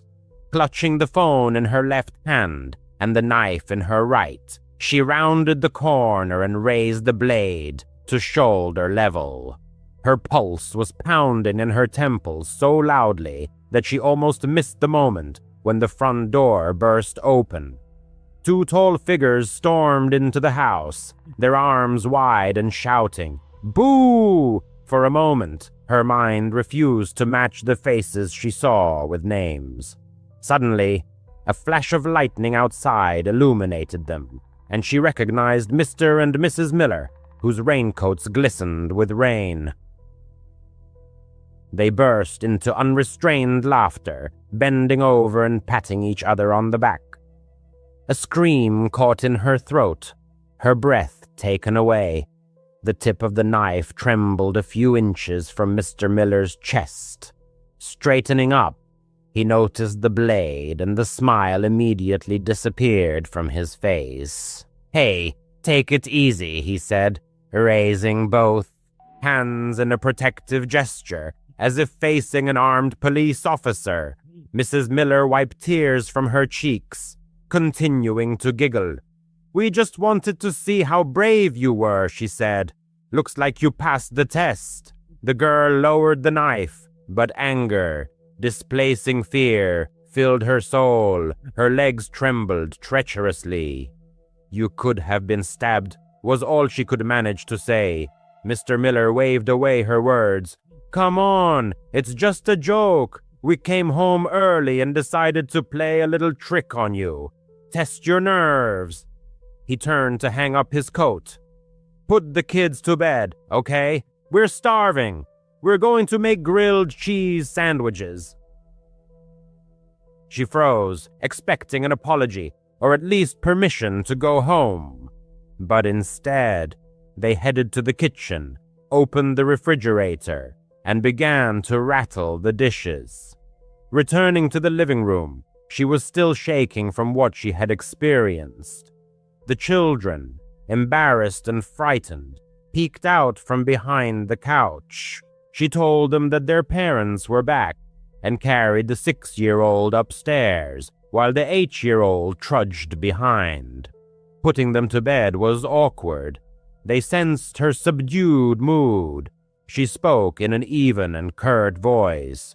"Good night. Your parents are downstairs." Turning off the light in the hallway, she still held the knife in her hand. Returning it to the drawer, she carefully washed her fingerprints from the steel and wiped the blade dry. From the hallway, she could see the adults through the kitchen doorway. They stood at the stove, hugging and swaying, laughing at some joke only they understood, spreading butter on bread. The smell of frying cheese spread throughout the house, but it only made her stomach churn. She sat down at the dining table, placing her phone face down. No one offered her food. No one thanked her for not plunging the knife into Mr. Miller's ribs. The babysitter and the haunted house, a tale of fear and growing up. Working with the Miller family left an indelible mark on her young soul. On that ill-fated evening at 10:30 p.m., her patience reached its limit. Mrs. Miller finally graced her with her attention. "You can go," came the cheerful permission. Payment as usual. Accompanied by the drizzling rain and the squishing of her shoes, the girl headed home, the coveted bills clutched in her hand. At night, in the silence of her room, her gaze was fixed on the ceiling. The image replayed over and over in her mind, the door bursting open, the blinding flash of lightning, the ominously gleaming knife blade. Mr. Miller's raincoat seemed dark and slippery, like a character from a crime drama. The realization of how close she had come to a fateful line that would have changed not only her life, but also the fate of others, filled her with dread. At that moment, another realization dawned. Her fear meant nothing to them. An empty sound. The whole spectacle had been staged for their amusement, for their dubious entertainment. After that incident, she no longer agreed to babysit their children. She responded evasively to Mrs. Miller's persistent messages, which came in over the next 2 weeks, citing a busy study schedule.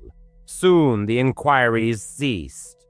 In the evenings, passing by their house on the way to the bus stop, she saw the usual scene: yellow light streaming from the windows, toys scattered on the lawn.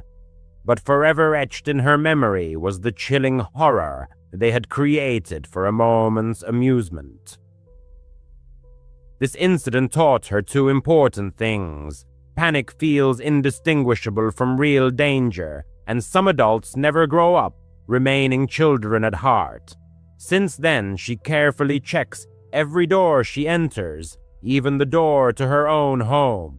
Her phone is always charged and within reach, and when someone suggests a harmless joke at someone else's expense, the very knife that trembled in her hand appears in her imagination, and she resolutely shakes her head, saying a firm no. Before this incident, she didn't really believe in ghosts, but after working at the Thompson house, her beliefs wavered. The seemingly ordinary house was located at the end of Willow Street, across from St. Mary's Church. The girl's mother, who worked at a preschool, knew the Thompson sons, Ethan and Liam, from her classes. One evening, Mrs. Thompson called her, asking her to babysit because their regular nanny had suddenly cancelled.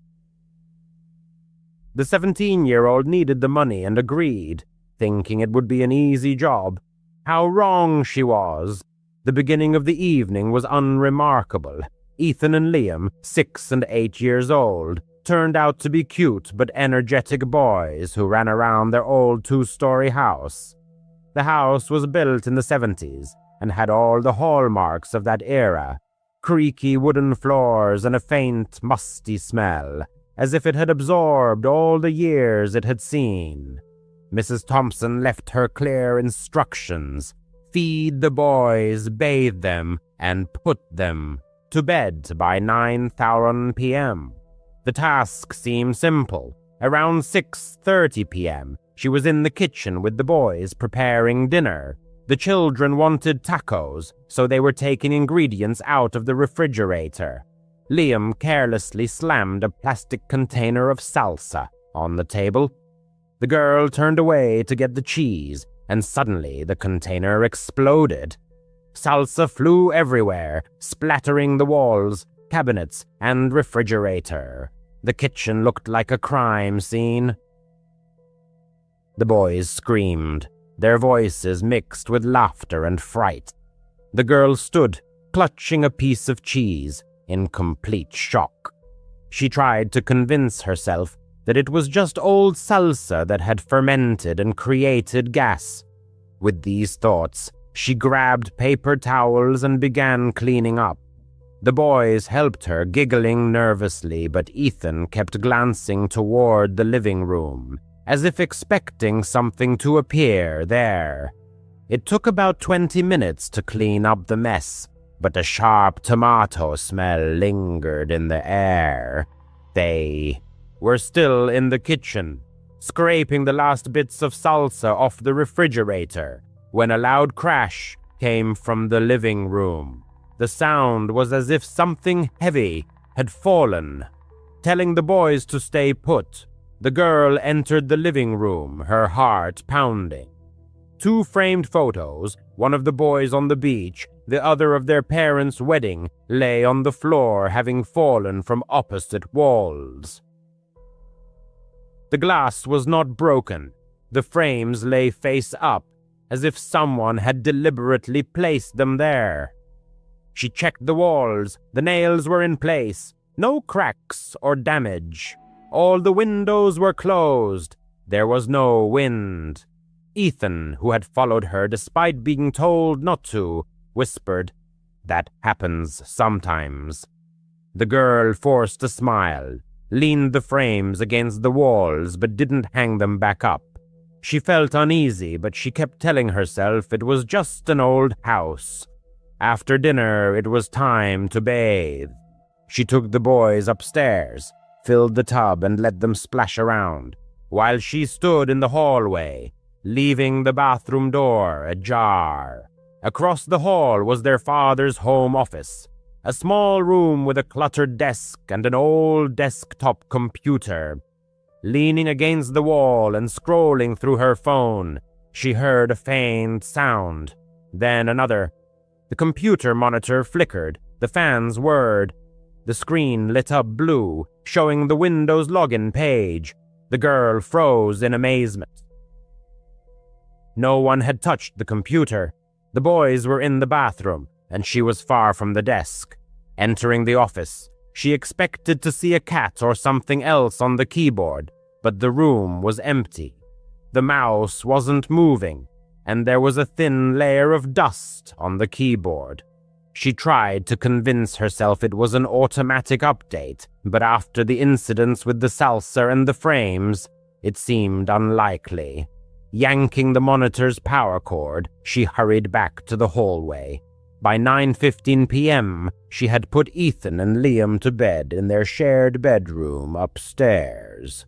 The children were exhausted and quickly fell asleep, their quiet snores filling the room. Closing the door, she went downstairs to wait for the Thompsons to return. Flipping through channels on the old square TV, she suddenly heard footsteps. Slow and heavy, they came from the hallway upstairs.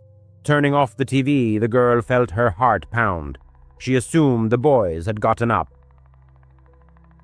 Tiptoeing upstairs, she quietly stepped on the creaky stairs. The door to the children's bedroom was closed. Opening it a crack, she saw that the boys were fast asleep, exactly as she had left them. The hallway was empty, the air still. Checking the other rooms, the guest bedroom, the bathroom, and the office, she made sure there was no one there. Goosebumps rose on her skin as she went back downstairs. 10 minutes later, the creaking repeated, this time slower, as if someone were walking from one end of the hallway to the other. She didn't go up again. Curling up on the couch, the girl texted her boyfriend, telling him about her fear. "Just stay calm," he replied. "Old houses always have noises." But she didn't believe him. Sitting in the corner of the couch and clutching her phone, she counted down the minutes until 10:30 p.m. Upon the arrival of the Thompsons, the narrator, seeking to hide her confusion, probably betrayed herself with a bewildered look as Miss Thompson did not fail to inquire about her well-being. In response, she vaguely praised the boys and hastily threw on her jacket, eager to leave the house as soon as possible. She did not utter a word about the strange salsa, the mysterious frames, the ominous computer, or the dancing footsteps, driven only by the desire to be out on the street as soon as possible. All the way home, she was haunted by Ethan's mysterious whisper, "That happens sometimes." And us. After that incident, she babysat the children a few more times, but she avoided staying late. She always brought a friend with her, so she wouldn't be alone in that strange house. To this day, she is haunted by questions about what was really going on in the Thompsons' house. She is sure that it was not just a figment of her imagination. There was something inexplicable and sinister about that place that has been etched into her memory forever. 5 forests, You to better never enter forests with their towering trees, crisp air, and peaceful solitude usually seem like the perfect escape from the chaos of city life. But on Earth, there are places where this idyllic image gives way to bone-chilling horror. The 5 forested areas described below have earned grim reputations. They are eerie, mysterious, and possibly even deadly. Prepare to step into the realm of the unexplained, because these are places best avoided entirely. 5. The Devil. Footpath, long before America gained its independence, over 120 years ago, ominous whispers already circulated among the whispering pines of Willow Creek, Oregon. Locals spoke in hushed tones about a perfectly circular patch of barren earth, roughly 15 feet in diameter where nothing ever grew. They called it the Devil's Footpath.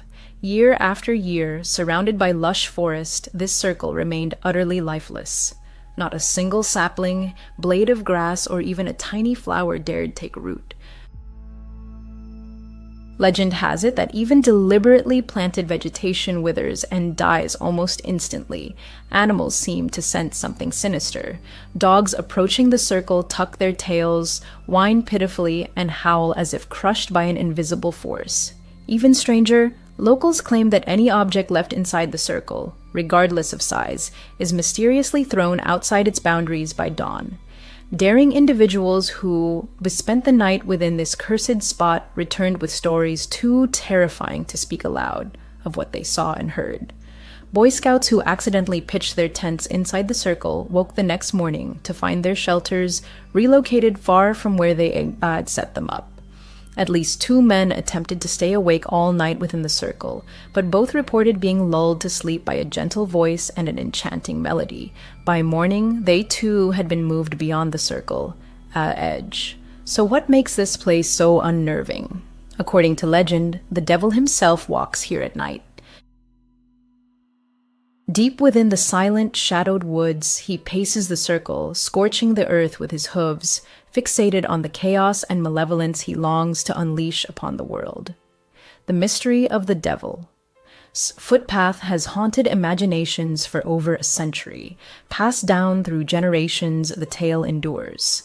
Scientists have been consulted and questioned about why this specific patch remains barren, but even they have no answers.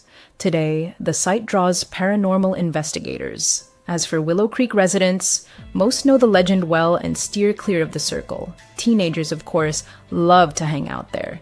Whether they had their own encounters or seen or felt the devil guarding his sacred ground remains unclear. 4. A man discovers a shrine to the missing. In October 2016, Marcus Chambers was enjoying a leisurely walk through Briarwood Park in Riverdale, California, when he stumbled upon a truly chilling sight. Along the trail, he noticed something odd attached to the trees.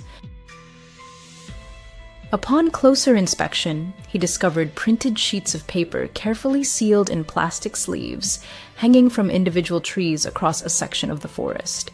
Chambers examined each one and was horrified to realize they were missing persons posters. That alone was unsettling, but what terrified him more was the realization that every poster featured real people. Deeply disturbed, he pulled out his smartphone with trembling hands and began recording. He later posted the video on Facebook, where it quickly went viral, amassing over 1 million views. Chambers showed around 25 missing persons posters affixed to trees and wondered aloud who could have created such a display deep in the woods. It seemed the area had been deliberately turned into a shrine for the disappeared. He ended the video by running away, claiming he heard voices nearby. You might assume it was a hoax, perhaps even staged by Chambers himself. But as soon as he left the forest, he immediately contacted the police and showed them the footage. Authorities investigated the area and closed the case 2 days later, stating they identified the person responsible. According to them, the landowner had hung the posters as Halloween party decorations. Despite this explanation, Chambers remains unconvinced. He argues that using real missing persons as Halloween decor is not only tasteless, but deeply disrespectful to grieving families still hoping their loved ones will be found. It's disturbing and shows complete disregard for their feelings, he said. The posters and materials looked weathered, as if they had been there for a long time. Maybe they just claimed it was Halloween decor because it was discovered right before the holiday. Some viewers offered alternative theories. One suggested it was leftover film set dressing from a new movie, The Blackwood Witch. Others speculated it was a cruel prank. Although police closed the case, many questions linger unanswered. 3. Shadow Woods, the forest, where shadows come alive. Welcome to Shadow Woods, Maine, a forest that whispers of ghosts and secrets, widely regarded as one of the most haunted places in North America. Why? There are many reasons, and each is more chilling than the last. Here dwells the terrifying Shadow Woods demon. Countless restless spirits roam, and, most haunting of all, entire ghost towns lie buried beneath the wild undergrowth. For centuries, Shadow Woods has been the birthplace of countless urban legends. The stories evolve, but their dark protagonists remain unchanged. The saga of the Shadow Woods demon began in the 1700s when the first settlers arrived. Legend tells of Elizabeth Crawford, writhing in childbirth, who in desperation cried, "Let this child be the devil." As if in answer to her curse, a creature with a pointed tail and wings was born. Moments after its birth, it attacked its family and vanished into the night. Soon, eyewitnesses began reporting its appearances. In 1901, residents of Portland, Maine were stunned when they saw and heard the creature. A trembling postman described it as grotesque, emitting unnatural sounds before dissolving into darkness. In 1925, a farmer shot a mysterious animal, killing his chickens. He showed the carcass to over 100 people, yet no one could identify the beast. Even today, the Shadow Woods demon continues to unsettle the region. Locals, paranormal investigators, and campers regularly report encounters with winged creatures or unidentifiable animals that inspire primal terror. But Shadow Woods is more than just the demon. It is also home to some of the state's most haunting ghost towns, so many that the forest is often called the Forest of Ghosts. Ruins of 18th and 19th century settlements are still visible beneath the overgrowth. Glass factories, paper mills, cranberry farms, brickworks, all now silent echoes of the past. One of the best preserved ghost towns is the village of Batstow, nicknamed the Pearl of the Pines for its remarkable condition. Once a bustling hub, it housed iron and glass workshops and even produced cannonballs for Thomas Smith's army. It has no surprise that ghosts are frequently seen and felt by those brave enough to explore these woods. One of the most famous is the spirit of a little boy, believed to be the victim of a fatal car accident. He's often spotted on Burnt Hill Road at midnight. Locals say that if you drive down the road with your headlights off, you'll see the boy chasing his ball, his small figure flickering in the beam of your lights. Another spirit is Sarah Anderson, a former enslaved woman lynched for studying and practicing medicine. There are also reports of a blonde woman, a black dog, a headless specter, and a white deer, each appearing to lost travelers, as if inviting them into their shadowy realm. Whether you were drawn to ghost towns, seeking paranormal thrills, or hoping to confront the Shadow Woods demon itself, this forest seems tailor-made for you. But beware, it doesn't let its guests leave easily. 2. Blackwood, the whispering woods of the Mississippi. Along the mighty Mississippi River lies Blackwood, a deep, dark forest whose dense canopy blocks out nearly all sunlight. Known in the U.S. as the Black Forest, it has become synonymous with the ominous thickets that inspired the Brothers Grimm's darkest fairy tales. The forest is so densely overgrown that in most areas, sunlight never touches the ground. This creates an oppressive, eerie silence. No wonder Blackwood is rumored to be a haven for the supernatural. For instance, the Lake Luna nymphs, water spirits dwelling in the murky depths of Mystic Lake which borders the forest, are said to live under the rule of the King of Mystic Lake. Legend warns, never throw stones into the water near the forest, or you will anger the king and invite his terrible wrath. Meanwhile, in the nearly vanished town of Harpersville, tales persist of a headless horseman who rides from the woods each year, his hooves clattering along old roads. There is also Greystone Castle, where beautiful, enchanting ladies are said to reside, visible only at night, their silhouettes flickering in the windows. Stories even tell of a ghostly king who abducts young women foolish enough to wander into the forest. As if that weren't enough, Blackwood is also linked to werewolves, witches, and even UFO sightings. Because of these spine-tingling tales, paranormal experts and thrill-seeking tourists constantly explore the area. While charming towns and scenic trails lie nearby, the persistent horror stories serve as a grim reminder Blackwood may not be a place you want to enter if you value your peace of mind. 1. Interstate 75, the highway to nowhere. To most, the trees lining one of America's busiest interstates seem unremarkable. But few know that Interstate 75 near Austin, Texas hides a horrifying secret. It is a hidden dumping ground for bodies. For decades, the entire 200-mile stretch, from the Texas border deep into southern Louisiana, has served as a grim resting place for murdered and missing persons. Beneath the rustling leaves and the roar of passing cars lie untold stories that will never be fully known. A trail of tragedy. Highway 75, Graveyard of the Innocent. Highway 75 and its surrounding forests have silently witnessed unspeakable cruelty, becoming the final resting place for at least 30 victims. There is no discrimination by age or gender. Men, women, and children have all been callously abandoned in this desolate stretch, doomed to oblivion. A lucky few have been identified, but most remain nameless ghosts. Some bodies were found naked, others clothed, some relatively fresh, others badly decomposed. In some cases, only bones were discovered by hikers, gold prospectors, or developers encroaching on these sinister woods. Much of the land around the highway is wild and untouched. Thick underbrush and rolling hills provide perfect cover for criminals to conceal their crimes. One particularly gruesome case involves David Johnson. Her remains were found in muddy, swampy waters when a woman exploring beaver dams noticed a lone shoe that looked familiar. Upon picking it up, she was horrified to find a foot bone inside. Further searching uncovered clothing, limbs, a breast implant, and more bones. It was later confirmed to be David Johnson. Johnson vanished in October 2015. She was a mother, a Navy veteran, a former bodybuilder, and a cosmetologist. Shortly before her disappearance, she had filed a restraining order against her ex-boyfriend, Emily White, and told her sister that if anything happened to her, he would be to blame. Soon after, Johnson disappeared. Although White was arrested on unrelated charges, and for violating the restraining order, he was never charged with her murder, and the case remains unsolved. A similar tragedy befell 18-year-old Emily White. She had a habit. Whenever her boyfriend called, she'd drive to a payphone near a local convenience store on Oak Ridge Road in Springdale to call him back. She always did this.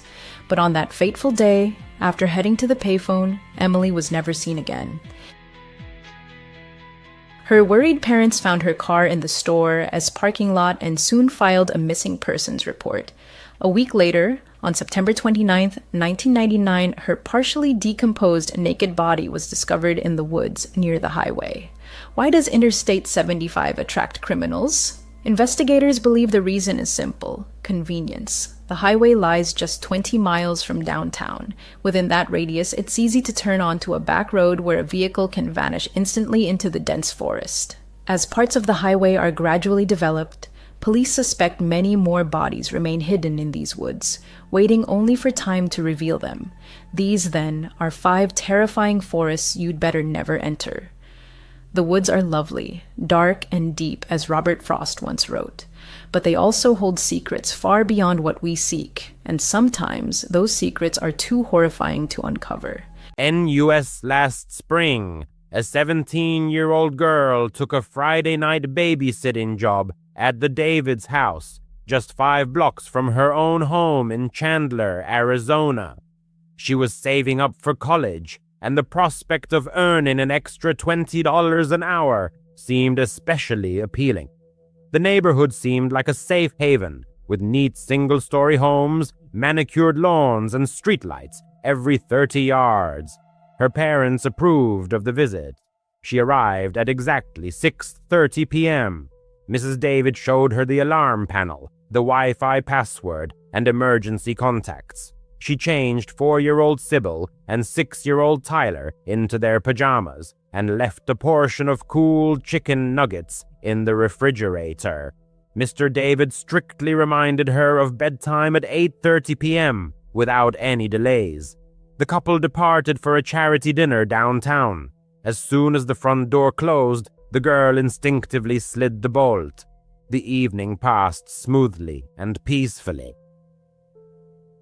The children colored with crayons, then watched only half an episode of Paw Patrol, after which they brushed their teeth. At 8:25 p.m., she took them upstairs, read a brief story about a lost puppy, and turned on a nightlight in the shape of a glowing blue LED moon. The little ones fell asleep almost instantly. Downstairs, she texted her mother, spread out her biology flashcards on the kitchen island, and poured herself a refreshing cold drink. At exactly 9:15 p.m., there was a persistent knock at the door. She startled in surprise. The Davids had not mentioned any possible visitors. Peering through the peephole, she saw a man of about 40, dressed in a gray hooded sweatshirt, dark jeans, and sneakers. In his hand, he dangled a key fob, and he politely waved at the lens of the entrance camera. A black Honda idled quietly at the curb. He said in a very ordinary tone, as if he were sure she could hear him, "Hey, I'm the kid's uncle, Brandon. I left my keys earlier. I want to pick something up from the bedroom upstairs." His voice was even, without pressure. However, all the internal alarm bells in her mind howled in unison. The Davids had never mentioned any brother. Through the closed door, she replied in a firm but calm voice, "The parents didn't say anything about you coming." "That's my fault," he retorted. "I assured my sister that I had a spare key. Listen, Sybil asked for her purple blanket earlier, right? She always reaches for it when she's tired, and Tyler ate macaroni and cheese before changing into his dinosaur pajamas. I know their usual routine." His words were accurate in detail. Her stomach twisted into a knot. Maybe he really is a relative. Maybe it's just a clever trick. She stepped away from the door and launched the nursery monitor app. Both children were snoring peacefully in a steady breathing rhythm. Her gaze slid to the tablet with the living room cameras. The street lens captured the man, impatiently shifting from foot to foot, but not trying to grab the handle. She dialed Mrs. David's number. No answer. The call to Mr. David went straight to voicemail. The thought of calling 911 flashed, but she hesitated. In Arizona, there is a fine for false alarms. At that moment, a message arrived.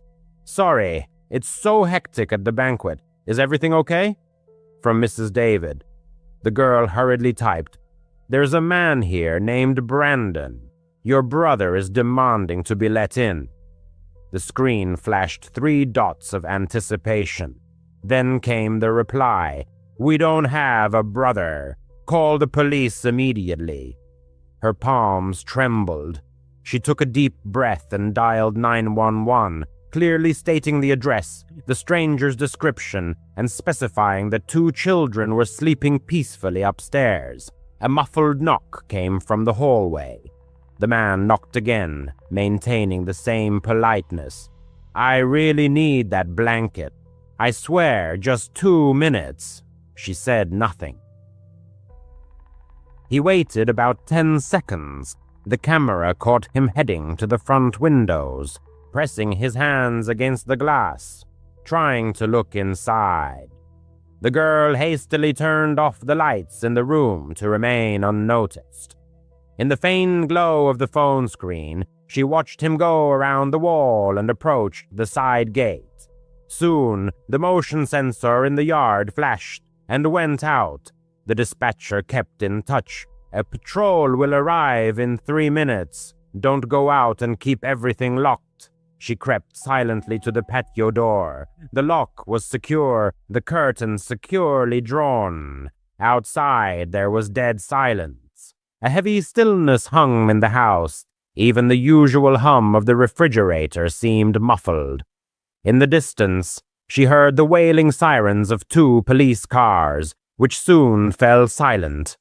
Red and blue flashes broke through the blinds. The girl froze in the hallway until an officer called out to her from the porch, giving his badge number through the door. Only then did she crack the entrance open. The police officers thoroughly combed the yard and the surrounding streets.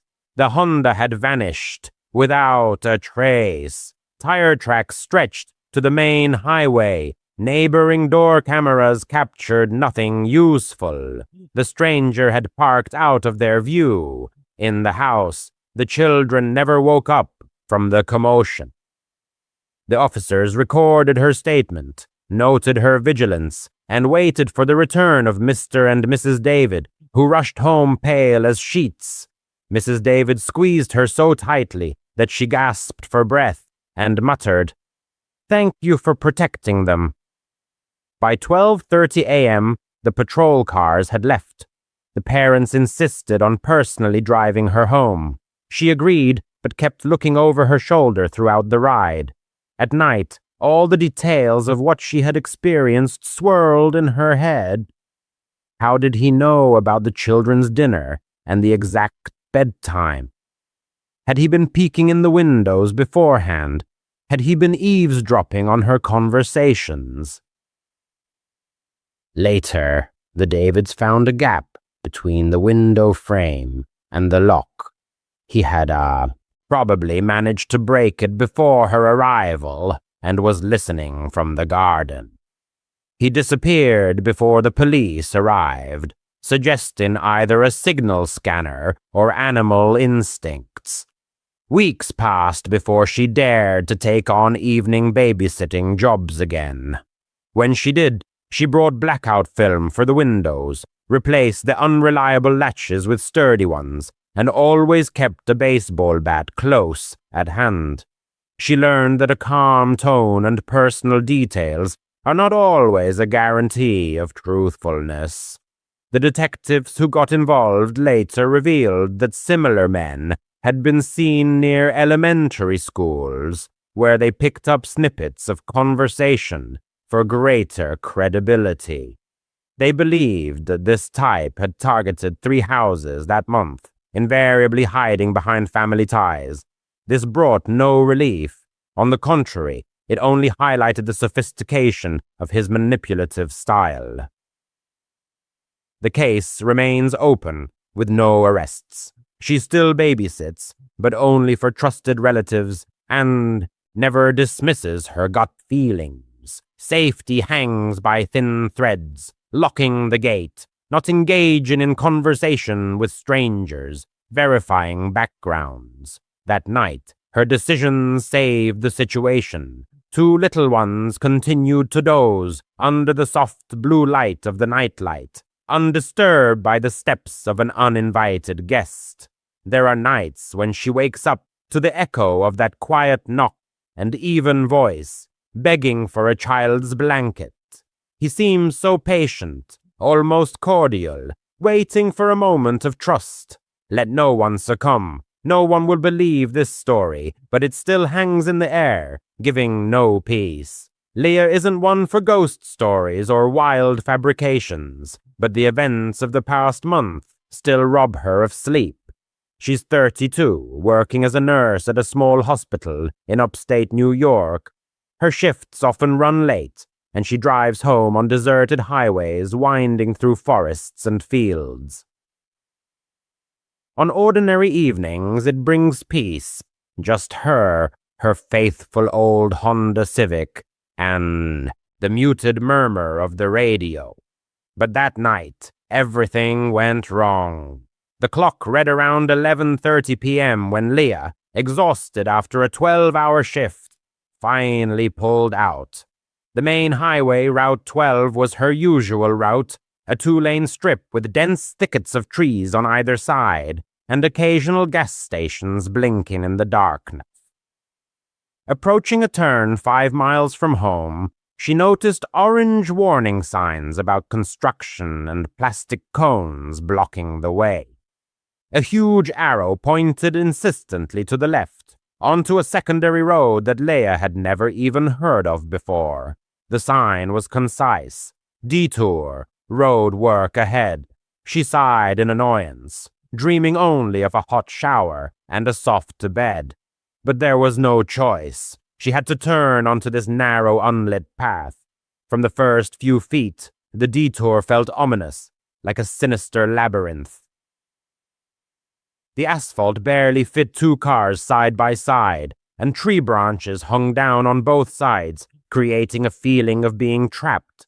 Not a single street light, not a single light in the windows of houses, just solid blackness and the crunch of gravel under the wheels. Leia turned down the radio to concentrate better and gripped the steering wheel tighter, feeling her palms getting clammy.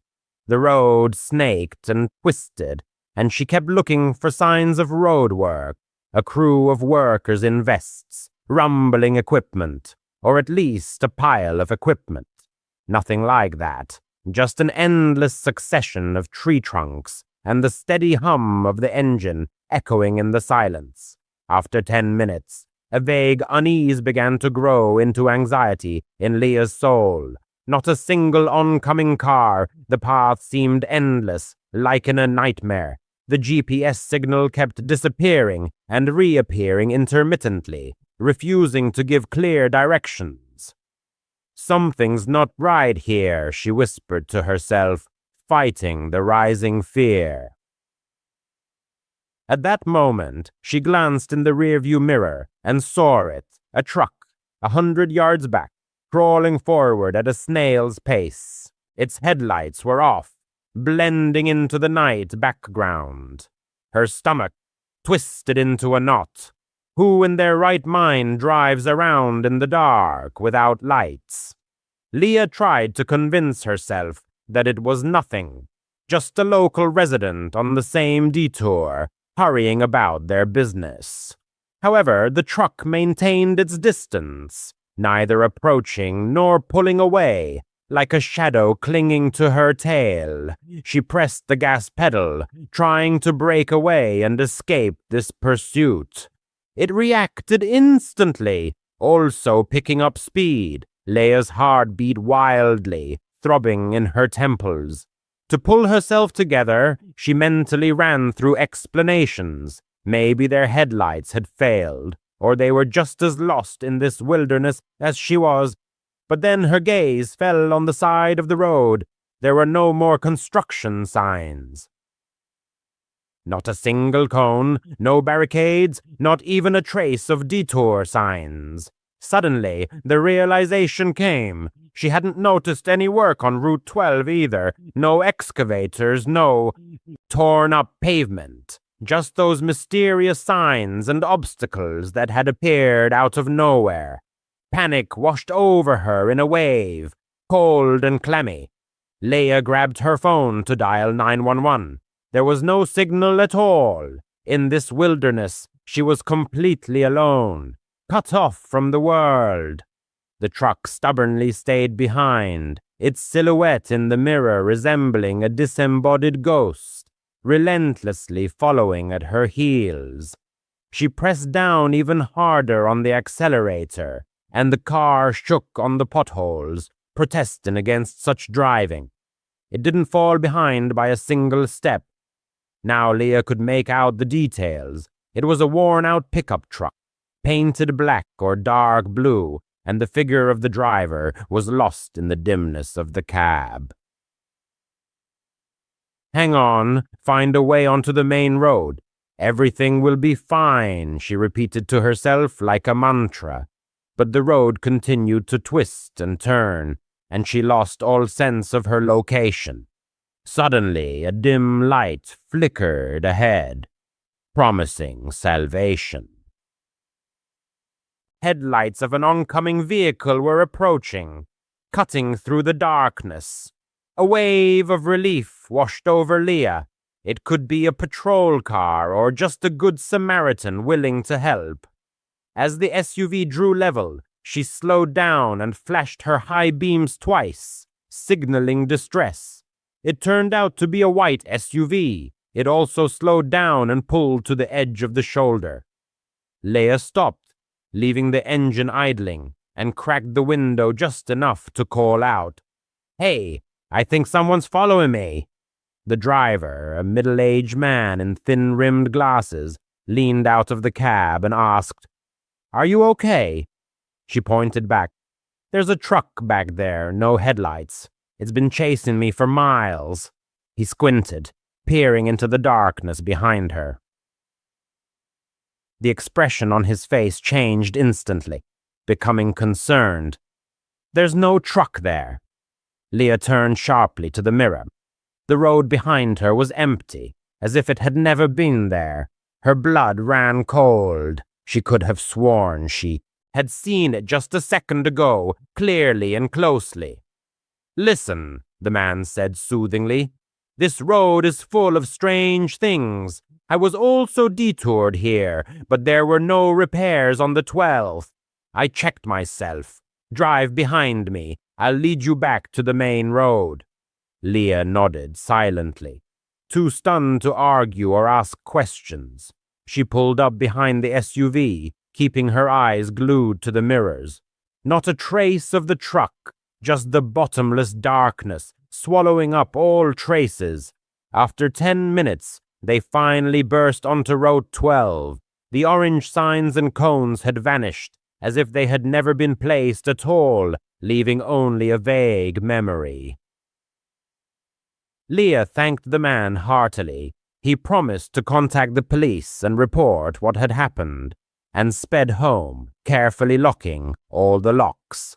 In her apartment, she couldn't close her eyes, running through the events in her mind, those sudden signs, the mysterious truck, its inexplicable disappearance. In the morning, she dialed the sheriff's office. They confirmed that no repairs had been planned on Route 12 that night.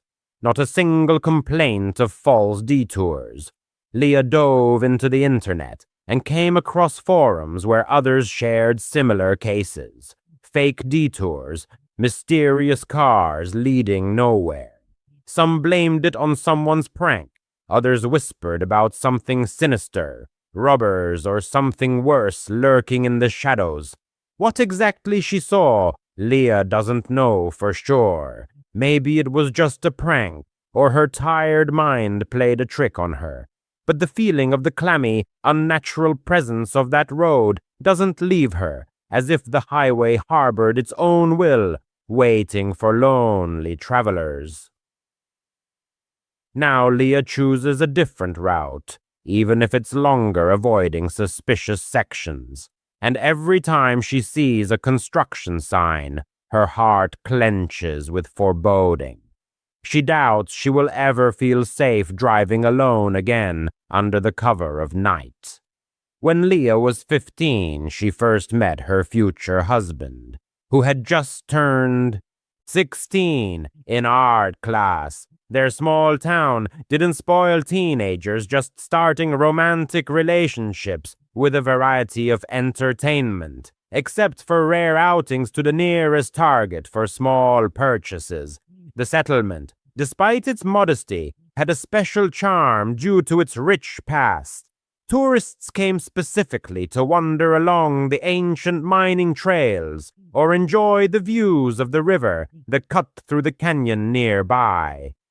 This river, with its winding paths and panoramic vistas, served as the soul of the entire district, attracting both locals and visitors eager to immerse themselves in the embrace of a wild nature, away from the hustle and bustle of the city. Leah spent her childhood exploring the trails near the river, She walked and biked them countless times, memorizing every turn and hidden corner. This place was home, like an extension of her own garden behind the house, full of cozy secrets. Usually, it gave a feeling of complete security and peace, where the rustle of falling leaves merged with the soft splash of water, creating an atmosphere of serenity and harmony. She especially liked one of the paths, a half-mile trail leading to a modest bridge across the river. The bridge itself was not striking in scale, but it offered a mesmerizing view of the rushing water below, framed by the steep slopes of the canyon, where sunlight played on the surface, creating the illusion of eternal motion. It was there that Leah always felt a surge of lightness, as if time slowed down, allowing the world to unfold in all its beauty. Time seemed to stretch out, and the surrounding world slowed down. But nearby stood another bridge, far grander in scale and fame, one of the tallest on the planet, a true engineering masterpiece that attracted daredevils and curious tourists to its base. Walks in its vicinity opened up breathtaking panoramas of the canyon and the rushing river below. However, behind all this beauty hid a dark backstory. Over the decades, the bridge had become a sinister symbol, a point on the map where the lives of suicides ended all too often. The heavy imprint of these events hung in the atmosphere, like an invisible whisper about the dark side of this structure.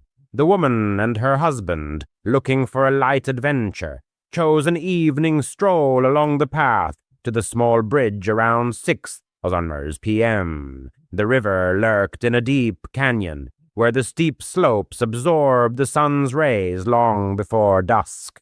The road was familiar, but from the first steps she felt a vague excitement that she couldn't shake off. Twilight in the canyon was thickening faster than expected, the air filled with heaviness. The distance to the bridge was short, just half a mile, with a right turn leading directly to the crossing. However, the light was fading rapidly. The forest around was quieting down. The sounds that usually filled the space, the chirping of birds, the rustling of leaves, gave way to an oppressive silence, full of foreboding. By the time they reached the turn to the bridge, there was absolute, pitch-black darkness. Although the clock showed about 7 p.m., the darkness was confusing, as if the canyon had closed in an embrace around the travelers. They lit the flashlights on their smartphones, thin beams cutting through the impenetrable blackness, but highlighting only a narrow circle under their feet. Everything else dissolved into oblivion. The woman's stomach clenched with a mounting inexplicable fear that grew in waves. This path was as familiar to her as the back of her hand. She had walked it dozens of times, but that night everything felt different, alien. She suggested turning back, but her husband, always more courageous or stubborn, insisted on continuing. Approaching a bend in the path, she suddenly stopped. Right 3 feet from the path, at the very beginning of the bridge, loomed a tall silhouette. The flashlight beam highlighted his back, and the woman's heart clenched. The figure seemed gigantic, at least 6-7 feet tall, with a powerful physique of 200 to 250 pounds. He was wearing a brown flannel shirt and dark pants, blue or black. Brown hair rose unnaturally, as if molded from clay rather than growing. However, it wasn't the size that caused horror. The proportions of the body seemed distorted, inhuman. The arms were elongated, hanging lower than usual as if belonging to an ape. The head was perfectly round, almost spherical, like a basketball mounted on the shoulders. The legs remained hidden in the darkness, which amplified the feeling of unreality. The silhouette stood motionless, staring down the slope into the complete darkness. The woman whispered to her husband. "What is that?" Her voice trembled. He also froze, not taking his eyes off the figure, holding his breath.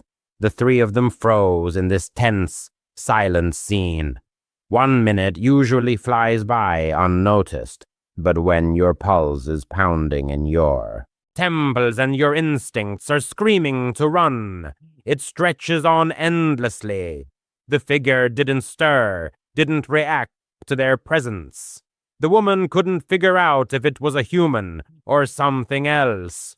Thoughts swirled. How did he get here? There were no other cars on the trail. Why is he standing in pitch darkness, straying to the side, staring into the void? Why doesn't he turn around? Is he hiding his face, or what he's doing? The husband, gathering his courage, though his voice betrayed his excitement, called out firmly, "Hey, buddy, what are you doing here?" At that moment, the silhouette began to turn slowly, and the woman's stomach turned cold, nausea rising to her throat. The instinct she ignored earlier exploded with a shout, "Run, immediately!" She didn't wait to see his face. Grabbing her husband's hand, she darted back toward the car. The flashlight beam flitted in time with her steps. Her breath came in gasps. She never looked back. She didn't want to know if this creature was chasing them. Behind her, her husband shouted her name. His steps echoed. He was lagging noticeably behind. They burst out to the car, panting and shaking. The woman fumbled frantically with the keys. The parking lot was empty, not a single other car. The nearest town was 5 to 6 miles away, depending on the route, and the entire stretch of road was out of cell service. Her heart didn't calm down until the lights of the streetlights flickered into view. They barely spoke a word. Shock had tied their tongues. A few days later, curiosity outweighed fear. The woman couldn't get that silhouette out of her head. Was it a person, a joke, an illusion of light? She persuaded her husband to return during the day, bringing friends for backup. They needed to dispel their doubts. Maybe it was just a jacket on a pole, a bizarre boulder, or a prop from a local hoax. But there was nothing there. No pole, no clothing, not a single hint of an explanation. But what? She saw now sent a chill down her spine. The place where the silhouette had stood ended in a steep ledge, 4 feet down. If he was really standing there, then his height was not 6 to 7 feet, but closer to 8 to 10.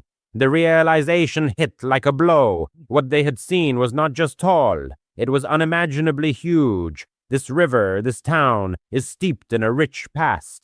Some stories are full of charm, others of tragedy.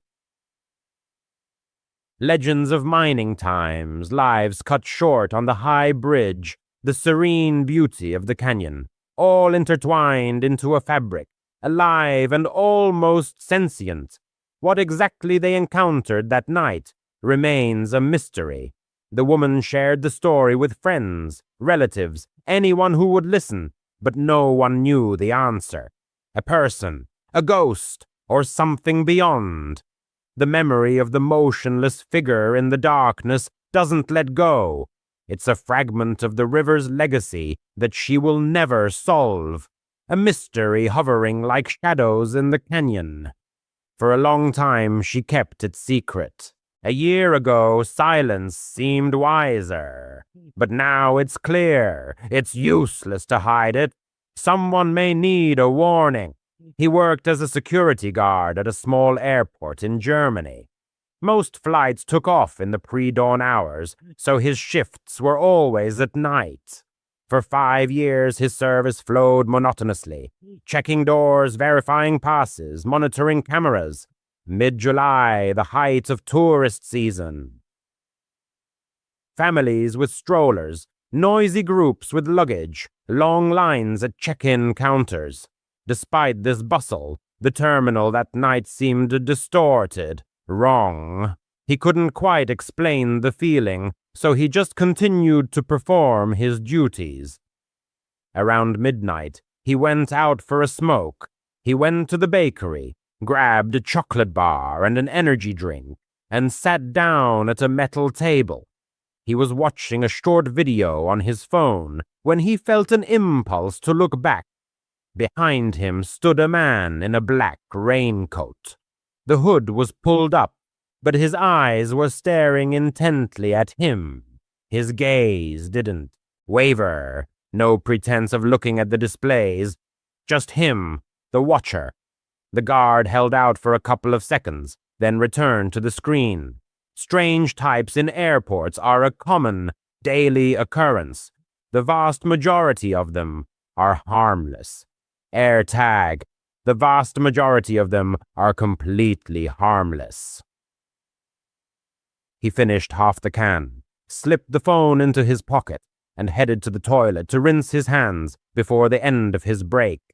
Returning, he noticed the same man, now standing 50 meters away, in the main hall. The stranger's head was tilted, his gaze fixed on him again. As soon as the man realized he had been noticed, he turned and silently rushed into a side corridor, without a sound, without the slightest hesitation. A quiet alarm bell rang in his head, but nothing reprehensible had happened. He returned to his post and spent the next hours patrolling the gates, checking the locks, and waiting for the first rays of dawn. With the first rays of sun, his phone died. His house was nearby, so he just put the gadget in his pocket and set off. Halfway there, he remembered the power bank in his backpack, took it out, connected the cable, and continued walking. 10 minutes before arriving, he pressed the power button to look at the charge level. The screen suddenly filled with a foreign notification. Unknown AirTag detected. It is moving with you at a distance of 800 meters. He didn't have an AirTag. He froze in place. The street was empty. Only a row of dim lights cast a faint glow. A new alert. The distance had decreased to 600 meters, then to 500. He frantically searched for a rational explanation. Perhaps someone nearby had lost luggage with such a device. The numbers continued to fall inexorably. 400, 300. He broke into a run. The phone vibrated. 200 meters. He turned the corner and dashed forward. His legs felt like lead, numb with tension. But the distance was decreasing even faster. 100 meters. Finally, he burst into the entrance, inserted the key, slammed the door, and leaned against it. The hallway greeted him with a deathly silence. The screen showed 50 meters, then 20, 10. He pressed his eye to the peephole. The street remained deserted. His hands were shaking uncontrollably. He emptied his pockets and turned his backpack onto the floor. Nothing suspicious. He wanted to dial the police, but how to explain? The signal on the display supposedly indicated surveillance. In the end, he convinced himself that he was overtired. The shift had been exhausting. His mind was in a semi-sleep state. After changing, he collapsed into bed and started a video with a scary story on his phone. The narrator's voice usually lulled him to sleep. He only remembered the beginning, and then sleep finally overcame him. Later, he woke up in complete darkness. The video had ended, but the home screen was still flickering. A fresh notification appeared. Unknown AirTag detected. It is moving with you. Distance 2M. 2 meters. That's inside the room. He froze, unable to move. He locked the phone and the screen went dark. His eyes gradually adjusted to the darkness. At the foot of the bed, near the closet, loomed the silhouette of a man in a black raincoat. The same face, staring at him again. A hoarse cry escaped his throat. The stranger stepped back, threw open the door, and disappeared into the night before he could jump up. By the time the police arrived, the apartment was empty. No fingerprints, no tracker itself, just a wet footprint near the bed. The officers thoroughly searched the rooms, inspected the windows and the staircase. The doorframe remained untouched. He had the only key. They advised him to spend the night with relatives. He spent the night on his sister's couch, with the light on in the hallway and the phone set to motion detection. In the morning, he returned with a locksmith. They installed new reliable bolts and a camera above the door. Then, on the kitchen table, they turned over the contents of the backpack. In the lower seam of the inner pocket, under the lining, was hidden a white plastic disc, smaller than a coin, an air tag. Someone had skillfully cut the fabric, inserted the device, and sealed the seam so cleverly that the weight was not felt. That man had apparently come close to slip his hand into the bag unnoticed, either in the bakery or at the moment when he was distracted by the clock at the exit. The mystery remained unsolved. He keeps the tracker in a plastic evidence bag. The device lies on the table as a silent warning. A threat can disguise itself as commonplace and creep up from behind without a sound. He still works nights, but he doesn't walk home anymore.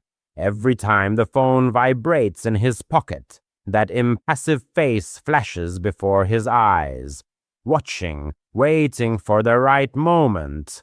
If your intuition tells you you're being followed, trust it and react without delay. He managed to get out. The next one may not be so lucky. He had always loved camping. The scent of pine needles, the crackle of a campfire, the forest stillness, it all made him feel truly alive. Last summer, he and his friends, Jake, Matt, and Amber, planned a weekend in Blackwood Forest, a dense pine forest 2 hours from the city. It was a popular but vast place, with miles of trails and thickets where sunlight barely penetrated the canopy. They had camped there before, so they weren't particularly worried. However, this time was etched in his memory forever. Months later, he still woke up in a cold sweat, remembering Jake. They arrived in Blackwood on Friday afternoon, the four of them crammed into Matt's beat-up Jeep. The air outside was warm, but the forest was cool. They set up camp by a stream in a secluded spot away from the main trail in a clearing with a ready-made fire pit from previous visitors. Jake was in high spirits, cracking jokes, tossing a soccer ball around while Amber set up the tent. He was always the life of the party, the one to diffuse the atmosphere with laughter, even when things were tense. Matt, more reserved, was already tinkering with the campfire while he unloaded the cooler, soda, hot dogs, and other usual snacks. Twilight thickened quickly. By 9 o'clock, it was pitch black. You couldn't see your hand in front of your face without a flashlight. They settled down by the fire, roasting marshmallows, exchanging funny stories. Jake started talking about an ancient Blackwood legend. In the 80s, people disappeared there without a trace. Amber snorted, declaring it typical campfire nonsense, and everyone laughed. But he caught Jake glancing at the trees every now and then, as if sensing someone's presence. Close to 11, Jake announced that he was going for a walk. His usual excuse, to pee and check out the stream. He grabbed a flashlight. Amber reminded him not to go far, but he waved her off. "I'm not a kid, Mom. Classic Jake, cocky but harmless. No one paid much attention. The stream was only 100 yards away. Its splashing could be heard in the camp. Minutes dragged on. 10, 20. Amber began to get nervous, looking at her phone every now and then. He's probably just messing around, Matt muttered, though his voice sounded uncertain. He grabbed a flashlight and called out, "Jake, stop kidding around." His voice echoed, swallowed by the trees. Silence. His stomach went cold. Blackwood is huge, but not endless. Jake couldn't have gone that far. They decided to organize a search. Amber stayed at the camp in case he returned, while Matt and he split up. He headed to the stream, sweeping the beam through the bushes. The flashlight pulled roots and boulders from the darkness, but not his friend. He called out his name every few steps, his voice fading. The forest seemed deathly silent. No chirping crickets, no hooting owls, only the crunch of his boots on the carpet of pine needles. His boot crunched on pine needles, echoing in the dense silence of the forest. The narrator expected to see his friend's familiar grin, to hear his signature joke that could diffuse any tension. However, with each step, the situation worsened, as if the forest was tightening its grip. By the stream, he stumbled upon Jake's flashlight. It was lying in the mud, still on, the beam pointing at the dense ferns. His heart clenched. Jake was never sloppy. He didn't leave things to chance. Picking it up, the narrator shouted louder, but the echo only mockingly returned with emptiness. An examination of the area revealed footprints in the mud. Jake's boot prints led to the water, and then abruptly stopped, as if he had vanished into thin air halfway. His voice broke as he called Matt. He rushed over, and seeing the flashlight, instantly turned pale, his face contorted with horror. The search dragged on for hours. Amber joined them, her voice hoarse from shouting and anxiety. They combed the stream, the paths, returned to the camp. Maybe he had just gotten lost in this web of trees. By 2 a.m, everyone was exhausted, but they didn't give up, stubbornly moving forward. Amber burst into tears, blaming herself. She shouldn't have let him go alone on such a night. Matt muttered encouraging words, assuring that Jake was okay, just lost somewhere nearby. But the narrator felt that there was something sinister here. The air seemed thick, saturated with threat, and the forest, a living guardian, watching every movement vigilantly. At dawn, when the first rays broke through the canopy, they called the police.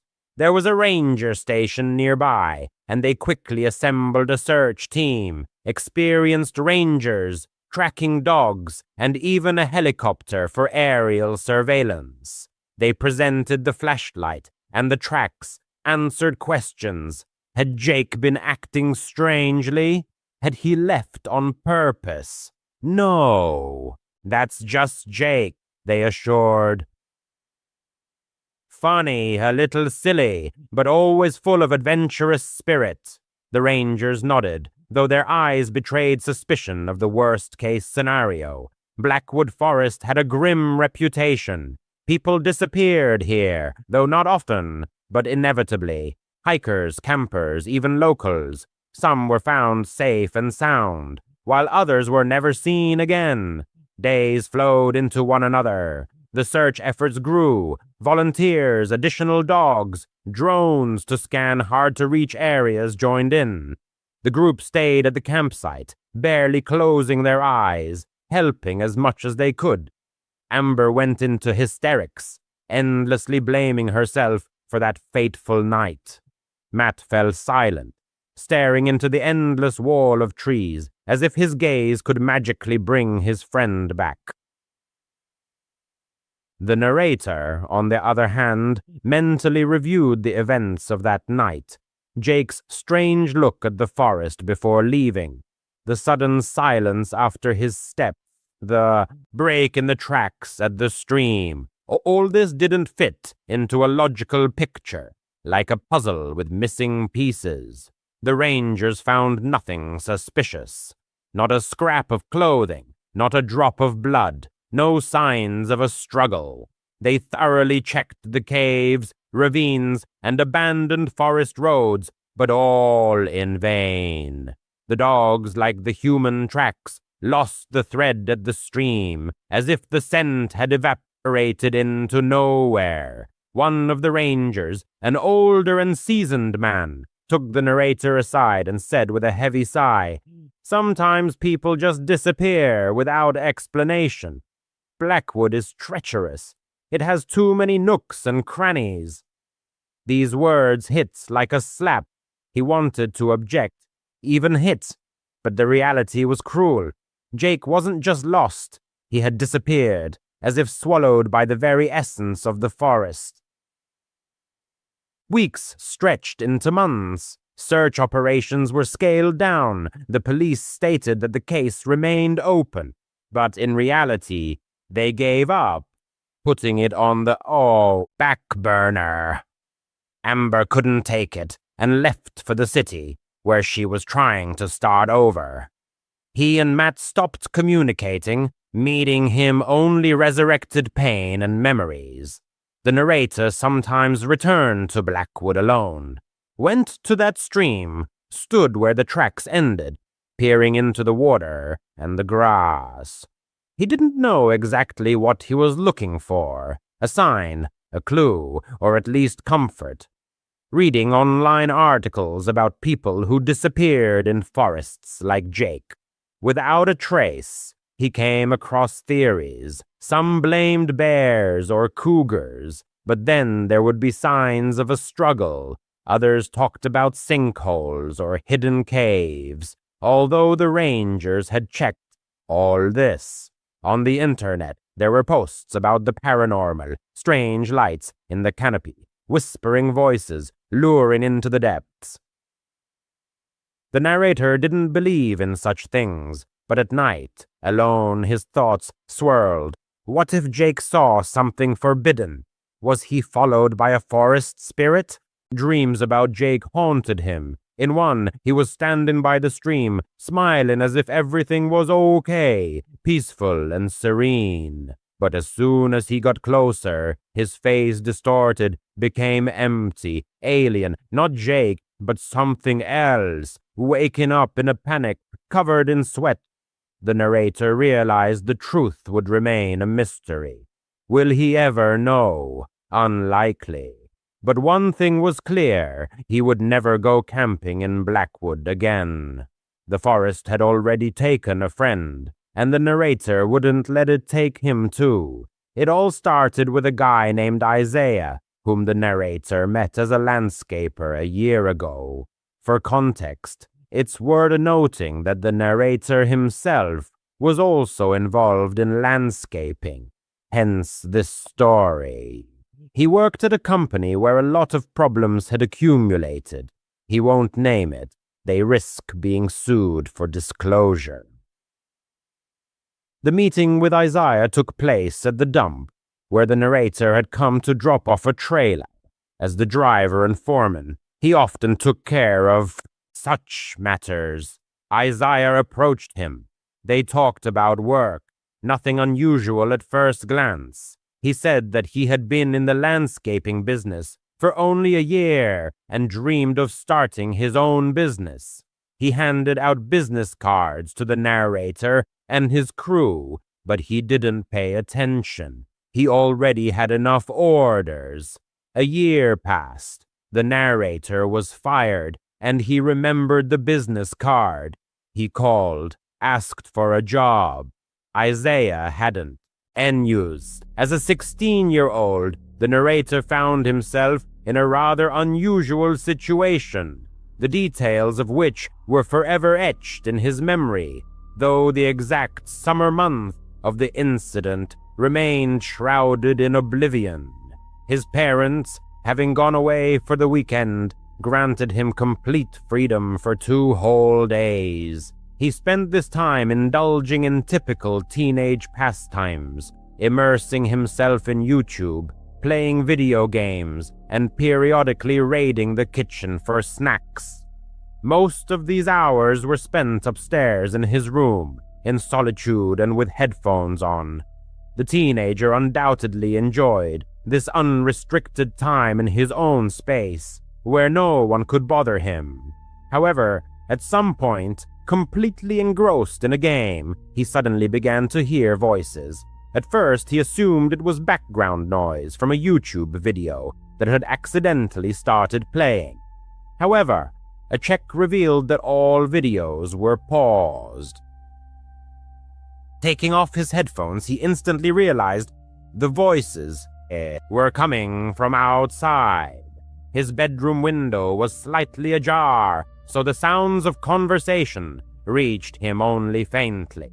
The rain pattering outside made it even harder to discern, but it was clear the speakers were very close, literally right against the exterior walls of the house.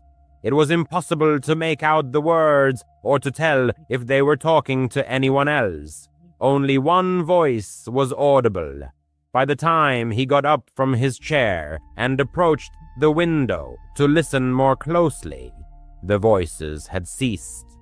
He then decided to go downstairs and check the surroundings from other windows to see if the strangers were still nearby. Frankly, someone being so close to the house at 8 in the evening seemed quite odd. But, as it turned out, whoever it was had already left. Upon going downstairs, the narrator found no signs of their presence. Seizing the moment, he grabbed a bag of chips from the kitchen and returned to his room. He must have played there for about an hour, but time flew by unnoticed. In the middle of a game round, he suddenly heard a voice coming from outside his headset. Even through the game and his headphones, this voice was much clearer than what he had heard earlier. Not necessarily louder, but much less muffled, and the narrator was willing to bet he understood what was said. He quickly removed his headset and listened. The house was full of silence and creaks.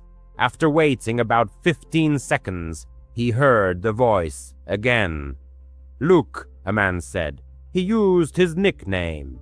The narrator's full name was Lucas, but his friends always called him Luke, and that's how the stranger called him. However, the voice was completely unfamiliar to him. More importantly, the narrator was almost certain the sound was coming from downstairs, as if from inside the house, directly below him. Quietly placing his headset on the desk, he stood up and walked to his bedroom door. He tried to open it as silently as possible, so it wouldn't creak or make the slightest sound. As soon as the door was slightly ajar, the stranger called his name again. Though called isn't quite the right word. He was calling, but almost softly, as if addressing someone with a simple question, very calmly and friendly. In the context of this person breaking into his house, it only intensified the unsettling feeling of the whole situation. There was a certain hoarseness in his voice. He seemed to be in his 50s and had smoked heavily his whole life. When he spoke the narrator's name again, the narrator was able to definitively confirm that the stranger was certainly inside the house, likely right at the foot of the stairs. The narrator stepped back, leaving the door open, afraid to close it and make noise with the stranger so close. Then he went to the back window, opened it wider, carefully climbed out onto the roof, and closed the window as much as possible without letting it latch. It wasn't a full roof, but more of an awning over the front porch, located directly below his window, forming a kind of sloping ledge, 3 or 4 feet wide, that one could stand or sit on. definitely not the safest place, especially wet and slippery from the rain. But he didn't have much choice, unless he wanted to hide in the bedroom and likely be found before the police arrived. And then he realized his mistake. He had left his phone on the desk. He was too worried about getting out to even think about it. He moved back towards the window and prepared to go back inside to retrieve his phone. But as soon as he peered into the room, he saw a shadow in the doorway, moving down the hallway outside his room. He quickly pulled back so he couldn't be seen. His heart pounded in his chest. A few seconds later, he heard something rustle in his room, and then the man called his name again. "Luke," he said in the same eerie, soft tone. The narrator peeked out a little to partially see the room. All he saw was his shadow on the wall, moving around and looking at his desk. The stranger probably saw that he had a game open and was trying to figure out that the narrator must be somewhere nearby. He really wanted to look further to catch a glimpse of who he was, but he couldn't risk being caught. He began to feel that sixth sense, a premonition that he was about to be discovered. So he acted quickly, moving to the farthest point of the ledge. Below him was nothing but a small bush and grass. The fall was about 8 to 10 feet. He sort of hung first, then let go, hitting the ground with his feet and falling backward. It hurt, but he didn't break anything. He got up and ran to the nearest neighbor. Honestly, the narrator doesn't know how others in the stories he listens to do it, because in his case, no one opened the door or helped him. He means it was the middle of the night, and they probably thought he was some crazy person trying to get them to open the door and let him in. However, it still worked, because one of the houses called the police on him for knocking on their door, after which he was able to explain his situation to the officer. Eventually, he managed to explain his difficult situation to the officer. He couldn't precisely determine how long he had been at that spot. By his estimate, about 20 minutes passed until the police officer arrived. The intruder who had entered his house disappeared without a trace, but the law enforcement officer found the window in his room wide open. The stranger had probably used the ledge to leave the dwelling once the homeowner had already departed. A painful pang gripped the man's heart as he chillingly realized how close the danger had been. Over the next few days, the man's legs swelled significantly after the jump, but fortunately, no irreversible or lasting health damage was sustained.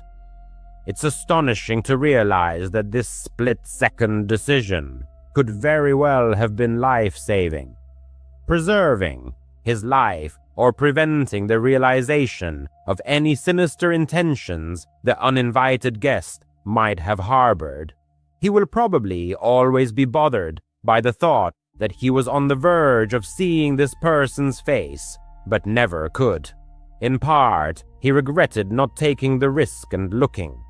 But now, out of mortal danger, it's easy to rationalize such things. As far as he and his family knew, the stranger never reappeared or made any contact. The man was now significantly older, and therefore he didn't believe anything similar would ever happen again, and he sincerely hoped it wouldn't. He held a position as a security guard in a modest office building located within the city limits. Despite the events he had experienced, the man ultimately decided to stay at this job as he hadn't been able to find another vacancy with better pay. He was confident he would leave this place at the first opportunity. One of the reasons he accepted this job, and had no prejudice against it, was that the office building was part of a large business district or office park located in a very prestigious area of the city.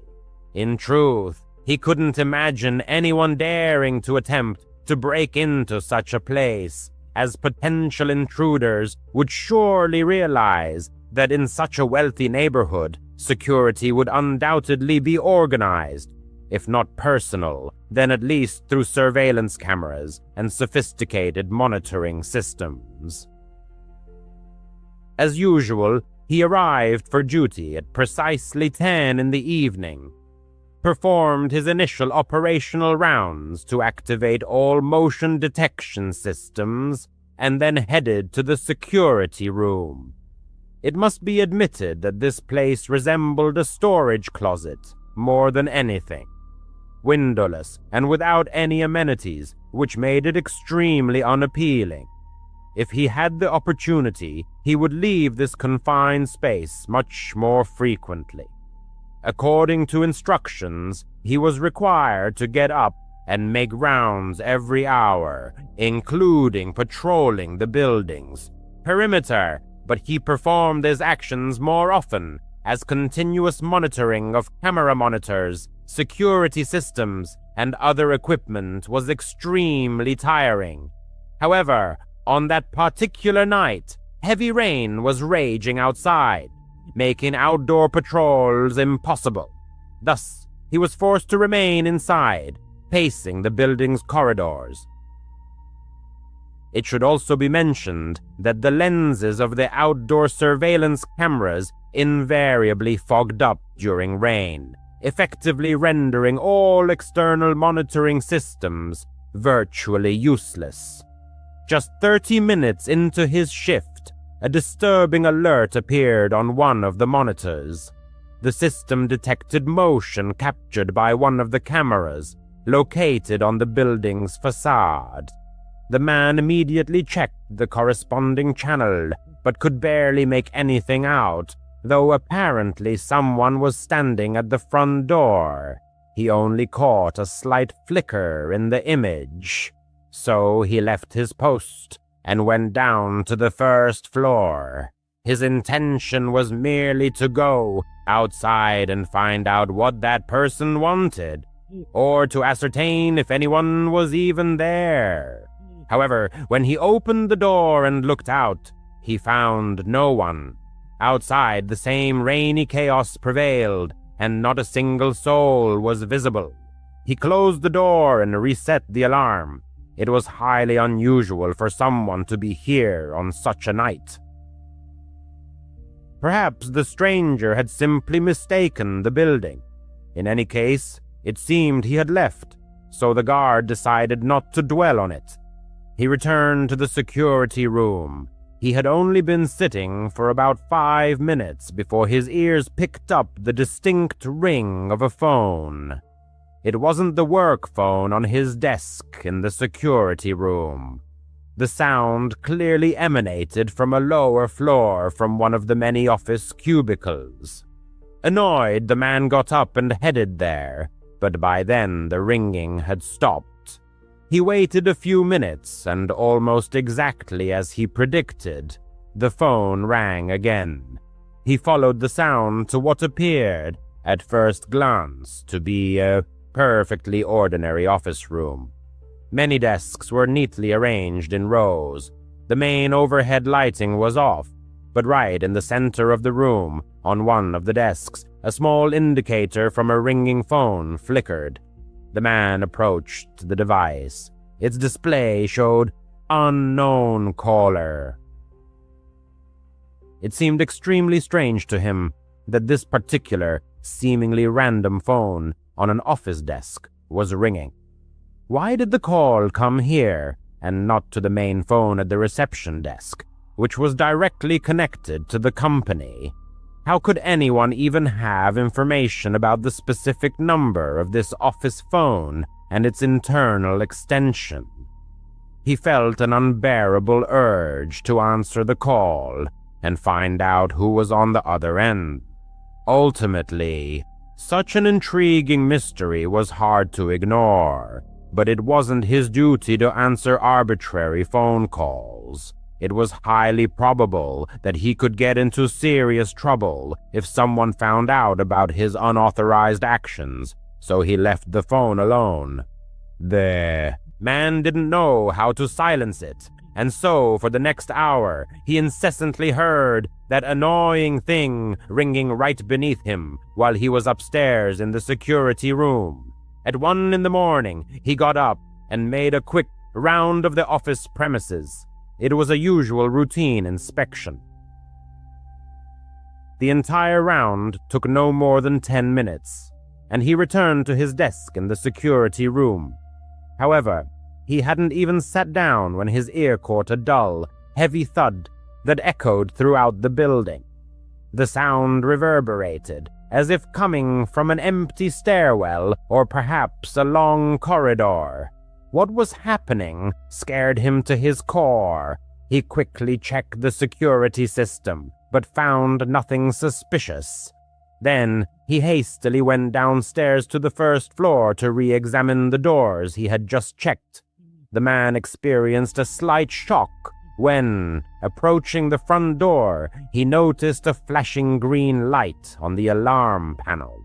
The system was paused, which effectively deactivated the protection of that specific door. Even he himself never used such a mode. He only turned the alarm on or off completely, but never put it on temporary pause. He regularly disabled it, but never used the temporary pause function.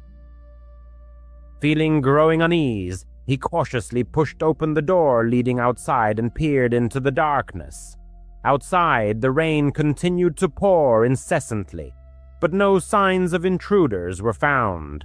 He tightly closed and carefully relocked the door. Something very unusual was unfolding on this night shift. For the first time since he started this job, he felt a genuine sense of anxiety and discomfort. He simply couldn't understand what was happening. The victim hurried back up the stairs, hoping that a recheck of the security system might shed light on the situation and provide some answers. Upon reaching the 3rd floor, he suddenly froze right on the landing. It turned out that the door leading to the 3rd floor office corridor, from which their phone call had previously come, was ajar. He approached the opening with extreme caution, trying not to make the slightest sound, and peered down the corridor. Nothing seemed amiss.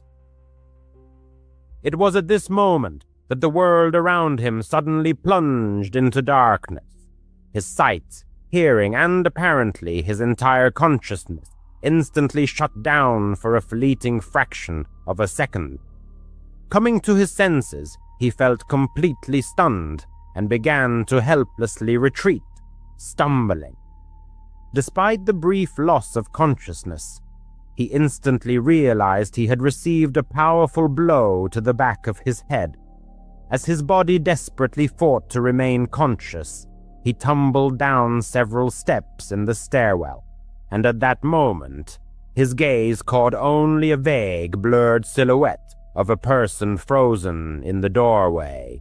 He immediately got to his feet and, staggering, climbed the remaining steps, while a continuous ringing filled his ears and his head throbbed painfully. Once outside the building, he hastily pulled out his work phone, clipped to his belt, and quickly dialed 911. He took cover behind his car, waiting for the services to arrive under the furious downpour. The victim was so dazed by what had happened that he couldn't accurately determine how long he had waited. The arriving law enforcement officers found no one else inside the building. He was taken to a medical facility where a fairly severe concussion was diagnosed and treated, but overall his condition was deemed satisfactory. Although the incident could have been considered a routine break-in, numerous details pointed to a much more, shall we say, professional nature of the occurrence. The perpetrators likely chose a rainy night for their actions, when camera lenses were most likely fogged, making identification difficult. Moreover, if we assume that they made that phone call, it means they knew the internal phone number of a specific office employee, information that is not publicly available. And perhaps the most compelling evidence, they possess deep knowledge of how this security system functioned and knew how to deactivate it to enter the building completely unnoticed. All these circumstances seem too significant to attribute the incident to a random burglar. The unknown assailant struck him with such force that the victim could not distinguish anything other than a blurry, indistinct silhouette of the attacker. Thus, he could not provide the police with any useful description of the perpetrator. Despite all assumptions, the victim realized that he would most likely never get comprehensive answers. Even months after the incident, he continues to work for the same company, but management has provided him with absolutely no information. Not a word was said about whether anything was stolen, if they knew the identity of the intruder, or even what the true purpose of his intrusion was. Absolutely no information. This circumstance seems extremely suspicious.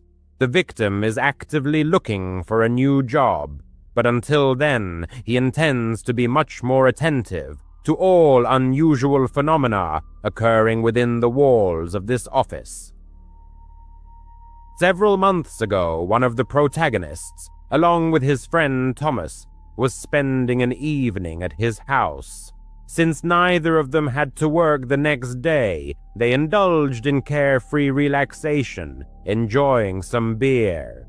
To be honest, they hadn't planned on staying up so late, but by 10 in the evening, one of the friends suggested Thomas stay the night and sleep on the couch, which, by the way, was quite a usual occurrence for them.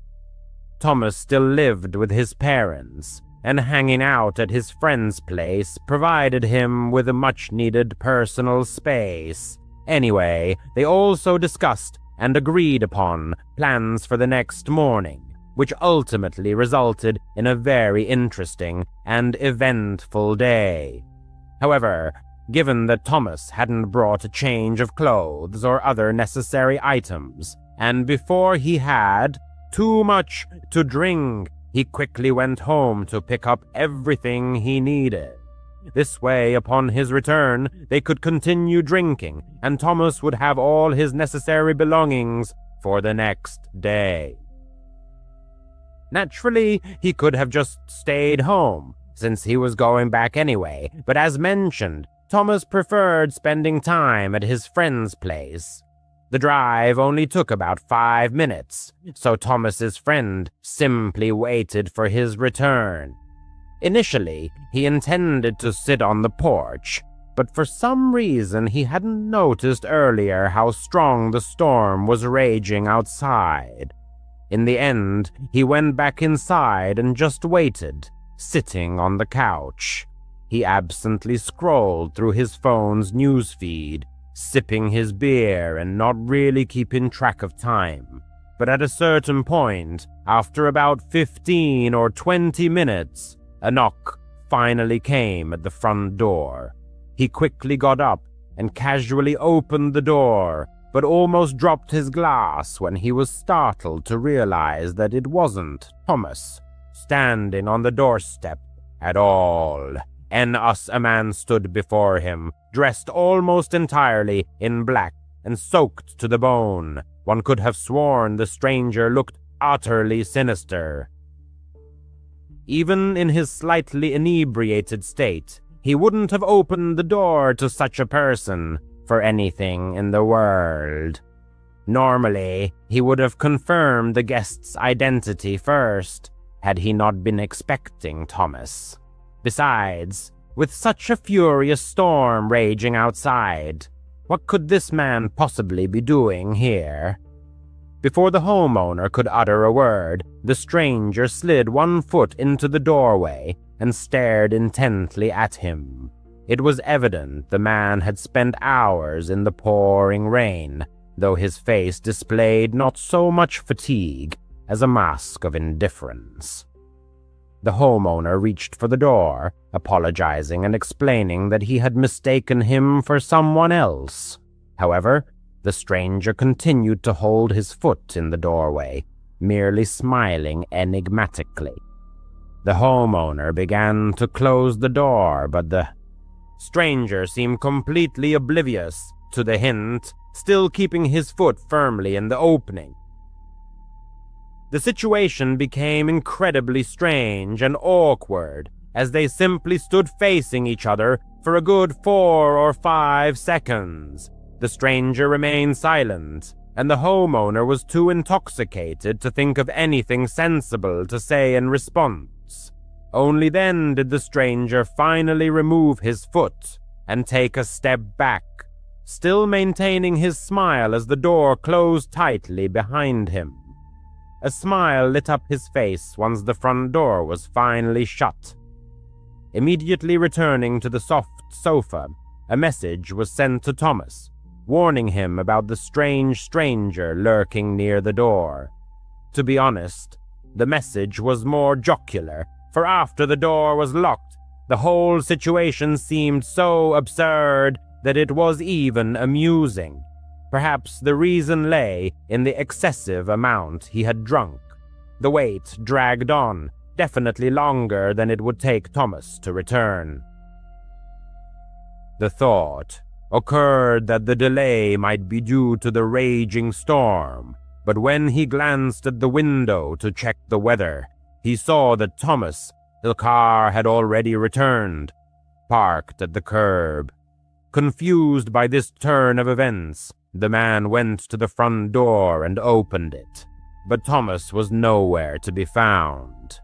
For several minutes, he stood in the doorway peering into the rain, but it became clear that Thomas wasn't nearby. His car was parked and off, with no movement observed inside, ruling out his presence in the cabin. He pulled out his phone and dialed Thomas's number.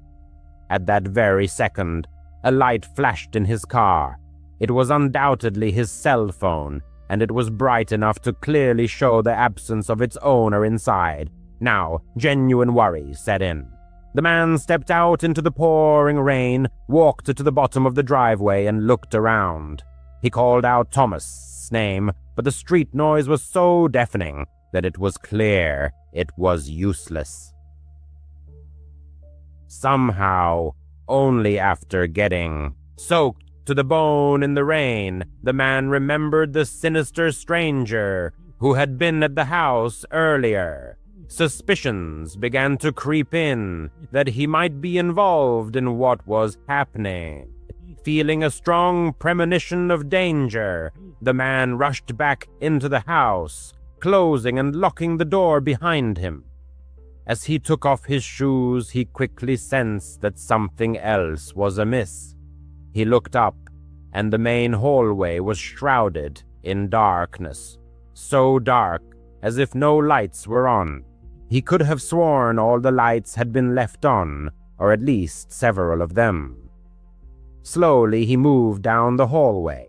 The storm outside combined with the unusual silence inside the house created an atmosphere far more tense than he would have liked. Reaching the end, he looked around. All the rooms were dark, but right against the wall stood a barely discernible silhouette of someone pressed against it, as if trying to remain unnoticed. His gaze must have lingered too long, because a couple of seconds later the man moved confidently and stepped forward. He raised one hand, holding something in it, and at that moment the man didn't look long enough to understand what it was before he bolted. Every muscle in his body tensed to run out the front door as quickly as possible and get as far away as he could. He hid on the porch of a random house and called the police. From there, through the veil of rain, he could see the front of his house. A few minutes later, when the police arrived, he saw two officers calmly approach the front door, then suddenly raise their weapons and rush inside. They had likely spotted the man still in the hallway and chased him out the back door, but later reported that he had jumped over a fence and vanished into the storm. The man ran over and told them everything, and they immediately began searching for Thomas, and fortunately found him just 5 minutes later. He was locked in the car parked on the road, bound hand and foot. It turned out that the man hiding near the house had held a gun to Thomas as soon as he pulled up to the house. Then, forcing him into the car on the road, he returned to the house and entered through the back door while the homeowner was looking for Thomas, presumably trying to do the same to him. This meant that when the homeowner saw him raise his hand, he was holding a gun pointed directly at him. If it hadn't been too dark, and if he had seen what it was, he probably wouldn't have even risked running away, which would have left both him and Thomas at the mercy of this madman. In any case, the car the guy used had been stolen earlier that night, so it was a dead end, and the guy completely disappeared into the storm. No trace. No one had the slightest idea what he was planning or why he did all this. After my divorce, my life collapsed, and I longed to start over from scratch. I moved to an unfamiliar, unremarkable town where emptiness awaited me. No decent job, no cozy home, no family. I was alone, cut off from the world, merely existing. Desperately, I sent out resumes for any vacancy I could find, and eventually ended up in a shabby cafe, pouring terrible coffee for equally gloomy customers. Boredom and despair choked me. Despite having just moved, I knew I needed a radical change. And then, like manna from heaven, fortune smiled upon me. Among countless applications, descent at random, was one for a fire lookout position deep in the heart of a national forest. No experience required. Yes, exactly that. A fire lookout, one of those hermits living in a 70-foot observation tower, scanning for smoke and keeping an eye on hikers. I remembered this listing because of an odd note.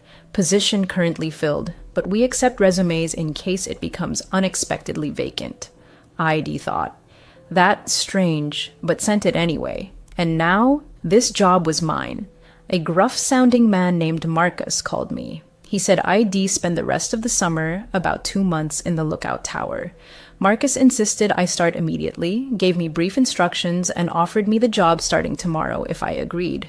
Of course, I agreed. Onward, to a new beginning.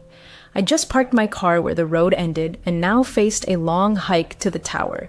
It was just past 8 in the morning, and Marcus, the same man who called, warned the trek would take about 4 hours. I hoped to arrive by lunchtime.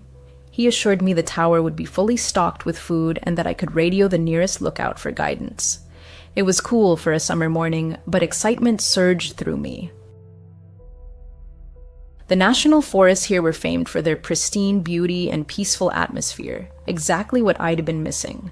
I reached the tower a little after 1 p.m. The path had been tough, but clear markers and a well-maintained trail made getting lost impossible. The tower was far taller than I imagined, probably 100 feet high, perched on 4 massive pilings. A spiral staircase wrapped around it, leading upward. Nearby stood an outhouse and a storage shed, likely where supplies were kept. I'd figure everything out once I got inside and dropped my pack. The stairs were damn steep and the climb exhausted me, but I knew I'd adjust. The cabin at the top was small with a balcony encircling it. Inside, a bed, a large radio, a table with a map, a few books, a toolbox, a small portable radio, a lamp, binoculars, and a flashlight. The walls were almost entirely windows, offering a panoramic view of the endless national forest. It was eerie, but logical, since I was supposed to spot fires. I set down my backpack and remembered Marcus's instruction to contact the neighboring tower by radio. I did just that. "Hello? Is anyone there?" I asked, fumbling with the large radio. "Hey, you're the newbie, right?" "I'm Evelyn," came a cheerful female voice through the static. "I've been watching your sector while you were en route, but my view doesn't reach far, so I'm glad you re-here. Nice to meet you. Yes, I am the newbie. Oliver," I replied into the mic. "Marcus said you'd explain everything." "Sure thing. Well, you've already figured out the radio, so that's a good start. The outhouse is at the base of the tower, and food supplies are stored there too. They were replenished weekly by Marcus or Hakim. As for the job itself, it's mostly observation. Make sure no one camps overnight where they're not allowed, and watch for fires," Evelyn continued. "Also, keep the trails clear, but all that's in the handbook on your table. Read it." "Thanks, Evelyn. I'll do my best," I said enthusiastically. "I'll radio if I have questions." No reply came. Well, she seemed pleasant enough. I reached for the handbook and began flipping through it. It mostly repeated what Evelyn had just said, only in more technical jargon. But I de-studied it cover to cover to feel confident. As I turned the pages, a sheet of paper slipped out. It was lined notebook paper, covered in frantic blue ink. The handwriting was messy, almost feverish. It read, "Rules to avoid the smiling lady. 1. If you see a woman in the national forest with a manic smile on her face, do not approach her or draw attention to yourself. Return immediately to your lookout tower. 2. If your radio rings and it is not your nearest lookout tower, do not answer, no matter what you hear. Answer no matter what you hear. 3. If a woman, as weeping, pierces the silence between 1 and 4 a.m., forget it. Ignore it completely. 4. At night, your lamp must always be on. If its light begins to flicker as if in agony, run to the main switch before it goes out entirely. If darkness swallows it before you reach the switch, dive under the bed and don't emerge until dawn. 5. If, at night, you hear footsteps racing up the stairs toward your tower, don't hesitate. Turn on the main light and keep it on until morning. If she reaches the top before you flip the switch, it will be too late. 6. Upon waking, you may see them, smiling female faces peering through your window. In that moment, hide under furniture and hold your breath. She will enter. You'll feel her breath hovering just above you as if she is floating. Do not breathe. It will last only a moment. As soon as you sense she is gone, turn on the main light until morning. 7. Any scratching, whether in your tower or near the outhouse, means one thing. Turn off all radios and dive under the covers until the sound stops. 8. If, while checking a campfire at night, you suddenly hear a woman scream, "Run." Run back to the tower as fast as you can. 9. If, upon returning to your tower, you notice someone inside, run. Don't stop until you reach the next tower. Don't look back. She will chase you. What the hell was this? Some twisted, horrifying prank? My hand reached for the radio to ask Evelyn about these insane rules, but I stopped myself. I didn't want to be the rookie who fell for a joke and became the laughingstock for being scared. Fine. I'd explore, eat, and settle in instead. "Good night, dude." Evelyn's voice crackled over the radio as I was nearly asleep on my first night. I jolted in surprise and quickly replied, "Good night, Evelyn. Thanks for your help today." My first day was over. After dinner, I explored the forest, practiced using a machete to clear trails, a great stress reliever, and reviewed both the national forest regulations and my duties. Evelyn checked in occasionally over the radio, but I never mentioned the strange rules ID found. But now I was wide awake, probably because of the fright from Evelyn is unexpected.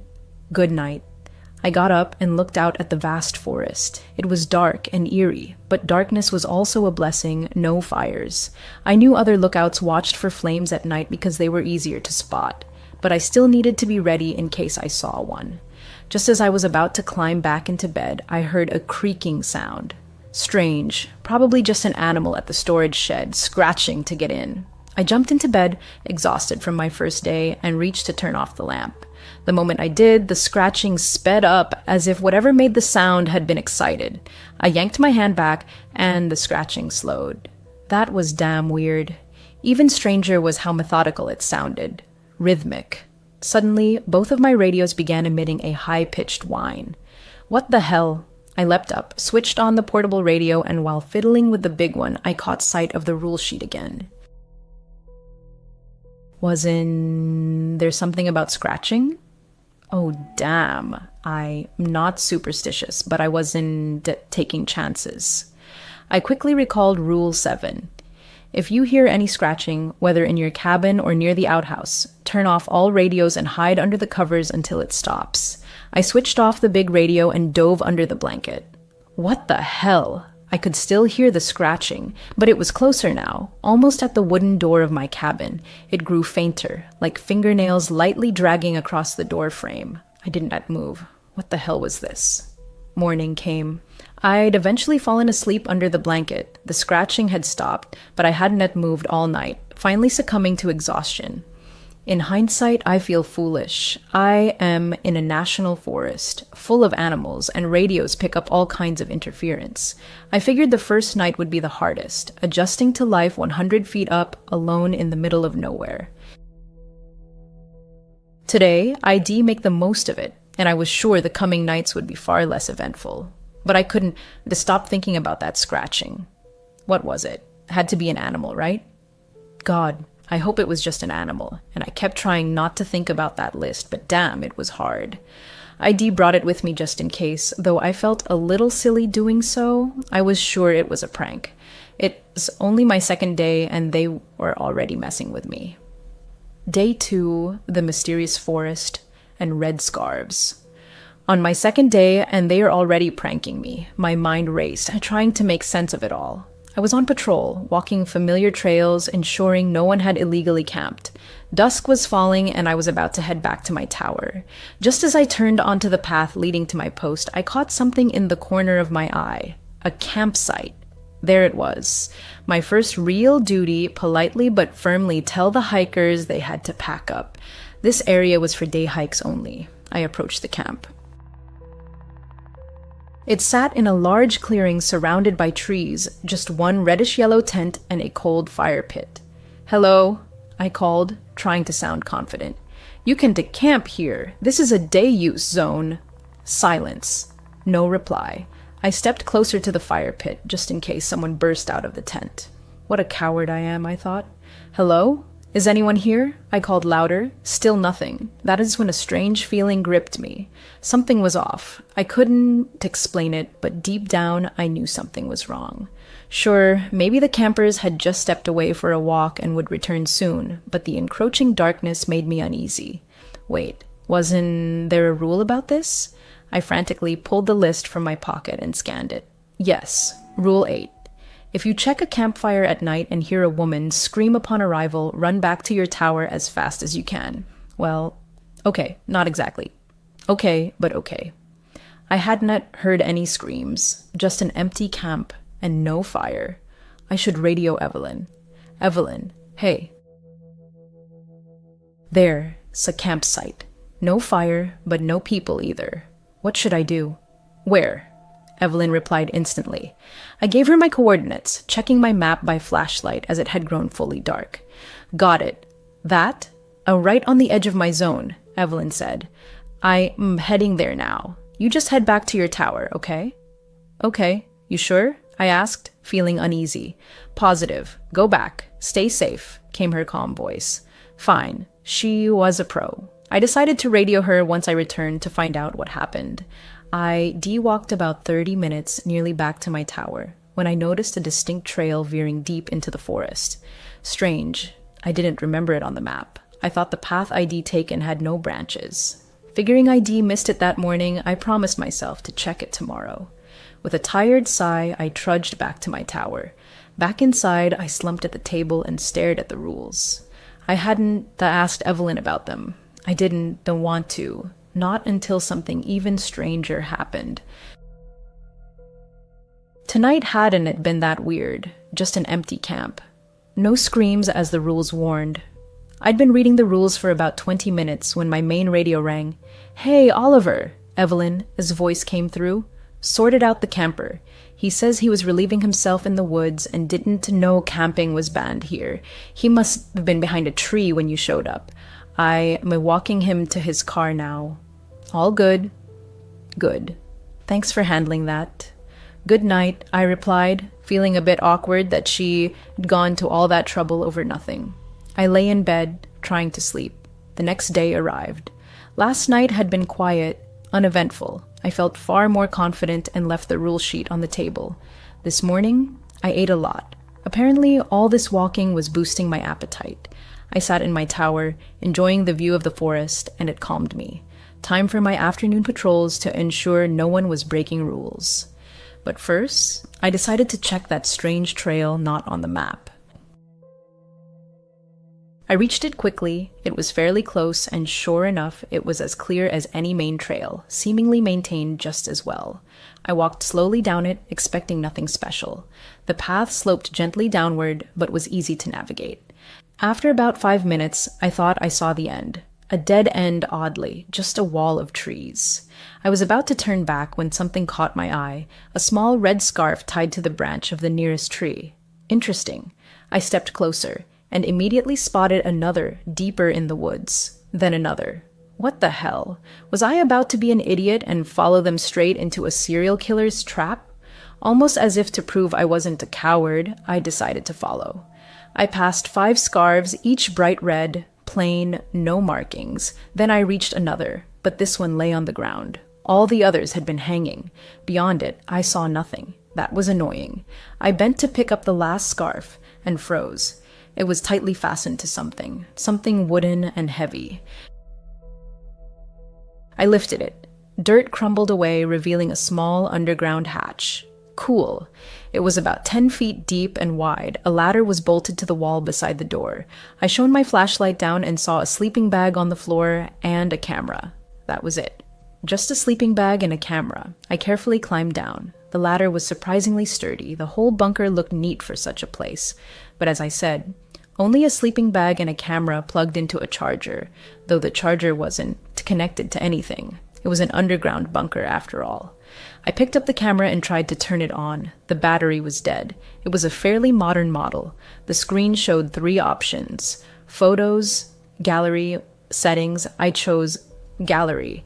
The first few images were boring. A lake, someone, his house, a random car, nothing helpful. I scrolled quickly, almost missing one, a photo of my own lookout tower. At its base stood a family, 3 people. The father, dark-haired, tall, an experienced-looking hiker, strong. The mother, blonde, with a charming smile, her hand on her husband's shoulder. The third, a boy with short chestnut hair, strikingly similar to the man I assumed was his father. I kept scrolling but saw no more group shots, only the man. He took selfies inside my tower, photographed the views, the outhouse, some trails. Was this Henry or Roy? If it was Henry, why wouldn't he leave the forest to see his family? Then the photos grew stranger. Next, the underground bunker itself, the one I'd just found, half-built, with a sleeping bag and his camera. He was building it. Evelyn had said Henry was handy, right? Why build a bunker so close to the tower? Then, a random tree in darkness. The next 4 or 5 photos were the same tree. At its base, a shadow, distorted, meaningless. What was Henry, or whoever this was, trying to photograph? Was he trying to capture the smiling lady? What was that sound? 2:13 a.m. Something woke me. I heard nothing now, but something had definitely pulled me from sleep. I'd been so exhausted I wouldn't have woken on my own. Maybe it was. I heard faint weeping. A woman, weeping. Not too close, but I sat up in bed, listening to long, mournful sobs. I knew Rule 3, if you hear a woman weeping between 1 and 4 a.m., ignore it. But I couldn't ignore it. It sounded so sad, so broken. Part of me wanted to help. Another part wanted answers. None of me wanted to ignore it. As quietly as possible, I geared up, grabbed my flashlight and radio, and opened the cabin door. I carefully descended the stairs, lighting my way to avoid tripping. The weeping came from off the trail, so I crept toward a dark cluster of trees. The cries were filled with such pain, such grief, I could only compare them to a mother who'd lost her child, howling in utter despair, losing a piece of her soul with every anguished breath. I turned off my flashlight as the weeping grew louder. Crouched low, I moved from bush to bush, tree to tree. The air grew misty, colder the closer I got. Crouching behind a tree, I saw her. She sat at the base of a tree, face buried in her hands, weeping. Long dark hair spilled down her back, tangled in the dirt. Though I couldn't unsee her clearly, her clothes looked clean and intact. But her hands were twisted and broken. One elbow bent backward, bones protruded under the skin of both forearms, though not piercing through. Her nails were long and sharp.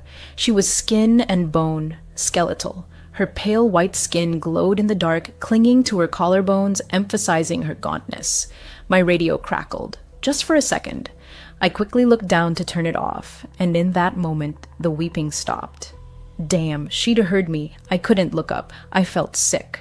I forced myself to slowly raise my eyes. She was staring at me.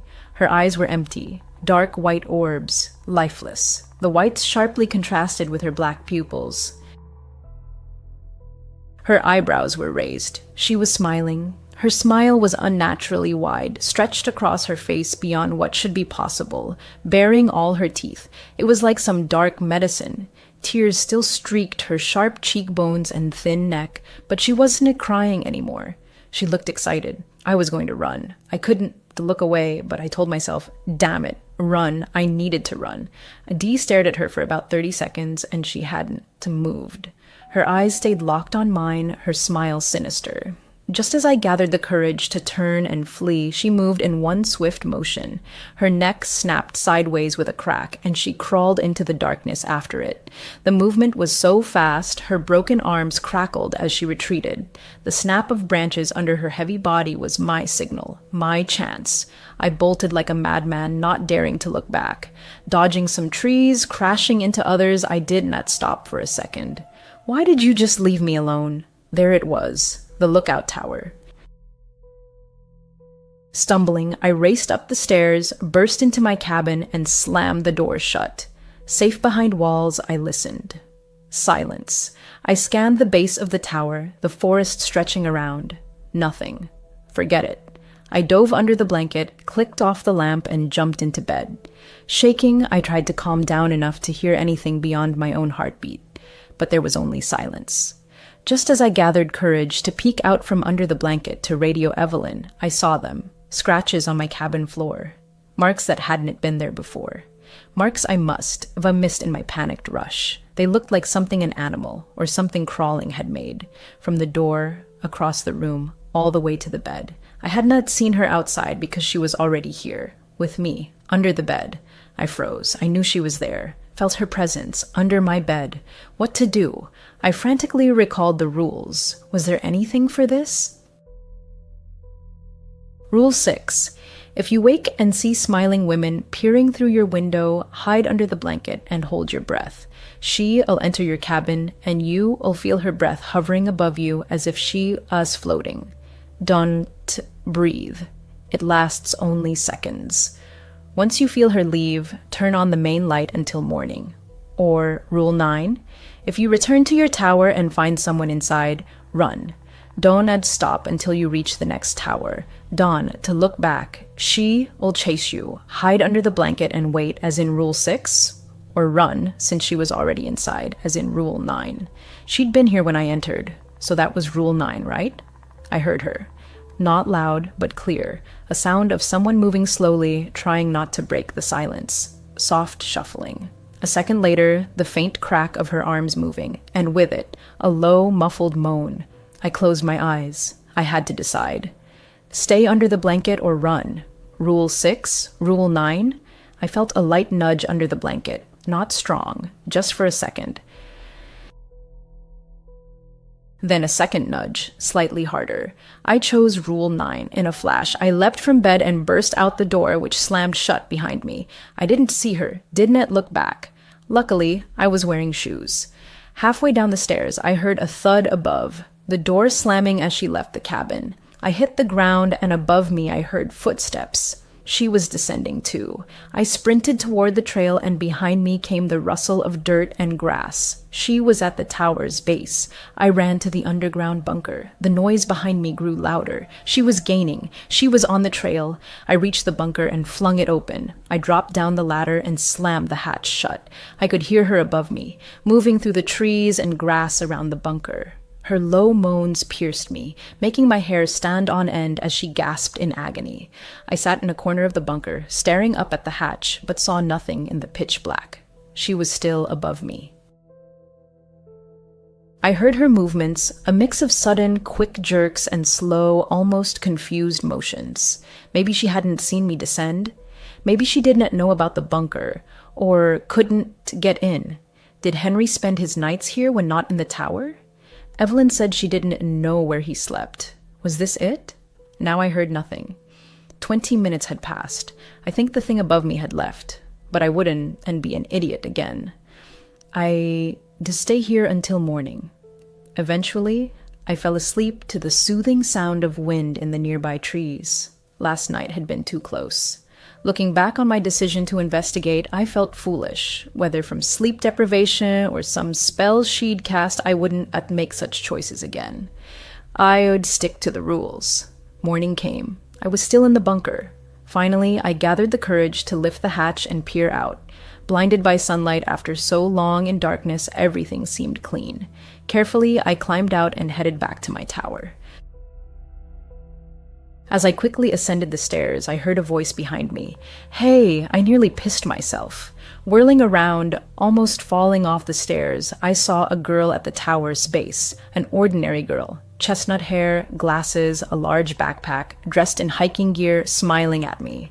Suddenly, a figure in hiking clothes appears before me, radiating a disarming smile. Oh, sorry to scare you, she says softly. Hi, I am Sarah. My heart pounds wildly. I stare at her stunned. Marcus's daughter, she explains. I'm here to restock your food. Evelyn hadn't mentioned Marcus or his son coming, let alone a daughter. Oh, hi, I stammer. Sorry, you startled me. I'm Oliver. Hi, Oliver, she repeats, that same warm smile. You okay? I force a weak, unnatural smile, trying to hide my confusion. Just caught me off guard. I thought Marcus or his son would come. She laughs brightly. Oh, usually they do. I just started helping, and you were my first stop today. Nice to meet you, Oliver. Evening falls. My resolve to unravel the forest's mysteries only grows stronger. Yes, I am scared, but I want to make foolish mistakes again. As far as I know, I am completely alone. I don't know who to trust. Evelyn? Maybe. I need to meet her. Before bed, I radio her with one question. Hey, Evelyn, I say. Does Marcus have a daughter? Ask her, Evelyn replies after a pause. I was just about to wish you good night. I'm not sure about a daughter. I've only met his son. Why? Oh, just curious. You okay, Oliver? Something else happen? No, I am fine, Evelyn. Good night. Fear still grips me, but I know exactly what to do. These rules are my lifeline. They will save my life, and I must follow them. Now I understand that more than ever. I decide to sleep in my boots tonight, just in case, and turn on the lamp before switching off the main light. I lay in bed about 30 minutes when I heard it again, scratching. Rule 7. If you hear any scratching, whether in your cabin or near the outhouse, turn off all radios and hide under the covers until it stops. The scratching was faint, seeming to come from the stairs, or maybe the outhouse below. I immediately rushed to my big radio and switched it off. I checked my small radio. It was already off. I quickly returned to bed and dove under the blanket. The scratching continued, growing louder. Each scratch was slow and long, mimicking fingernails on wood. After each, about 10 seconds of silence, then another, closer than the last. Soon, it seemed right beside me, almost on my bed frame. I held my breath and closed my eyes. Not a rule. I was just terrified. The next scratch was longer than the others, either on my bed frame or the cabin door. I didn't know. I couldn't think clearly, but I wouldn't move. The scratching stopped. For about 15 minutes, I heard only the rustle of trees below as wind whistled past my cabin. ID decided to stay under the blanket all night when I heard another sound. Soft footsteps, quick but growing louder as she ran up the stairs. In panic, I forgot the rule. Instinctively, I leapt from bed and ran to the main light switch. I flipped it on, and the running stopped immediately. I froze by the switch, waiting for something to happen, but nothing did. Shaking, I walked to the rule sheet by my bed, checked it, and confirmed. ID done right. Rule 5. If you hear someone running up the stairs to your tower at night, turn on the main light until morning. If she reaches the top before you do, it is too late. Thank God. I'd remembered the main light was key in multiple rules, and I was so glad I'd chosen correctly. I scanned the balcony, saw nothing. I looked up the stairs. Nothing came. The bright main light made it impossible to see the forest below. I sat at my table. 2 hours had passed since she'd tried climbing my stairs, and I wouldn't sleep tonight. So I used my time wisely, studying maps of surrounding areas, memorizing trails around my tower. I also learned something new, the route to Evelyn's nearest tower. It wasn't too hard. Though I still thought I could trust Evelyn, I wanted to meet her in person, to see her with my own eyes and talk face to face, not through a radio. I decided I'd go to Evelyn's tower tomorrow. I woke early. I'd slept only a few hours, but it was enough. I was too driven to notice. I packed a light backpack, food, water, flashlight, radio, map, machete, and the camera so Evelyn could confirm if the man in the photos was Henry. Sunlight filtered through the treetops, but never truly appreciated dawn's beauty. Usually I was either asleep or terrified, but today the sunrise was magnificent. I decided not to tell Evelyn I was coming. Though I trusted her somewhat, I did not want her changing anything if she knew my location, just in case. Lacing my boots, I set off for her tower. The hike should take about 3 hours, fairly direct, not too steep.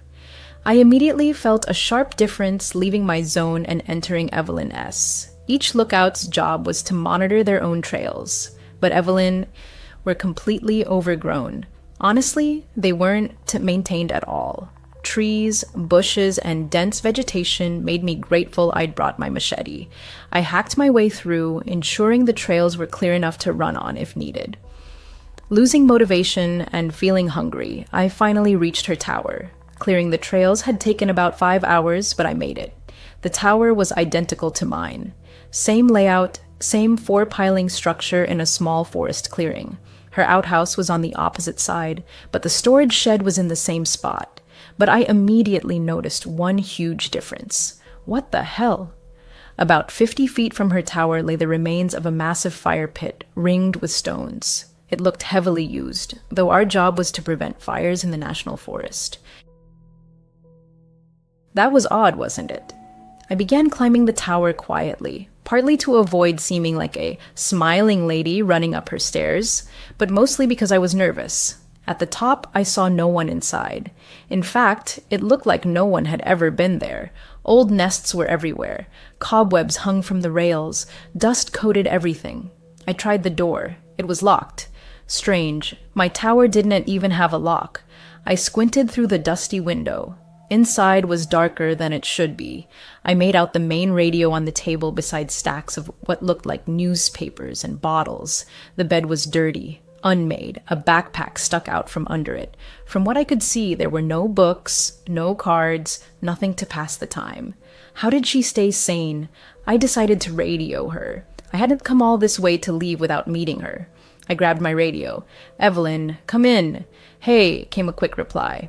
"What is up, Oliver?" "Hey, just checking in," I said.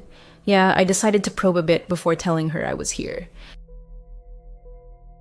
"Where are you?" "Oh, in my tower." "Why?" she answered. What the hell? I was sure this was the right tower. I'm looking at it and it's empty. She's lying. "Oh, nothing," I lied, masking my shaky voice. "Just some tourists on the edge of my zone. I'll handle it." No reply. Did she believe me?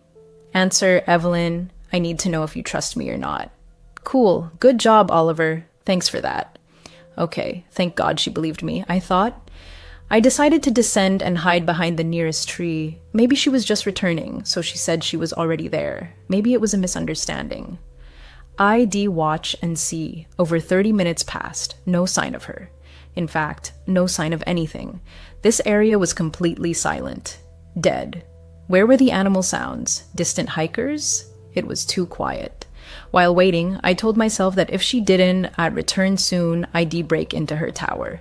I did not know if it was legal, but technically it was my employer's property, right? I assumed it was illegal, but I needed to investigate, and I needed to do it before dark. I slammed the back of my machete against the door, just above the handle. The loud crack broke the eerie silence, followed by the door creaking open, freezing me for a second as I waited for something to happen. Nothing. I stepped inside. Dust filled my nose, and I held back a cough. I needed to be quiet, and fast. Cold permeated the cabin, an inexplicable chill, as if the air itself was denser, heavier than outside. My footsteps echoed as I approached stacks of newspapers and folders. The headline of the first paper sent chills down my spine. Tourist sister missing. I frantically skimmed the article. These national forests. 2 sisters missing. 2? But Evelyn had only told me about one missing sister. Was this another, or was she hiding something? It didn't make sense. I flipped through more issues, same story, 2 sisters still missing, until I hit a headline. 1 sister found after 3 weeks. The article said 1 girl was found alive and well, but the other was still missing. They gotten separated while lost in the forest. Evelyn never mentioned she had been lost too. If it was her, did she consider it too personal? Or was she lying? My attention shifted to the folders. One held a single sheet titled Oliver. What the hell? Below it, information about me, everything I'd told her about my divorce and why I took this job, my age, my appearance. Maybe she just kept it to remember. A weird way to be friendly. Wait, how did she know this if we'd never met? How did she know what I looked like? Something was seriously wrong. My eyes fell on the backpack under the bed, a large dark blue one. I pulled it out and unzipped it. Inside, men, clothes, t-shirts, hiking pants, a raincoat. I dug deeper, found a hammer, then a wrench. Nothing unusual. Next, sunglasses with green frames and initials that were in T. Evelyn S. I reached to the bottom and felt a small metal object. I pulled it out. A pocket knife. A beautiful knife. Custom made. Gold outline with wavy silver and black patterns, engraved in tiny letters, "To my love. Yours, Henry." What the hell? Why did she have Henry's knife? Were these his things? What happened to his belongings after he disappeared?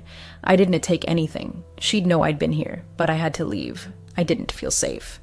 Just as I turned to go, I heard a familiar voice behind me. Evelyn S. "You know, she wants you to smile." I spun around. A woman blocked my path to the door. She was shorter than me, with dirty, unwashed blonde hair sticking out like a nest. Her clothes, long light brown hiking pants, were stained with old dirt and grime. Her light red flannel shirt looked like it had seen better days, wrinkled, dirty, sleeve torn. Her face was normal, or at least human. Her bright blue irises sharply contrasted with bloodshot whites. She looked like she hadn't slept in weeks. Her manic stare screamed madness, fixed on me. Her hands hung at her sides. Her frail body was starved, abandoned. Evelyn," I stammered, voice trembling. "What do you mean she wants me to smile?" "She just wants you to smile," Evelyn repeated, not breaking her manic gaze. "Okay, Evelyn, what is going on?" I tried to sound confident, though my heart pounded. "Are you okay?" Evelyn moved toward the bed. I circled the cabin, staying closer to the door. Now I was at the exit. Good. She sat on the bed, staring at the dusty floor. I saw a tear roll down her face. She was a broken woman. We got lost," Evelyn called. "Both of us. They saved me, but not her. I couldn't tell them what I did, but it was bad. And now she trailed off, her voice breaking. "What did you do, Evelyn?" I was ready to grab my machete, tension rising. We got lost, and we were lost so long." She kept telling me, "It'll be okay, Evelyn. They'll find us." But they didn't find us for so long, and I was so hungry. She was always so positive, always smiling. But food. We couldn't and catch anything. Nothing worked. We tried. Oliver, I promise. We tried, Evelyn said, her voice fading, growing weaker. Okay, Evelyn, I know you tried. What happened? She looked up. I flinched, but she kept talking. She looked at me, smiling when I pushed her. I pushed her far away. It was a moment of weakness, of hunger. She fell so far. Her arm, they cracked. She didn't move. I was so hungry, she looked down again, despair in her eyes. She died as she lived, smiling. My stomach twisted. She'd killed her sister. I'd heard hunger drives people to madness. I'd heard it makes you do anything for food. But after I pushed her, I couldn't. She looked at me again. Tears streamed down her already mad eyes. And the next day, they found me. My heart clenched in horror. They found her. Just one day later, though I feared Evelyn, I couldn't help feeling sympathy. I couldn't live with that moment of madness defining my life. And for what? Literally nothing. And then she found me. Evelyn whispered, staring at the floor again. Another tear rolled down her cheek. Who found you? I asked, hoping it wasn't who I thought. My blood ran cold. My sister. Still smiling, still hungry, Evelyn murmured. She's avenging me and avenging you. Evelyn stood, her gaze locking onto mine again. All of you. I took a small step back, exiting the cabin, eyes never leaving Evelyn. What did I do? I asked, voice trembling. She blames you all. You did not find her. Your job, our job, was to find her. Instead, she found me, and I'll never lose her again. Evelyn slowly moved toward me. Evelyn, I wasn't even working here. I'd never even been in these forests. I started panicking, stepping back. Evelyn, we can help you. We can get you out of this. She gets hungrier each time. She will never be full again. There's no way out, she whispered, and in that moment, I understood why the surrounding forest was so deathly quiet. Henry had written 10 rules, but she still got to him. Rules I couldn't even grasp. Evelyn smiled for the first time. And Oliver? She's so hungry now. She lunged at me with a sudden, piercing shriek, arms outstretched. Her frail body was easy to overpower. I rolled aside and shoved her away. She stumbled, her foot slipping off the balcony edge. Losing balance, she thudded onto the wooden floor before crashing down the side of the tower. It happened so fast. I collapsed to the floor from the shock. I heard her hit something on the way down, probably the stairs, followed by a dull thud as she hit the ground. Not a single cry escaped her lips during the fall. Oh my God, I just killed her. Oh my God, I jumped up and raced down the stairs, desperately hoping she was still alive. At the base, I saw her, lying about 10 feet from the tower. Face down, arms unnaturally broken and twisted, a small pool of blood seeped from her head, feeding the soil. Motionless. I bolted back toward my tower, stopping only when exhaustion hit. I had to reach it before dark. To hell with everything. I was leaving this forest. Evelyn was insane. She attacked me. It was self-defense. She was damn crazy. One thing she said stuck in my head. Henry had written 10 rules on that sheet. I now knew it was Henry S., but there were only 9. What was the 10th rule? That at least explained how Henry survived so long. A whole year. Poor Roy before him, who I now suspect only had the sunglasses, and Evelyn said he lasted only a week. But Henry had 9 rules. 9 ways the smiling lady could get you and how to avoid her. I wasn't, staying to find out. I was leaving this forest. I was still running back. I felt someone watching me. I saw my tower. It was almost dark. I did not know how I'd reach my car, and I didn't want to walk these forests at night. So I decided to sleep in the underground bunker. I figured Henry spent his nights there when not in the tower. I thought it was key to his survival, and it had saved me before. I go up to my tower, grab my main pack, and head to the bunker. I was on the verge of collapse from dehydration, so I needed water from my tower.